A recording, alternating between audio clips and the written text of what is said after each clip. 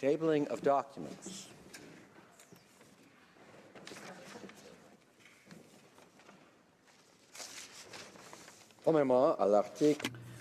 Pursuant to Section 7922 of the Parliament of Canada Act, it is my duty to present to the House a report from the Parliamentary Budget Officer entitled Supplementary Estimates B 2017-18.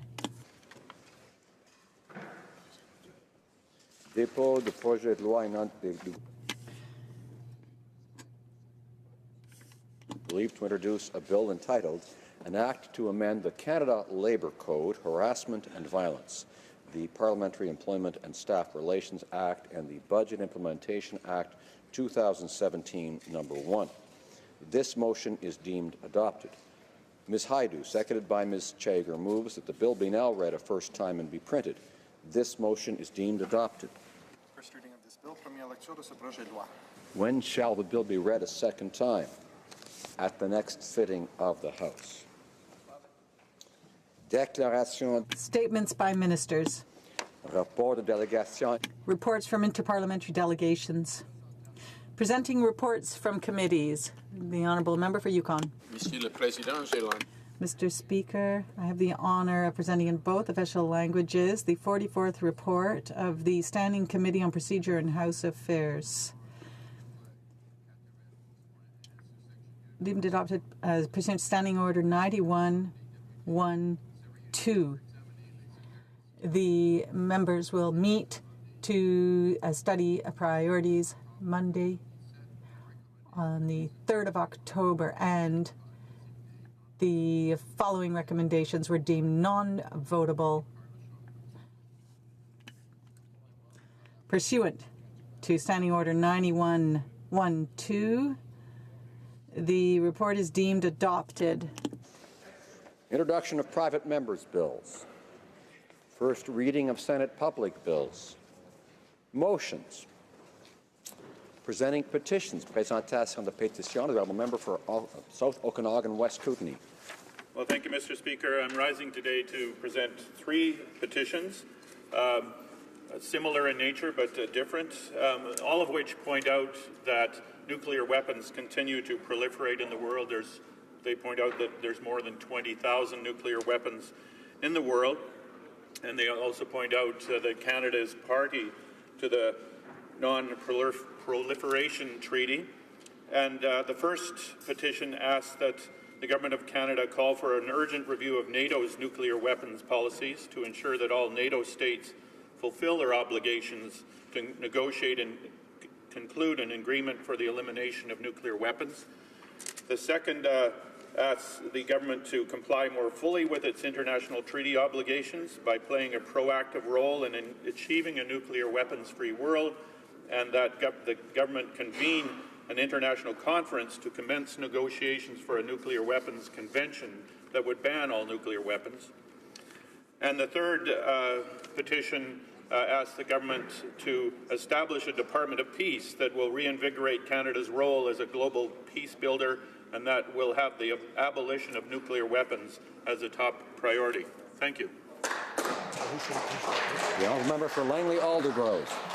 Thank you, Mr. Speaker. Honoured to present 2 petitions today. The first is a petition from an association called Families for Justice. It's a group of Canadians who have lost a loved one killed by an impaired driver. They believe that Canada's impaired driving laws are much too lenient. They want the crime called what it is, vehicular homicide. The petition highlights that the #1 cause of criminal death in Canada is impaired driving causing death, vehicular homicide.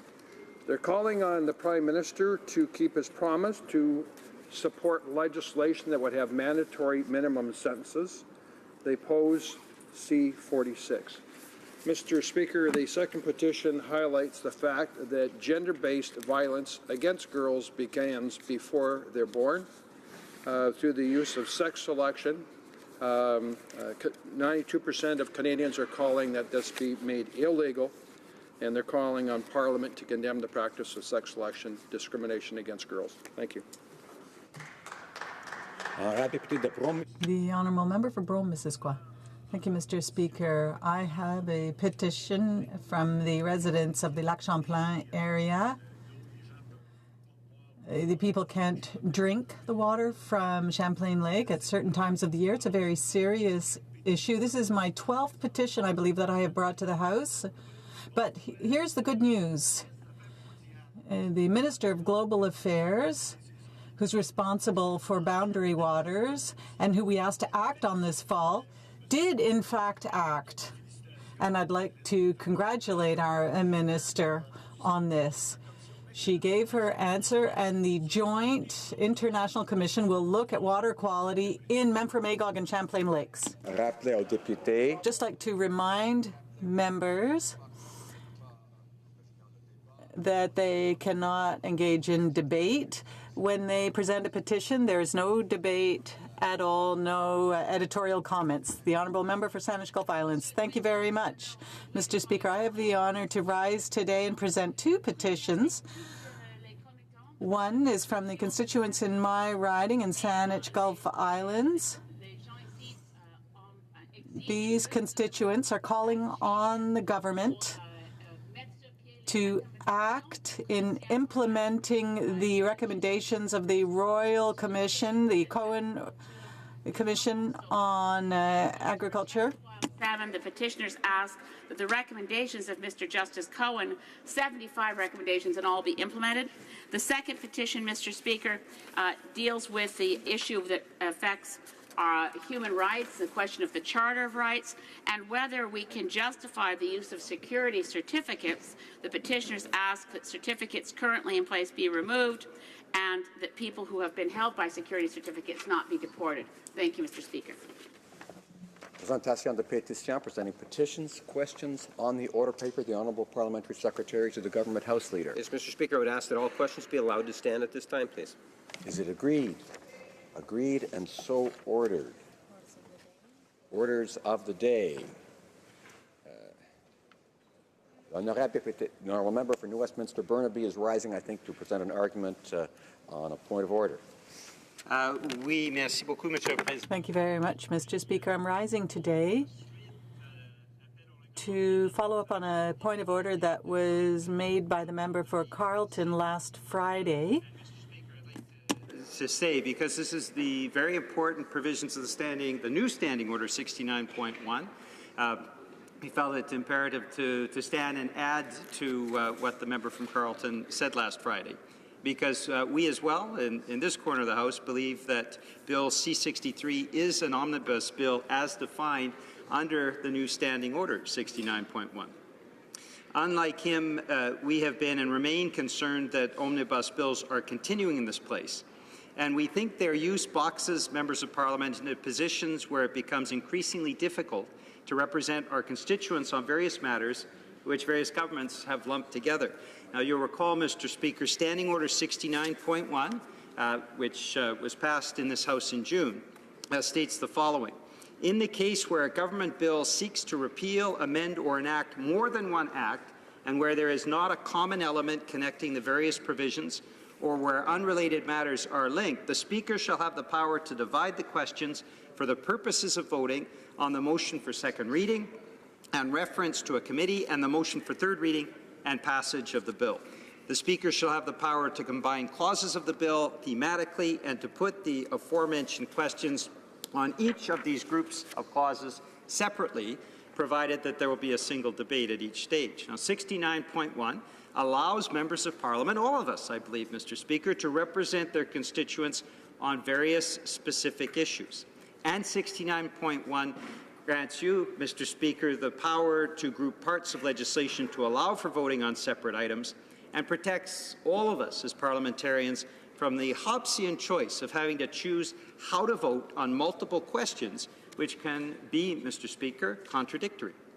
The standing orders also allow for exceptions and allow for grouping in the second part of that standing order, which states under Clause 2, the present standing order shall not apply if the bill has as its main purpose the implementation of a budget and contains only provisions that were announced in the budget presentation or in the documents tabled during the budget presentation. En ce qui concerne ces With respect to 69, the wording is pretty clear. So, does each of the initiatives in Bill 63 and was each of the parts of the bill contained in the March budget? If each and every initiative was announced during the budget or was contained in budget documents tabled at that time, then the bill does not have to be subject to separate votes under Standing Order 69-1. If it is a budget bill, then clauses of the bill do not have to be combined. And the aforementioned questions do not have to be put separately. But under 69-1, Hey, Mr. Speaker, if C-63 contains any initiative which was not included in the March budget, then the whole bill cannot be exempted under Standing Order 69.1, Clause 2, because the exemptions described in the Standing Order says all measures must have been in the budget. I also submit that there are sections in Bill C-63 which were not in the March 2017 budget. We found a couple of more examples that the member for Carleton didn't mention in his intervention last Friday. According to the summary of Bill C-63, after the section which summarizes the changes to the Income Tax Act, the summary goes into a second list saying, I quote, implements other income tax measures by, and then in the list a number of measures, C, ensuring that qualifying farmers and fishers selling to agricultural and fisheries cooperatives are eligible for the small business deduction, close quote. There is no mention in the budget speech or in the budget documents of such a plan. This, we assert, was not part of the March 2017 budget. In the March budget, there were sections which allowed for insurance deductibility for farmers and fishers, but nothing which changes the small business deduction. As well, the same section of C-63 goes on to say, Part 3 amends the Excise Act to ensure that beer made from concentrate on the premises where it is consumed is taxed in a manner that is consistent with other beer products. This is reflected in Part 3 of the bill, which introduces amendments to Section 165 of the Excise Tax Act to change how tax on mostly homemade beer is calculated. in the documents accompanying the budget, there was only one section that referred to alcoholic products, and that was to refer to potential changes on interprovincial agreements. Documents. There are changes to the tax on alcohol, but nothing specific to beer from concentrate. While the government certainly has the right to ask for an increase to taxes on beer from concentrate, they did not do so in the last budget, and therefore this bill is not a true budget bill.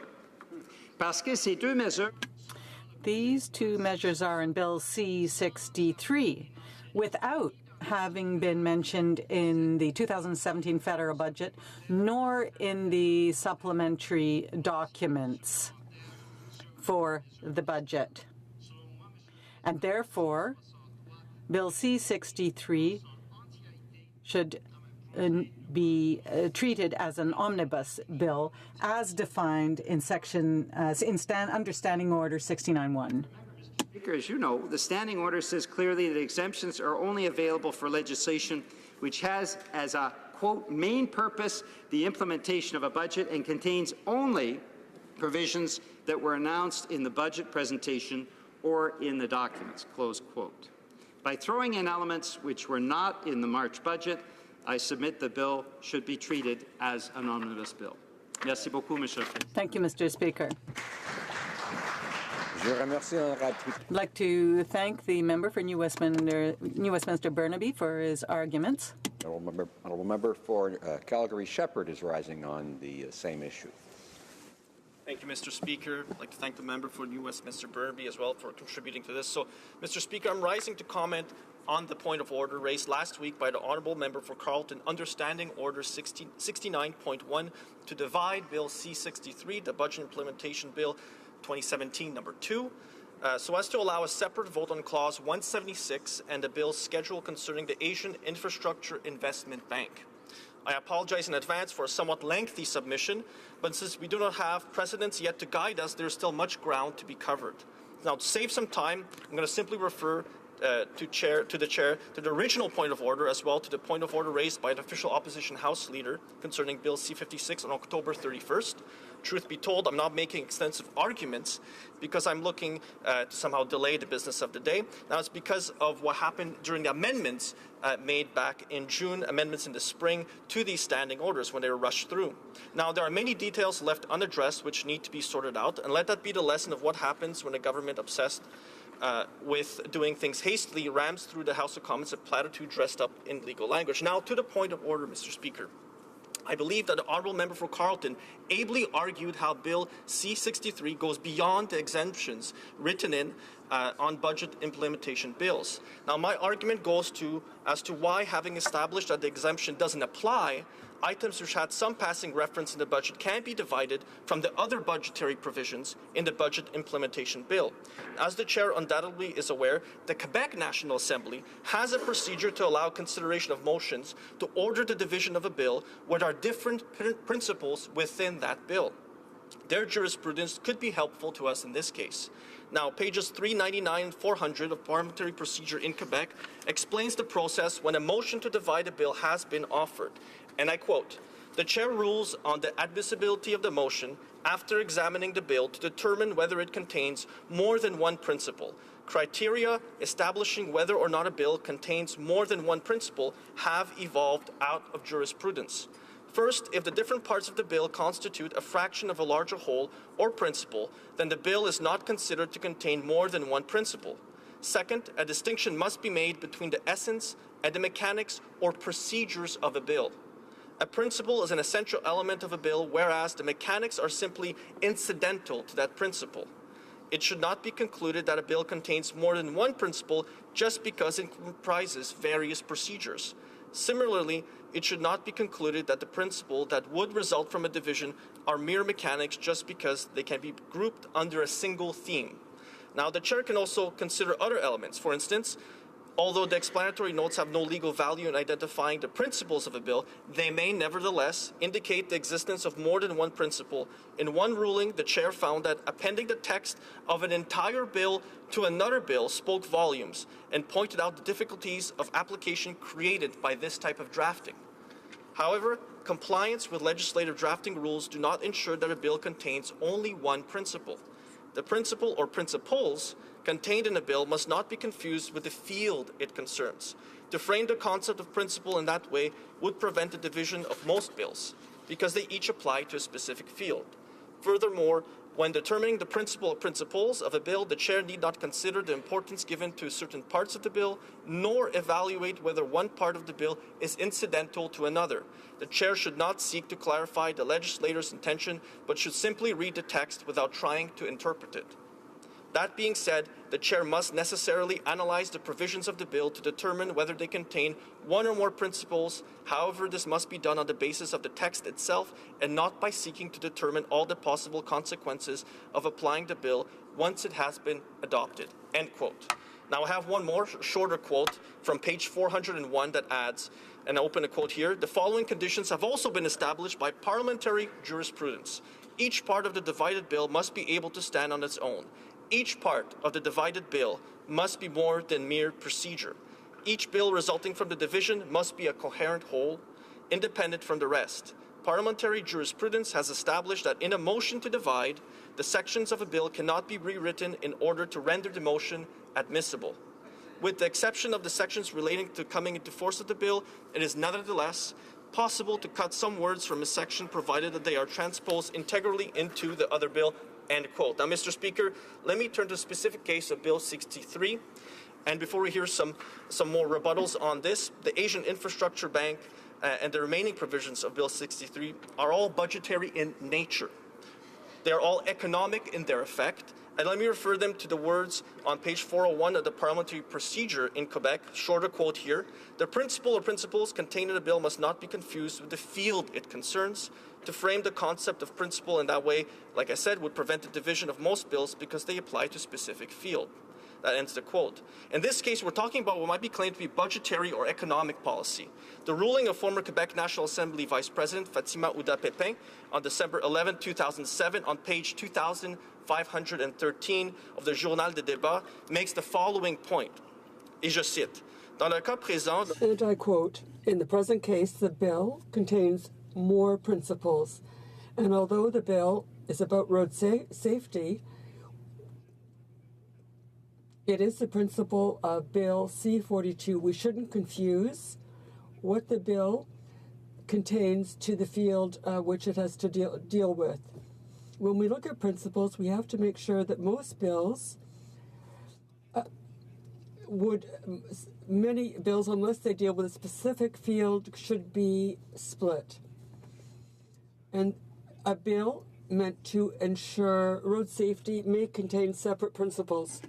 the Liberals may say that every piece of Bill C-63 is critical and integral to the entire legislative package, and if separated would doom the whole initiative. Now, to that point, I offer the ruling of another former Quebec National Assembly Vice President, Claude Pinard, who on June 3, 1998, on page 11,651 of the Journal des Débats, et je cite ici encore une fois, and I quote, "In this case, it's more a pedagogical exercise, which is to prove that principles in a bill do not necessarily coincide with the purpose of the author of the bill. When principles are identified, one should ask if the principles are of one area or if the certain principles are accessory. Doing otherwise would mean that our Standing Order 241 might mean that a bill should be split, or rather, that all parties to the bill, they would have to make a whole, an indivisible whole. Must flow from a decision under Standing Order 69.1 to divide a bill. At second reading and third reading, for that matter, Standing Order 69.1 is clear. There is to be, quote, a single debate at each stage. However, it does not give direction on the formulation of the question or questions to be proposed by the chair. Moreover, a practical consideration, especially for those of us on this side of the House, is the matter of amendment at second and third reading. Are we to be limited to one amendment? Must it relate to the entire bill? Or perhaps it is to be limited to a single portion of the divided bill? The answers to these questions turn obviously on how the chair approaches and proposes the main motion or motions at second or third reading. An analogous process in Australia might be of assistance here. In the Commonwealth Parliament, their approach to omnibus bills is essentially to have a series of separate individual bills, but to handle them en bloc in a process known as cognate debate. Page 389 of the House of Representatives practice, the 6th edition, explains, and I quote here, "When there are related bills before the House, it frequently suits the convenience of the House, by means of the cognate debate procedure, to have a general second reading debate on the bills as a group rather than a series of separate debates on the individual bills. A proposal for a cognate debate is usually put to the House by the chair when the first bill of the group is called on.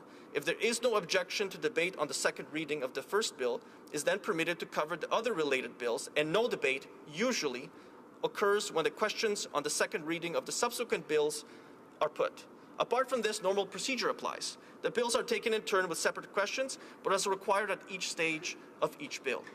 If a member wishes to move a second reading amendment to a bill encompassed by a cognate debate other than to the first bill, the amendment may only be moved when the relevant order of the day for the latter bill is called on." End of quote. Now, to that end, Mr. Speaker, I'd encourage you to devise some approach to permit multiple amendments to be on the floor, or at least in the public domain somehow, during second and third reading. Alternatively, a stricter adaptation of the Australian approach, with amendments being permitted to be moved before the putting of the questions on each part of a divided bill, could also be fashioned. But this latter approach has shortcomings, such as the very limited time available for members to consider an amendment or how it would intersect with the implementation of time allocation orders. As an aside, the intersection of Standing Order 69.1 and motions offered under Standing Order 73.1 to refer bills to committee before second reading needs to be sorted out. My reading of Standing Order 69.1 excludes the option of Standing Order 73.1, given the very specific references in Standing Order 69.11 to, quote, the motion for second reading and reference to a committee. After the second reading stage is, of course, the committee stage. While the mechanics of committee study do not change, there is the matter of whether the multiple votes trigger separate orders of reference. Indeed, do all of the parts of the bill go to a single committee or potentially to multiple committees?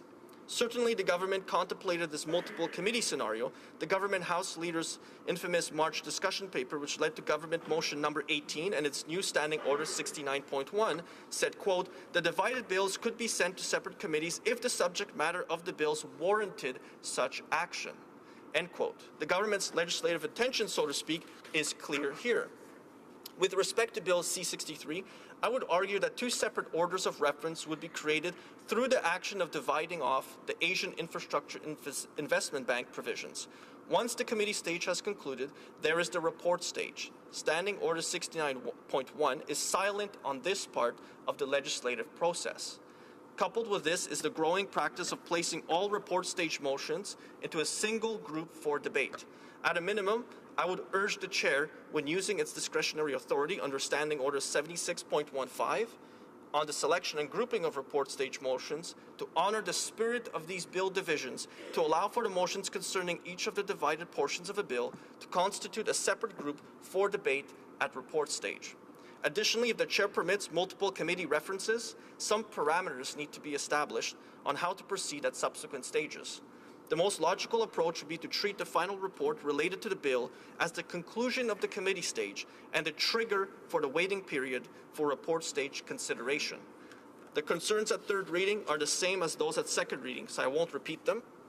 Given the increasingly activist Senate, we also need to anticipate and prepare for their honors to amend these omnibus bills. Those situations will rightfully need to be approached on a case-by-case basis. But the Chair should prepare for applications under the existing motion splitting practices concerning government motions on Senate amendments. Additionally, there is the matter of timing. My reading of Standing Order 69.1 doesn't reveal a deadline, other than practically speaking the end of third reading debate for seeking a division on the bill. Obviously, a ruling can't have retrospective application if it is made after second reading. I'd be grateful if the Chair can also clarify this point in the ruling. In closing, Mr. Speaker, the government's quest for modernizing the standing orders without collaborating with the opposition and without the benefit of expert input on the text of the actual amendments has really just created a maze for members to navigate and a mess, I believe, for you, Mr. Chair, to disentangle. Now, I've done this before, Mr. Speaker, and I have a Yiddish proverb, as I always do. I think it's better to be embarrassed than heartbroken. So, Mr. Speaker, I have every confidence in you that you will get to the bottom of this and you'll find a way to embarrass as few members as there are here, and instead break some hearts. Thank you, Mr. Speaker. I thank the honourable member for Calgary Shepherd for his argument, particularly for the proverb. I see the honourable member for SNH Gulf Islands rising on the same point of order. Thank you, Mr. Speaker. I do have an opportunity to address C-63 and its substance very shortly in the speaking order and debate today, but I do appreciate the opportunity to weigh in on the question of whether this bill is appropriately put before us. And it is the first real test of Standing Order 69.1 on omnibus bills. As you will know, Mr. Speaker, I made many attempts on points of order in the 41st Parliament to argue for the splitting of omnibus bills, for setting them aside. And this Speaker at that point, currently the leader of the Conservative Party, ruled that it was not for the Speaker to decide, and the House had to speak to the matter of whether a bill was properly an omnibus bill or not. Just by way of background, there is nothing wrong with an omnibus bill. In tradition, all the speakers in this place have always said if a bill has a central purpose, a primary purpose, but in order to achieve that purpose, amends or changes other bills, repeals other bills, that's acceptable. What was unacceptable in the 41st Parliament, I believe, was randomly putting so many bills together, not only in the 41st, it happened in 2009, 2010, that when a bill is a budget bill, to defeat it is to bring down the House. So in a minority Parliament, it became political leverage to push through unpalatable bills all at once with inadequate study. In a majority Parliament, it became a way for the government of the day to move through things expeditiously, shall we say. And it put us in mind of the statement from Speaker Lucien Lamoureux years ago, who said, I suppose you could come to a day where the business of the House is one omnibus bill and it goes through all at once. Or I'm paraphrasing our former Speaker Lucien Lamoureux. In this case, we now have guidance. I do agree with previous speakers that it's lamentable that the standing order changes were brought in by majority rule as opposed to by consensus. But I think Standing Order 69-1 is helpful. I think it gives us guidance, and it gives the Speaker the discretion to separate out those sections that are not properly within the bill. I will be speaking to this in C-63 in my second reading debate to say this kind of omnibus budget bill bears no relationship to the kind of egregious abusive process that we saw in Bill C-38 and C-45 in 2012. Those were bills that achieved things that had nothing to do with the budget, were not mentioned in the budget, and were egregious in their impact. So this is of an order that's quite different. I don't find Bill C-63 as an omnibus budget bill objectionable, but it is quite right, as the Honourable NDP House Leader has pointed out, that where there are provisions that were not mentioned at all in the budget, then if we are to uphold Standing Order 69-1, the Speaker does have the discretion to move those parts out and to allow separate debate and study of those portions only. So I guess I'm standing at this point, Mr. Speaker, to say 69-1 is the standing order. I think it's an improvement over our previous standing orders. It does give guidance, but I would hate to see the debate in this place misunderstood by anyone who was observing as representing a abusive process, abuse of Parliament, and affront to democracy that we saw in previous parliaments under the previous government. Thank you, Mr. Speaker. I thank the honourable member for Saanich Gulf Islands for adding her arguments to those already presented by the honourable member for New Westminster Burnaby, Calgary Shepherd, and of course the member for Carleton, who made his arguments earlier. I thank colleagues for their presentations, and I'll come back to the House on this issue. Orders of the day. Government Orders, Government Bills Commons, resuming debate at second reading of Bill C-63, the Budget Implementation Act 2017, number 2. Resuming debate, the Honourable Parliamentary Secretary to the Minister of National Revenue. Thank you, Mr. Speaker. Mr. Speaker, it is my distinct pleasure to rise in this House to speak on Bill C-63, the Budget Implementation Act 2. The bill will implement certain provisions of our government's second budget, Budget 2017, that was tabled in this House on March 22nd, 2017. Mr. Speaker, following in the footsteps of Budget 2016, Budget 2017 offers immediate help to those who need it the most and helps ensure that everyone has a real and fair chance of success. Mr. Speaker, campaigning in 2015, when we knocked on doors, we listened to Canadians, how they were struggling to find jobs and pay for their families or working extremely hard to make ends meet. We listened to them and we invested in them. We invested in Canadians, in our communities, and in our country. That is why the first thing we did as a government is we lowered taxes for the middle class, and we raised them for the top wealthiest 1%. We introduced the Canada Child Benefit that helped 9 out of 10 families and lifted over 300,000 children out of poverty. These investments made by our government in our people, in our communities, and in our economy are now bearing the fruit of these investments. Mr. Speaker, we've been able to add nearly 500,000 new jobs in our economy in the last 2 years. Just this past October, 89,000 full-time jobs were created. The steady rate of job growth has led to an unemployment rate dropping to 6.3%, the lowest level in over a decade. Additionally, Mr. Speaker, due to the historic investments made by our government, the youth unemployment is also the lowest level in decades. In Brampton West, I had the privilege this summer to visit many local organizations taking part in the Canada Summer Jobs Program. This program, which our government doubled the funding as well as doubled the number of jobs for students, helps provide essential experience for youth all across Canada. And in Brampton West, organizations were able to hire over 150 new youth through the Summer Jobs Program. That is real change, Mr. Speaker. Our economic policies have also made a mark on the international stage. Canada has seen the highest growth rate of all G7 countries, with our economy growing at an average rate of 3.7% over the last year. Because of this strong economic growth, our government is able to invest more in our Canadian families and our communities.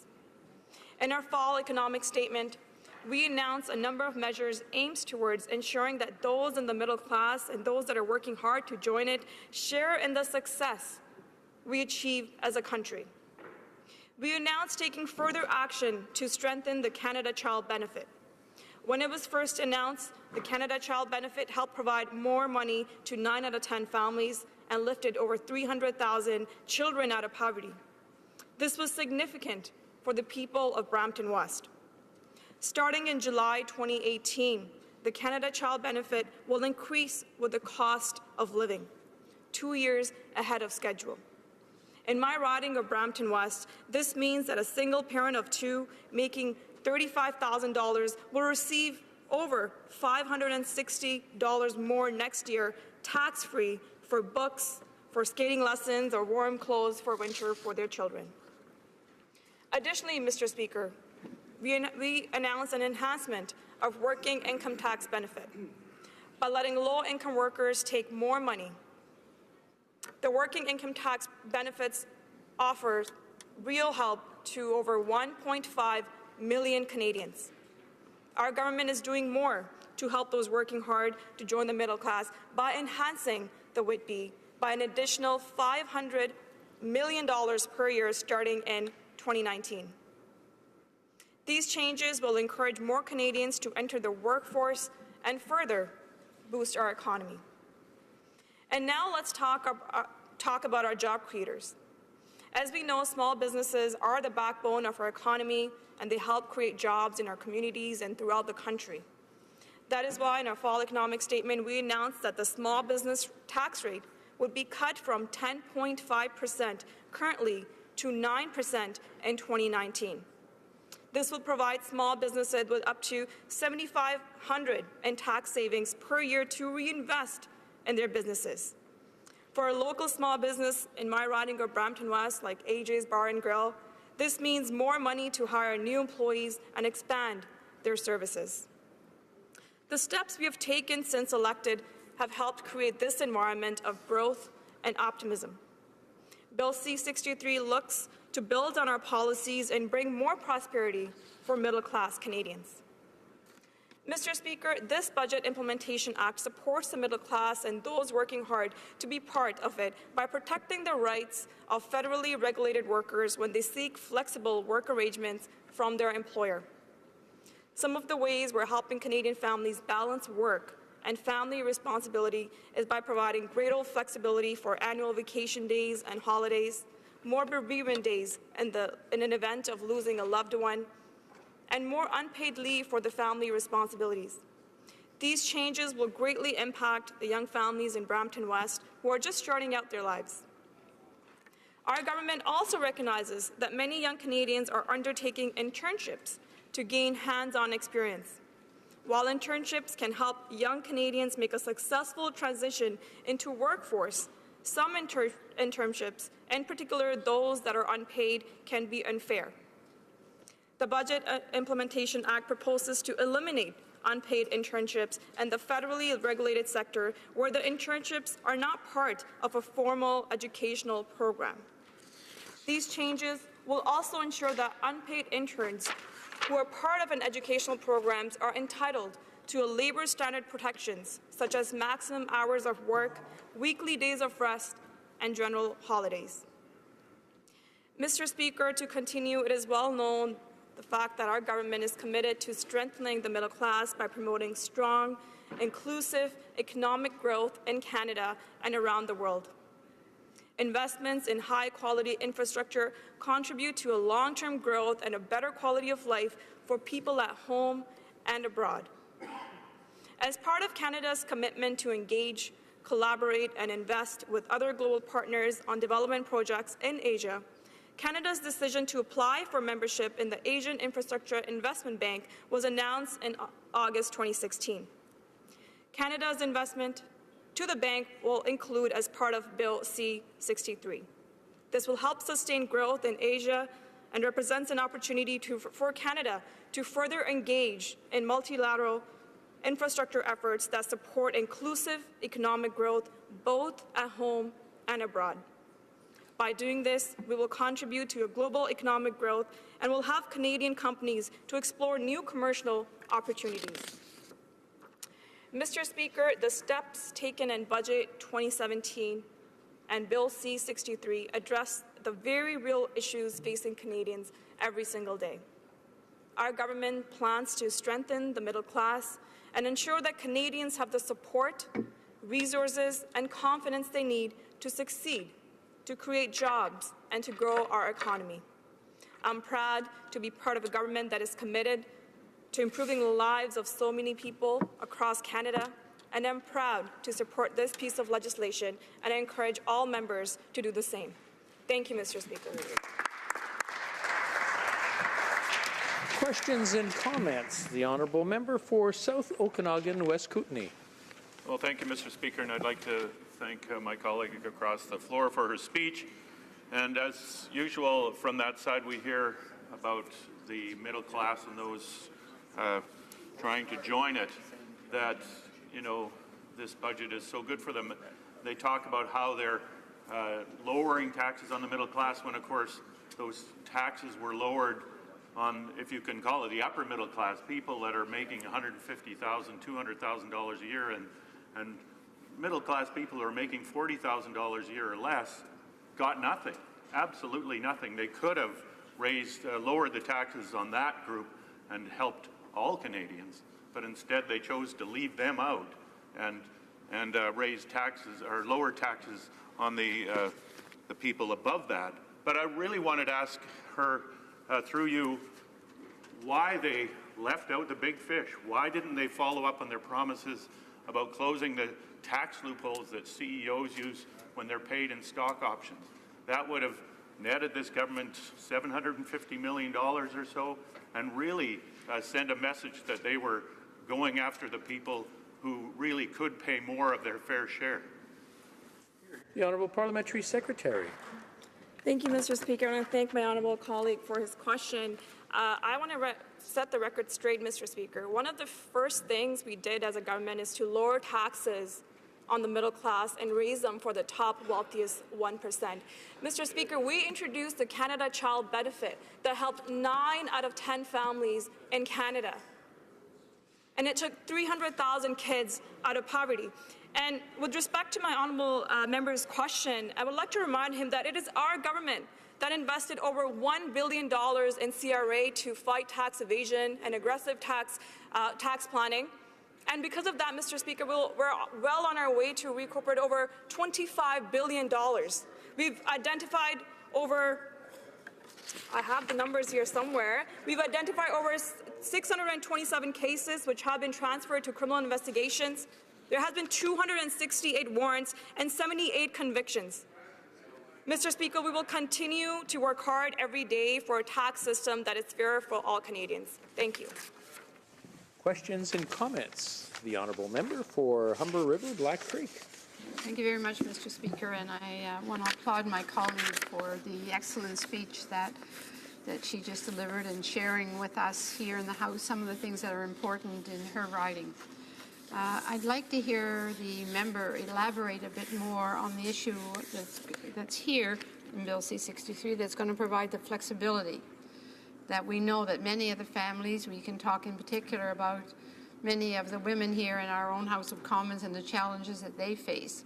The changes in C-63 are going to allow more flexibility for families when they need an opportunity for some special time for a variety of issues. I'd like my honourable colleague, if she'd like to elaborate a little bit more on the flexibility side, as well as, of course, the issue that we're closing many loopholes, which we have in the tax system, and both of those are good, important issues, I think, for Canadians to know more about. The Honourable Parliamentary Secretary to the Minister of National Revenue. Thank you, Mr. Speaker. I want to thank my honourable colleague for her question, and what she said is extremely important and so true, and that's why in this bill, it will put measures in place to give greater flexibilities for Canadians working in federally regulated industry to balance work and family responsibilities, greater flexibility for annual vacation days and holidays, more bereavement days in an event of losing a loved one, and more unpaid leave for family responsibilities. And I believe other programs we have implemented, such as the Canada Child Benefit, will also assist single parents who may need help in these specific cases. So there's a lot of good things in this bill, and I hope my colleagues, even from the other side, support this bill. Thank you, Mr. Speaker. Resuming debate, the Honourable Member for Saanich Gulf Islands. Thank you, Mr. Speaker. Merci, Monsieur le Président. C'est un honneur aujourd'hui. Thank you, Mr. Speaker. It's an honor for me today to rise and to speak to Bill C-63, a second act to implement certain provisions of the budget tabled in Parliament on March 22nd, 2017, and other measures. And as we say, this is an omnibus budget bill. I wanted to also start with the big picture. We've heard most of the speeches in this place, Mr. Speaker, since we began the debate in second reading on Bill C-63 have not delved very much into Bill C-63 itself. I do plan to go into it in some detail. Most of the speeches, though, have dealt with the general question of how much we, depending on what side of the House we're on, like or dislike the budget itself. And I have to say that there are some big picture comments I also want to make. Debates in this place tend to focus from the Conservative official opposition members, berate the government for spending too much and adding to debt, and it's as though we've forgotten how to distinguish in this place between deficit, which is rising, and debt. Debt is a more permanent condition and unfortunately very hard to eliminate debt once it has been added on. We have not reduced any of the $150 billion addition to the national debt that was accrued under former Prime Minister Stephen Harper. So the debt increased quite a lot in that period, although in the final term we saw a balanced budget. Deficit is an issue of concern, but not nearly as much as debt. So in looking at the deficit and deficit spending, it's clear that this current Liberal government was elected promising to run a deficit, although a much smaller one than the one we now see. Here's what concerns me, Mr. Speaker, on the subject of government spending and increasing deficits. We actually are in a situation in this country where we need more, not less, government spending. The strictures on spending that the current government appears to feel constrain things that need to be addressed come from, I think, an unwillingness to spend more than the large spending announcements that have already been made, which were needed spending. We need spending on infrastructure across Canada.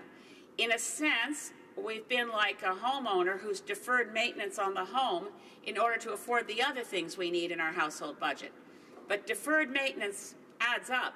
And when your deferred maintenance is on your waterworks and your sewage systems and your bridges and your roads and social infrastructure like affordable housing, as those things come home to roost, you need to spend more.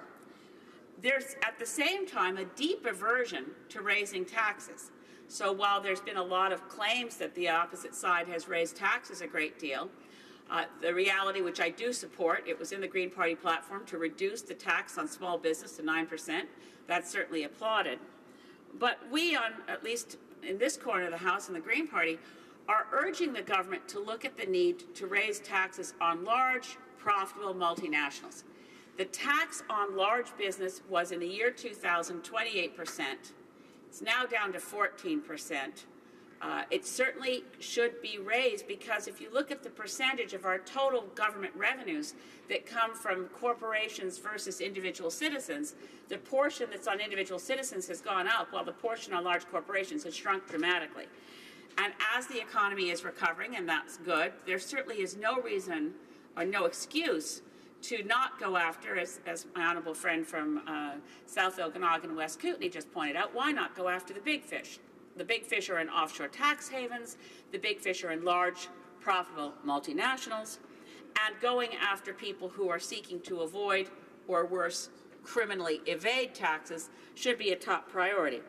I note, and it's a personal story, but I think it's quite bizarre, that my daughter, who's a university student, reported to me that CRA is wasting tax dollars asking for proof of various items on her income tax return.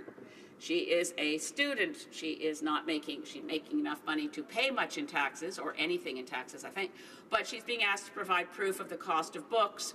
And I said, that's bizarre. She said, well, another friend of mine's doing the same thing. So I would suggest that CRA could adjust its sights on millionaires and billionaires as opposed to students. I think that would be something most Canadians would support. Turning to Bill C-63, I have to say that I read it with a growing sense of happiness. That will surprise people, no doubt, that anyone in the opposition benches. But when I pick up an omnibus budget bill, I still have a sense of, I guess it would be PTSD, from having read the omnibus budget bills in the 41st Parliament, particularly Bill C-38 that destroyed our environmental assessment regime and wrecked the Fisheries Act, and Bill C-45 that devastated the Navigable Waters Protection Act, removed our Inspector General for CSIS, and various other measures that had nothing to do with each other. Reading C-63 does confirm in my mind the strong need to simplify our tax code. When you talk to tax accountants, they'll generally agree that it would be wonderful if the Minister for Finance went in for root and branch tax reform to simplify the tax code, to remove so many boutique exemptions. And I do commend the Minister of Finance for removing a number of boutique exemptions. But the tax code, and therefore the omnibus bill that we have before us, is very complex around very specific items, such as straddling tax years and figuring out how to deal with different derivatives and the use of various tax mechanisms, such as going through trusts or going through additional corporations, and how we end up taxing. For the most part, I actually find myself wondering if I'm going to vote for this particular budget bill if we can make some amendments. And I just want to point out the areas that I like within this bill and the areas that I think would benefit from amendments. As an omnibus budget bill, I'm pleased to see that there's finally been some tepid, it could go much farther, move to eliminate some of the fossil fuel subsidies. This was a large ticket commitment in the Liberal campaign platform. Most of the large fossil fuel subsidies remain in place despite a pledge in the Liberal platform to eliminate subsidies to fossil fuel. This is a parallel and needed measure that goes along with eliminating the market distortions that are created by both subsidizing fossil fuels and failing to put a price on dumping waste into the atmosphere. This is the equivalent to having a municipal waste dump where there's no tipping fee. You're not encouraged to avoid dumping if it's free. And that's why a carbon price makes sense, but we need to move to eliminate fossil fuel subsidies. The move that's happening here is in relation to changes in the Canadian exploration expense. This happens in Part 1 of Bill C-63. It will change Canadian exploration expenses tax treatment to reduce tax deductions that are available now from 100% down to about 30%. By the way this is structured has created an incentive for accelerated drilling prior to this kicking in 2019.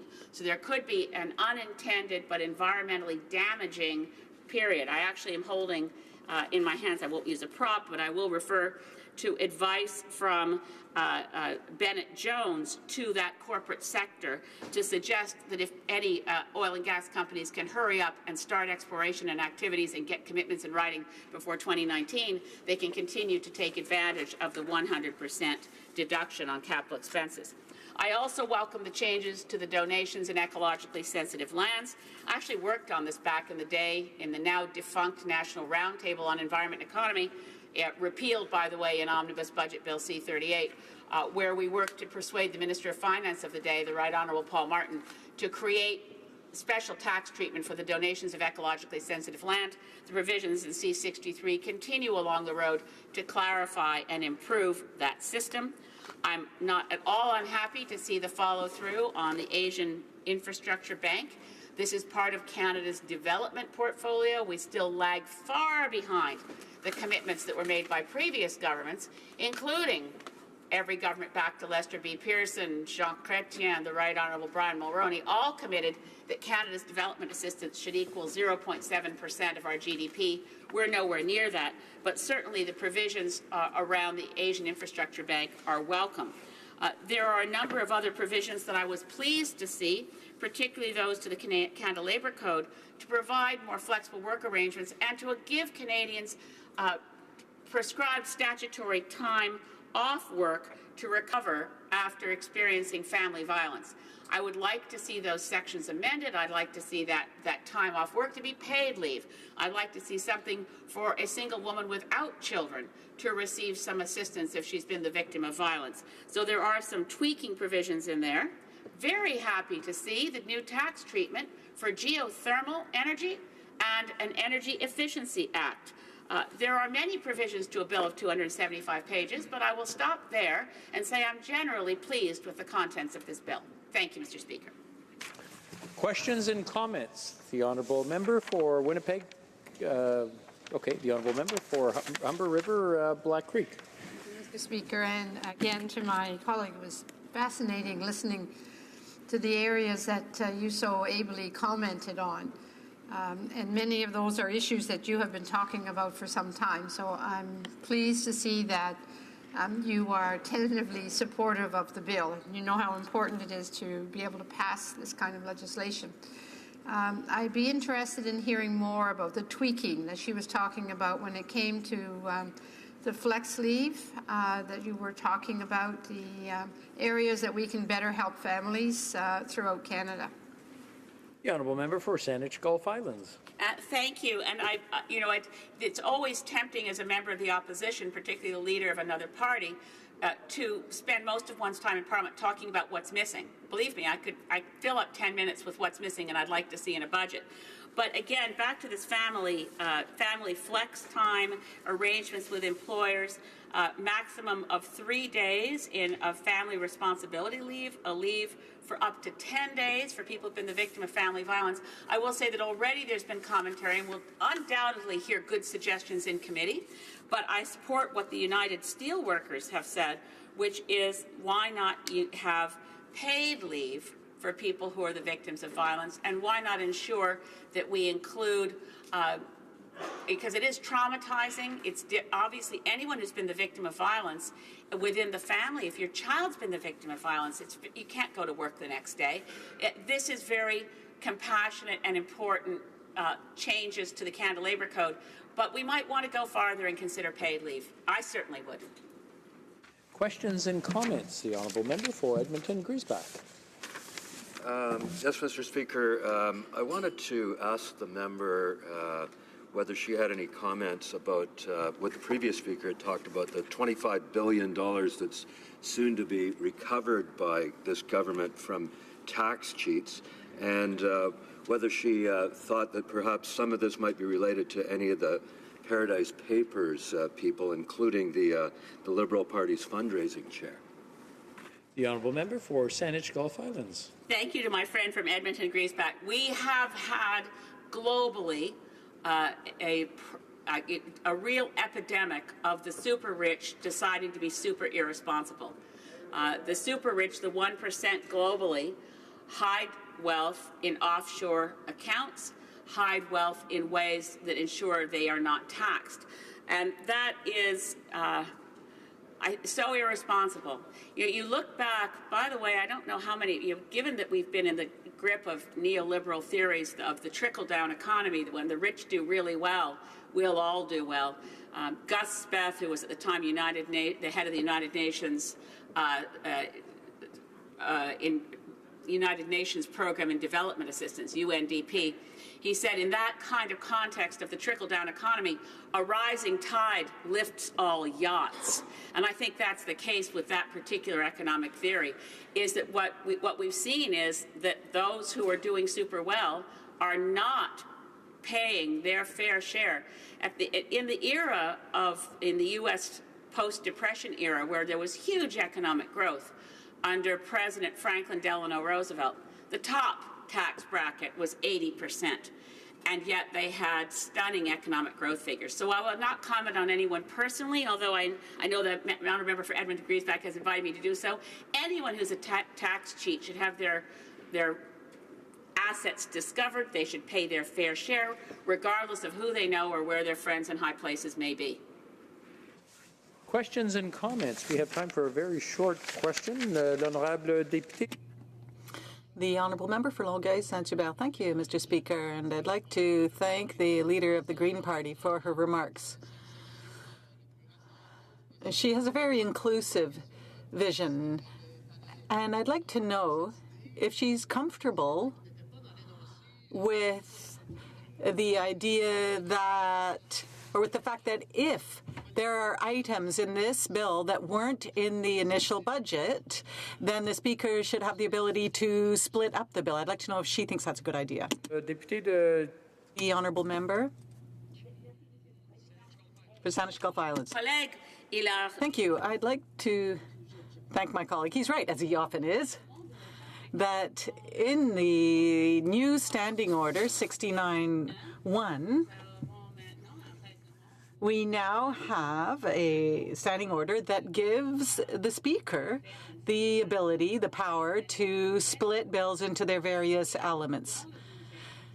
So, obviously, if items were already in the budget, then it can be part of an omnibus bill. But those items that weren't in the initial budget, I believe, would be rightfully divided into various parts for their own respective consideration and votes. Reprise du débat. Resume debate. Parliamentary Secretary to the Minister of Democratic Institutions. Thank you very much, Mr. Speaker. I'm pleased to rise in the House to speak about Bill C-63, which will implement certain provisions of the budget tabled in Parliament in March 2017. Before I get to the crux of Bill C-63, I'd like to set the broader context in which it has been introduced, because it's important for all of us to understand how our government's actions to date have impacted the Canadian economy. As my colleagues here know, every month Statistics Canada releases a labour force survey. It includes a selection of data about the performance of the Canadian economy, including the number of jobs added that month and the rate of unemployment. And so for decades, once every 30 days, governments of the day have awaited with bated breath to see just what Statistics Canada had to report. As we're waiting at this moment, Mr. Speaker, allow me to read the opening paragraph of the most recent labour force survey released this past Friday by Statistics Canada. They wrote, employment increased by 35,000 in October, and the unemployment rate rose by 0.1 percentage points to 6.3%. Employment gains in the month were driven by full-time work, plus 89,000, while fewer people worked part-time, minus 53,000. On a year-over-year basis, total employment rose by 308,000 jobs, plus 1.7%, with full-time work increasing by 397,000 jobs, plus 2.7%, and the number of people working part-time declining by 89,000, minus 2.5%. On a year-over-year basis, total hours worked were up 2.7%. The unemployment rate trended downwards in the 12 months prior to October, falling 0.7 percentage points over this period.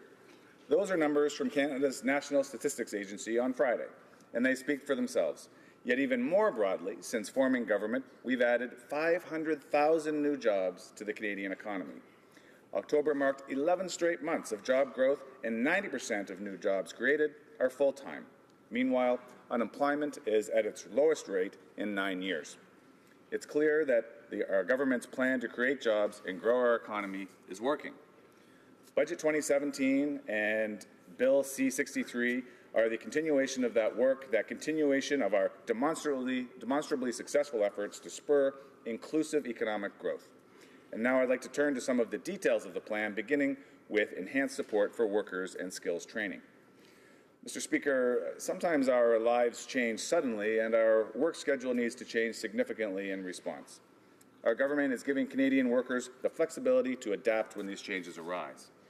Bill C-63 will make substantial improvements to employment insurance. We're providing $310 million in additional tax relief to support Canadians who have taken the important responsibility of caring for a loved one.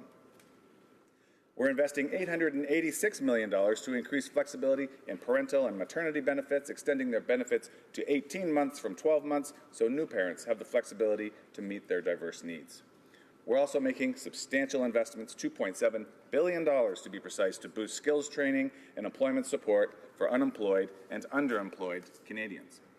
And because we hear from so many Canadian workers who are choosing to pursue new skills in today's rapidly changing economy, we're going to invest $132 million to expand employment insurance flexibility for those who seek to fund their own personal skills development. These efforts are complemented by a range of initiatives from our government to support workers, including our recent announcement that we're enhancing the working income tax benefit, or WITB, for low-income workers. For a single mom, a more generous working income tax benefit combined with a stronger Canada Child benefit means more money for books, skating lessons, or warm clothes for winter. Let's now speak about the budget's focus on affordable housing. Mr. Speaker, I come to this House from an exciting career as a city planner.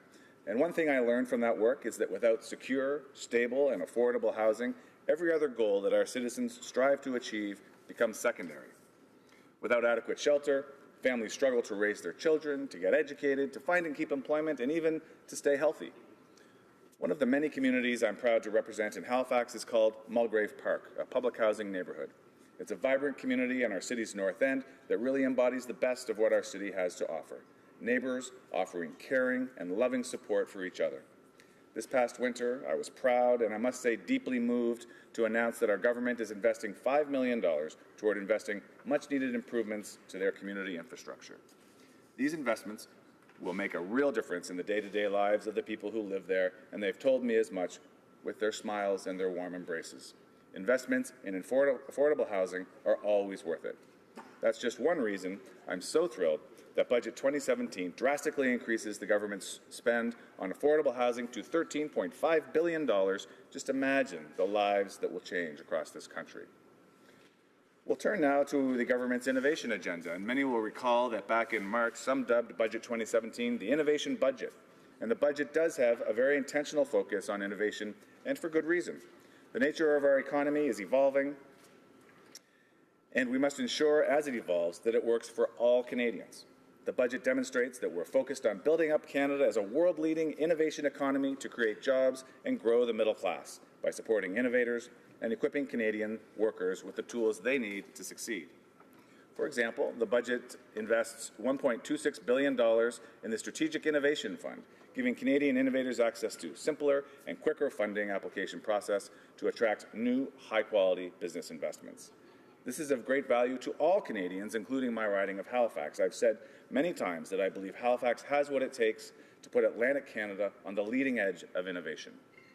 Look no further than our growing tech and clean tech sectors, or the runaway success of our oceans sector, which last month became a finalist to become a supercluster under the government's Innovation Supercluster initiative.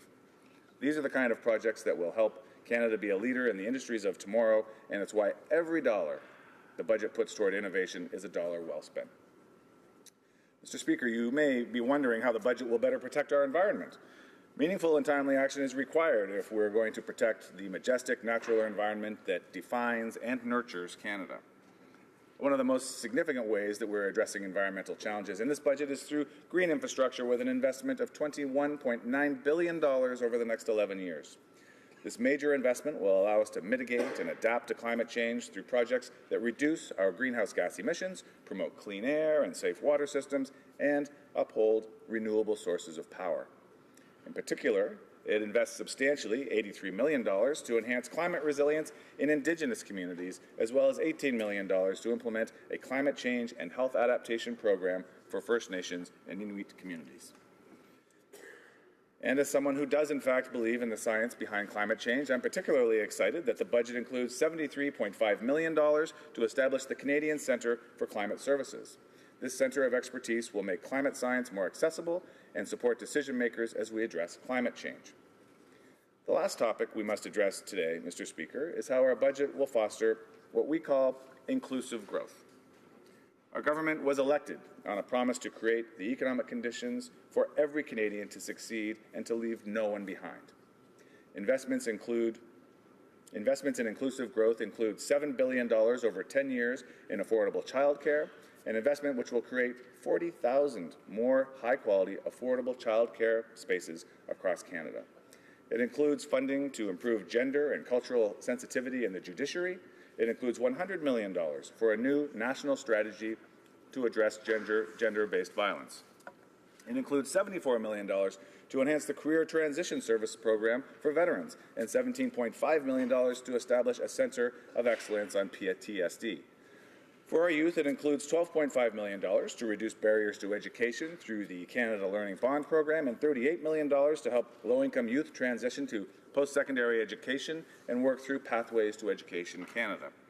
And for Indigenous communities, it includes $89.9 million for Indigenous languages revitalization. It includes $828 million to address health challenges in First Nations and Inuit communities, and $165 million to support Indigenous students by increasing access to post-secondary education and skills training. These are the kind of investments that will transform Canada for the better, along with the others I mentioned in my speech today, and countless additional initiatives that I did not have time to address here today. Mr. Speaker, I hope that my colleagues from all corners of this place will agree that our plan is working for Canadians and that they will vote to keep this particular and spectacular momentum going by voting in favor of Bill C-63. Thank you. Questions and comments? Questions et commentaires, l'honorable député. The Honourable Member for Trois-Rivières. Thank you, Mr. Speaker. I listened very closely to my colleague's remarks, and I thank him for them. At the very beginning of his remarks, he spoke about the labour market.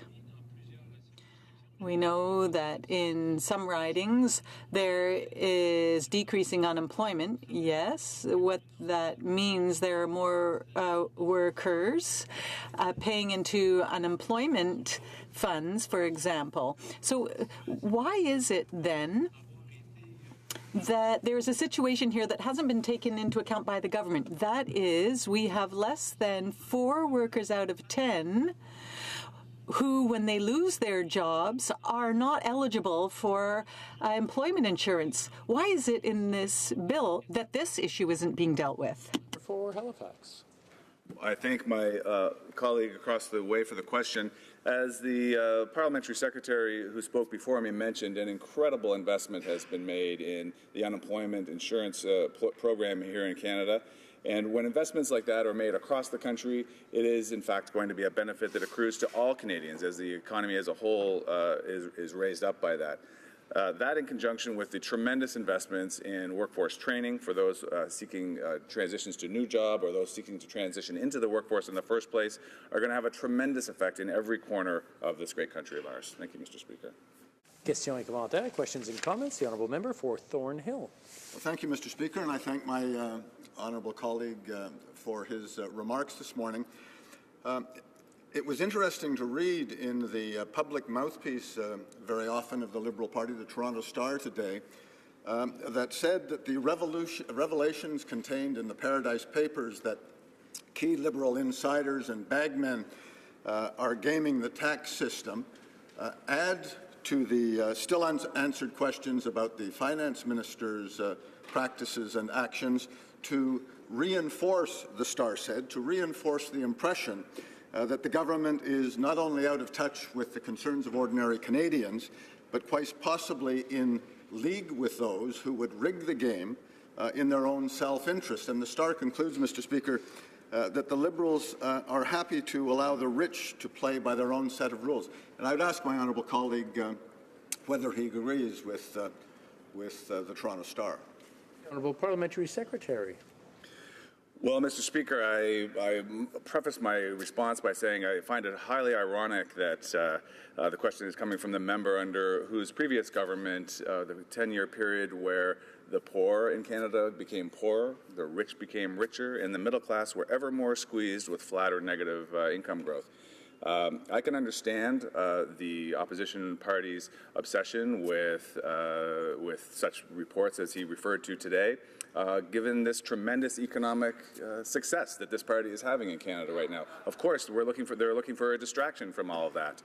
I can understand that, and I think particularly on the case of the story mentioned by my honourable colleague, it's also understandable that when a party sees another party coming up in the fundraising rearview mirror, they might have a distraction to offer for that as well. Thank you, Mr. Speaker. Questions and comments? Questions et commentaires. The honourable member for Skeena, Bulkley Valley.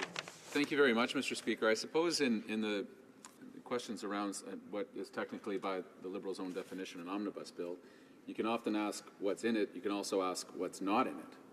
We see in the 300 and some odd pages, the Liberals didn't find the space to keep their commitment on closing an important loophole for Canadian CEOs. Those that are paid in stock options are obviously paid, or maybe not obvious to many middle-class Canadians and those working hard to join it, that when somebody is paid in stock options, they pay a much lower tax rate. The Liberals had actually campaigned 2 years ago to begin to close that loophole, to make it much more restrictive, to only apply that to innovation companies when it's a true incentive, as opposed to what it usually is, which is a tax dodge. We saw the Liberals try to characterize the small business sector that way. So my question is this. They didn't find room in the 330 pages in this omnibus bill to actually close the loophole to keep their commitment. Can my friend give us a time when he actually thinks the Liberals will follow through on the promise they made to Canadians over 2 years ago? Honourable Parliamentary Secretary, in 45 seconds or less, please. Thank you, the member, for his question. Although we are able to walk and chew gum at the same time, Mr. Speaker, we're not able to do everything at the same time. And right now, clearly, our focus is on the middle class. And as we all know now, Canada has the lowest small business tax rate in the G7. We have the fastest growing economy. This effort that the Liberal government is undertaking to grow the economy and create more jobs is working brilliantly in Canada. And we look forward to always doing better in the future. Thank you. Very good.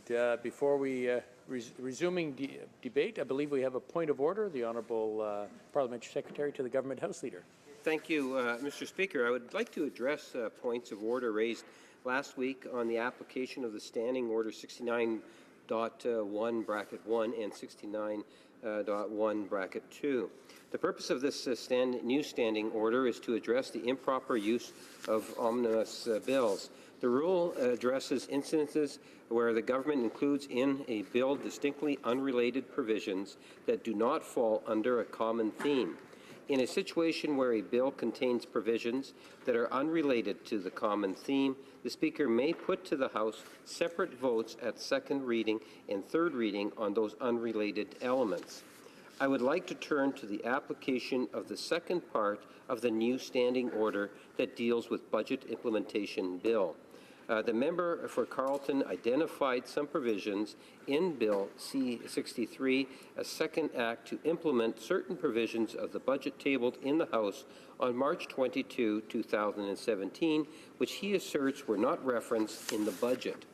The member's principal concern is that the reference in the budget document to the Asian Infrastructure Investment Bank.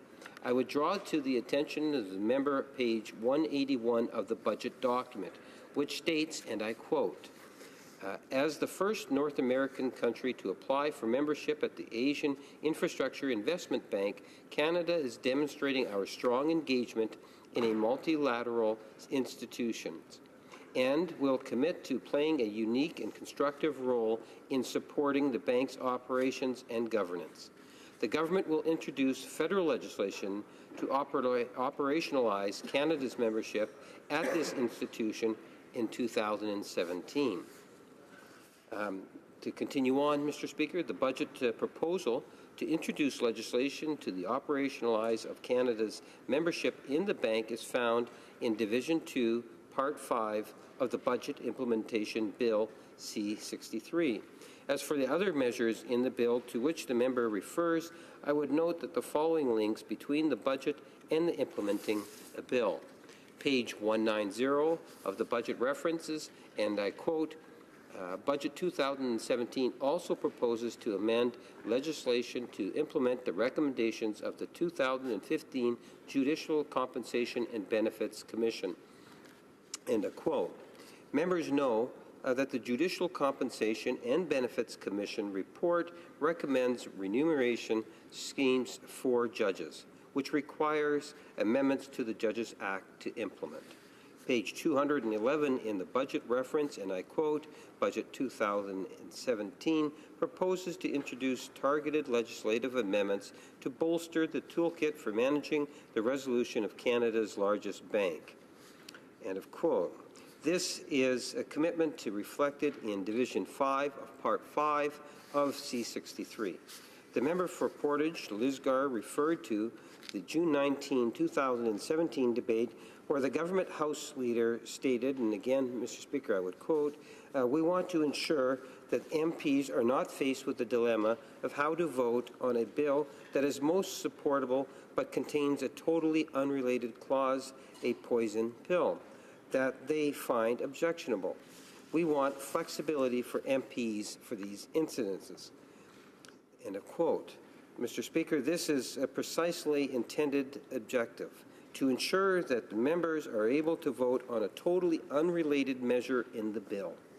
That can only serve to improve the transparency of the legislative process. Mr. Speaker, I have one final point that I would like to put on the record. Standing Order 69.1 in no way contemplates the division of a bill for the purposes of a debate or separate from committee referrals. The standing order is crystal clear. There shall be a single debate at the second and third reading stages, with separate votes on distinctly unrelated provisions. Thank you, Mr. Speaker. I want to thank the honourable member. We'll take it under advisement. I believe the honourable member for New Westminster Burnaby has rising on a point of order. Thank you very much, Mr. Speaker. Yes, very briefly, just in response to the government's intervention. The reality is, Mr. Speaker, the interventions that we've seen over the last few days from a number of opposition members simply haven't been contradicted by the government. I looked forward eagerly to hear what points they might offer in rebuttal, but there is no rebuttal. They've created a bit of a straw man, Mr. Speaker, in saying, well, this 69.1 is not intended to divide debate. None of the opposition members that have risen to suggest, Mr. Speaker, that this be divided for the purposes of voting have suggested that. So what the government has really done today, I think, is validated all of the interventions of opposition members over the past few days. And I think, Mr. Speaker, you can get appropriate guidance from this House that for the purposes of the voting, 69.1 should apply to Bill C-63. And I thank the government for confirming what opposition members have been saying in this House of Commons. Okay, we'll take both under advisement and take it into consideration when we come up with our verdict. Resuming debate, the honourable member for Simcoe Grey. Or sorry. You're correct this time. I am correct, yes. Okay. Huron Bruce. Thank you very much, Mr. Speaker. And well, I'm very happy to speak today on what is proving to be one of the least popular budget bills in modern Canadian parliamentary history. Although I do regret not having the opportunity to address the ill-conceived Canada Infrastructure Bank directly, since it has been embedded in one of those omnibus bills and pieces of legislation, I will therefore dedicate my remarks to talking a little bit about another Liberal boondoggle. So, Mr. Speaker, Bill C-63 is a continuation of the decline of what we've seen the Government of Canada taking us on since they were first elected. But why is this a surprise? It is a Liberal way to tell Canadians one thing at election time and then do something completely different while they're in power. I remember the election campaign. The Liberals promised a small deficit of $10 billion to fund infrastructure. Many Canadians voted for a modest deficit, Mr. Speaker, taking this Prime Minister at his word, in contrast to the fiscal responsibility promoted by my own party and also, quite frankly, by the NDP. Il n'y a pas fallu longtemps pour que It didn't take long for the deficit to spiral out of control. The last economic update didn't even offer a plan to balance the budget. No plan. Unbelievable, Mr. Speaker. This is also the conduct of our finance minister in regard to his own affairs. In case you've forgotten, Mr. Speaker, let me remind the House. First, the minister failed to put his assets from his family firm, Morneau Shepell, a human resource and pension management firm, in a blind trust, despite saying that he would do so. These assets consisted of millions of shares, which are worth approximately $21 million in current stock prices. Second, the minister continued to receive dividends on these shares dated from the time he was elected. At a dividend rate of about 6.5 cents a share, the minister was roughly earning $65,000 a month over the past 2 years. For comparison, Mr. Speaker, according to Statistics Canada, the median wage of an individual worker in the province of Ontario, the area where I represent, is just over $44,000 per year. That is $20,000 less per year than our finance minister was earning per month from dividends alone. That's on top of his salary as a cabinet minister. Said another way, the average Ontario worker makes $20,000 less over the course of a year than the minister was making per month. Now there's a clear message for the middle class. Third, we also learned that while the minister was calling small business owners tax cheats, he apparently forgot to disclose that he owns a private corporation whose sole purpose is to own a villa in the south of France. I guess it's a small villa, maybe a villette. Why own a corporation to own a villa? To avoid paying inheritance tax, of course. The same tax the minister has proposed to the farmers of my riding, now paying for that when they transfer their family farm to the next generation of Canadians. Something I think we should be proud of, the next generation of Canadians actually wanting to farm our great country. Fourth, we also learned that Morneau Shepell, the minister's aforementioned family business, has an $8 million contract to manage the pension and benefits of the Bank of Canada. And what minister is responsible for the Bank of Canada? Well, the Minister of Finance. So to summarize, the minister continued to hold shares in a company that he regulates, while the company signed a contract with a department that he's responsible for. It's really quite astounding, Mr. Speaker. You really think that this minister would have been fired for this clear conflict of interest? Now, the Ethics Commissioner, to her credit, has fined the minister for this breach. But the Prime Minister continues to defend him and allow this attack on our farmers to continue while not actually dealing with his own minister. Mr. Speaker, Bill C-63 simply continues the out-of-control spending of this government and further hikes taxes on everyone it claims to help. The Liberals are adding debt at twice the rate that was promised, and the minister's own numbers project debt for every year in the future that we can see. Unfortunately for Canadians, someone has to pay for this Liberal spending spree, and it's middle-class Canadians. In fact, it's estimated that more than 80% of the middle class will be paying more tax today under the Liberals than they were under the previous government. And Mr. Speaker, regarding some of the specifics of the bill, they're now going to tax our beer. Breweries in my riding, whether that be Creemore Springs, Side Launch, Collingwood Breweries, Northwinds, all create jobs. They attract tourists eager to sample their products into our area, and they already pay enough tax. But not for the Liberals, who look at successful entrepreneurs as tax cheats and a source of revenue. In fact, the Liberals are so desperate for money that they're also targeting type 1 diabetics. They've now decided to deny type 1 diabetics their tax credits. Individuals that actually need the help are going to help the Liberals get back into the black, I guess. The Canada Revenue Agency itself confirmed that with respect to insulin therapy, new direction was given at the beginning of May regarding applications under the disability tax credit. This change in direction was unannounced and has caused huge confusion and, quite frankly, suffering for those suffering from type 1 diabetes. It has also resulted in hundreds of diabetics receiving less funds, hundreds, sometimes thousands of dollars. And what is worse is that the minister has the power to stop it today. And she and her fellow cabinet colleagues, her government, her colleagues on the other side of the House from myself, have not reverted the directive. Mr. Speaker, it's simple. A directive from her to her department will reverse the changes and allow those type 1 diabetics to receive their tax credits until further consultation could be done. I raised this in the House last Friday, but to my knowledge, the minister has yet to act. Now, Mr. Speaker, another item that will be created in Bill 63 is another infrastructure bank support within this omnibus bill. What we saw in the Omnibus Bill C-44, the creation of the Canada Infrastructure Bank, a $35 billion boondoggle which even François Beaudoin, the former CEO of the Business Development Bank of Canada and witness at the Gomery inquiry into Liberal corruption, stated that this new bank is easily open to political interference. But in the rush to create that fund, the Liberals actually ignored everyone. This time, it is a commitment to support another infrastructure bank, the Asian Infrastructure Investment Bank, for an immediate investment to $256 million and a further authorization in the future for the potential of another $480 million. The Liberals will have bought 1% of this bank. And what do taxpayers get back? Nothing. We commit money as Canadians so that other countries can get cheaper loans and build their infrastructure.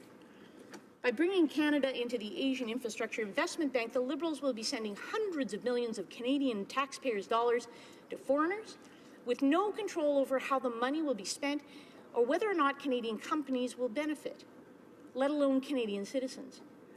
As I've said previously, I'm very confident in saying that Canadians want investments in our infrastructure, in investments in infrastructure here in Canada, whether it be in my riding, Collingwood, Wasaga Beach, Agila, Tossarantino, Angus, or Alliston. We know that infrastructure is needed. Canadian citizens need it so that they can make their businesses more successful, that they can make sure that their children get to school safely. And I was happy to be a part of a previous government that understood that we work with our allies, the United States and Japan, and not support this bank.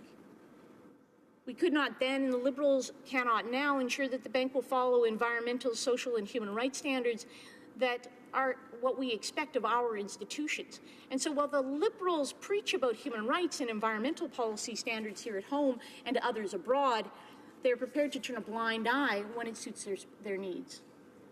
Mr. Speaker, Bill C-63 is a continuation of a shameful decline in our government finances.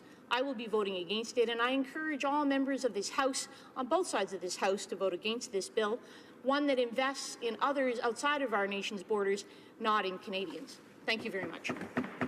Questions and comments? The honourable member for Winnipeg North. Yes, thank you, Mr. Speaker. And, you know, there's no wonder how the member truly reflects and embodies the Conservative Party in opposition. And that is that they are so much out of tune, out of touch with reality.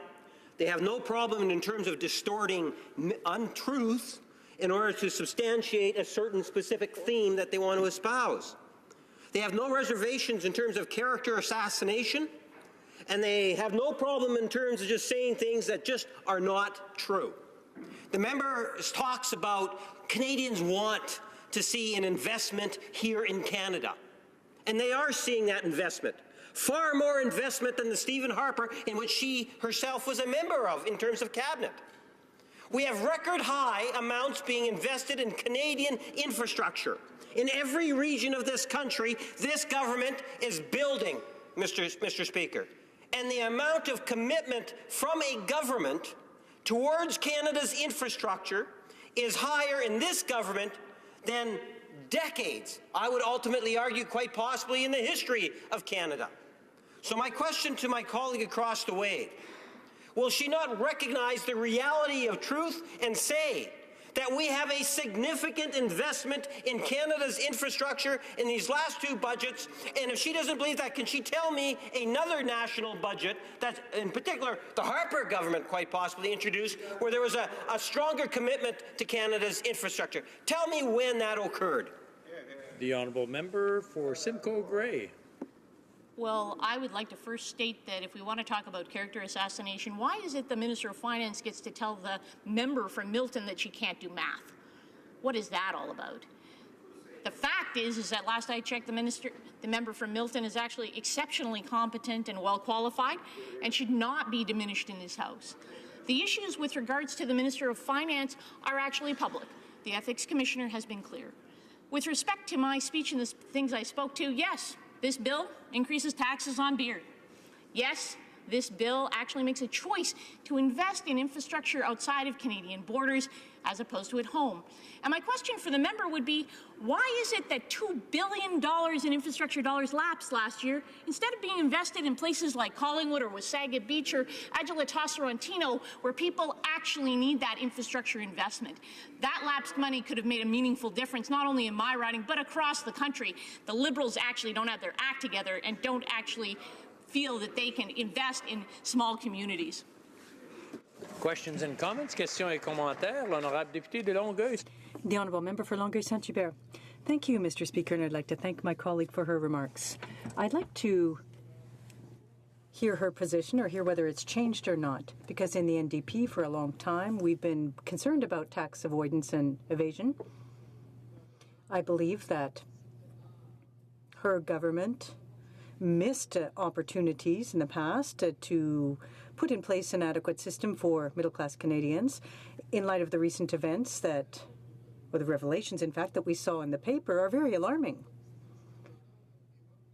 And they clearly show that there are people taking advantage of tax evasion, fundraisers for the Liberal Party, and should the government be doing something to stem the tide of this, because we have many honest Canadians paying their taxes? Merci pour votre question. Thank you for the question. As I have mentioned in my speech, I do have concerns about people that avoid taxes, one of them being our Minister of Finance. He has made a conscious choice to avoid paying taxes here, inheritance tax, although then the Liberals expect to place a higher tax rate on those individuals that are farmers, physicians, and small businesses across our country. Tax avoidance is a problem in this country, and we've seen that most recently with these Paradise Papers. I do hope that the government acts swiftly and actually takes action, albeit that we haven't seen them take action on their own finance minister. Why would we expect them to take action on anyone else? Reprise du débat, resuming debate. L'honorable secrétaire. The Honourable Parliamentary Secretary. Merci beaucoup, Monsieur le Président. Well, thank you very much, Mr. Speaker. It's a privilege for me today to rise to offer my support to Bill C-63, a second act to implement certain provisions of the budget tabled in Parliament in 2017. In October, the Honourable Minister of National Defence introduced C-63, and we undertook the initial stages to focus on economic growth over the past 2 years. And I'd like to take a few moments to explain why Bill C-63 is the right track in order to guarantee the future for current and future generations. Record growth that we have seen in the past 2 years, Mr. Speaker, stems from the government's plan that is working. Last week, Statistics Canada brought out the most recent statistics on the active working population. And our economy has created 500,000 jobs since we took power 2 years ago. The majority of those jobs, Mr. Speaker, are full-time jobs. In October, Canada added 90,000 full-time jobs, and I'm particularly proud to point out that Quebec, including my riding, led when it comes to job creation. In October alone, the province of Quebec added some 33,000 new full-time jobs. What's more, the unemployment rate in Quebec is now lower than the national rate. Our government's national economic plan is working because we've remained focused on Canadians' priorities, the ones that are having the greatest impact on growth, on our economy. Investments in our families, lower taxes for the middle class, and the success of our small and medium-sized businesses. I'm also happy to point out that employment went up in October, especially in the age group of 15 to 24. As Parliamentary Secretary to the Prime Minister for Youth, I'm honoured to point out that our plan is also working well for young people. The Summer Employment Plan gives some 35,000 young people work experience in the summer, is working. The strength of our economy shows that there is a marked trend to find good jobs more than ever before.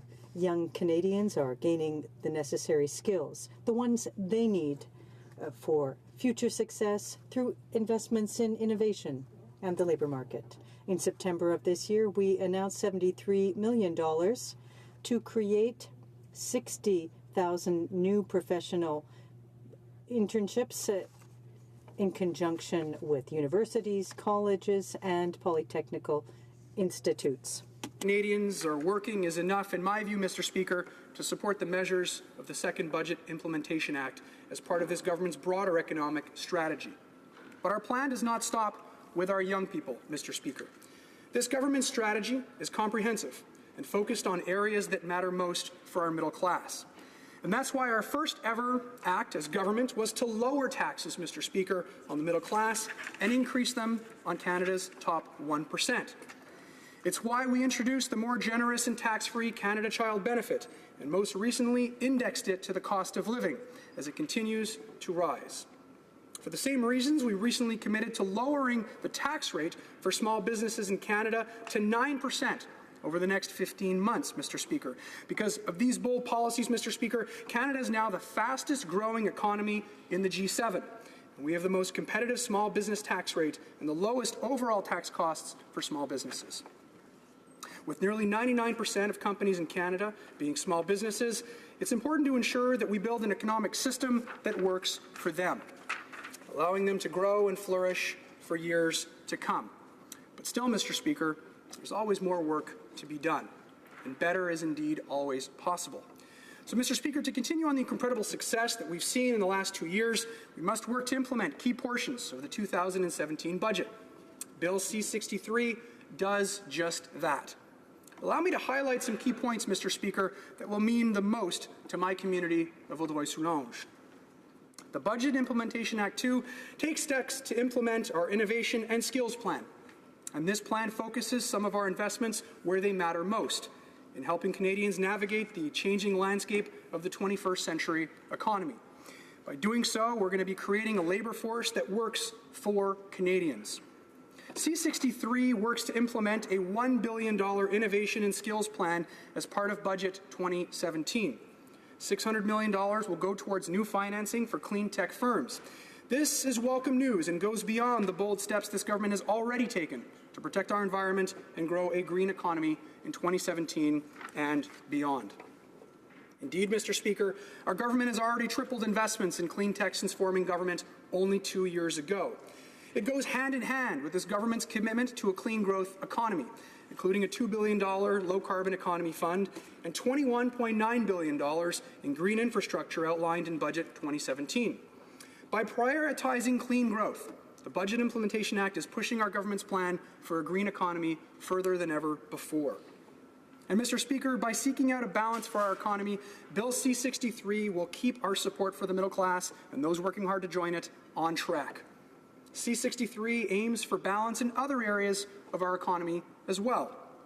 The Budget Implementation Act will put in place measures to ensure that Canadian workers will have greater flexibility in achieving a healthy work-life balance, helping those with families and sick loved ones spend more time at home when they need it.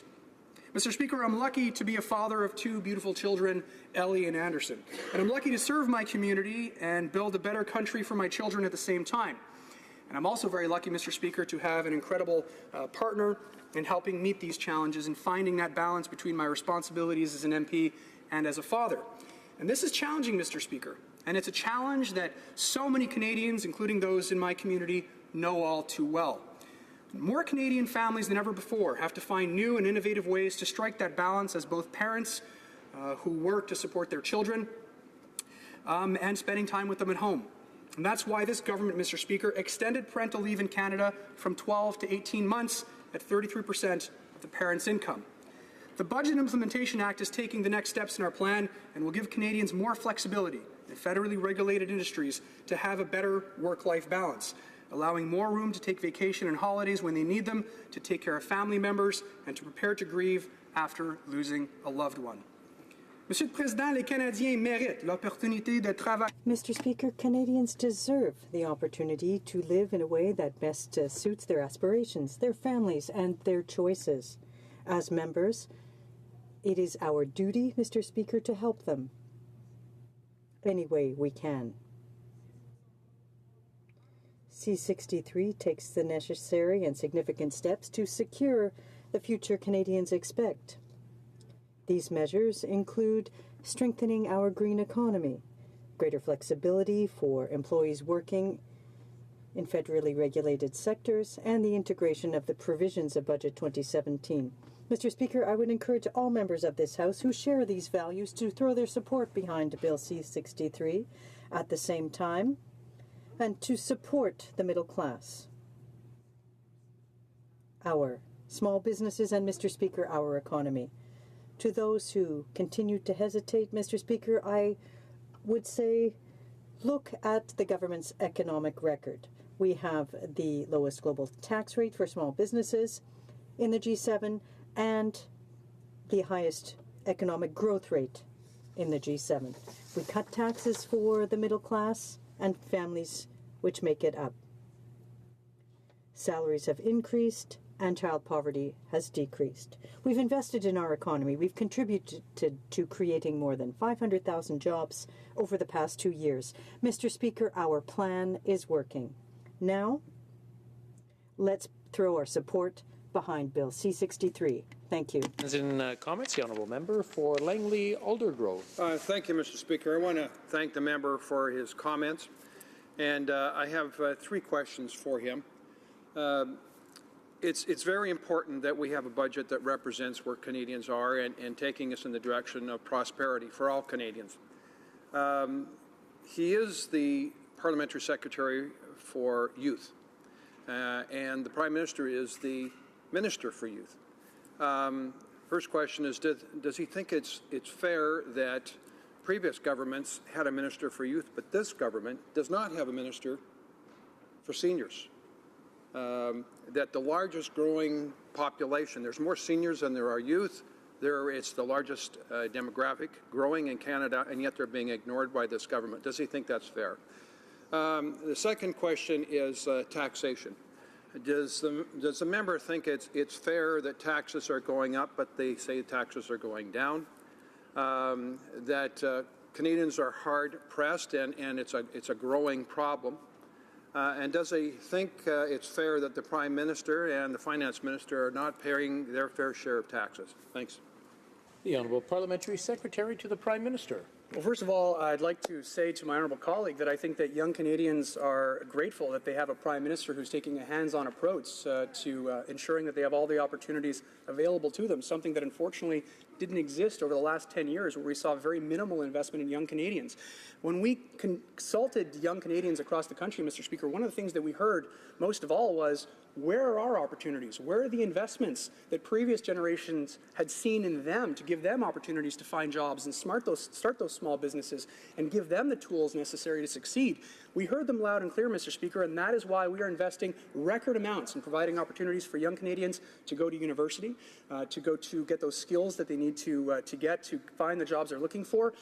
Invested in Canada's Summer Jobs Program, where we ensure that they have more opportunities to put money in their pockets and gain valuable work experience. And also, Mr. Speaker, investing in skills training and co-ops with the creation of 60,000 placements in our most recent budget. Mr. Speaker, that's what young Canadians have been asking for, and that's what we're providing to them after 10 years of minimal investment in youth. Questions et commentaires, questions and comments. Honorable député de... The Honourable Member for Trois-Rivières. Well, thank you very much, Mr. Speaker, and I'd like to thank my honourable colleague for his remark. Simple questions for him. The Liberals continue to boast about working for the middle class. They boast about the economic situation. There are 2 things that I feel are important to point out. Now, if wealth is being created, the distribution of it is not. I don't know how they define the middle class, but in a riding like mine, where the median salary is $32,000 per year, I can point out that no one is even benefiting from the tax cuts put in place by the Liberal government. On the other hand, why didn't they deem it important to focus on low-salaried working people and to establish a minimum wage at $15 an hour? The Honourable Parliamentary Secretary. Well, thank you, Mr. Speaker. I'd like to thank the member opposite for his question. We didn't just cut taxes for the middle class, Mr. Speaker. We also put in place the child benefit, which increased funding for 9 out of 10 Canadian families. It increased money in their pockets. It represents $62 million in the pockets of families in my riding, and I'm sure the figures are very close, if not the same, in the riding of in my colleague's riding. So we put in place a number of ways to increase measures for middle class Canadians and to decrease their taxes. Very, very quick question. The honourable member for Kingston and the Islands. Thank you very much, Mr. Speaker. I want to thank the Parliamentary Secretary to Youth for his speech today. Today, Mr. Speaker, on the Hill, we have a lot of youth from the Boys and Girls Clubs from throughout Canada. And I know that one person in particular, Abby Matheson, is spending the day shadowing me. The Minister of Youth spoke this morning at that event and welcomed them. I'm wondering if he can comment on how important this budget is to get it right for youth so that we can prepare the youth for tomorrow and so that they fully have the opportunities to succeed. Well, Parliamentary Secretary, in 30 seconds or less, please. Sure. I'd like to thank my honourable colleague for that question. I'd like to join him in welcoming Abby to Parliament today. It's very important that we get this right, Mr. Speaker, and the reasons are simple, and I'll keep it short. First, the rate of unemployment before we came into office for young Canadians was double the national average, Mr. Speaker, and we needed to do something about that, and we have, by investing in skills training, by investing in growing our economy, and by ensuring that they have more jobs with their Canada Summer Jobs program, as well as the co-op placements. But above and beyond that, Mr. Speaker, we owe it to the next generation of young Canadians to ensure that they have all the opportunities that every single one of us in this House, every member of Parliament, had, that previous generations of governments gave them by investing in their generation. That's what we need to do, and that's what we're going to continue to do, Mr. Speaker. Resuming debate, the honourable member for Calgary Forest Lawn. Thank you. Thank you, Mr. Speaker. Mr. Speaker, this summer and this fall, there are Canadians, bad news for Canadians all over from this government. We first had the spectrum of this government going out and talking about raising taxes for small businesses, for the business community, a community that they themselves admit is the driving force of the economy. And this created a huge, huge amount of uncertainty in the business community. We heard time after time, Mr. Speaker, how the business community was getting extremely angry on this so-called proposed tax, Mr. Speaker. Their own, Mr. Speaker, caucus members took a revolt, and gradually they twinkled it, but still, Madam Speaker, it has left, Mr. Speaker, it has left an extremely bad taste among the business community. Then, Mr. Speaker, we had the spectrum of our one of the ministers, the finance minister, Mr. Speaker, who took advantage of a loophole, and now we understand the only minister on that side who took advantage of the loophole in hiding his, in not declaring all of his shares according to what is required by law and by practice. Now, Mr. Speaker, what is very important on that issue is that it is the Minister of Finance doing it. Mr. Minister of Finance, Mr. Speaker, is the one that gives confidence to the markets, that gives confidence to the economy. Speaker, he's a very, very important individual for the economy. And if he himself cannot, Mr. Speaker, just follow the basic rules of accountability set out in this Parliament and uses a loophole, that has sent a terrible impression outside, and the government has lost huge amount of confidence with the Canadians. And then, Mr. Speaker, lo and behold, we now have the the Paradise Papers coming out here. Speaker, the picture day before yesterday of the Prime Minister and his chief Liberal fundraiser, Mr. Brofman, hugging each other. You know what does that picture say, Mr. Speaker? On one side, you have somebody, the Prime Minister, who wants to raise taxes on the business community. On the other side, his chief Liberal fundraiser is hiding taxes, so it doesn't have, is hiding money, so it doesn't have to pay taxes in this country. So one is raising taxes on the business, the other is trying to avoid paying taxes. And guess what? They are the best of friends, Mr. Speaker. Is that the kind of message we are sending out to Canadians and people around the world as to what is the state of economy? Mr. Speaker, you know, the Liberal member just before me got up and talked about what they're doing. They forget the fact that we laid the foundation, this Conservative government laid the foundation of where the economy was going. Now we had some good news, Mr. Speaker, which was that there was a small deficit, Mr. Speaker. And guess what, Mr. Speaker? Instead of paying for reducing the deficit, Mr. Speaker, what do? They increase their spending, Mr. Speaker. Increase their spending and now have put us on a course where we do not know what our grandchildren will be paying in the future for their spending, Mr. Speaker. One would understand that with his own children, their own children, as the former said, they would at least be prudent. But have they? No, they have not, Mr. Speaker. Keep spending money, keep spending money, keep spending money that you don't have. And yet, the Canadian, there was a deficit they should have very clearly could have given a huge amount of confidence. The point is this, Mr. Speaker. The actions of this government have put Canadians on a course of worrisome. They are very much worried about their future. Contrary to what the sunny days they are talking about, Mr. Speaker, Canadians are now worried as to where is this government going.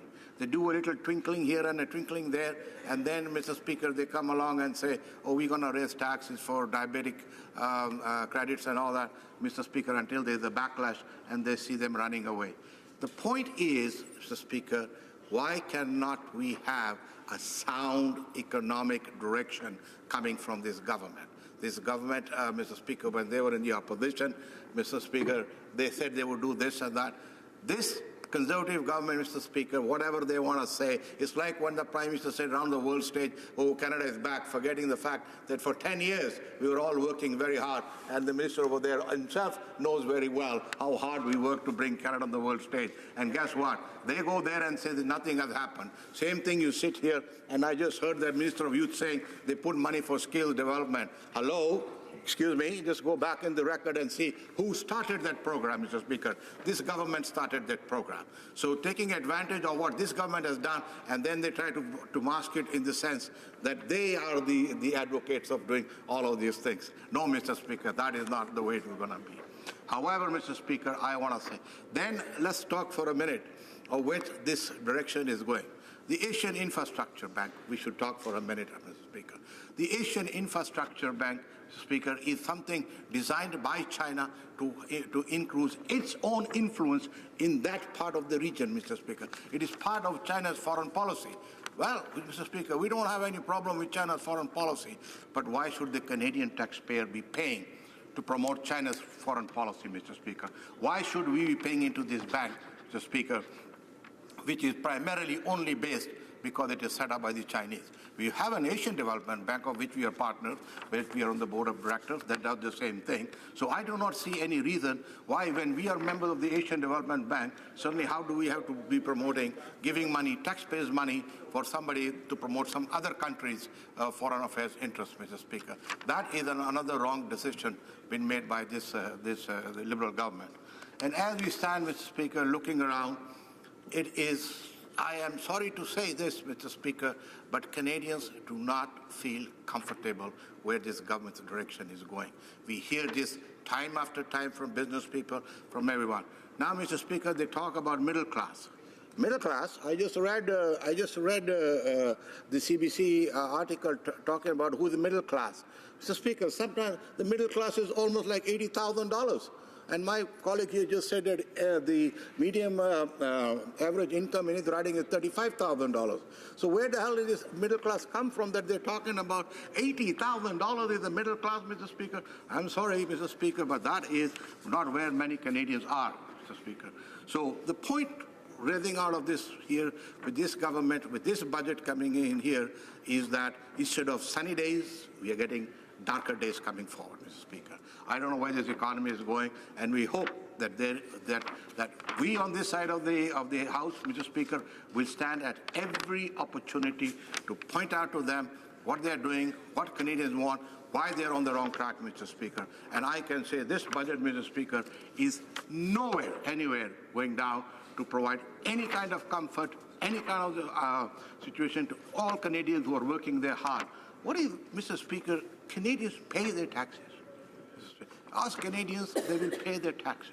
And yet, the friends of the Liberals, who through these Paradise Papers, as we have found out, are not paying taxes, are trying to hide paying taxes. So who are these rich friends? Who do they belong to? They don't belong to the NDP party. They don't belong to the Conservative Party, but they belong to the Liberal Party, the party of the rich, Mr. Speaker. And it is the rich, Mr. Speaker, who are trying not to pay the taxes. Let's look at one very simple thing. The chief individual who's raising money for the Liberal Party, the rich man, Mr. Brofman, is now best friend of the Prime Minister, hosts Liberal dinners for him, for fundraising, calls his buddies, the richer guys, and says, come. And then they lobby the government so that they can get the loopholes to avoid paying taxes, Mr. Speaker. Is that the kind of government we want, where you and your friends use influence so that you can create those loopholes that they can use not to pay tax? Prime example, the finance minister using loopholes. Now you have Mr. Brofman and all the others using loopholes. Of course, you know, Mr. Speaker, they said they didn't break any laws. It's not about breaking laws, Mr. Speaker. It is about accountability, by being honest and by being, Mr. Speaker, they all take advantage of what is available in Canada. So, Mr. Speaker, Madam Speaker, I say this to the other side, sunny days are over for Canadians. Let's hope, Mr. Speaker, we will hold accountable this government, and in 2019, the Canadians will speak. Thank you. Questions on comments? The honourable member for Kingston and the Islands. Thank you very much, Madam Speaker. And I thank my colleague for his comments. He said at one point, I don't know where the economy is going. I do, and I can fill him in on that. We have the lowest unemployment rate now, Madam Speaker. We're the leading economy in terms of growth in the G7. This government is investing in children. This government is investing in lowering small corporate tax rate. The economy is actually heading in a great direction, Madam Speaker. He also mentioned the fact that he believes that the previous government led the foundation for what we have now, what we're experiencing now. I just simply don't buy that, Madam Speaker. 10 years. They had 10 years. If you told me that you only had 2 years and somehow we're experiencing those policy decisions now, I might be inclined to believe you. But they had 10 years and they were unable to accomplish it, Madam Speaker. How does he justify that comment? Our member for Calgary, Forest Lawn. Madam Speaker, straightforward and simple, I want to tell my honourable colleague here that you were in government only for a year and a half. You do not suddenly come out and you suddenly see a massive change. The foundations of those were laid before you came into power, Madam Speaker, and that was this Conservative government.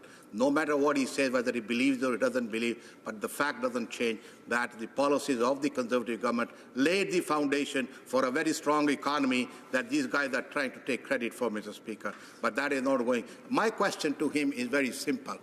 Very simple, Mr. Speaker. Canadians are upset. Canadians do not know where this economy is going. Mr. Speaker, he should be telling the Canadians what are you going to do about it instead of raising taxes and having his friends hiding taxes and having his finance minister not even following the accountable laws of this country, Mr. Speaker. Comments? L'honorable député. The honourable member for Longueuil-Saint-Hubert. Thank you very much, Madam Speaker. I'd like to thank my colleague for his remarks, and I have a question for him. Unfortunately, I missed a part of what he said. Perhaps he referred to this. This morning, we were talking about the Speaker potentially being able to split the bill up so that if this bill contains items that weren't in the initial budget, they could be considered separately. So it's already difficult to consider an omnibus bill. However, at least if there were some elements that we could discuss separately, it would be helpful. Speaker, no matter what, whether it's an omnibus bill or anything, the situation is that you have the opportunity to talk about the issue that you want to talk about, Mr. Speaker. You can pick up issues that you wish to talk, which you wish feel are wrong, and you can talk about it, Mr. Speaker. So that itself is not a very big hurdle in not debating a question that you feel which is important. Questions and comments? Questions et commentaires. The honourable member for Barrie-Innisfil. Thank you, Madam Speaker, and I want to thank the honourable member for his speech. He did reference within this omnibus bill, which I'll remind this House the Liberals said they would not do, the fact that the Asian Infrastructure Bank is buried deep within it, and the fact, again, that this Liberal government plans to give $500 million to the Asian Infrastructure Bank. Can the honourable member speak to the risks associated with Canadian taxpayers investing money in China that will go towards China? Thank you. The honourable member for Calgary-Forest Lawn. Mr. Speaker, I want to thank my honourable colleague for that question. Simple and straightforward. There is no benefit for Canada going into that bank. That bank is a foreign, is the arm of the Chinese to increase their influence in Asia, because that's where that money is going to be. It has nothing to do with Canadian taxpayers. We get nothing out of it. We are just putting money in there. What is the point for us putting there? Again, I alluded to him that we have the Asian Development Bank where we are partners out there. We are doing the same thing. There was no need for us to do anything with this bank that is promoting the foreign interest of the Chinese government. Thank you, Mr. Speaker. Reprise au débat. The resuming debate. L'honorable député de... The honourable member for Sudbury. Thank you very much, Madam Speaker. It's a great honour and gives me great pleasure to speak to you about the second budget implementation bill, Bill C-63, that we've been discussing for a few days. It has caused a lot of interest. You know, Canadians had a choice. They could have continued with the Conservatives and their slashing of funds, or they could invest in Canadians. Well, we decided to invest in Canadians. It was a very considered decision and approach. That's what we decided to do. We cut taxes for the middle class, and we increased them for the wealthiest 1%. And in order to do that, Madam Speaker, we had to make a very clear decision. We had to reinvest money in the middle class. And one thing we promised in our election platform was to enhance the Canada Child Benefit and increase it, and that's what we did. Is having a major effect on the Canadian population. This investment is allowing middle-class Canadians and Canadians that have a hard time to make ends meet with more money to invest in their children, in their families. Actually, in my riding of Sudbury alone, we are seeing 7,100 payments a month, benefiting over 12,270 children. This total investment is over $4 million a month coming into my riding alone, and that is across Canada. We are seeing this on a monthly basis. The effect that this has is significant, because before, the old system that we had, that the Conservatives have put in place, everybody had received the same amount of money, and in my riding at the time, we would only be receiving around $1.2 million of investments a month. We're now seeing $4 million. The effect that has on small business, people that are allowed to play sports now because they have more money, they have the ability to invest in their children's education, into their children's activities, and just, you know what, putting bread on the table, ensuring that they have a healthy lifestyle is key and is important, and I'm really proud of that we are seeing that on a daily basis, Madame la Présidente. Également, Madam Speaker, we're also going to continue to invest in small businesses. That's why we actually, a few weeks back, the Minister of Finance reduced taxes for small businesses, went from 10.5% to 10% for next year, and in 2019, we're looking at 9%. This is the lowest tax rate for small business of the G7 countries. And actually, Madame la Présidente, in many, many countries across Canada, they don't have this low rate of tax. The reason why we want that is very simple.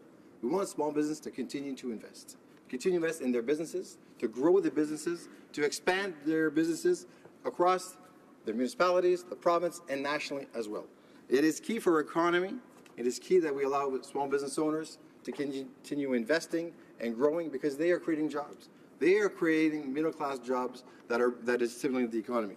And we are seeing the effect of this certainly on with the Canada Child Benefit and the reduction of taxes for the middle class. They are reinvesting money inside of our economy. And we have seen over the last 2 years alone, new jobs, 450,000 new jobs created in Canada alone. And the unemployment rate, Madame la Présidente, has been dropping since. Actually, it is at its lowest since 2008. And in my riding of Sudbury as well, we are seeing the lowest unemployment rate in years, even though my town, my area is a mining sector. The mining sector is not doing that well. However, they are pulling through and the economy is doing well. We are we are looking forward to it, that when the mining sector gets back up, of what the effect that will have on the economy or in a natural resource industry such as Sudbury and Northern Ontario. Now, the other places that we've invested that I'm quite proud of is in veterans. The previous governments had cut veterans services and benefits drastically to the point, and the reason was to try to balance their budget. We believe in reinvesting. We've done that by starting over and bringing back a lot of these veteran services offices, and then as well as investing in the caregivers for veterans, as well as investing in the possibilities of our veterans getting the ability to continue their education, further their education. This is going to have a profound effect for these veterans, and we're not done. We will continue to invest in our veterans in Canada. Another part that I kept hearing on the campaign trail was housing, infrastructure and housing, and how there had been a lack of investment and a lack of direction by the previous government for the last 10 years, nothing on the housing side, and it become almost a crisis situation in Canada. We are investing a record amount of capital to ensure that the housing services and the housing industry in Canada that are providing to the people that need it the most is properly done and done in efficient ways. That's why in the last budget they've announced $11 billion, and that's more in addition to the money that had already been invested in the 2016 budget. So we're continuing to invest in housing in Canada, and that has playing a major role for the social determinants of health, which has a major and important impact across Canada. Now, in that housing envelope, Madame la Présidente, it's key that we actually investing as well as off-reserve housing for Indigenous individuals. And I'm seeing that in my riding of Sudbury alone. Actually, they had come to me pleading, saying, you know what, we need to continue the investments in our housing situation in Sudbury. And the last budget actually addressed that properly. Actually, the envelope has been increased to $225 million for off-reserve housing alone. And another, when we talk about the Indigenous peoples, Madame la Présidente, $3.4 billion was actually tabled again for Indigenous people. This is in addition to the 2016 budget. Where will this money go? This money will go into infrastructure and health. We know that there is a complete lack of investments in these sectors. The Indigenous community is increasing. The ratios are getting, their demographics, they have increasing demographics. We need to invest. That's why I was so proud that we are actually doing what we said we were going to do on the campaign trail, invest in Indigenous communities, infrastructure, and health. This is just not a one-time thing. This has to be a continuing investment over the next generation. And I hope that this will continue. As well as another important investment was with respect to youth employment. We promised to increase the youth employment across Canada, and it's at an all-time low. The unemployment for youth at an all-time low in Canada. In my riding alone, with the youth employment, the Canada youth employment, we have seen over 280 jobs created in 2017 alone. And on top of that, we want to make sure that the conditions for the youth, for youth employment, are proper and are actually done in a proper way. That's why we eliminated the unpaid internships. So basically, if you're going to be working and doing an internship, you got to be rewarded properly for the investments that you are making. Madame la Présidente, c'est clair. Madam Speaker, clearly investing in the economy, infrastructure, First Nations, veterans are delivering, and these are all things that we promised to do. And we've also invested in super clusters. We announced a competition and 5 groups will be chosen to receive investments of more than $900 million over the next several years.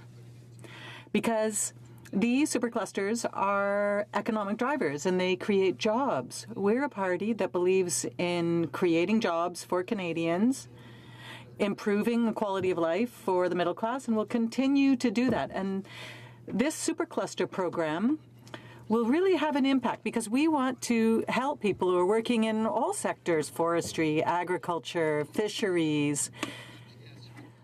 There have been more than 50 applications in this sector to receive these investments. And now the competition has been reduced to 9 groups. These groups will be receiving the money that was announced in the budget. And these investments will be transformative. They will create jobs.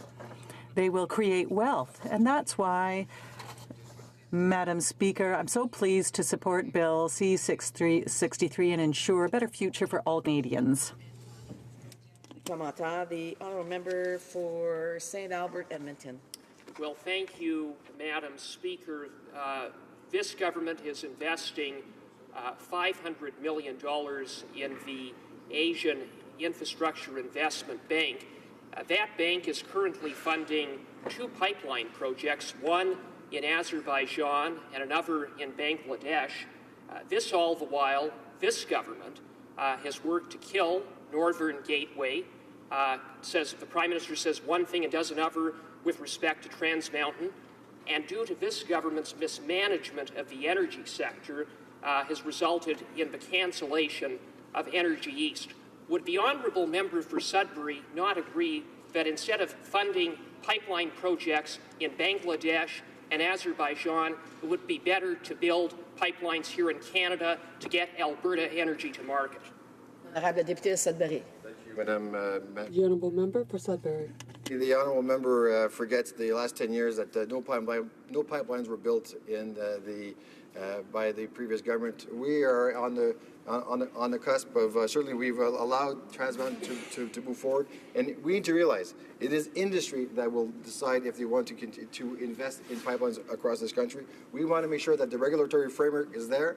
It is a solid framework that Canadians can believe in, and we've done that, making sure that all aspects, the environment, social, Indigenous communities are properly consulted, something that had not been done by the previous government. We did that, and now it's up to the industry to decide if they want to build their own pipelines. Merci, Madame la Présidente. Questions et commentaires. L'honorable député de Drummond. The honourable member for Drummond. Thank you, Madam Speaker. And I'd like to commend my colleague for his speech. Now, with respect to the environment, we are presently represented at Bonn, and there are articles in Le Devoir which say there are commitments that are too weak to prevent a climate disaster. They talk about a warning against the weakness of commitment to bringing down greenhouse gases, and they say that this can lead to catastrophe. There's a tiny measure in here on geothermics, but we should start really by putting an end to subsidies for fossil fuels. We're paying millions of dollars in subsidies to fossil fuels. Or even looking at a transition towards renewable fuels. So why does the government not have a more serious plan? Because right now we're right in the middle of a conference on climate change. The honourable member. Thank you. I'd like to thank my colleague for his question. Well, in 2016, 2017, when we talk about superclusters, we're talking about transforming various sectors in Canada. We want to go with the most highly performing sectors, and this would involve the environment. We believe strongly that investments in the environment will help the economy, and we have to balance these two things. I'm very proud of our initiatives, of our supercluster initiatives, which will create jobs while ensuring a green economy in Canada. Questions et commentaires. L'honorable député. The Honourable Member for Joliette. Madam Speaker, I'd like to put a question about this mammoth bill. Now, the Liberal Party has committed during its election campaign not to bring in omnibus bills, so I'd like to ask my colleague if he isn't disappointed in the form of this bill. The Honourable Member for Sudbury. Well, our bill is an ambitious one, but that's because we want to fulfill our commitments to Canadians. We want to obtain our objectives and fulfill our commitments. For St. Albert, Edmonton. Well, thank you, Madam Speaker. I rise this afternoon to speak on Bill C-63, the Budget Implementation Act. During the last election, the Prime Minister crisscrossed the country running on a platform entitled Real Change, a new plan to strengthen the middle class. Madam Speaker, given that Bill C-63 will directly impact the middle class and the policies and actions of this government over the last 2 years have, it's a fair time in this debate to ask how the middle class are faring under this Liberal government. Well, to begin with, their taxes are going up. Now, I know the mantra of this government is to say that they have cut taxes for the middle class while increasing taxes for the wealthy. Except, Madam Speaker, that is plainly false. According to one study recently issued from the Fraser Institute, 81% of middle-class Canadians have seen their taxes go up on average by $840 a year. $840 a year, Madam Speaker. For every tax reduction that this government has announced supposedly targeted at the middle class, those cuts have been offset by tax increases elsewhere. In other words, this is a government that gives with one hand and takes from another. And what the bottom line means for the pocketbook of the vast majority of middle-class Canadians is that their taxes have gone up, not down. So much, Madam Speaker, for a plan to strengthen the middle class.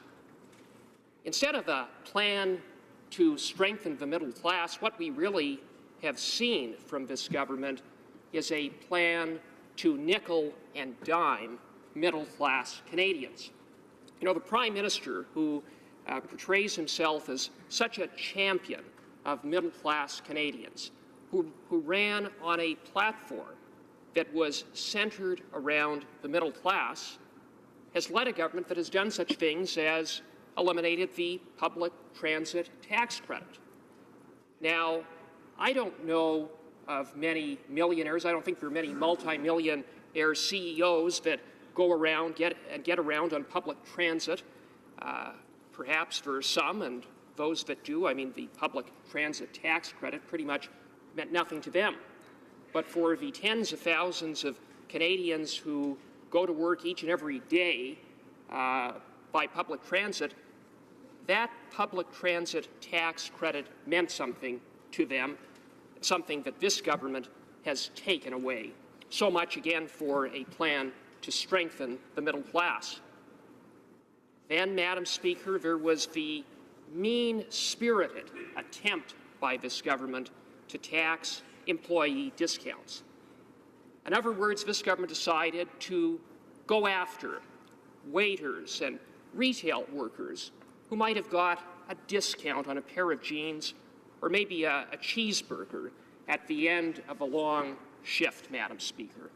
I guess that's what this Prime Minister means by being compassionate. I guess that's what this Prime Minister means by standing up for the middle class, going after retail workers, going after waiters, going against the most vulnerable members of our society.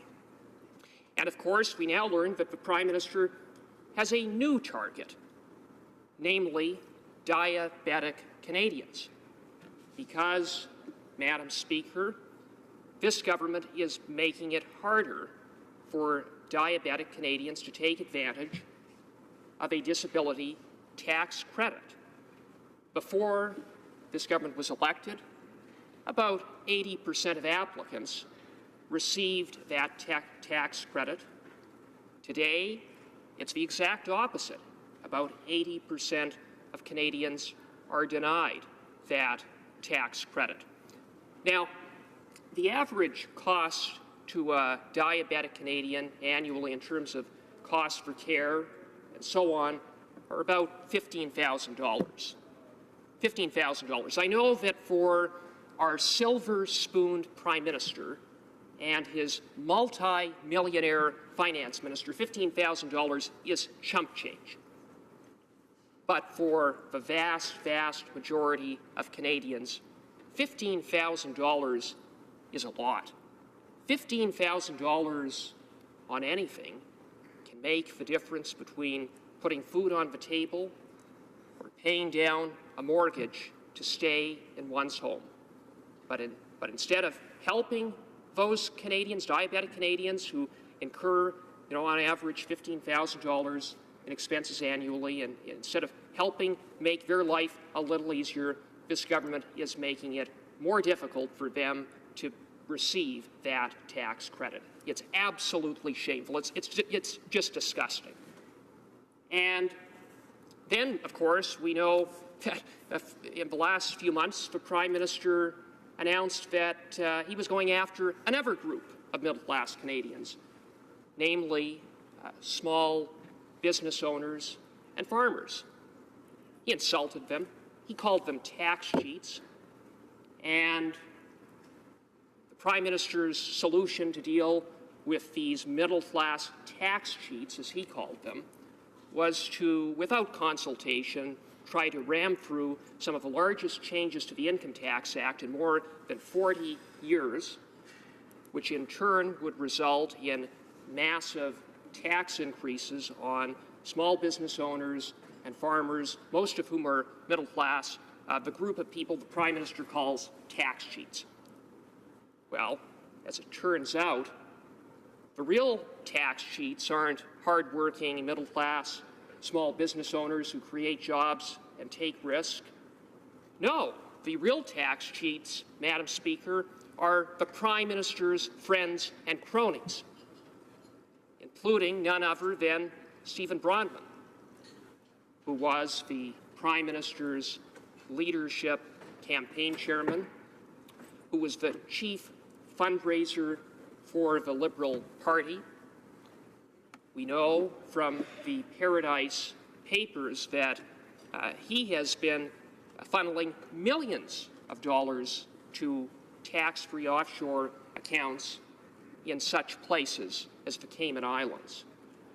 Madam Speaker, if the Prime Minister is looking for tax cheats, he shouldn't look to middle-class small business and owners and farmers. He should look amongst his own friends. I think, Madam Speaker, he would find plenty of tax cheats amongst them, including his chief fundraiser. Madam Speaker, so what's the deal in terms of hiking taxes on middle-class Canadians, shaking down waiters and retail workers, declaring war on small business owners and farmers? Well, there's really a very simple explanation, and it is that over the last 2 years, this government's spending has been absolutely out of control. We all remember when the Prime Minister made the commitment to Canadians that he would run short-term deficits of no more than $10 billion in the first year, and no more than $10 billion in the second year, but not to worry because Canada would return to a balanced budget in 2019. What we've seen from this government instead, Madam Speaker, is a deficit in the first year that was more than twice as what the Prime Minister promised. This year, it's going to again be twice as large. And instead of there being a plan to return the budget to balance, we see no plan at all. Indeed, there is no end in sight to the red ink. Indeed, this government is projected to add as much as $70 billion in new debt by the end of its term in 2019. Talk about, Madam Speaker, fiscal vandalism.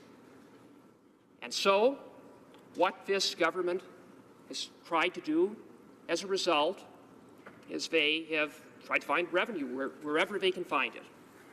And where they have been looking is to shake down and squeeze hard-working middle-class Canadians. So what the Prime Minister offered Canadians was a new plan to strengthen middle-class Canadians. What he has actually delivered is a plan to shake down middle-class Canadians, Madam Speaker. That is what Bill C-63 is all about. But sadly, it should come as no surprise, because what we have seen from this Prime Minister is a Prime Minister who hasn't kept his word, who breaks promises, who says one thing and does another, who genuinely believes that there is one standard for middle-class Canadians, and then there's another standard for liberal elites and himself and his finance minister.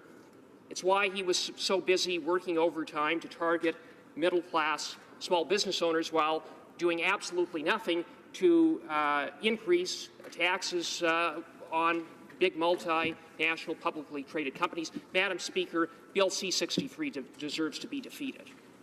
Questions and comments? The honourable member for Kingston and the Islands. Thank you very much, Madam Speaker. I always enjoy hearing my colleague speak, including during question period when he's not asking a question. But I want to address something that he said at the beginning of his speech, where he talked about the middle class and how the middle class wasn't being helped out. He said, quote, so much for strengthening the middle class. But we know that the economy is thriving, Madam Speaker. We're the leading in terms of growth in the G7 countries. More is being invested in the middle class, as we can see. This party believes that when the middle class is striving, when the middle class is doing well, the economy is doing well. So my question for the member is very simple. Does he not believe, given the fact that the economy is doing so well, does he not believe that creating a strong middle class makes a strong economy?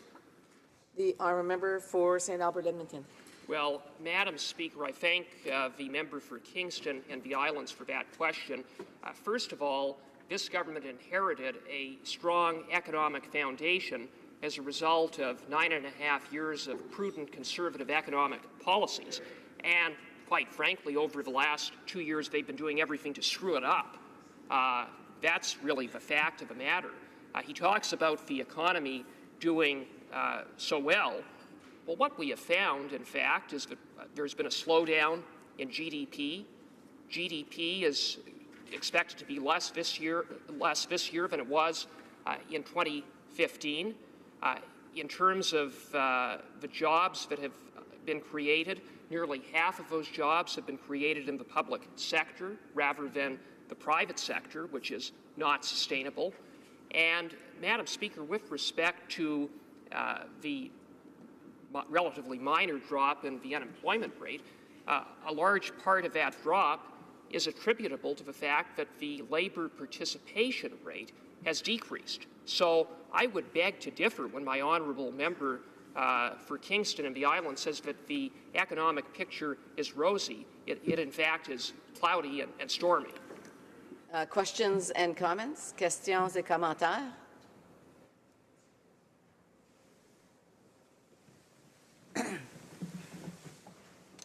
Reprise de débat. Resuming debate. L'honorable député. The honourable member for Joliette. Madam Speaker, the Bloc Québécois will be opposing the budget implementation bill. First of all, because of the way it was introduced. Bill C-63 is an omnibus bill with 318 pages. It amends 19 pieces of legislation and creates a new act. Some of the measures are budgetary, others have nothing to do with the budget, and it's all mixed together in a maze of measures, technical measures. so that we cannot debate them seriously. Madam Speaker, here's what the Prime Minister said about mammoth budget bills during an election campaign. Mr. Harper used omnibus budget bills to prevent parliamentarians from studying provisions and debating them adequately. We will be putting end to that undemocratic practice. Those aren't my words. That is included in the Liberal Party's platform on page 32. Now, Madam Speaker, we're starting to become quite accustomed to the government's tricks. Each time the Liberals bring forth a bill, and we're accustomed to this, we need to be cautious. 6 months ago, in the last mammoth bill, Bill C-44, they hid a measure to exempt financiers using the Infrastructure Bank from Quebec legislation.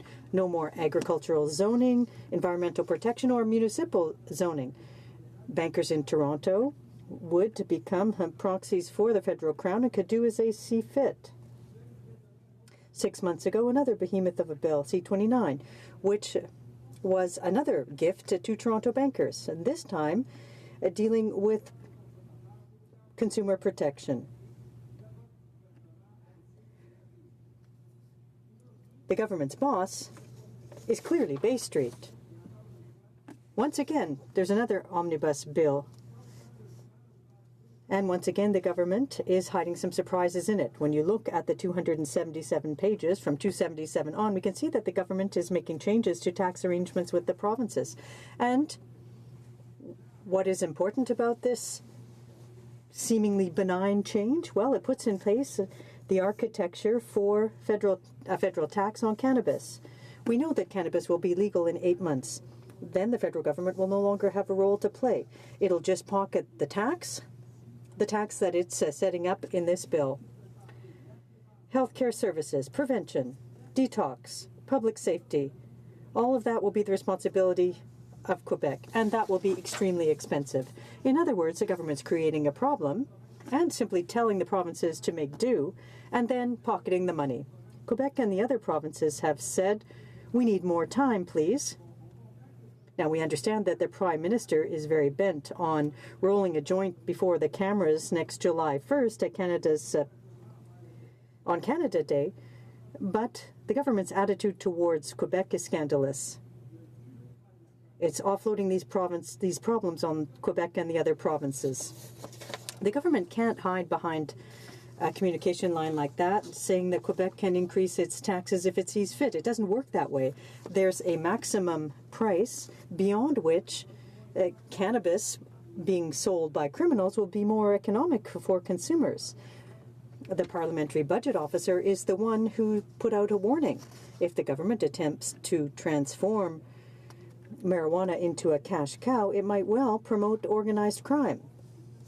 And that's the possibility that's being opened up in Bill C-63. Madam Speaker, the Bloc Québécois put forth legislation to prevent criminalized biker gangs to be wandering around like rock stars to intimidate people and flex their muscles.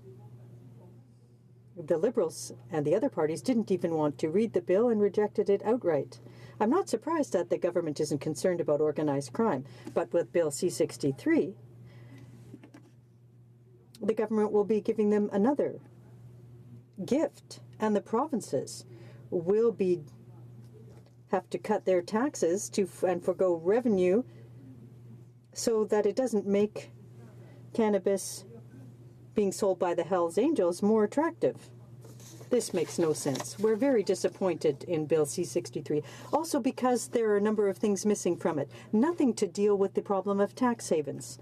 Madam Speaker, now perhaps you missed this, but today is an important anniversary. Exactly 4 months ago, the government signed the OECD agreement on tax avoidance, tax evasion rather, and tax havens. The Canada signed the agreement July 7th, but it has not yet ratified because the Income Tax Act here is not consistent with the requirements under that agreement. 4 months later, how many of the measures in this comprehensive agreement are in Bill C-63? None. Absolutely none. We are extremely disappointed, but not really surprised. We've been in this House now for 2 years, and almost every day we see the very strong lobby of the 5 Canadian banks in Toronto, the Bay Street banks. The Minister of Finance, who is a shareholder at Morneau Shepell, is using tax havens and using them, in fact, to avoid paying taxes in Canada. His business, for example, advised the Bahamas to accommodate Canadian insurance companies to welcome them.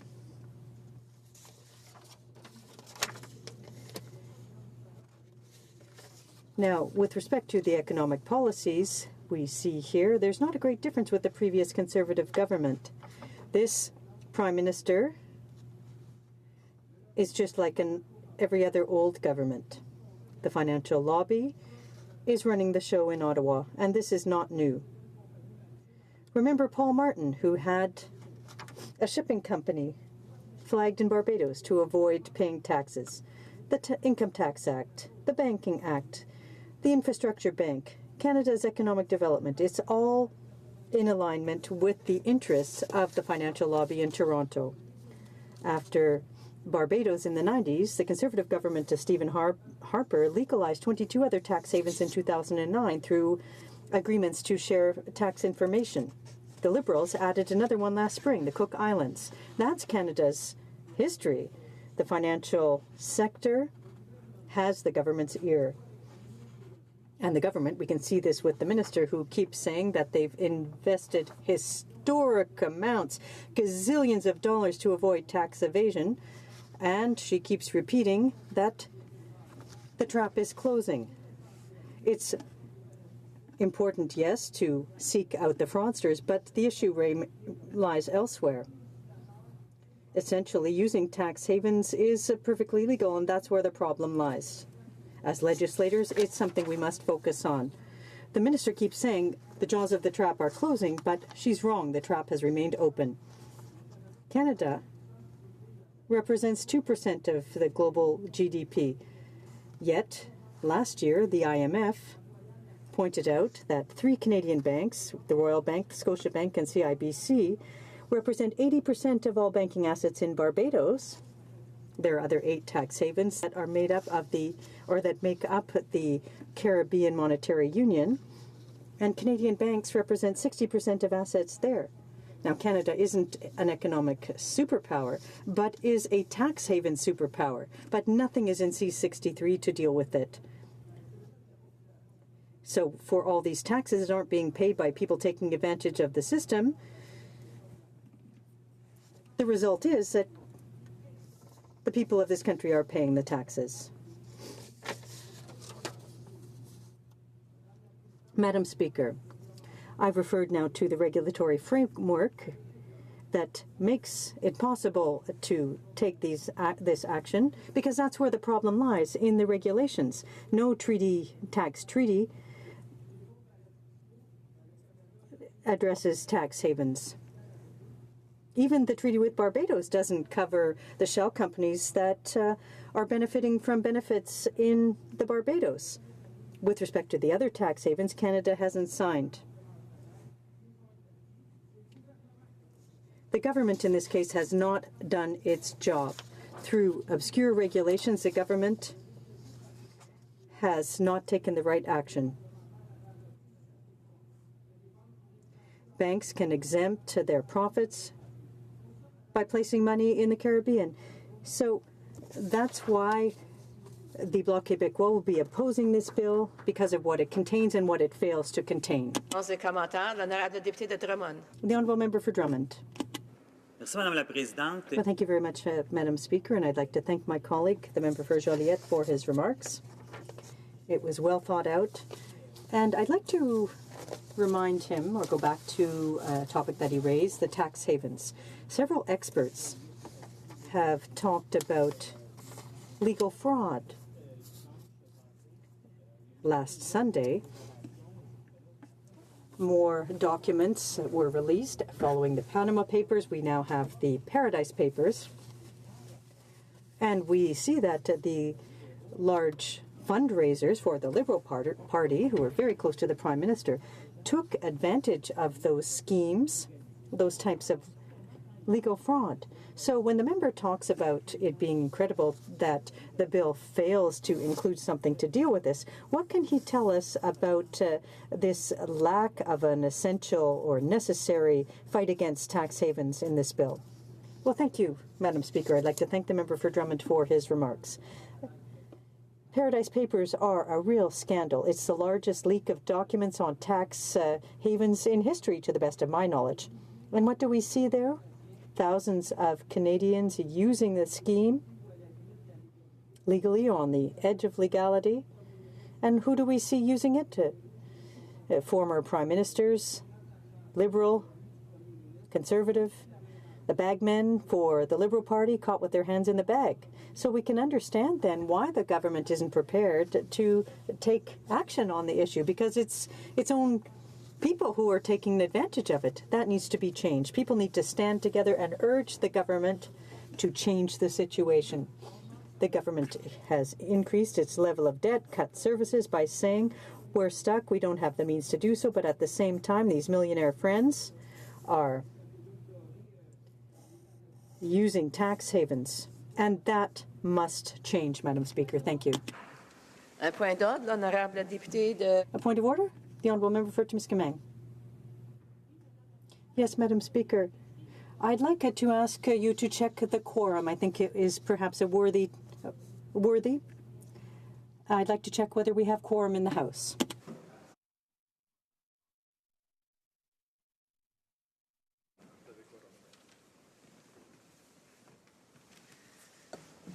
Alors, on a quorum à la Chambre en ce moment. We do have a quorum in the House. The honourable questions and comments. The honourable member for Barrie Innisfil. Merci, Madame. Thank you, Madam Speaker. I'd also like to say thank you to my colleague for his remarks today, and I'd like to ask him a question. He mentioned a number of issues with the Minister of Finance in recent weeks. Is the member aware, or does he believe that the Minister of Finance retains the confidence of Canadians? The Honourable Member for Joliette. Thank you, Madam Speaker. And I'd like to thank my colleague for his question. That is a good question. He's raised a good one. The Minister of Finance is supposed to enact legislation and influence his government on economic issues in this country. What we're seeing is that he has links with his company, and we can question, in fact, who is his priority. Is he governing first and foremost for all Canadians, or taking action for his company? Now, before being appointed Minister of Finance, he was still in a leadership role in the company. He has millions of actions that he said he's selling off. But over the past 2 years, when he made decisions, who is he thinking about first and foremost? The benefits for his company? For example, when I put forth a motion to fight tax evasion in Barbados, the entire Liberal Party voted against the proposal, and the Minister of Finance as well. I wonder if he spread the word. His company also has a subsidiary in Barbados, and on the company webpage it says they do business in Barbados for Canadian pension funds, etc. And they say, come and see us. So when the Minister of Finance and the Prime Minister and the government makes decisions, well, who are they serving, in fact? That is the question, and it undermines our confidence in them. Reprise le débat, resuming debate. The honourable member for South Okanagan, West Kootenay. Well, thank you, Madam Speaker. And I'm happy to have the opportunity today to speak to this debate about Bill C-63, the second act implementing the budget tabled last March in this place. And it's a big bill, 329 pages, amending 19 pieces of legislation. And it's unfortunate that in recent years, budget implementation bills have become so enormous and that the government allows so little time for their debate and study that we cannot possibly discuss them effectively. And this one changes labour laws, lays the foundation for Canada's membership in the Asia Infrastructure Bank, And, you know, I know there's been points of order raised about this bill, whether it can be legally considered an omnibus bill under the new Standing Order 69, and so I won't comment on that, but it's just that its sheer size is concerning. Now, you think in all those pages there would be a lot of good news for Canadians, and there are a few bits of sunshine there, particularly in provisions that would change the Labour Code to make it a more flexible place and place some protections for unpaid interns. And, you know, we here in the NDP would like to see some of these provisions go a bit further, but in general we salute any measures that recognize the difficulties that workers face these days. And so these changes are certainly a step in the right direction. And I also like to point out that there are some other things I was happy to see here. Support for geothermal projects, very tepid, as my colleague from Sandwich Gulf Island said, subsidies for reduction in subsidies for fossil fuel industries. So there are some good issues here that were raised in this bill, but really there could have been so much more good news in such a huge bill, and we're very disappointed in what's actually missing. And before the budget was tabled last March, the NDP sent the finance minister a letter outlining some of the things that we thought could and should be done to really help average Canadians, really help the middle class and those wanting to join it. And I'd like to talk a bit about these items that were missing in the budget, and these are truly missed opportunities to help Canadians. And first, there's Pharmacare. I know the Parliamentary Budget Officer came out with a report only recently that showed that we could save over $4 billion a year if we, in Canada, if we instituted a universal Pharmacare program that offered free prescription drugs to all Canadians. That's right, we could save billions of dollars while providing free prescription drugs. Canadians would be wealthier and healthier. Now, the finance minister didn't have access to that report, so perhaps that's why he didn't include it in the budget, but there were other earlier reports just as credible that estimated even larger savings, over $11 billion a year under the same program. And then the Liberals voted against an NDP motion last month that simply called for talks with the province to begin within a year to look at how such a program could be structured. So I'm hoping that this just isn't a case of the government not wanting to give credit to the NDP for such a good idea that would make life better for all Canadians, and that by next spring they'll quietly slip universal Pharmacare into the 2018 budget. And it's better late than never. Another item that the Liberals forgot to include in the 2017 budget, and the 2016 budget for that matter, is their promise to do away with CEO stock option tax loopholes. That would have saved Canadians over $750 million a year. And the Liberals promised it in the last election. But no, they decided not to go after CEOs, and instead this summer went after small businesses across the country, going after the small fry, the minnows, instead of the big fish. And speaking of big fish, we also asked the finance minister to enact legislation in the budget to close down offshore tax havens. Now, the Paradise Papers have shown us why they might not have wanted to do that, to protect the Liberals that are using those tax havens to avoid paying their fair share of taxes in Canada.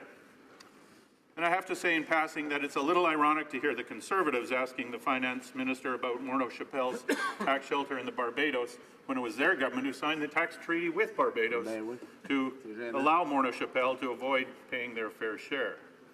But the inaction on the part of the Liberals, in fact, they keep on creating offshore tax havens. They just signed a new treaty with the Cook Islands. It's just as disappointing. We also asked the finance minister to institute a $15 an hour minimum wage for federal workers. This would have been a great signal to the country that the federal government recognized that many hardworking Canadians cannot possibly live on the minimum wages they receive for their work.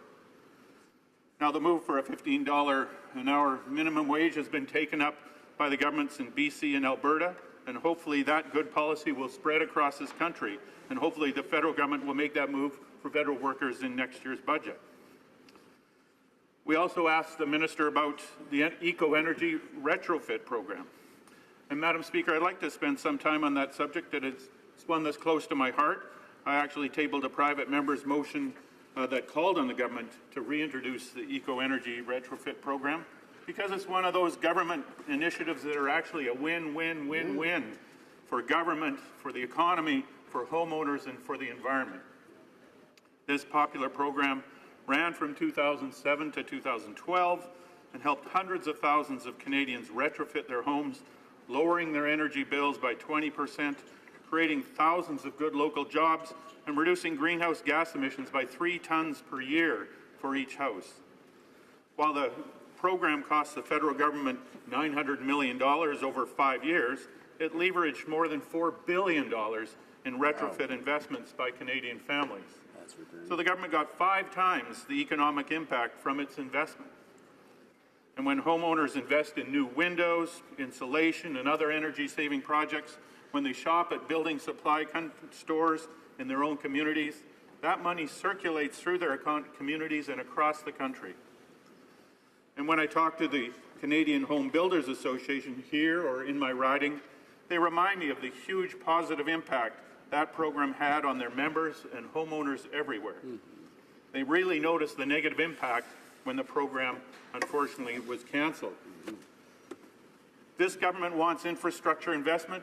They want to reduce carbon emissions. They want to help the middle class.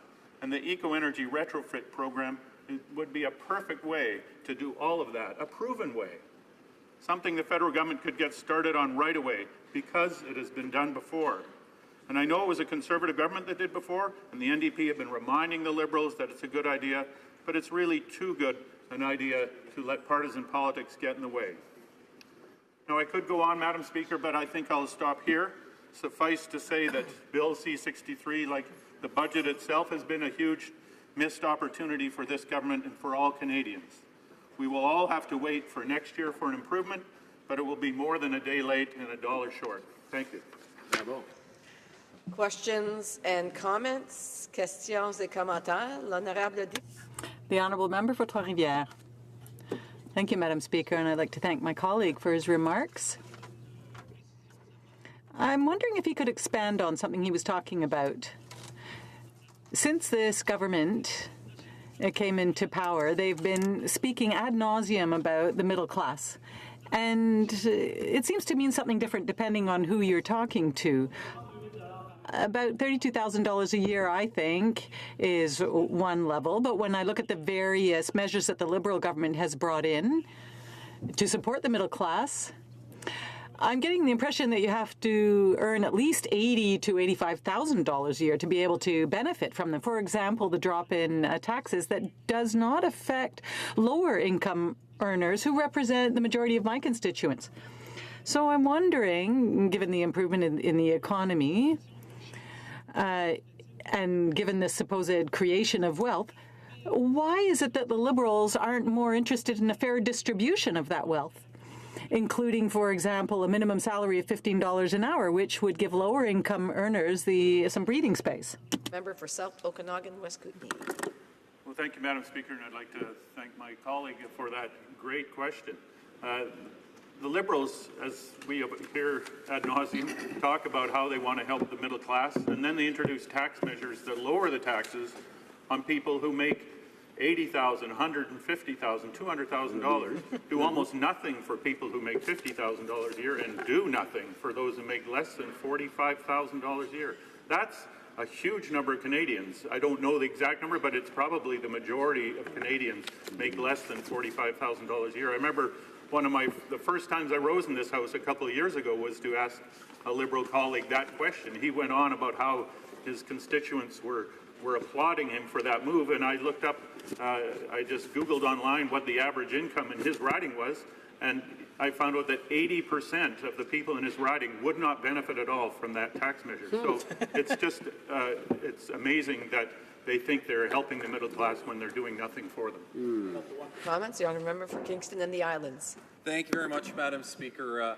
I thank my colleague for his intervention today, but I'm quite puzzled by his lack of interest in some of the initiatives, in particular in this act let me reference one of the things this Act is doing. This Act will put into place measures that give greater flexibility for Canadians working in federally regulated industries to balance work and family responsibilities. Increased flexibility for annual vacation days and holidays, more bereavement days, more unpaid leave for family responsibilities. You know, this is the NDP, Madam Speaker. You know, the party that touts themselves as being the progressive in this House. How can this member stand up and vote against these initiatives when time comes to do that, Madam Speaker? The honourable member for South Okanagan West Kootenay. Well, thank you, Madam Speaker, and I'd like to thank my colleague for that question, because I guess he wasn't listening to my speech, because I specifically mentioned those issues within this budget are some of the few things that the NDP really like. We like to support that, but it's an omnibus bill. We only have one choice, and that's to vote yes or no to the whole bill. And that's the real tyranny of omnibus bills. And if we can fix that, I think it will help us support them when we would love to support them. We want workers to have more flexible workplaces. We want to protect unpaid interns. But we can't do that when it's one of the few little nuggets of gold there amidst this huge pile of stuff that we really don't like. So, you know, we do support that, but it's in an omnibus budget bill, so we're forced to vote against it. We have time for a very brief question. Questions et commentaires, questions and comments. L'honorable The Honourable Member for Longueuil-Saint-Hubert. Thank you very much, Madam Speaker, and I'd like to thank my colleague for his speech. Obviously, he has a very informed perspective, and I would like to ask him if he's hopeful that the NDP will be able to obtain, I'm having a hard time saying it, basically, is he also hopeful that the Speaker will decide to split the omnibus bill into these various items, and that the NDP will be successful in asking for this? Is he hopeful? Answer from the member for South Okanagan West Kootenay. Well, Madam Speaker, yes, I am hopeful, because I think this will improve the way that we work in this House. Yeah. If we can split these huge bills into smaller parts that are more, that are less. There's just so many different things in these Absolutely. Huge budget bills. 19 changes, 19 statutes. Mm-hmm. It's very difficult to vote for them en masse with any real meaningful way. So yes, I'm hopeful that we will have a good resolution in this bill, and others like it will be split. Thank you. Resuming debate, reprise de débat, the honourable member for Courtenay-Albany. Madam Speaker, it's an honour today to rise on Bill C-63, an amendment to the Budget Act. Before I get started, Madam Speaker, I want to give a quick shout out to my mother. It's her 70th birthday. We're far from home, so thanks, Mom. You know, a year ago, I tabled a bill, Madam Speaker, Bill C-312 for a national cycling strategy. We've seen in our country soaring healthcare, soaring infrastructure costs, the need to address our greenhouse gases. And in the spirit of Bill C-312, I rode my riding this summer. My riding's 8,500 square kilometers. It's got 10 nations, 7 municipalities, 3 regional districts, and had an opportunity to get out and engage people in our communities. I visited over 28 communities, had over 20 town halls. And so this speech today, Madam Speaker, is really in reflection of what people wanted to see in the budget, what they want to see happen in our communities, and what they didn't see. The government likes to talk about a robust economy, about job creation, about a growing economy, but we're not seeing that in my riding of Courtenay-Albany. In fact, we are seeing the opposite. We have seen raw log exports go up tenfold in 10 years in the Alberni Valley, for example. Port Alberni has now been identified as the city in British Columbia with the highest poverty rate in British Columbia. A third of the children are living in poverty. We need an economy that works for us, a marine economy that works for us. We need to rehabilitate our sockeye salmon fishery. We were in critical stage last summer, Madam Speaker, and the decline of the stock has cost our local economy millions of dollars, but the multiplier effect is in the tens of millions of dollars, Madam Speaker. We need urgent investments in stock enhancement and rehabilitation and salmon protection. And, Madam Speaker, the government likes to tout their ocean protection plan, but in their coastal restoration fund, they forgot places like the Somas River, which is a critical place for the sockeye in British Columbia. It's the third highest returning river basin in coastal British Columbia. Madam Speaker, we have great opportunities to create jobs in our port, which is the only deep-sea port on the west coast of Vancouver Island. And the Port Alberni Port Authority has put forward some excellent projects that we hope the government will consider that would create thousands of jobs in our riding. And this is a place that, Madam Speaker, had the highest median income in Canada in the 50s, 60s, and 70s, and now has one of the lowest median incomes in Canada. So the people of the Alberni Valley sent buckets of money to Ottawa when times were good. They're hoping that they'll get the same return, and they're not seeing that, Madam Speaker, when we need it the most.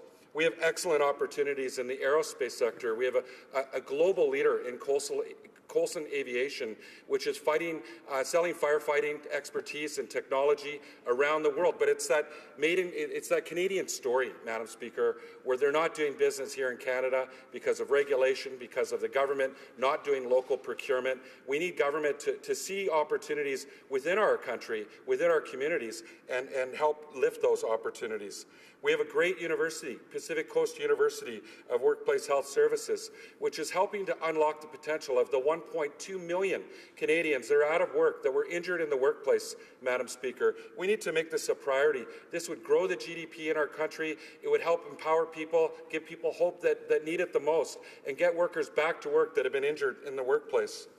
We know that seniors in our riding and across the country are demanding support for pharmacare, for health care, for affordable housing and home care. Madam Speaker, with an aging population in our riding, my riding, with one of the highest median ages in the country, it is a situation that is urgent, and we need support for these initiatives, Madam Speaker, and these important needs. Affordable housing is a huge issue in my riding as well. With the spillover from Vancouver to Vancouver Island to Victoria and Nanaimo, it's now entering into rural communities where housing affordability is becoming just really it's becoming the biggest issue in my riding. And the government has made announcements that they're investing in affordable housing. Well, they made an announcement of $11.2 billion over 10 years, but when you look at it closely, Madam Speaker, it's $20 million in the first year, $300 million by the next election. Madam Speaker, that's just giving people false hope about their real commitment and real change to grow the middle class and help those that aren't in it. Madam Speaker, this is a situation that is urgent. We have situations that are of serious concern and immediate. We have an opioid crisis, a fentanyl crisis that is impacting our communities. And in Port Alberni, for example, the Port Alberni Shelter Society, a group of people that is relying on local funds to open an overdose protection center needs urgent funds to keep that going from Ottawa, and they're calling on Ottawa to make sure that this is identified as a national emergency, a national health emergency, so that we can help combat that crisis.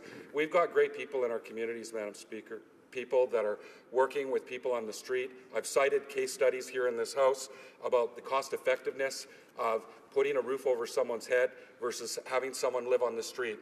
We know it makes sense. People are concerned in my riding. They're concerned about the economy. They're concerned about social development and infrastructure. They're concerned about climate change with floods and forest fires and storms and seasonal changes. It's having a significant impact on our environment and on our economy. One thing that I noted in my journey was going to the remote Indigenous communities in my riding, Madam Speaker. I was in communities where people are earning $235 a month on income assistance in these rural communities, Madam Speaker, where there's 70% unemployment. That's unacceptable, Madam Speaker. And in these communities, many of these communities, people have to travel to the grocery store, which is either 45 minutes or an hour and a half away. So if you live in Heshquit, it's $50 each way to go to the grocery store just to buy groceries. That leaves you $135 to get by on clothing and medicine and to survive, Madam Speaker. This is here in Canada. This is taking place. But fortunately, on October 1st, the BC provincial government, John Horgan's government, made an increase of $100. But still, people are left with $335 to pay for the water taxi, to get to the grocery store. And we know they're not buying fresh food, Madam Speaker, because they can't afford it. This is at the same time that the Newfoundland communities have been in court for over a decade, where they won their court case for their right to catch and sell fish, Madam Speaker. And the Government of Canada appealed that decision. They appealed that decision twice, not once, and twice it was thrown out by the Supreme Court of British Columbia. And instead of doing what they promised to do, that is, work on a nation-to-nation basis, they instead have appealed and fought First Nations in court. This is the same government that says their most important relationship is Indigenous people, but they're fighting them in court. People earning $335 a month. They're not looking for a handout. They're looking to do business with Canada and be a partner in Canada. That is the words from my friend Curtis Dick. My friend Ken Watts quoted his father, George Watts, the late George Watts. They're just looking for their rightful place in this country. These are communities that can't access the fish that are running right by their villages, so they can be part of this great story of Canada. They just want to feed their families. They want to grow an economy that works for everybody and be a partner in this nation. Madam Speaker, they run on the principles of ESOC, and that is respect. That's how they've approached Canada. But Canada needs to come back to the nations with the same respect. They need to get to the negotiating table and invest money. And in this budget, there isn't money to give back to the nations. They've spent $12 million instead of investing in programs because their food, their economic security, and their rights are a priority for them, Madam Speaker.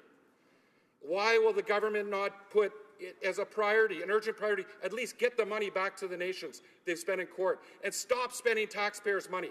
It must be in the tens of millions of dollars that Canada has spent in court fighting the very people they say is their most important relationship. Madam Speaker, the people of the Nuu-Chah-Nulth, they live as a priority and as their way of life, Hishuk Ishishawak, and it's about everything is one. And Madam Speaker, in their traditional territories, they call them their Hahutli. They treat everyone as one. And everything is interconnected, Madam Speaker. When the Leviathan went down, these same people were pulling $5 and $10 out of their jars to buy gas to go look for people from another country, people that were missing, because we're all interconnected, Madam Speaker. And it's time for Canada to do the right thing, to invest in stopping and ending poverty in these nations, and ending this discriminatory policies of the past. Madam Speaker, I hope the government is listening today. Questions and comments. Questions et commentaires. L'honorable député. The Honourable Member for Trois-Rivières. Thank you, Madam Speaker, and I'd like to thank my colleague for his remarks. I join my voice with him to wish his mother a happy birthday, and she has every reason to be proud of her son. Now, we all drop our personal budgets. The government has to do a budget, but we often have our personal budgets to do, and those involve choices. Here, though, we have a Liberal government that is deliberately choosing to not deal with tax havens, which means that we're losing $8 billion per year. Is that not at the heart of the issue here? Would that not help fund all these objectives that the member has suggested? Madam Speaker, and it's a part of the speech that I wish I got to, but you're absolutely right. Governing is about choices. It's about choosing to make sure someone has a roof over their head. It's choosing to resolve a court case with Indigenous people to make sure that they can access the rights that we already know that they have, that they won in the courts. But instead, this government's choosing to protect CEO stock option loopholes, protecting Bay Street, protecting tax havens. This is shameful, Madam Speaker. Well, people in my community are dying. They're dying and they're living without hope we need to reinstall the hope in them, Madam Speaker, by making sure that they are put first and foremost, Madam Speaker. And the policies of this government haven't demonstrated that. The middle-class tax break, it forgot about everybody earning $45,000 a year or less. But we let people put their money in offshore tax accounts. We protect CEOs on Bay Street instead of doing the right thing, Madam Speaker. I really appreciate my colleague and his important values and the question, because he knows, the Canadians know that this is wrong. It's fundamentally unacceptable. Questions et commentaires. The honourable member for Glengarry, Prescott Russell. Thank you, Madam Speaker. And I've listened to parts of my fellow colleague's speech. And I'm curious to know when he goes back to his constituents, because if we recall in 2015, they promised to balance the budget, and we've invested, and they talk about tax evaders and whatnot, and we've invested $1 billion to go after the tax cheats and tax evaders offshore. So I'm curious to find out if he tells them that on a balanced budget, they wouldn't have been able to do that. And we're not sure yet with the new leader if he's going to promise to balance the budget as well, which effectively wouldn't be able to invest any dollars at all to go after these tax evaders that they're actually talking about. So I'm curious to find out, have they changed their policy, or are they still with steady as she goes as the policy goes? The honourable member for Courtenay Alberni. Madam Speaker, it's really rich to hear from my friend, my colleague from the Liberal government, that he's asking us about balanced budgets. They're running soaring budgets, creating policies that protect the very wealthy. And instead, they could be closing tax havens, investing that money back into either paying deficits or investing in projects and opportunities that I identified in my community and the people that need a lift up. Instead, what they're doing is they're protecting their friends on Bay Street. We've seen that time and time again, Madam Speaker. Why would the government not follow through with its promise to close CEO tax loopholes? Why would the government not support their commitment in a motion that the NDP put forward to close tax havens? Instead, this government is sat idle while people have no roof over their head, while they're living without access to medicine, without dealing with their real promise, which is making Canada's Indigenous people their most important relationship. Madam Speaker, if that member came to my riding and saw how they were treating their most important relationship, he'd be ashamed, and so would this government. And the Prime Minister has been to my riding, and he has met with the nations, and he made a promise that he was going to resolve this court case, and he hasn't followed through with it. Minister of Department of Fisheries and Oceans said it was going to be a priority, but instead they've dragged their feet, just like the Harper government did, just like the Conservatives did, and they're leaving people struggling every day just to put food on their table, just to get to the grocery store, Madam Speaker.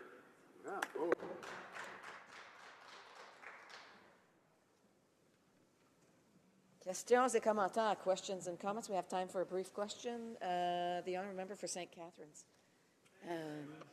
Madam Speaker, and the honourable member talks about a reduction of poverty, and this government came forward with a policy that's had a significant impact on child poverty, the Canada Child Benefit, and this new budget implementation bill is going to index that to the cost of inflation, which is even improves the lives, I know, of constituents in my riding who are struggling, and I was wondering if he could comment on that and this great news policy that's going to help, or that has helped 40% of children come out of poverty. Brief answer from the member for Courtenay Alberni. Again, I wish the member to come to my riding. I invite him and his government. I live in the place with the highest child poverty in British Columbia, where 1/3 of the children are living in poverty. I mean, if the member really wanted to come and learn what a national child care plan would do for people in our communities, or to end Indigenous children in care, a program, what that would do by giving money to the nations so that they could move forward to stopping the more children living in care. This was an opportunity, and the child care tax benefit doesn't solve that, Madam Speaker, but a national child care strategy working with Indigenous people would do just that, Madam Speaker. Reprise de débat, resuming debate. The honourable member for... resuming debate. The honourable member for Abbotsford. Well, thank you very much, Madam Speaker, and it gives me great pleasure to be able to speak to the Budget Implementation Act. As you know, this act is supposed to be the Liberal government's plan going forward for managing the country's finances, for implementing policies that will make Canada a better, stronger, more cohesive society.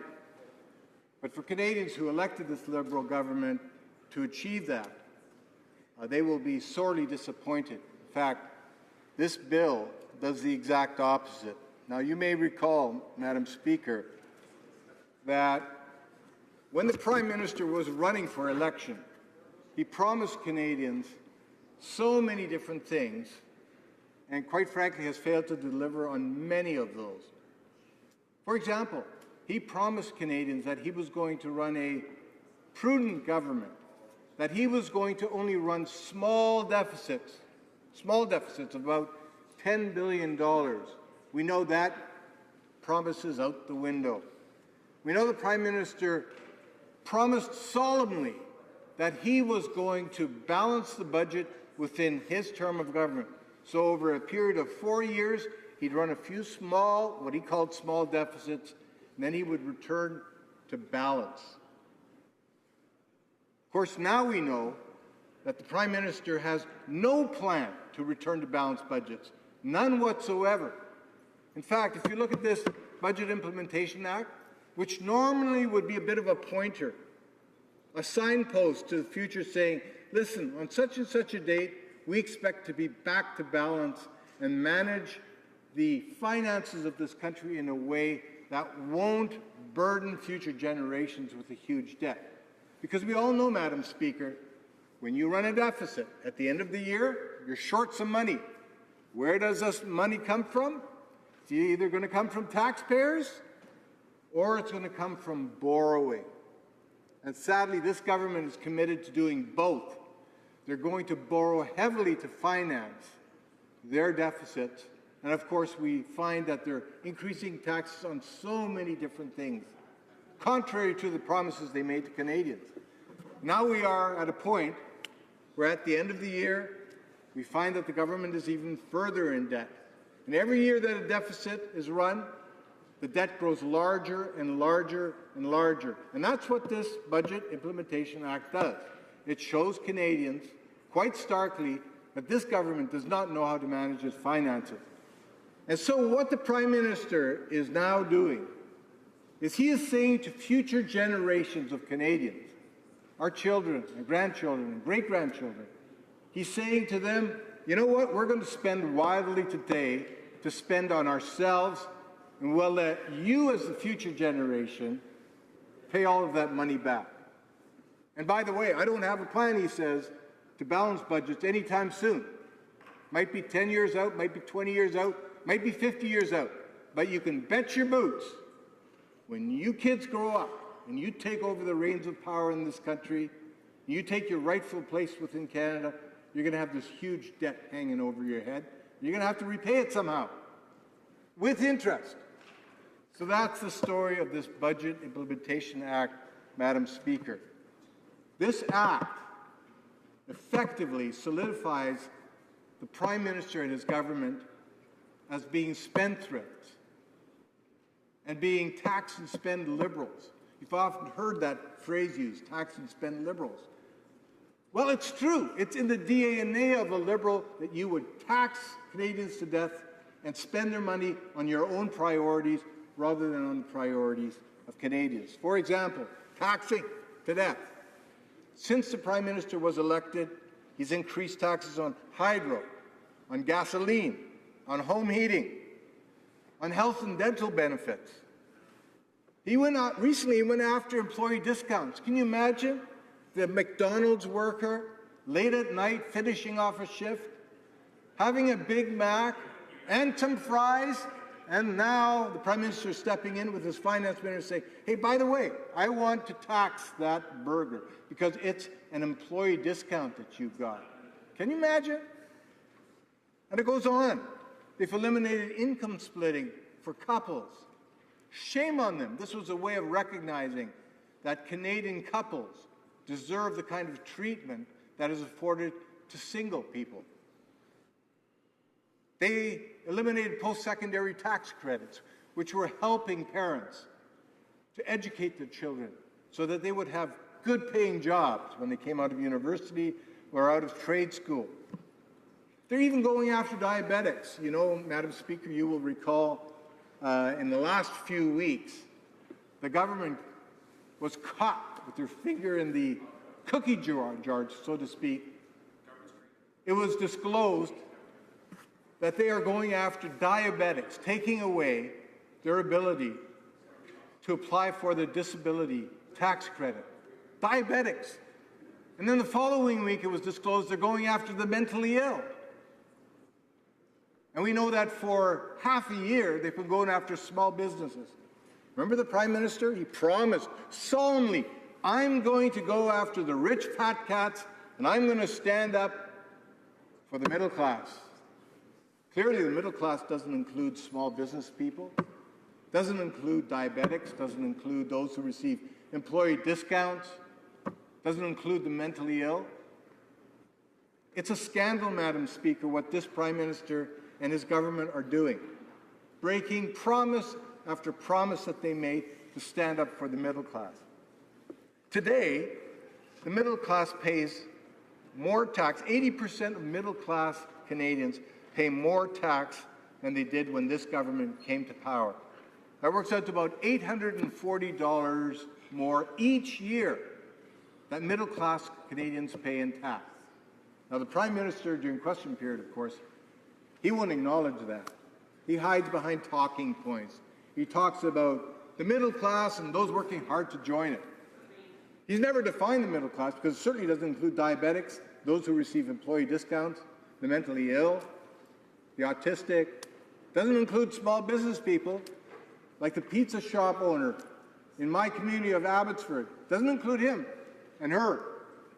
They've got kids that work hard in that pizza shop to try to make a living. At the end of the day, the government had said to them, we want to tax it even more. And if you leave money in your company, we're going to tax it at a rate of up to 73%. Can you imagine? 73% tax on hard-working small businesses in Canada? And then there's the scandal of the Asian Infrastructure Investment Bank, the AIIB. What the Prime Minister has now said is, instead of investing billions of dollars in building our own infrastructure in Canada, whether it's roads, whether it's bridges, whether it's urban transit, whether it's building out our ports, our airports, our inland ports, our seaports, instead of making those investments at home, he announced recently that he's having Canada join the Asian Infrastructure Investment Bank. This is a Chinese-led bank that will invest exclusively in Asia, not in Canada. There's no investments in Canada that the Prime Minister is investing in. It's all in Asia. And he says, oh, this will create jobs in Canada. I'd like to see his plan for actually using the AIIB to make infrastructure investments in Canada, to create jobs in Canada. There's no guarantee that will happen. In fact, today, Canadians have the right to bid on jobs that are funded by the Asian Infrastructure Investment Bank. They have that right already. The reason the Canadian companies aren't getting those jobs is because many of those bidding processes are corrupt. They're rife with corruption. So Canadians have difficulty competing in that marketplace. That will not change with the Asian Infrastructure Investment Bank. $500 million of Canadian taxpayers' money is what our Prime Minister has put into the Asian Infrastructure Investment Bank. Money that will be spent where? In Asia. Not creating jobs at home, not building out infrastructure here, but doing it in Asia. Now, we know that the Prime Minister is immensely fond of China. I think he called it the basic dictatorship that is China, and he has lauded it because it's efficient. It gets things done. Can you imagine that? He should be lauding Canada, how we get things done, and we do it by respecting human rights and the highest environmental standards. And then, Madam Speaker, we talk about the broken promises of electoral reform. Remember that process? Remember that process? The Prime Minister had promised that this last election was going to be the last under the first-past-the-post system. He broke that promise. He did consultations across Canada that were a sham. and then he dropped it on. Madam Speaker, let me just close by saying what the Prime Minister has done, he's misled Canadians. And come 2019, Madam Speaker, Canadians will hold him accountable. Resuming debate, reprise de débat, the honourable member for Nepean. Thank you, Madam Speaker. The honourable member talked about the debt. Let me come to that a bit later. Madam, we have made significant investments in the middle class and in infrastructure. We have reduced taxes on the middle class. We have made enormous investments in infrastructure. All that is paying back, Madam Speaker. The GDP growth rate is the best amongst the G7 countries, Madam Speaker. In Ottawa, in Nepean, in my riding, and in Ottawa, the unemployment rate is the lowest in the last 10 years. And last month alone, Madam Speaker, we created 35,000 full-time jobs in Canada, Madam Speaker. Now, the question I want to ask is that what is more important? When we look at the Canada's debt from 1997 to current day, only between 1997 to 2008, the debt actually went down. Only during the years 1997 to 2008, the debt actually went down.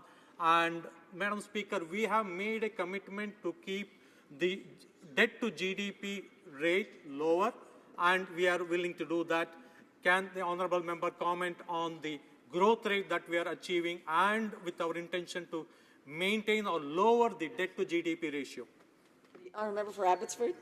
Well, Madam Speaker, I can tell you, the fact that Canada is experiencing growth today and some job creation is because you had a Conservative government before 2015 that invested heavily in infrastructure and did so responsibly, that kept taxes low on Canadians, that moved infrastructure projects forward, that was supportive of the resource sector. Today we know there are lots of red flags in our economy.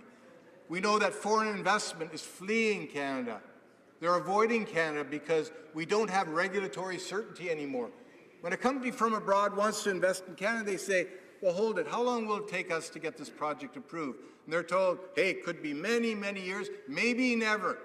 So they're not going to be investing in Canada. That's the sad part of this Liberal government. They've overturned all the good things that our previous Conservative government had done to lay the basis for a sound economy. So I apologize for the confusion. I did say resuming debate a while ago, and I meant to say questions and comments. So questions and comments, questions et commentaires. The honourable member for Parry Sound, Muskoka, or Muskoka, Parry Sound. Thank you, Madam Speaker, and I thank the honourable member for his contribution to this important debate. I'd like him to return to the Asia Infrastructure Investment Bank for a second, because as a former trade minister, the honourable member knows a lot about how these international commercial arrangements in fact work.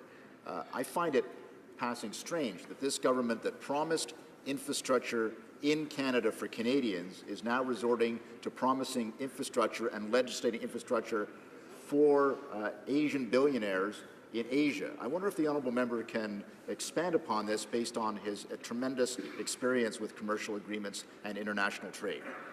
The honourable member for Abbotsford. Well, thank you, Madam Speaker. That's a great question. Certainly when we were in government under Stephen Harper, we looked very carefully at the Asian Infrastructure Investment Bank, and we said no. Why?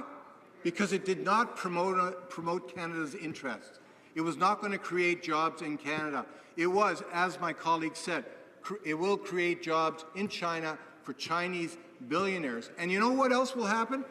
As we help the Chinese build out their Asian infrastructure, we improve their competitiveness, the competitiveness of other Asian economies, and we undermine our own competitiveness. We should be investing in Canada. And that's the sad thing about this Liberal government. They invest in infrastructure in foreign countries, so that will create an unlevel playing field with Canada when it comes to competitiveness. They take $2.6 billion of Canadian taxpayers' dollars, and they put it into something called the Green Climate Fund at the United Nations, which is supposed to help other countries address the mitigation of climate change and adaptation of climate change. But there are no safeguards. There's no oversight on this money. When this money gets sent abroad, guess what happens?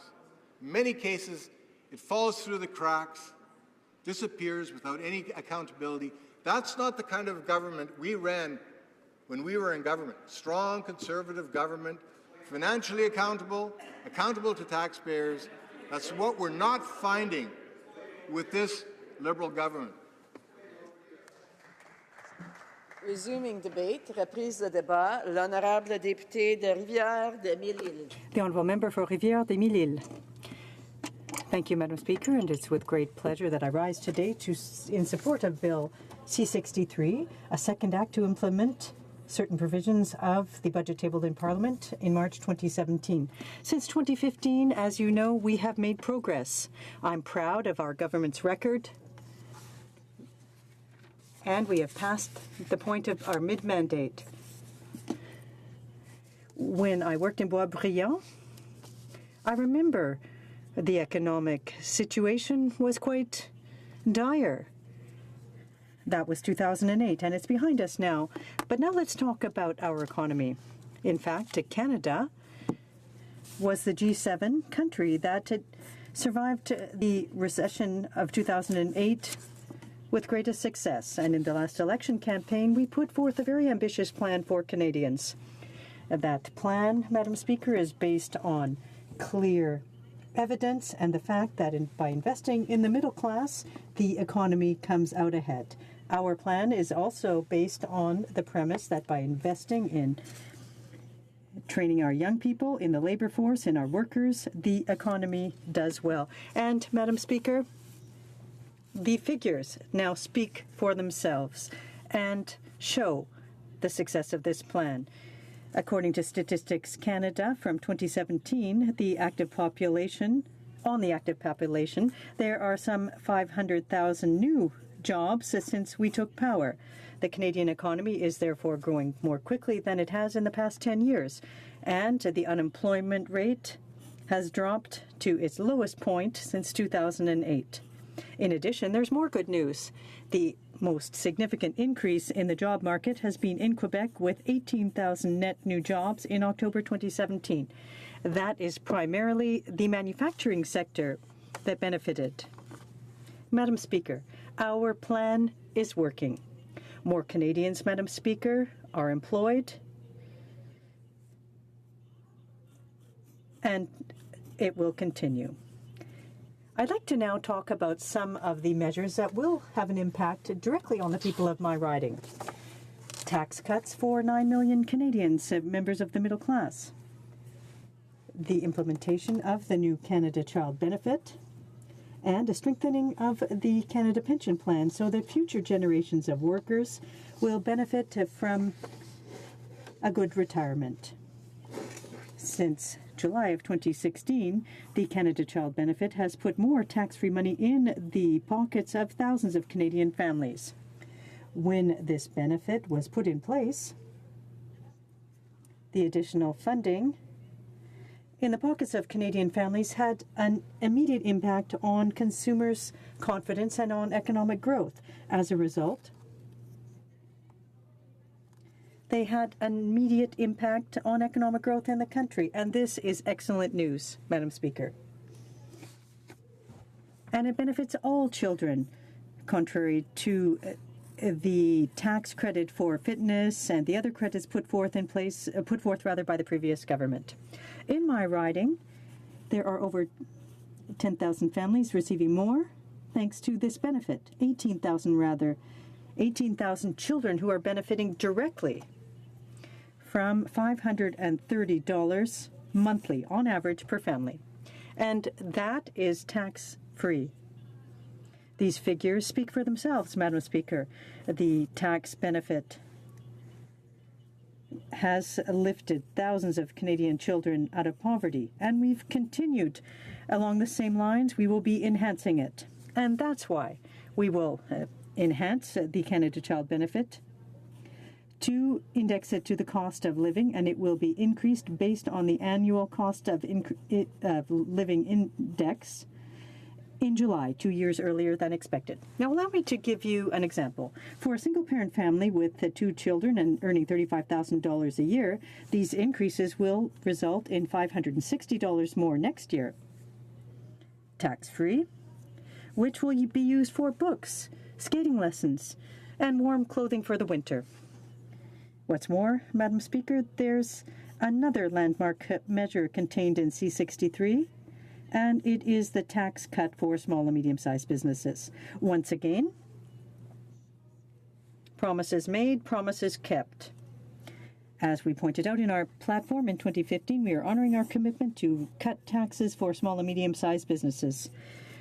The rate was 11% in 2015, and it will be dropping to 9% in 2019. This is excellent news for entrepreneurs in my riding who, in January 2016, participated in a pre-budget consultation roundtable with the Parliamentary Secretary of the Minister of Finance, who was in my riding. This good news will provide our businesses, the dynamic businesses in my riding, with greater leeway.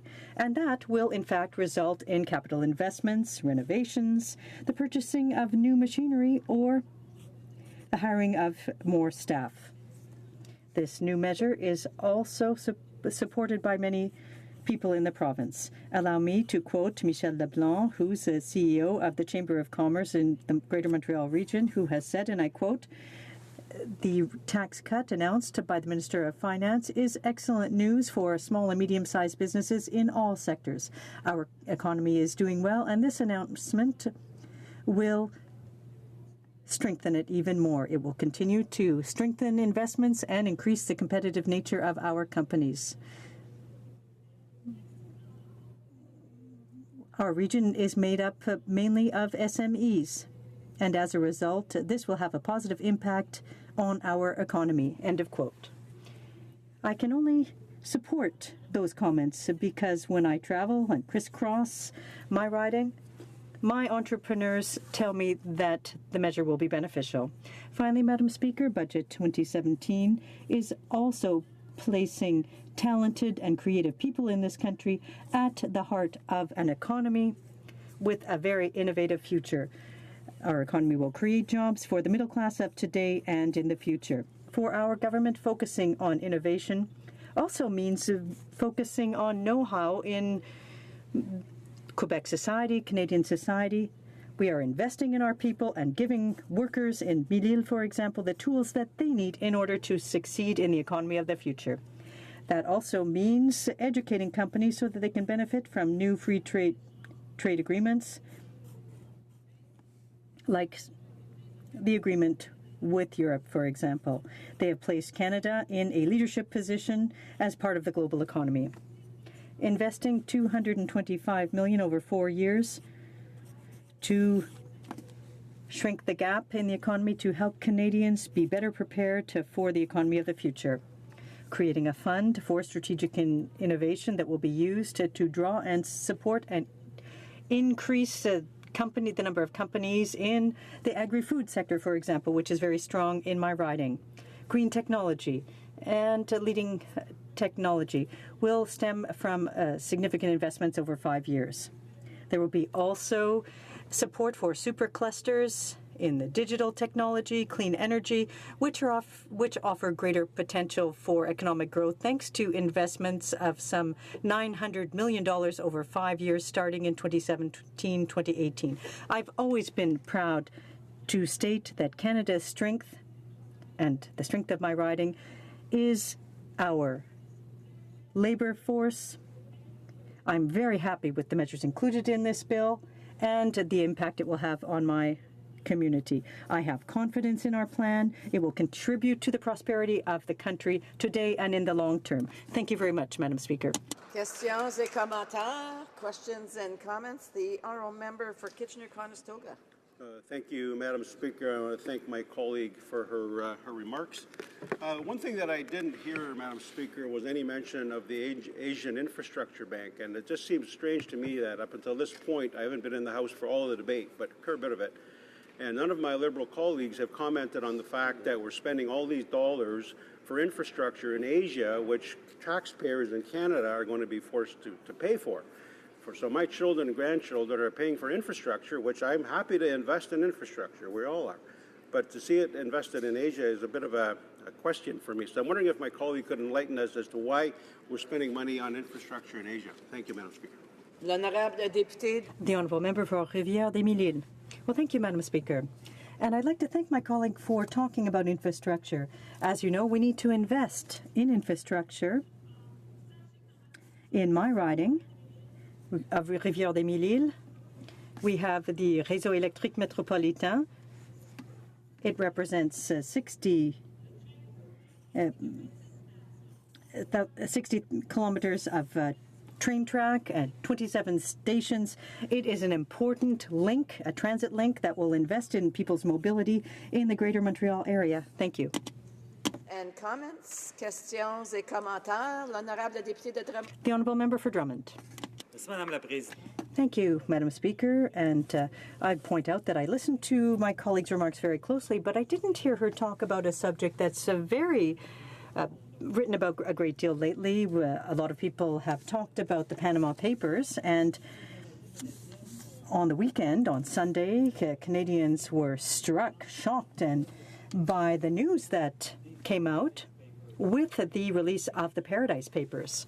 Those papers, or those documents, contain information stating that the Liberal Party's main fundraiser, the bagman and good friend of the Liberal Prime Minister, was caught in what the experts call legal fraud. I'd like to hear my colleague's response. When will action be taken, and why doesn't this bill contain any specific processes or procedures to deal with tax avoidance? The Honourable Member for Rivière-des-Mille-Îles. I'd like to thank the Honourable colleague opposite who sits with me on the Official Languages Committee. We always have a great deal of fun when we sit on committee, and I'd like to thank him for the question. It's a very important one. The government has invested to prevent tax evasion.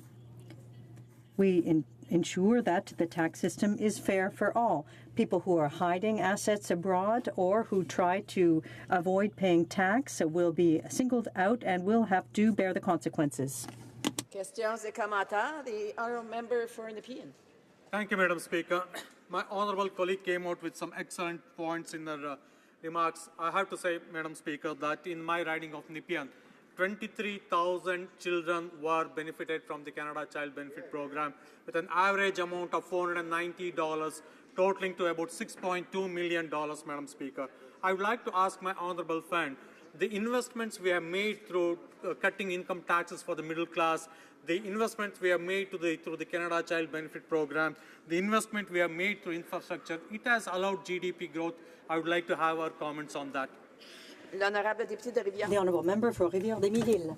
Well, thank you again, Madam Speaker. As my colleague said, this is a very important part of our program and of our election platform.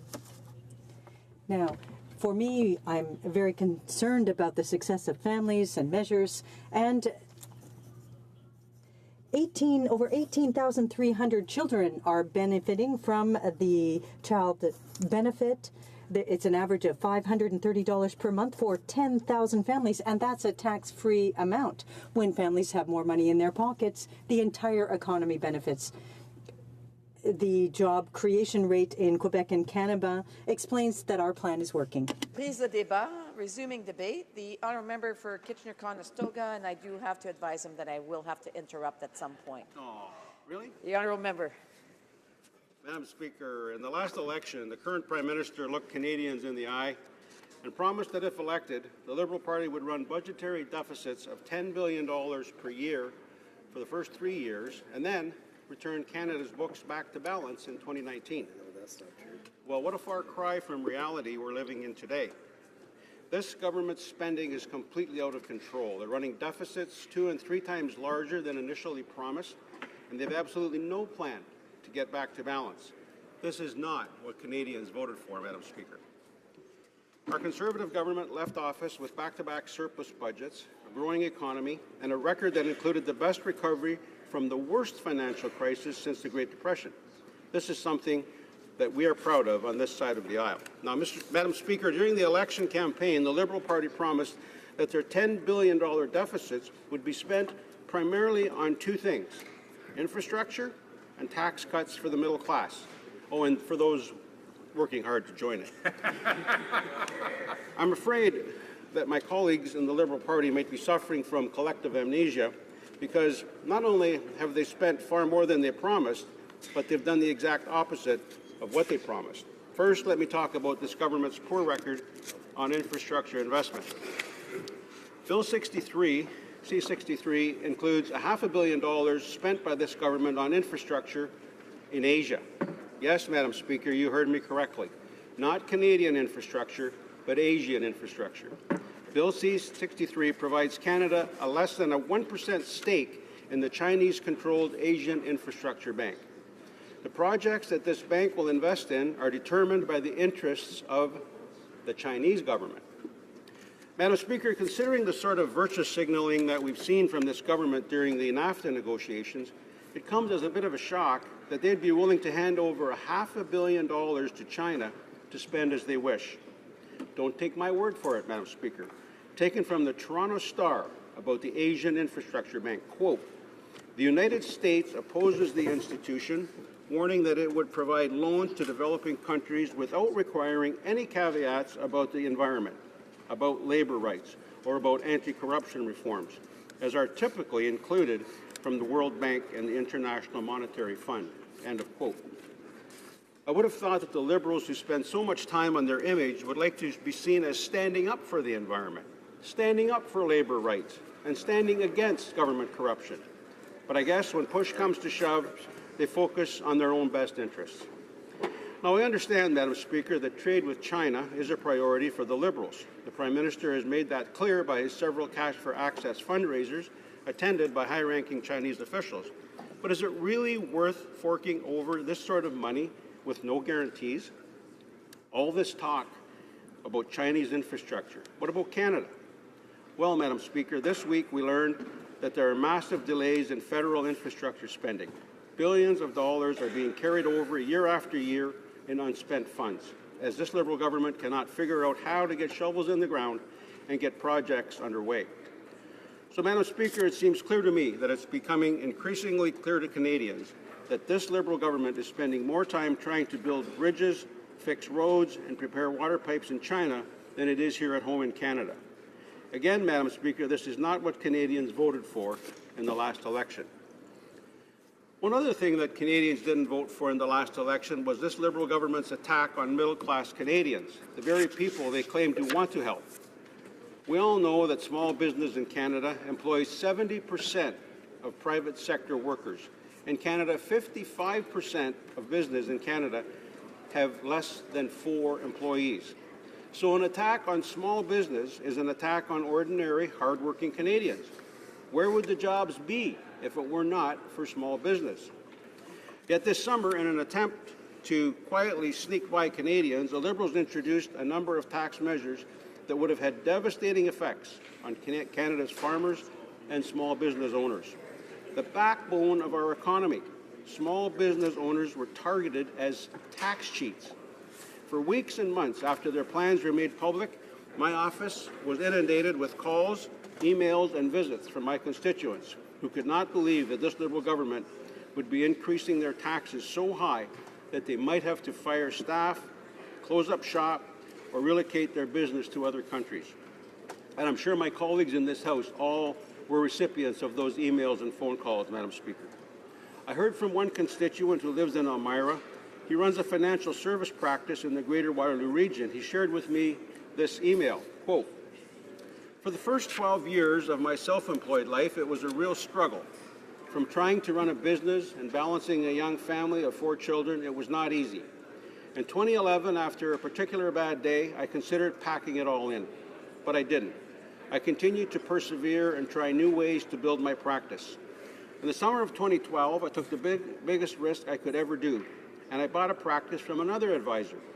That meant taking on a $250,000 debt to do that. I also incorporated at that time on my accountant's advice. I then took an even bigger risk, hiring 2 staff to help me run a more efficient practice. In 2015, I had paid off the $250,000 loan, bought another practice for $500,000, and hired another staff member. I feel I've paid my fair share of taxes, both corporately and personally, over the years. Now, we are being told that small business owners are wrongfully using the tax system unfairly, and I dare say crookedly. That is not right." End of quote. I also heard from a veterinarian operating a clinic for large animals. His clinic not only employs Canadians, but also sponsors 4 local fairs, 2 soccer teams, a baseball team, 2 hockey teams, 3 plowing matches, 2 4-H clubs, a dance studio, and a local volunteer fire department. He shared his email with me, quote, "As a veterinarian, I have worked hard over many years to reach the pinnacle of my profession.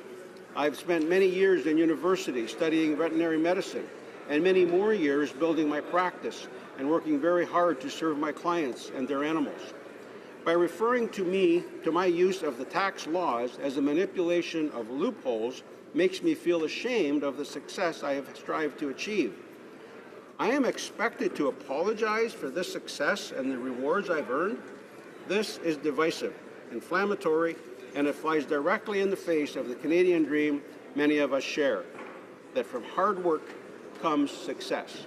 From hard work comes success," end of quote. And I heard from a farm family in Elmira. They're afraid about what these changes will mean for a farm that has been in the family for generations. The owner wrote, quote, "These proposed changes will add uncertainty and complexity to any farmer who has chosen to incorporate their farm business. I'm particularly concerned with the impact these changes would have on succession planning. It's unacceptable that the Government of Canada would make it easier and more beneficial from a tax perspective for a farmer to sell their farm to a stranger rather than their own child or grandchild. This type of policy threatens the tradition of the Canadian family farm." And last, Mr. Speaker, I would be remiss if I didn't mention my friend Mike from TriMac. I was glad the Leader of the Opposition, the Leader of the Conservative Party of Canada, visited Mike last month to share our positive Conservative plan to lower taxes on the middle class and small business. TriMac employs over 100 Canadians, as when considering it. Am I out of time, Mr. Speaker? I apologize. My honourable friend from Kitchener-Conestoga, who will have a minute and a half left following the question period, but we do need to get on to statements by members, and I'm sure members will look forward to his last minute and a half, followed by questions and comments. Statements by members, déclaration de député. The honourable member from Markham Thornhill. Mr. Speaker, I am pleased to rise today to highlight an outstanding company in my riding of Markham Thornhill. Celebrating 100 years in Canada this year, IBM is one of the world's most successful companies and a staple of the local economy in Markham since 1983. Over the last century, IBM has showcased what it means to be a truly innovative company and a leader in our community. Its innovation extends beyond their organization with the IBM Innovation Space in the Markham Convergence Centre, home to the next generation of entrepreneurs and startup companies working in the global marketplace.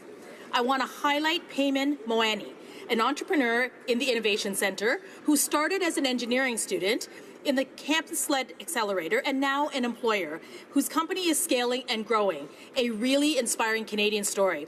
I'd like to take a moment today to thank IBM for their great work in Markham and across Canada. And here's to the next 100 years. The honourable member for Brandon Souris. Speaker, it gives me great pride to inform all members of this House that in 2019, the Tim Hortons Brier is returning to Brandon for the first time since 1982. As only a fellow Manitoban may truly understand my excitement, this is a huge announcement for our curling community, the Wheat City, and Western Manitoba. After Brandon put on such a successful Canada Cup last year, the organizers proved that our small prairie city has the right stuff to put on such an elaborate bonspiel. A tremendous thank you goes out to local vice chairs Ryan Shields, Nate Andrews, and Jackie Nickel, who have stepped into the hack and are busy organizing and recruiting volunteers to make this upcoming Brier a huge success. Without a doubt, Brandon is a host city. Having successfully completed the Canada Games, Scotty's Tournament of Hearts, previous Briers, and the first Olympic curling trials, we will once again show the entire country the depths of our volunteer spirit and our love of the game. I welcome everyone to Brandon in 2019 to cheer on Canada's greatest curlers. Honourable Member for King Vaughan. Mr. Speaker, I rise today to acknowledge the launch of the 5th annual Muslims for Remembrance Day campaign, organized by the Ahmadiyya Muslim Jamaat Canada. This nationwide campaign was first launched in 2011 to remember and show support for Canada's troops and veterans that sacrificed their lives for our country and for those who are protecting us today. Recently, I had the honor of attending one of their ceremonies at the Batul Islam Mosque in Maple. The Ahmadiyya community rallied young and old to show support and raise funds for Canadian veterans. Donations were collected and poppies handed out at all chapters of the Ahmadiyya Muslim Jamaat across Canada, and all collections will be donated to the Royal Canadian Legion. The national president of the Ahmadiyya Muslim Jamaat Canada, Mr. Lalkal Malik, said, "We feel honored to live in this country, and as such we feel that it is our duty as loyal citizens to remember the brave soldiers who made and make the ultimate sacrifice." Thank you to the Ahmadiyya community across Canada for showing your support to our veterans in such a meaningful way. Thank you. Hear, hear. The Honourable Member for Timmins, James Bay. Mr. Speaker, it's been 5 years since the provincial Liberals cancelled the Northlander train, and that decision had a profound impact on the communities of northeastern Ontario and Muskoka. Politically, it showed in no uncertain terms that the provincial Liberals, there are two Ontarios, one that counts and one that doesn't. It's simply unacceptable to state that subsidized public transit will be a priority for suburban and urban regions while telling the North that they can get by with shut-down train stations and privatized highway maintenance. All across Canada, we see the abandonment of the rural north, the shutdown of bus lines in rural Saskatchewan, the closure of the train services to Churchill, the abandonment of the Huron Central and the Algoma Central, the chronic undercutting of Via Rail. But in northeastern Ontario, citizens are coming together to fight for public transit. I support the work of the All Aboard Coalition. I will work with my provincial NDP colleagues. Public transit is a right across Canada, and we will fight for the Northlander train. Honourable Member for York Centre. Mr. Speaker, I recently held an event in my riding where I recognized 15 constituents who demonstrate an incredible commitment to their community. One of these extraordinary individuals is Angelita Budao. She was nominated for her tireless work with the Friends of Earl Bales Park, Action for Neighbourhood Change, and the First Filipino-Canadian Seventh-day Adventist Church.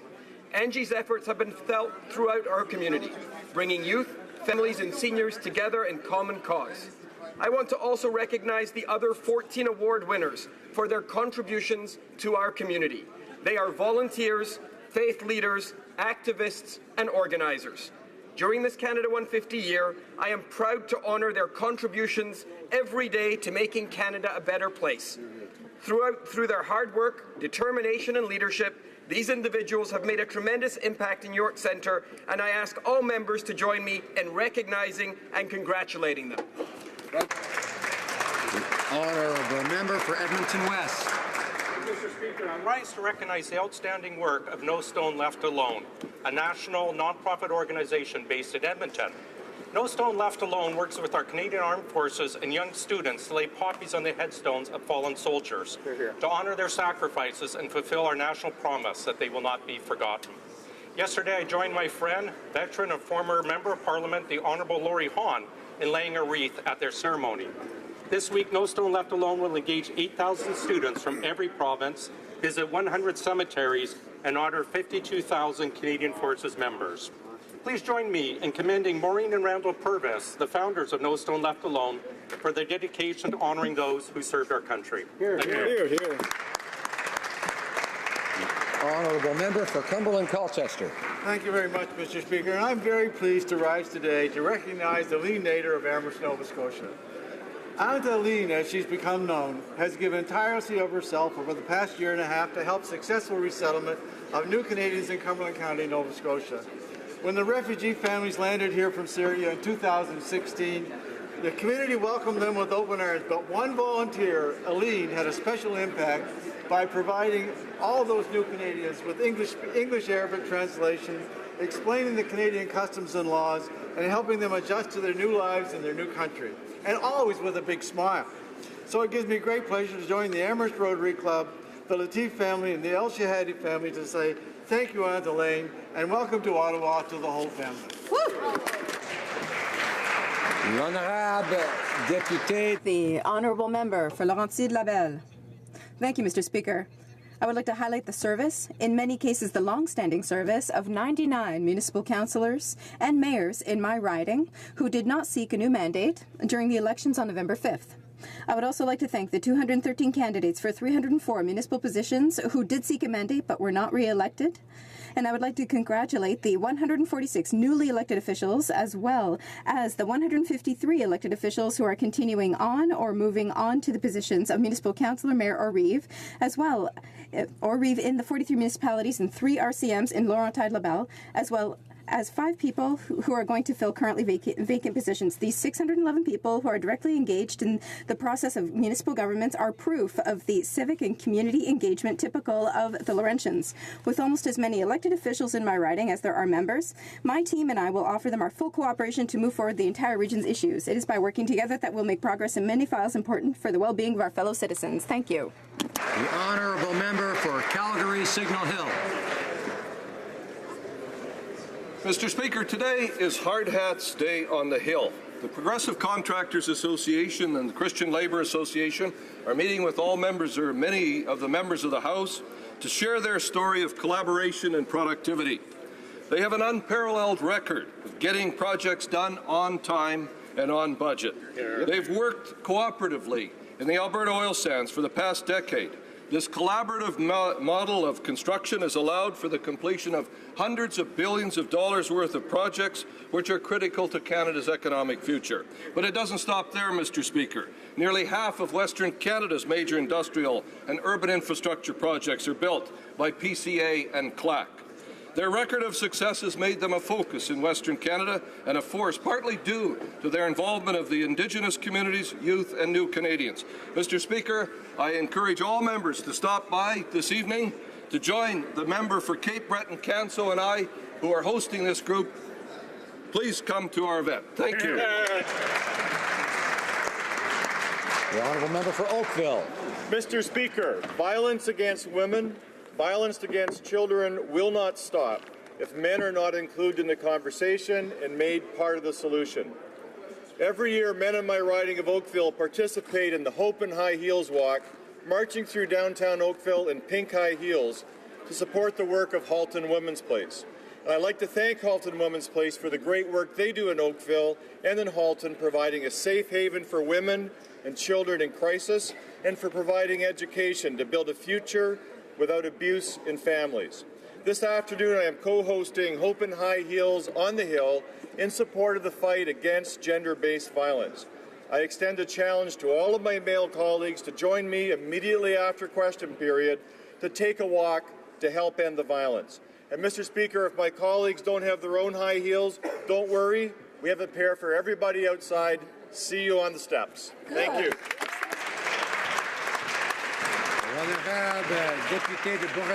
The honourable member for Bourassa.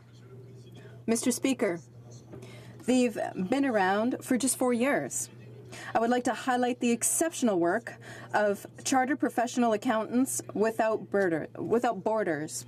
Their mandate is to offer for free professional accounting services, to set up an accounting system, and to train staff of community organizations in developing countries. Over the last 4 years, CPAs Without Borders have fulfilled 17 missions in countries such as Haiti, Burundi, Uganda, and Tanzania, with the help of about 50 CPA professionals or students.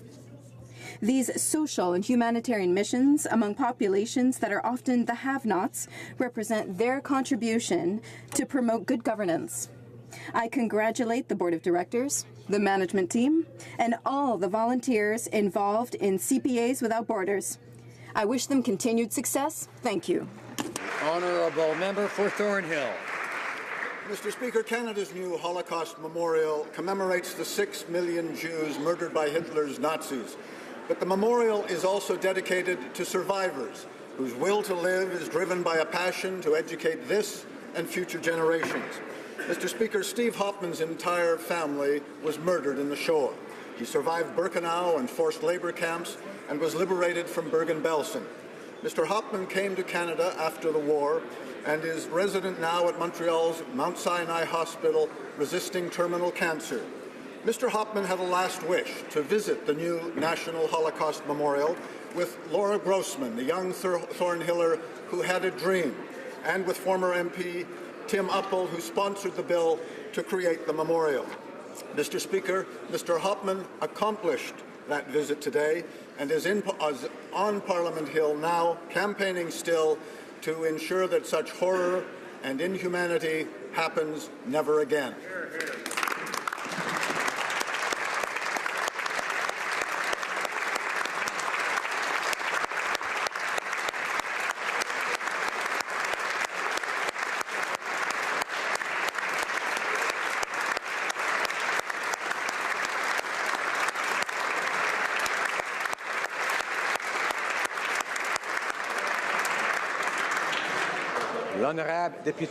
The Honourable Member for Pierrefonds-Dollard. Mr. Speaker, on November 19th, I will have the pleasure of attending the 40th anniversary celebration of the Or Shalom Synagogue in Dollard-des-Ormeaux. Being the first and only Sepharad synagogue in Western Montreal, Or Shalom's mission has broadened considerably to meet the needs of its growing community. Or Shalom is not just a synagogue. It also has a community center and offers many related services. This synagogue has been the pillar of its community for 40 years now and will no doubt remain so for the next 40. I would like to thank Rabbi Avraham Maurani and the entire congregation of Or Shalom for their contribution to enriching the culture of both Pierrefonds-Dollard and of Canada. Happy 40th anniversary, and I wish you many more. Honourable Member for Port Moody Coquitlam. Canada C3 was a historic 150-day expedition from Toronto to Victoria via the Northwest Passage. It connected Canadians from coast to coast to coast, inspiring a deeper understanding for our land and our peoples, focusing on the past, present, and future of our country. I spent 5 days aboard the Polar Prince traveling the West Coast, which were filled with challenge and inspiration. I felt a real connection to the themes of our journey: reconciliation, environment, diversity and inclusion, and youth engagement. I met incredible people like Ahmad Safar, Dr. Christy Miller-Saunders, Russell Cooey and Lillian Howard, Kevin Vallely and Andrew Strang. Our youth ambassadors, Amanda, Devin, and Helena. I was honored to be part of Leg 15 to share my story and my passion for wild salmon, our waters, and our environment with the friends and the community members I met on this significant journey. Thank you to visionary expedition leader Jeff Green and his extraordinary team. It's an experience I'll never forget. The Honourable Member for Abbotsford. Yesterday, one of Abbotsford's finest died in the line of duty. Sadly, John Davidson, a member of the Abbotsford Police Department, was killed doing what he loved to do, namely protect our community. This is a defining and tragic moment for Abbotsford. There are very few of us who don't have a friend, family member, or acquaintance that is a member of a police force. My family is no exception. The death of one brave officer affects us all. John worked as a police officer for 24 years and was loved and respected for his police work as well as for his contributions to our community. As Police Chief Bob Rich said, "The officer who gave his life today is a hero. He will always be my hero," end quote. Thank you to Chief Rich, to the entire Abbotsford Police Force, and to all of those who work to keep our community safe. Our thoughts are with the second wounded officer who is recovering in hospital. Our hearts and prayers are also with John Davidson's wife and kids. Rest in peace, John. Your sacrifice will not be forgotten.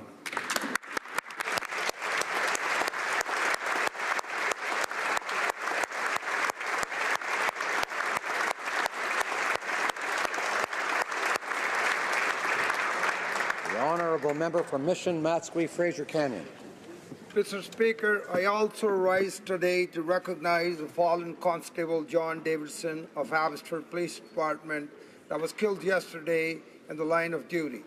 My sincerest condolences goes to Constable Davidson's wife and 3 sons. I'm saddened that the senseless act has brought darkness to our community. Police departments across Canada work hard to protect Canadians and when an officer falls in the line of duty, the whole nation mourns. During this time of remembrance, it is important for all of us to recognize those that serve to protect, whether they're at home or overseas. Our brave men and women that put their lives at risk for their country are our heroes. I ask both sides of the House to join me in celebrating the life of our fallen hero. Thank you, Mr. Speaker.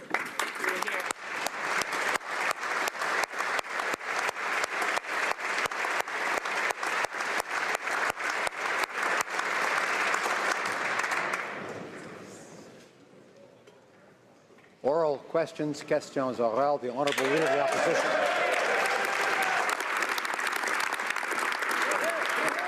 Monsieur le Président, on a eu... Mr. Speaker, we saw a very sad spectacle from the Prime Minister yesterday. The Liberals like to target local businesses, middle-class families, and even sick people. But when the Liberal bagman or the Minister of Finance try to hide their assets or avoid paying taxes, you hear nothing from the Prime Minister. How long has the Prime Minister known that his chief fundraiser is hiding money in tax havens? The Honourable Minister of National Revenue. Mr. Speaker, our government is firmly committed to fighting against tax avoidance and evasion. In our last two budgets, we invested nearly $1 billion, Mr. Speaker. And we did so to fight tax frauds, and our plan is bearing fruit, Mr. Speaker. 627 cases transferred to criminal investigations, 268 search warrants, 78 convictions. The agency is looking into links with Canadian entities and will take the necessary measures. And we will continue to work to have a fair system for all Canadians.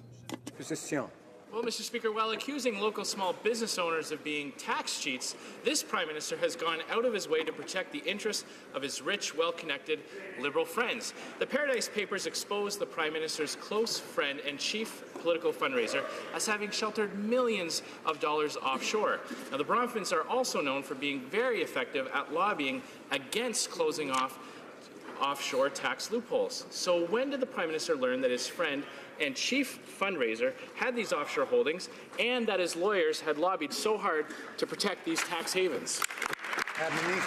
Honourable Minister of National Revenue.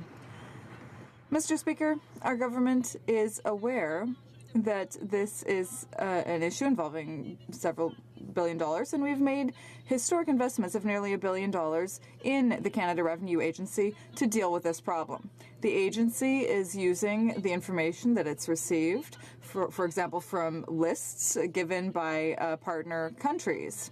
And this is why the agency has more than 980 investigations undergoing and 42 criminal investigations that have to do with structures abroad. And this is as of the 30th of December. We will continue to work in this vein. Well, like the issues surrounding the finance minister, it's funny that things only start to happen when Liberals only get caught. Right. While looking out for his friends and insiders, the Prime Minister put a target on the pocketbooks of hardworking Canadians. He accuses local business owners of being tax cheats even while he's raising their taxes, but he turns a blind eye to the loopholes that his friends enjoy using. It's almost as if there's one set of rules for the Prime Minister and his wealthy friends and another set of rules for everybody else. So why is it that every time this Prime Minister makes changes, it always benefits those in the jet set life and always makes life harder for those in the road trip life? The Honourable Minister of National Revenue. Mr. Speaker, I think it's strange that the Conservatives across the way are talking about the back that we're not working to close tax loopholes, when in fact their government over the last 10 years did absolutely nothing, Mr. Speaker, when it came to tax evasion.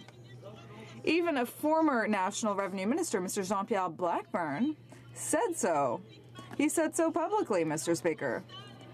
So I think that my colleagues across the way are fairly hypocritical. They shouldn't be giving us lessons. Order. I would ask all members not to try to provoke people. I'm sure that's impossible, but at least I would ask them to try not to do that and to restrain themselves. The Honourable Member for Richmond Athabasca. Mr. Speaker, while the Prime Minister claims to be asking the 1% to pay more, he's paying for his Christmas holidays with taxpayer money. He's passing the deficit on to the middle class, and he's targeting job creators all across the country. Now he's being even more hypocritical by ignoring the scandal of the Paradise Papers. Oh, or should I say the sponsorship scandal? It's hard to remember. I just want to make sure I understand. Is there a strategy to let Liberal friends put money in tax havens? And is this their way of making the 1% pay more? The Honourable Minister of National Revenue. Mr. Speaker, our government is firmly committed to fight tax evasion and tax avoidance. And we want our tax system to be fair for all Canadians. I am proud of the leadership role that we have taken on the international stage. We've collaborated. There's been collaboration between different tax entities, including the sharing of information, and this is an essential tool to protecting the integrity of Canada's tax base. This is why the agency has more than 990 audits underway and 42 criminal investigations that have to do with actions abroad. The Honourable Member for Richmond Athabasca. Well, let's talk about the Minister's Department. Today we learned that the CRA is deliberately hiding the sums that were lost to tax evasion each year. And yet yesterday, the Minister of Revenue swore that everything was under control. Instead of saying anything and everything, can the Prime Minister, for once, give us a clear answer and tell us when he knew that his friend and a big Liberal fundraiser was hiding money in tax havens to avoid paying taxes? The Honourable Minister of National Revenue. Mr. Speaker, my colleague across the way is the one who's saying anything and everything. I can tell you that our government is firmly committed to fighting tax evasion and avoidance, and we are tackling this problem from many different angles, Mr. Speaker. In our first two budgets, we invested historic sums of nearly $1 billion. And last year, Mr. Speaker, the agency imposed $44 million in penalties on people who were preparing tax forms. We are carrying out the work that we promised Canadians we would do during the election campaign. The Honourable Member for Rimouski-Neja-Témiscouata Basque. Yesterday, the Prime Minister told us that the CRA, the Canada Revenue Agency, would be looking into allegations of tax evasion, but he stopped short of confirming that this would be the case for Stephen Bronfman. This is the same CRA that is constantly under fire by tax experts for going hard against everyday Canadians, but for throwing back the big fish. This is the same CRA that forgave the clients who made millions from the KPMG scheme, and this is the same CRA who failed to act on the Panama Papers. When will the Minister stop defending the CRA and start standing up for Canadians?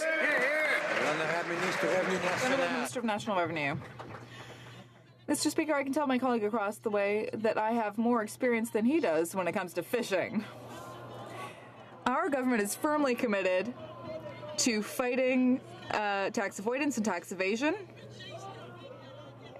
We had a historic budget last year which demonstrates that that is the case. We invested nearly $1 billion. Our plan is producing results. 627 cases transferred to criminal investigations, 268 search warrants, 78 convictions. We promised Canadians that we would do this work, and no one is above the law, Mr. Speaker.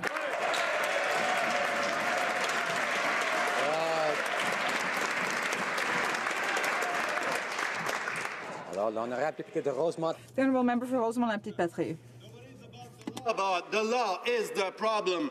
On sait maintenant que We now know that the chief Liberal fundraiser, Stephen Bronfman, put money in tax havens. His explanation? Well, he says that he always acted correctly and respected the laws that were in force. But that's exactly the problem. This is a funny excuse that I've heard before. I think it was the Prime Minister and the Minister of Finance who were using it before. It's hard to remember which scandal it is. Will the Liberals finally take concrete steps against tax havens? The Honourable Minister of National Revenue. Mr. Speaker, tax havens are a priority in my mandate letter, and they are a priority for this government. That is why in the last two budgets, Mr. Speaker, we invested nearly $1 billion, which allowed us to hire new auditors, which allowed us to target 4 jurisdictions per year. We are working with our international partners and the actions that we are taking and the plan that we have are bearing fruit. We will continue working for Canadians as we promised. The Honourable Member for Rosemont-la-Petite-Patrie. Mr. Speaker, if shoplifting was legal, then putting more police officers before the door wouldn't change anything. And that's exactly the case with tax havens. We're being robbed, but it's completely legal. Great. So the minister's response are just smoke and mirrors. They don't get to the underlying problem. We need to renegotiate our tax treaties with several countries. Will the Liberals commit to reviewing the agreements that we have with tax havens? And if they can't say yes, then it means they don't want to change anything. The Honourable Minister of National Revenue. Mr. Speaker, our government is working abroad to fight against tax evasion and tax avoidance. We are an important partner internationally with BEPS, Mr. Speaker, and the results that we've seen are working. When I talk about 627 cases transferred to criminal investigations, or I can mention 268 search warrants or 78 convictions. I don't know what the colleague across the way doesn't understand, Mr. Speaker. These are actions that are yielding results. Honourable Member for Rimouski-Nejet-Témiscouata-Lévesque. Meaningless stats. She should understand one thing. We are lawmakers. Instead of hiding behind the bogus excuse of it's all legal anyways, we can roll up our sleeves and do something about it. We can change the laws. We can especially change laws that allow the wealthy and the well-connected to pay less taxes than middle-class Canadians. The question is, will this government do it? Or will they block these efforts like they have done for the past 2 years? The Honourable Minister of National Revenue. Mr. Speaker, as I've said, the government is firmly committed to fighting tax evasion and avoidance. What the Conservative Party this is something the Conservative Party didn't do for the last 10 years. And even a former Minister of National Revenue, Mr. Blackburn, said that that wasn't a priority. In the last 2 years, since our government came to power, we've invested $1 billion, Mr. Speaker, and we have real results. We're working internationally with partners.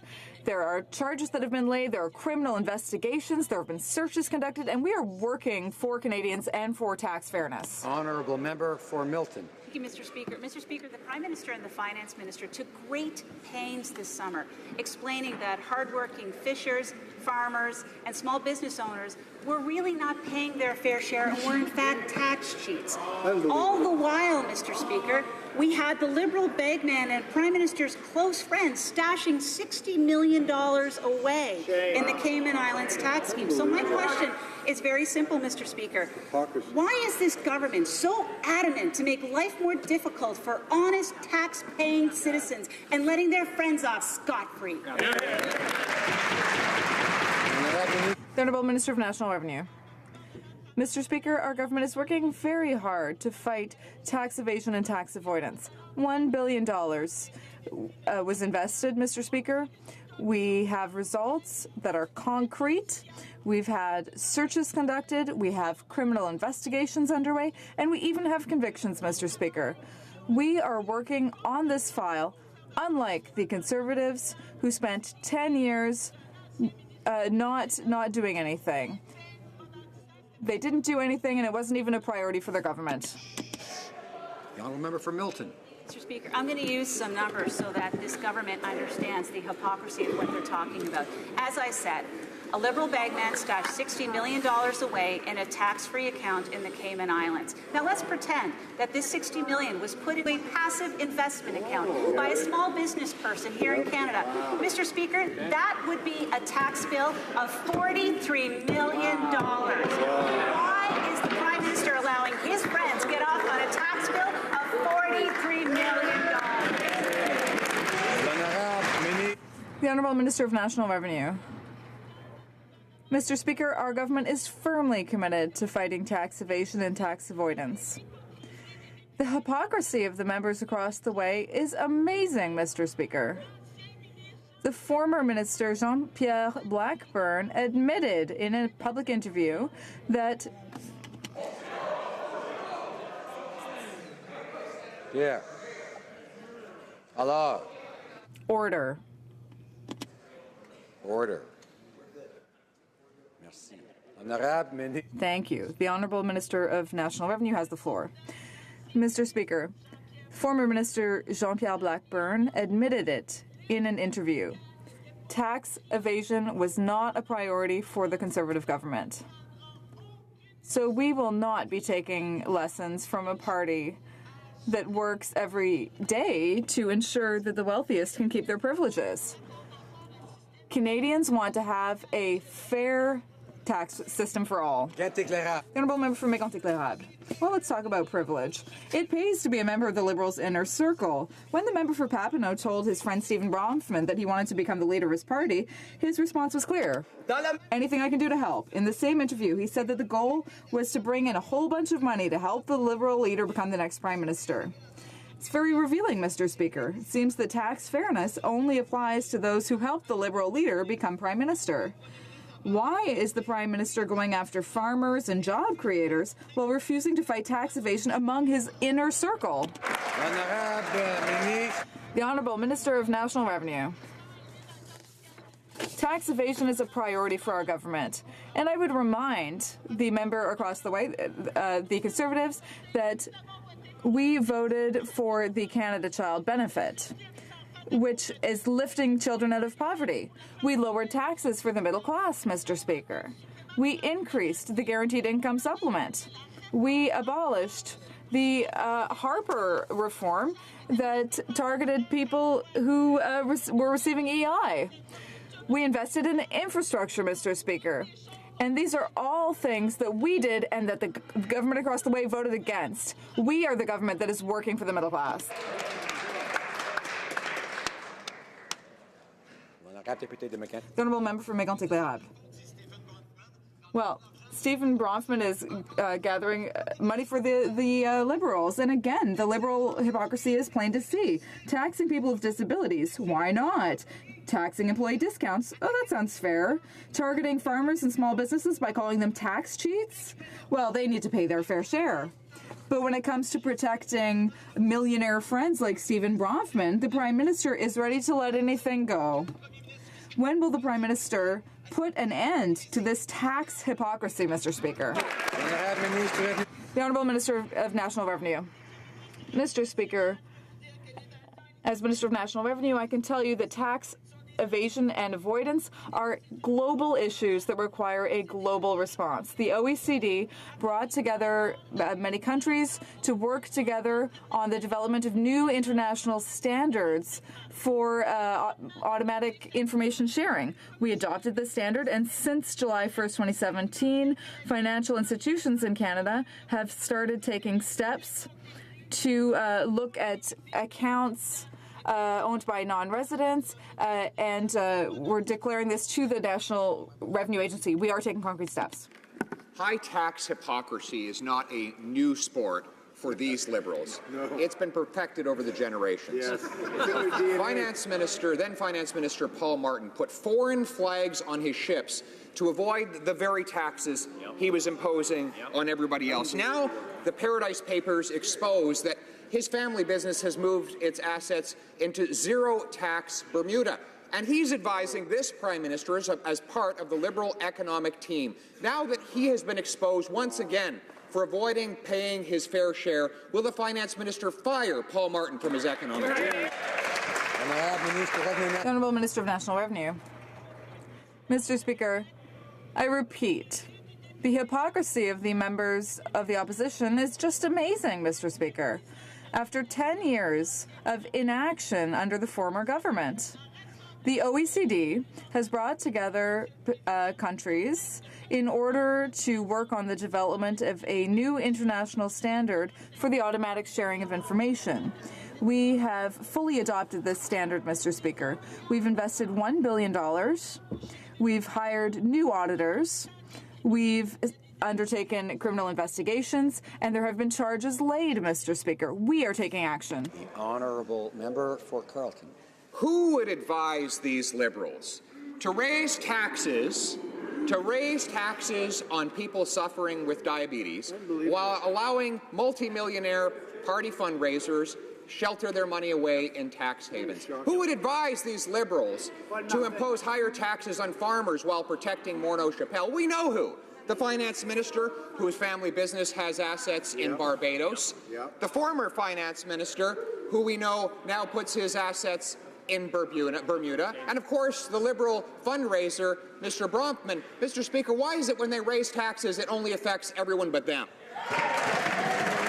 Honourable Government House Leader. Made a commitment to Canadians to ensure that we were engaging with Canadians.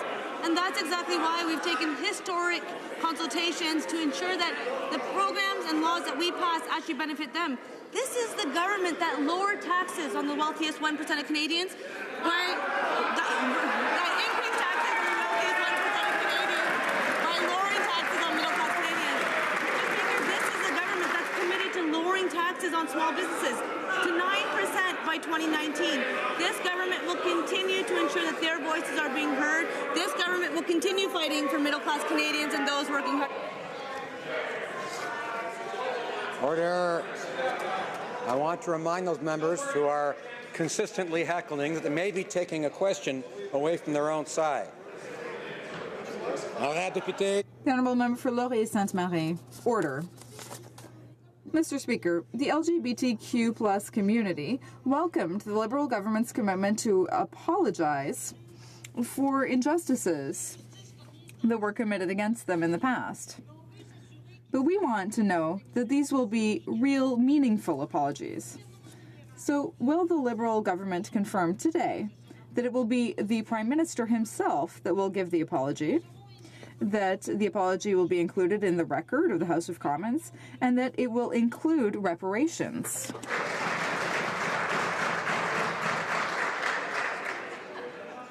Honourable Government, Chief Government House Leader. Mr. Speaker, this is an issue that we take very seriously. We respect the Charter of Rights and Freedoms. We know that more work needs to be done, and that's exactly why we will continue to engage with Canadians to ensure that we are delivering for them. This government knows that Canadians have a role in this place. We will engage with them. We will make sure we do it right. Thank you, Mr. Speaker. The Honourable Member for Esquimalt Saanich Sooke. Well, it's clear the government's got a problem knowing who's in charge of this one. What we're asking is that the Liberals make a commitment today to a just apology for the past injustices to the LGBTQ community. That means an apology by the Prime Minister in this House, and one that includes redress measures. Those who were kicked out of the Canadian Forces still have dishonourable discharges on their record. Those who were convicted because of who they love still have criminal records for things that are no longer illegal, and this continues to limit their ability to volunteer, travel, and work. Will the Liberal government commit today to a just apology for my community, to righting past wrongs and not just expressing regret? The Honourable Minister of Public Safety. Mr. Speaker, the Prime Minister some months ago appointed the Honourable Member for Edmonton Centre to consult broadly across the country with the community to make sure that all elements of this issue were properly heard and known and taken into account, so that the apology, when given, can be thorough and complete, and the other appropriate actions around that apology can reinforce the basic message of rights and freedoms in this country. Honourable Member for Barrie, Springwater, Oro-Medonte. Mr. Speaker, the Prime Minister and his Finance Minister are on the hunt for Canadians to tax. If you're a small business, they'll tax you. If you're suffering from diabetes, they'll tax you. If you're dealing with autism or mental health issues, they will tax you. But if you're a billionaire, close friend of the Prime Minister, you can avoid paying taxes with impunity. When will the Prime Minister stop treating hard-working Canadians like tax cheats and go after his own crew? Honourable Government House Leader. Mr. Speaker, let's try this again. This government is a government that lowered taxes on middle-class Canadians by increasing taxes on the wealthiest 1% of Canadians. This government is a government that recognizes that small businesses are the backbone of the Canadian economy and that they are community builders. We want to see them succeed, and that's exactly why we have committed to lowering the small business tax rate to 9% by 2019. And I really look forward to members opposite recognizing that small businesses are the backbone of the economy and they should be paying a lower tax rate. So thank you, Mr. Speaker. Honourable Member for Barrie, Springwater, Oro-Medonte. Mr. Speaker, instead of going after his own friend, the Prime Minister has decided to target Canadians with autism, mental health disabilities, and diabetics. Stephen Bronfman, the Prime Minister's close friend and chief Liberal bagman, is the poster boy for tax avoidance schemes. When will the Prime Minister stop targeting Canada's most vulnerable citizens and stop making excuses for tax avoiders like Mr. Bronfman? The Honourable Minister of National Revenue. Mr. Speaker, our government is firmly committed to ensure that all Canadians get the benefits that they are entitled to. We're going to move forward with a bill concerning persons with disabilities that will eliminate barriers to accessibility for all Canadians living with disabilities. We've facilitated access to the disability tax credit. We've simplified the forms, and in Budget 2017, we allowed nurse practitioners to fill out those patient requests. We've continued to work with our partners. The Honourable Member for Lévis-Lobinière. Mr. Speaker, while the Prime Minister is asking Canadians to pay ever more taxes for his reckless spending, members of the Liberal Party's inner circle are placing money in tax havens and getting around Canadian tax requirements that apply to middle-class families. Mr. Speaker, why are the Liberals targeting people with disabilities, diabetes, mental health issues, and autism, and treating them like tax cheats instead of going after their friends who are hiding money in tax havens? The Honourable Minister of National Revenue. Mr. Speaker, our government is committed to ensuring that all Canadians receive the tax credits they're entitled to. The eligibility for this tax credit has not changed, Mr. Speaker.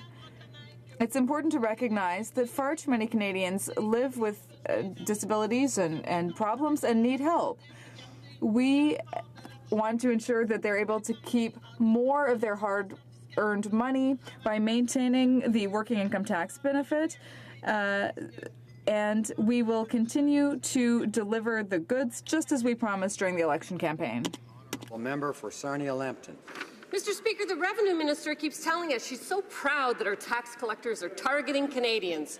Her tax collectors are systematically raising taxes on type 1 diabetics, Canadians with mental health issues, and autism. Her tax collectors are so busy targeting the most vulnerable, they seem to have forgotten about the Prime Minister's wealthy friends. When will the Minister finally tell her tax collectors to lay off sick and vulnerable Canadians and focus on real tax cheats? The Honourable Minister of National Revenue. Mr. Speaker, I worked for 25 years as a social worker, and I always worked to help protect the most vulnerable in our society. Our government has committed to ensuring that people receive the tax credits they are entitled to. We are moving forward with a national act, Mr. Speaker, for persons with disabilities that will eliminate barriers and focus on accessibility. We have simplified the forms. We have allowed for the hiring of nurse practitioners who can help people fill out their forms. We promised this during the election campaign, and we are continuing to do this to help the most vulnerable members of our society, Mr. Speaker. Mr. Speaker, dairy farmers are in Ottawa today, and many of them are concerned. And they have a right to be concerned, because even though the Liberals campaigned on being inclusive and different and transparent, they continue to negotiate the TPP in the dark, just like the Conservatives. Dairy farmers and Canadians believe that this deal was dead. But we've learned that agreement could be reached this week. This agreement will contain a breach in supply management, and the new NAFTA could do exactly the same thing. Mr. Speaker, how much market access will this government allow in our supply-managed sectors? Honourable Parliamentary Secretary for International Trade. Thank you, Mr. Speaker. Canada is a strong supporter of progressive trade, and Asia-Pacific is a priority market for our government. We're actively engaged with the remaining TPP countries, and the Minister is in Vietnam right now working hard to deliver real change and better results for Canadians and the middle class. We're discussing options for a possible agreement, and we're also discussing ways to improve the terms of trade for Canadian businesses. This work is critical We're taking our time. We're pressing for a better deal. We feel we owe this to Canadians to diversify markets abroad and create jobs for people here at home. The Honourable Member for Jonquière. Mr. Speaker, last week we learned that the U.S. Department of Commerce announced its final determination with regard to the duties that will be levied on Canadian softwood lumber. In Saguenay-Lac-Saint-Jean, 11,000 jobs will be threatened by export duties that can go up, that will be up to 21%. Now, we knew that this decision was imminent, but on the Liberal side, it's just yet another failure in a long list. And they haven't made any gains or really defended the softwood lumber industry. When will they take the situation in hand to save our jobs? The Honourable Parliamentary Secretary. The punitive duties imposed by the U.S. Department of Commerce are unjust and very troubling. Our forest industry has never been found guilty in any previous conflicts. We will take this decision to court, and we will win, as we have done every time. We want a good agreement for Canada, not just any agreement, Mr. Speaker. Port Kells. Mr. Speaker, Canada has the longest coastline in the world, and the health and protection of our coasts are critical to our environment, our economy, and to all Canadians. At our Standing Committee on Fisheries and Oceans, we hear many different views on how to prosper, but everyone agrees that we have to protect our waters and our shorelines. It was a year ago today that the Prime Minister introduced the Oceans Protection Plan. So can the Minister of Fisheries, Oceans and the Canadian Coast Guard update us on our progress? Good question. The Honourable Minister of Fisheries, Oceans and the Canadian Coast Guard. That was an excellent question from the member from Fleetwood, Port Kells. One of the 4 pillars of our Ocean Protection Plan is strengthening partnerships with Indigenous communities, including building local emergency response capacity. Just last week, the first session under the Indigenous Community Response Training Project wrapped up in Bamfield, British Columbia. 9 members from 7 Northern First Nations graduated from the Coastal Nation Search and Rescue course, enhancing this important capacity for the Canadian Coast Guard. Mr. Speaker, as you know, we'll do what it takes to protect Canada's oceans. Hear, hear.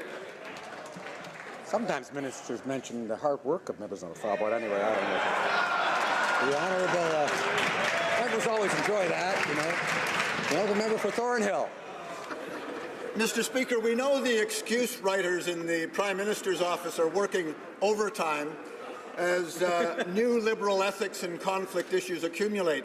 But Canadians are still waiting for a few meaningful answers from the Finance Minister. He was found guilty and fined by the Ethics Commissioner for hiding his French corporation for 2 years.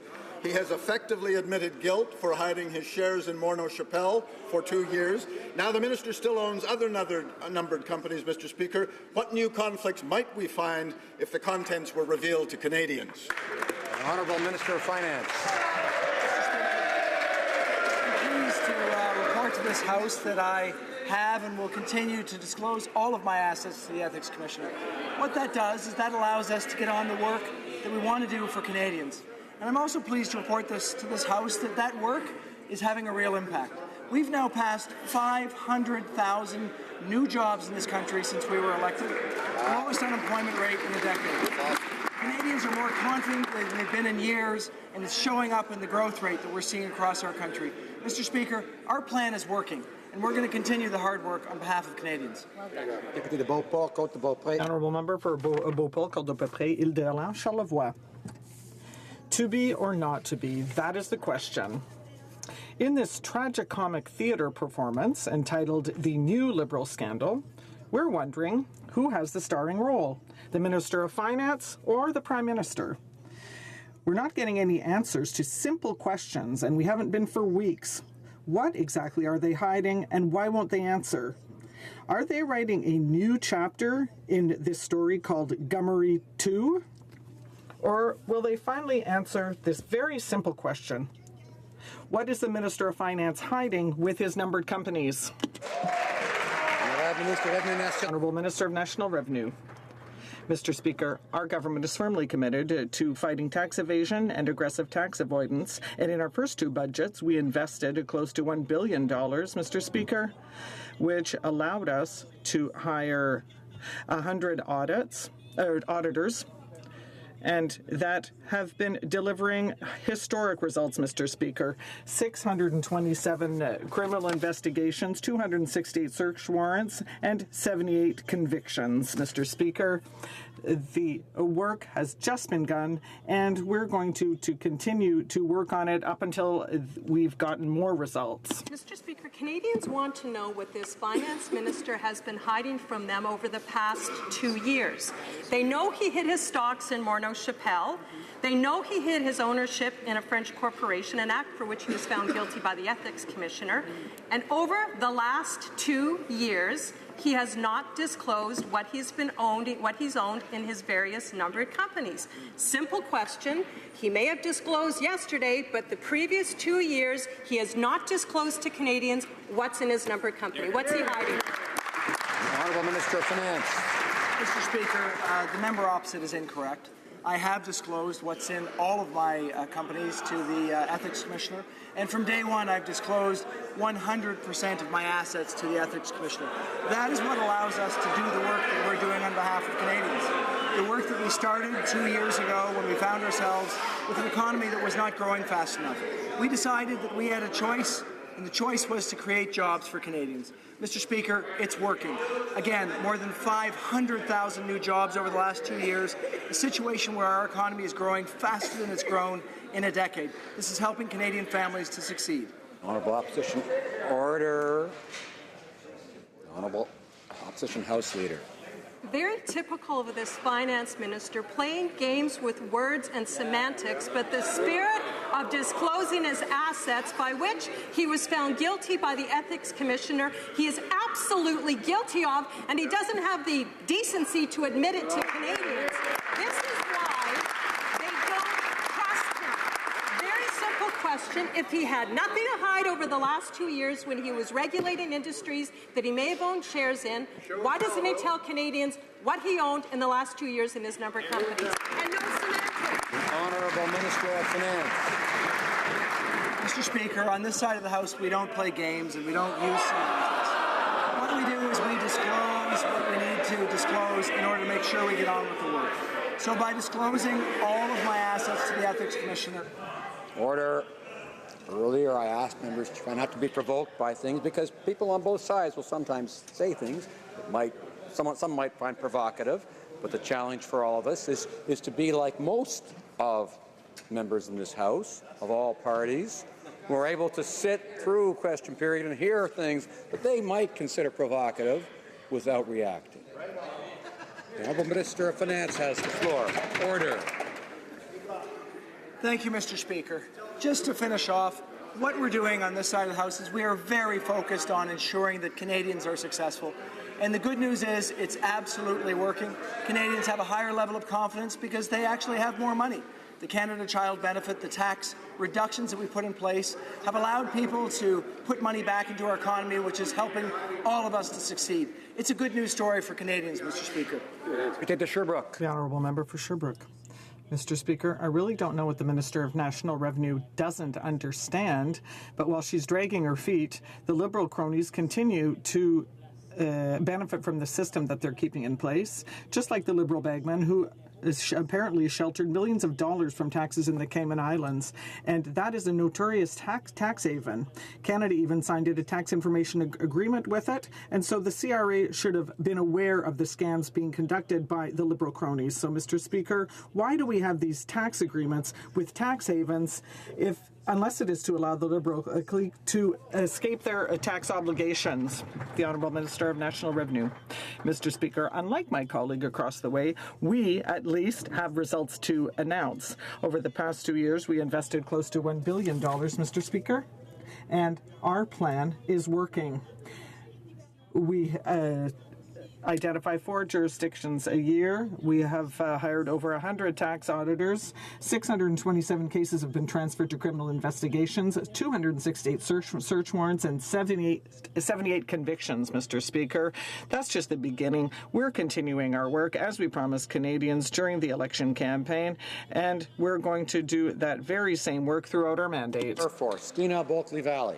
Speaker, we all wondered how the Liberals were going to try to change the channel from the Morneau-Chappelle fiasco. Who knew that they would be using a massive tax haven scandal to get our minds off their massive ethics scandal? But to make matters worse, Liberals have been hiding much of how much money is lost to these tax havens. For years, they fought against the release of the so-called tax gap in Canada. Just like Bill C-58, their no access to information bill, the Liberals deny basic information that is owed to Canadians. So a very simple question. Will this government finally tell Canadians how much money their millionaire and billionaire friends actually owe this country? The Honourable Minister of National Revenue.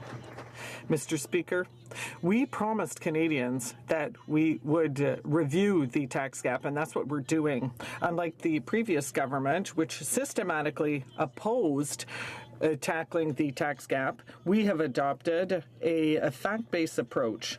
To date, the CRA has shown its commitment to estimating or evaluating the tax gap, and 3 studies have been done since June 2016. We are pursuing our efforts to address the tax gap. That's what Canadians expect from us. And in 2018, we'll be publishing a report on the international aspect of the tax gap. Mr. Speaker, the latest Liberal budget that joins Canada to the Asia Infrastructure Investment Bank will send up to $500 million overseas for infrastructure. Yet the Liberals aren't delivering on infrastructure here at home. Just several weeks ago, Toronto said that Ottawa is making unreasonable demands and could pull $121 million in TTC funding from the federal government. Mr. Speaker, why are the Liberals so eager to send infrastructure money overseas while neglecting to spend on desperately needed roads and transit right here at home? The Honourable Parliamentary Secretary to the Minister of Infrastructure and Communities.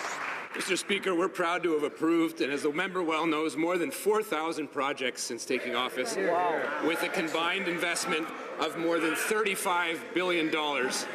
Federal investments are enabling these projects to move forward. And as the honourable member knows, the federal contributions are paid when the expense claims are submitted by our partners. We'll continue to work with our partners to move their priorities forward and provide the flexibility necessary to meet those requirements. We are in ongoing discussions with the province, and we trust their judgment in telling us what the priorities are. Thank you. The Honourable Member for Portneuf-Jacques-Cartier. Mr. Speaker, on speaking of flexibility, let's talk to the municipalities. After receiving generous contributions from Asian promoters, the Liberal Party is promising $480 million to the Asian Bank. It's really disappointing to see that this government is not delivering on infrastructure here at home in Canada. They promise municipalities oodles of money, but then they attach all sorts of useless conditions, and projects then have to be cancelled. Instead of swanning around Asia and working against Canadian taxpayers and municipalities, will this Prime Minister be a real partner of our municipalities, Mr. Speaker? The Honourable Parliamentary Secretary. Mr. Speaker, as the member knows, we are proud of having approved 4,000 projects since we came to power, with combined investments of over $35 billion. Investments from the federal government will advance these projects. As the honourable member knows full well, the expense claims have to be submitted first, and we will continue to work with our partners in order to further their priorities and offer them the flexibility they need. And in Quebec, I'm very proud to announce that several hundreds of projects are being unfolded. For Richmond Centre. Mr. Speaker, during the first quarter of this year, opioids killed over 900 Canadians. This government needs to help. The Liberals only gave $10 million to fight the opioid crisis, but has no problem giving $500 million to the Asian Infrastructure Bank. Mr. Speaker, why is this government sending $500 million to foreign billionaires when we have Canadians dying in our streets by the hundreds? Canada is our home. Honourable Parliamentary Secretary to the Minister of Health. Mr. Speaker, I'm very pleased that the member opposite has given us an opportunity to talk about some of the things our government is doing to address the opioid crisis. And for example, our government has provided $10 million in urgent support to our provincial partners in British Columbia, $6 million to the province of Alberta to assist in their response, and that's in addition to $22.7 million ongoing to the $100 million commitment in Budget 17 to support national measures associated with the Canadian Drugs and Substances Strategy and to respond to this terrible health crisis. The Honourable Member for Châteauguay-Lacolle. Thank you, Mr. Speaker. The citizens who live on the shores of Lake St. Louis are concerned about the Catherine Spirit. The former government did nothing about this abandoned vessel, which has been in Beauharnois for some years now, and it is our government that began the process of dismantling it. 1 year ago today, the Prime Minister announced our Oceans Protection Plan. Can the Minister tell us how this plan will affect any other abandoned vessels like the Catherine Spirit? The Honourable Minister of Transport. I'd like to thank the Honourable Member for her question and her diligent work. Our government is particularly proud of what we have done for abandoned vessels across the country, and thanks to the Oceans Protection Plan. And we are legislating the responsibility of owners for their vessels. We're funding the removal of small craft that are at high risk, and we're giving more flexibility to the government to act proactively regarding high-risk vessels. Mr. Speaker, we take this work very seriously. Thank you. For Brantford Brand. Despite promising not to do so in the last election, these Liberals took veterans back to court. Now we've learned that veterans are being forced to wait longer and longer to get the benefits they've earned. Today, the Prime Minister is hurrying off to Asia to deliver on his priority, infrastructure handouts to the world's wealthy. Can the Minister of Veterans Affairs tell us, why are veterans being shortchanged while the Prime Minister sends $500 million to wealthy bankers in Asia? No. Honourable Parliamentary Secretary to the Minister of Veterans Affairs.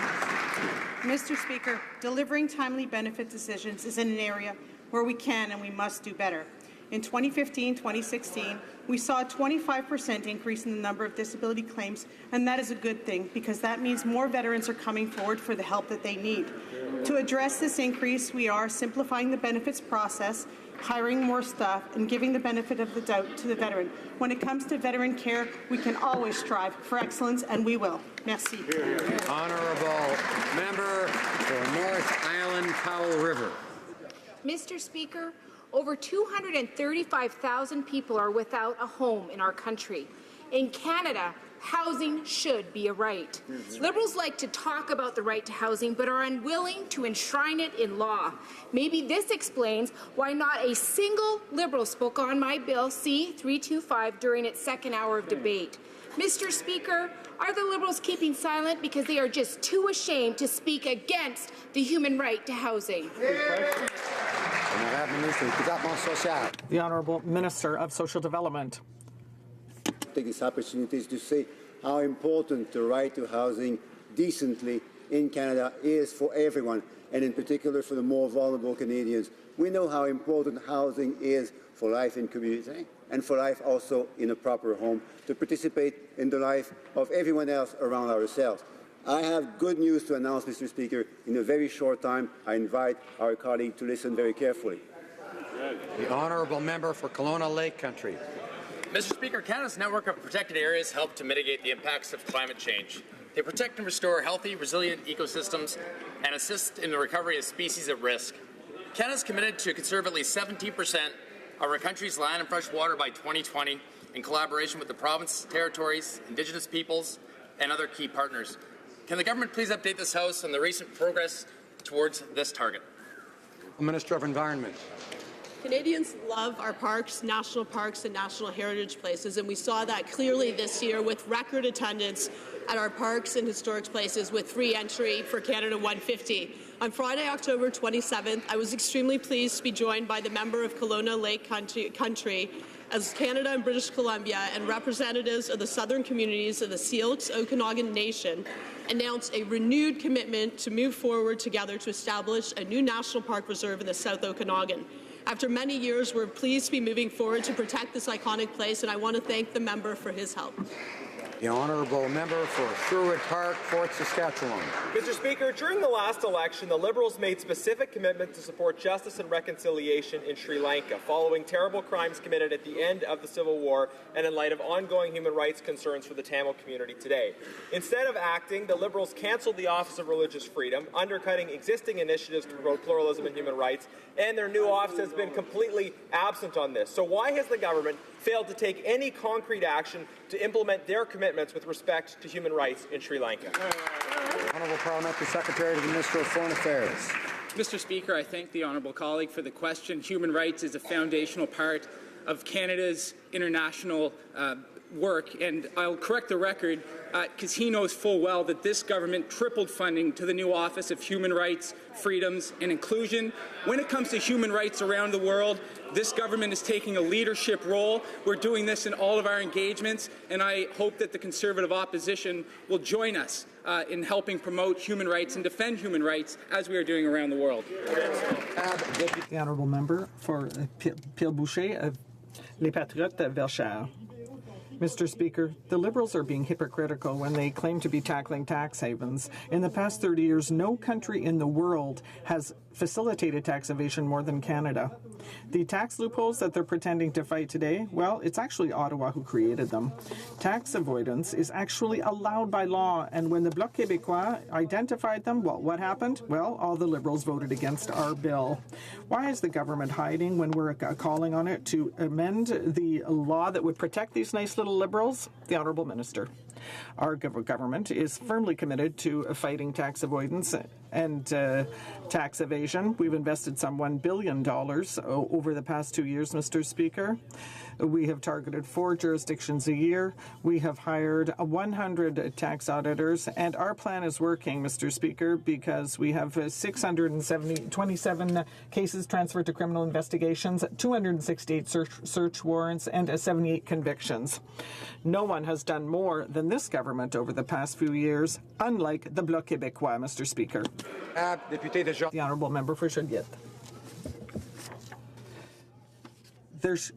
We're very tired of hearing the same old record, because the taxes that the rich people don't pay when they use tax havens, well, everyone else has to pay them. The money that Stephen Bronfman hid in the Cayman Islands don't go for hospitals and schools. It stays in his pocket with the Liberal government's blessing.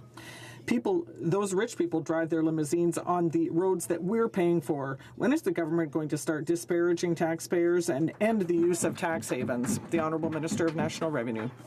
Mr. Speaker, I'd like to remind my colleague across the way that tax evasion and aggressive tax avoidance is a priority for the CRA. I can give him the following information because in addition to the penalties of $44 million that were levied on tax advisors last year, for the last year alone, the CRA's actions have led to 37 convictions, a number of years of imprisonment, and $2 billion in fines imposed by the courts. We're continuing to do our work right up until the end, Mr. Speaker. I would like to draw to the attention of honourable members the presence in the gallery of members of the Canadian Forces and the RCMP who have been chosen to participate in the 2017 Remembrance Day Century Program. Sergeant Kevin Beauchemin, Leading Seaman Richard Balbuena, Corporal Michel St. Pierre, Aviator Sarah Camo, Lieutenant Elodie Tremblay, Sergeant Mike Polegi, Sergeant Jimmy Lavaliere,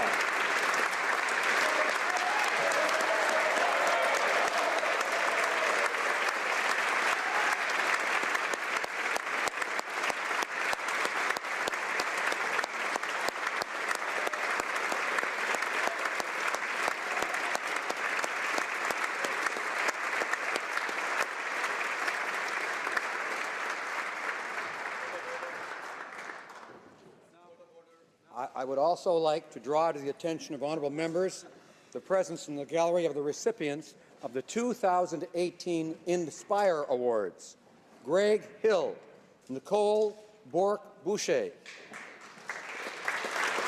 Tiua Cecilia Dick DeRose, Telon Kiknosway, Dr. Lorna Wanasta Williams, Dr. Evelyn Voyageur, Paul Chartrand, Dr. Mike Degagne, Michael Linklater,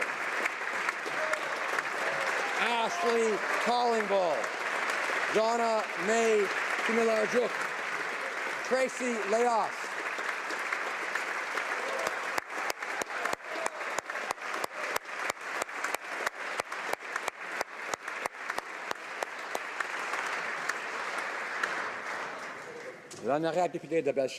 The Honourable Member for Bellechasse, Les Etchemins-Lévis.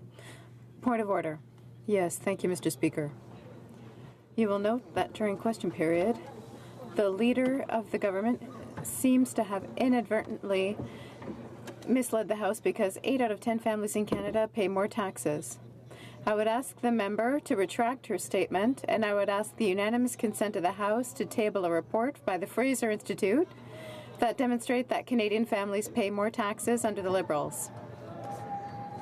Is there unanimous consent? There is no unanimous consent.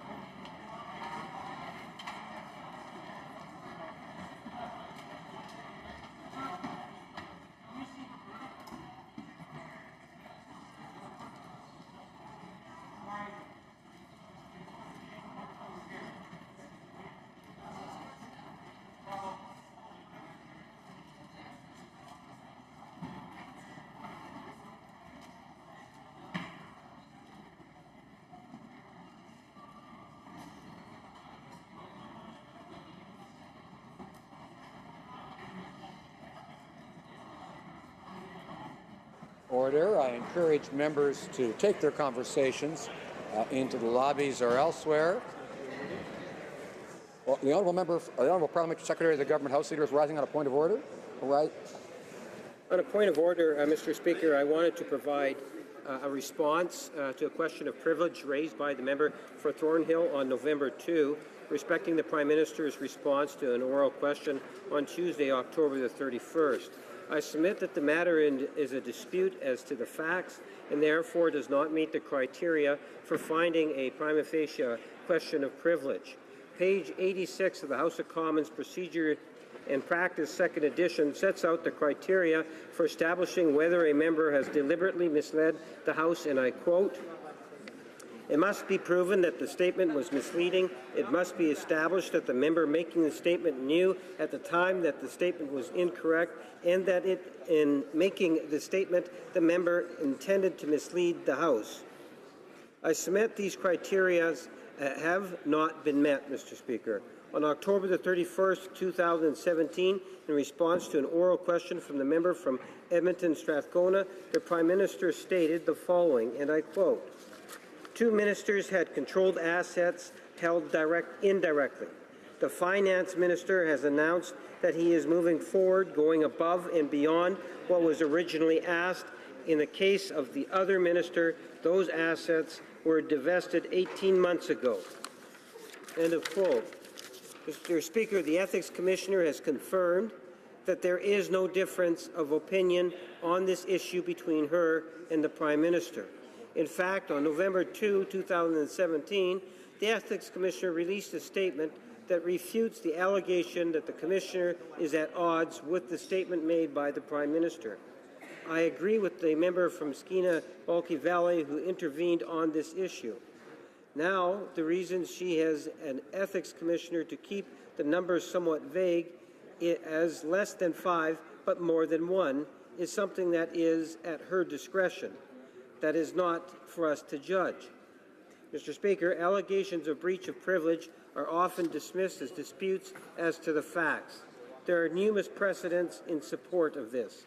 Most recently, on May 15, 2016, the Speaker ruled.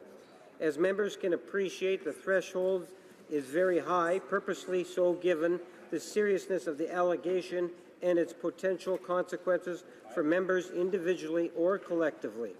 From this, it stands to reason that a finding of prima facie case of privilege is an exceedingly rare occurrence in cases with respect to disputed facts. I submit that the matter is a dispute as to the facts and therefore does not meet the conditions for prima facie question of privilege. Thank you, Mr. Speaker.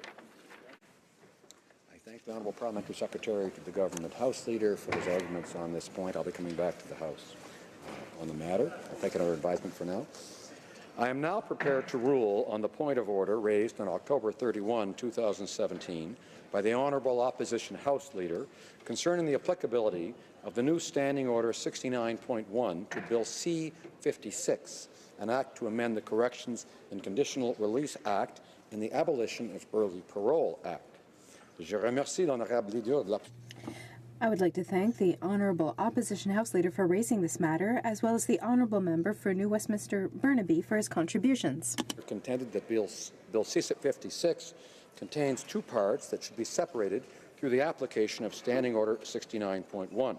One part amends the Corrections and Conditional Release Act to address issues relating to the use of administrative segregation. The other part aims to amend the Abolition of Early Parole Act in relation to accelerated parole for certain offenders. She argued that these two matters were unrelated and therefore invited the Chair to divide the question on the bill. The Honourable Member for New Westminster Burnaby agreed with these arguments and indicated that dividing the question on the bill would better allow members to represent their constituents. Les députés se rappelleront.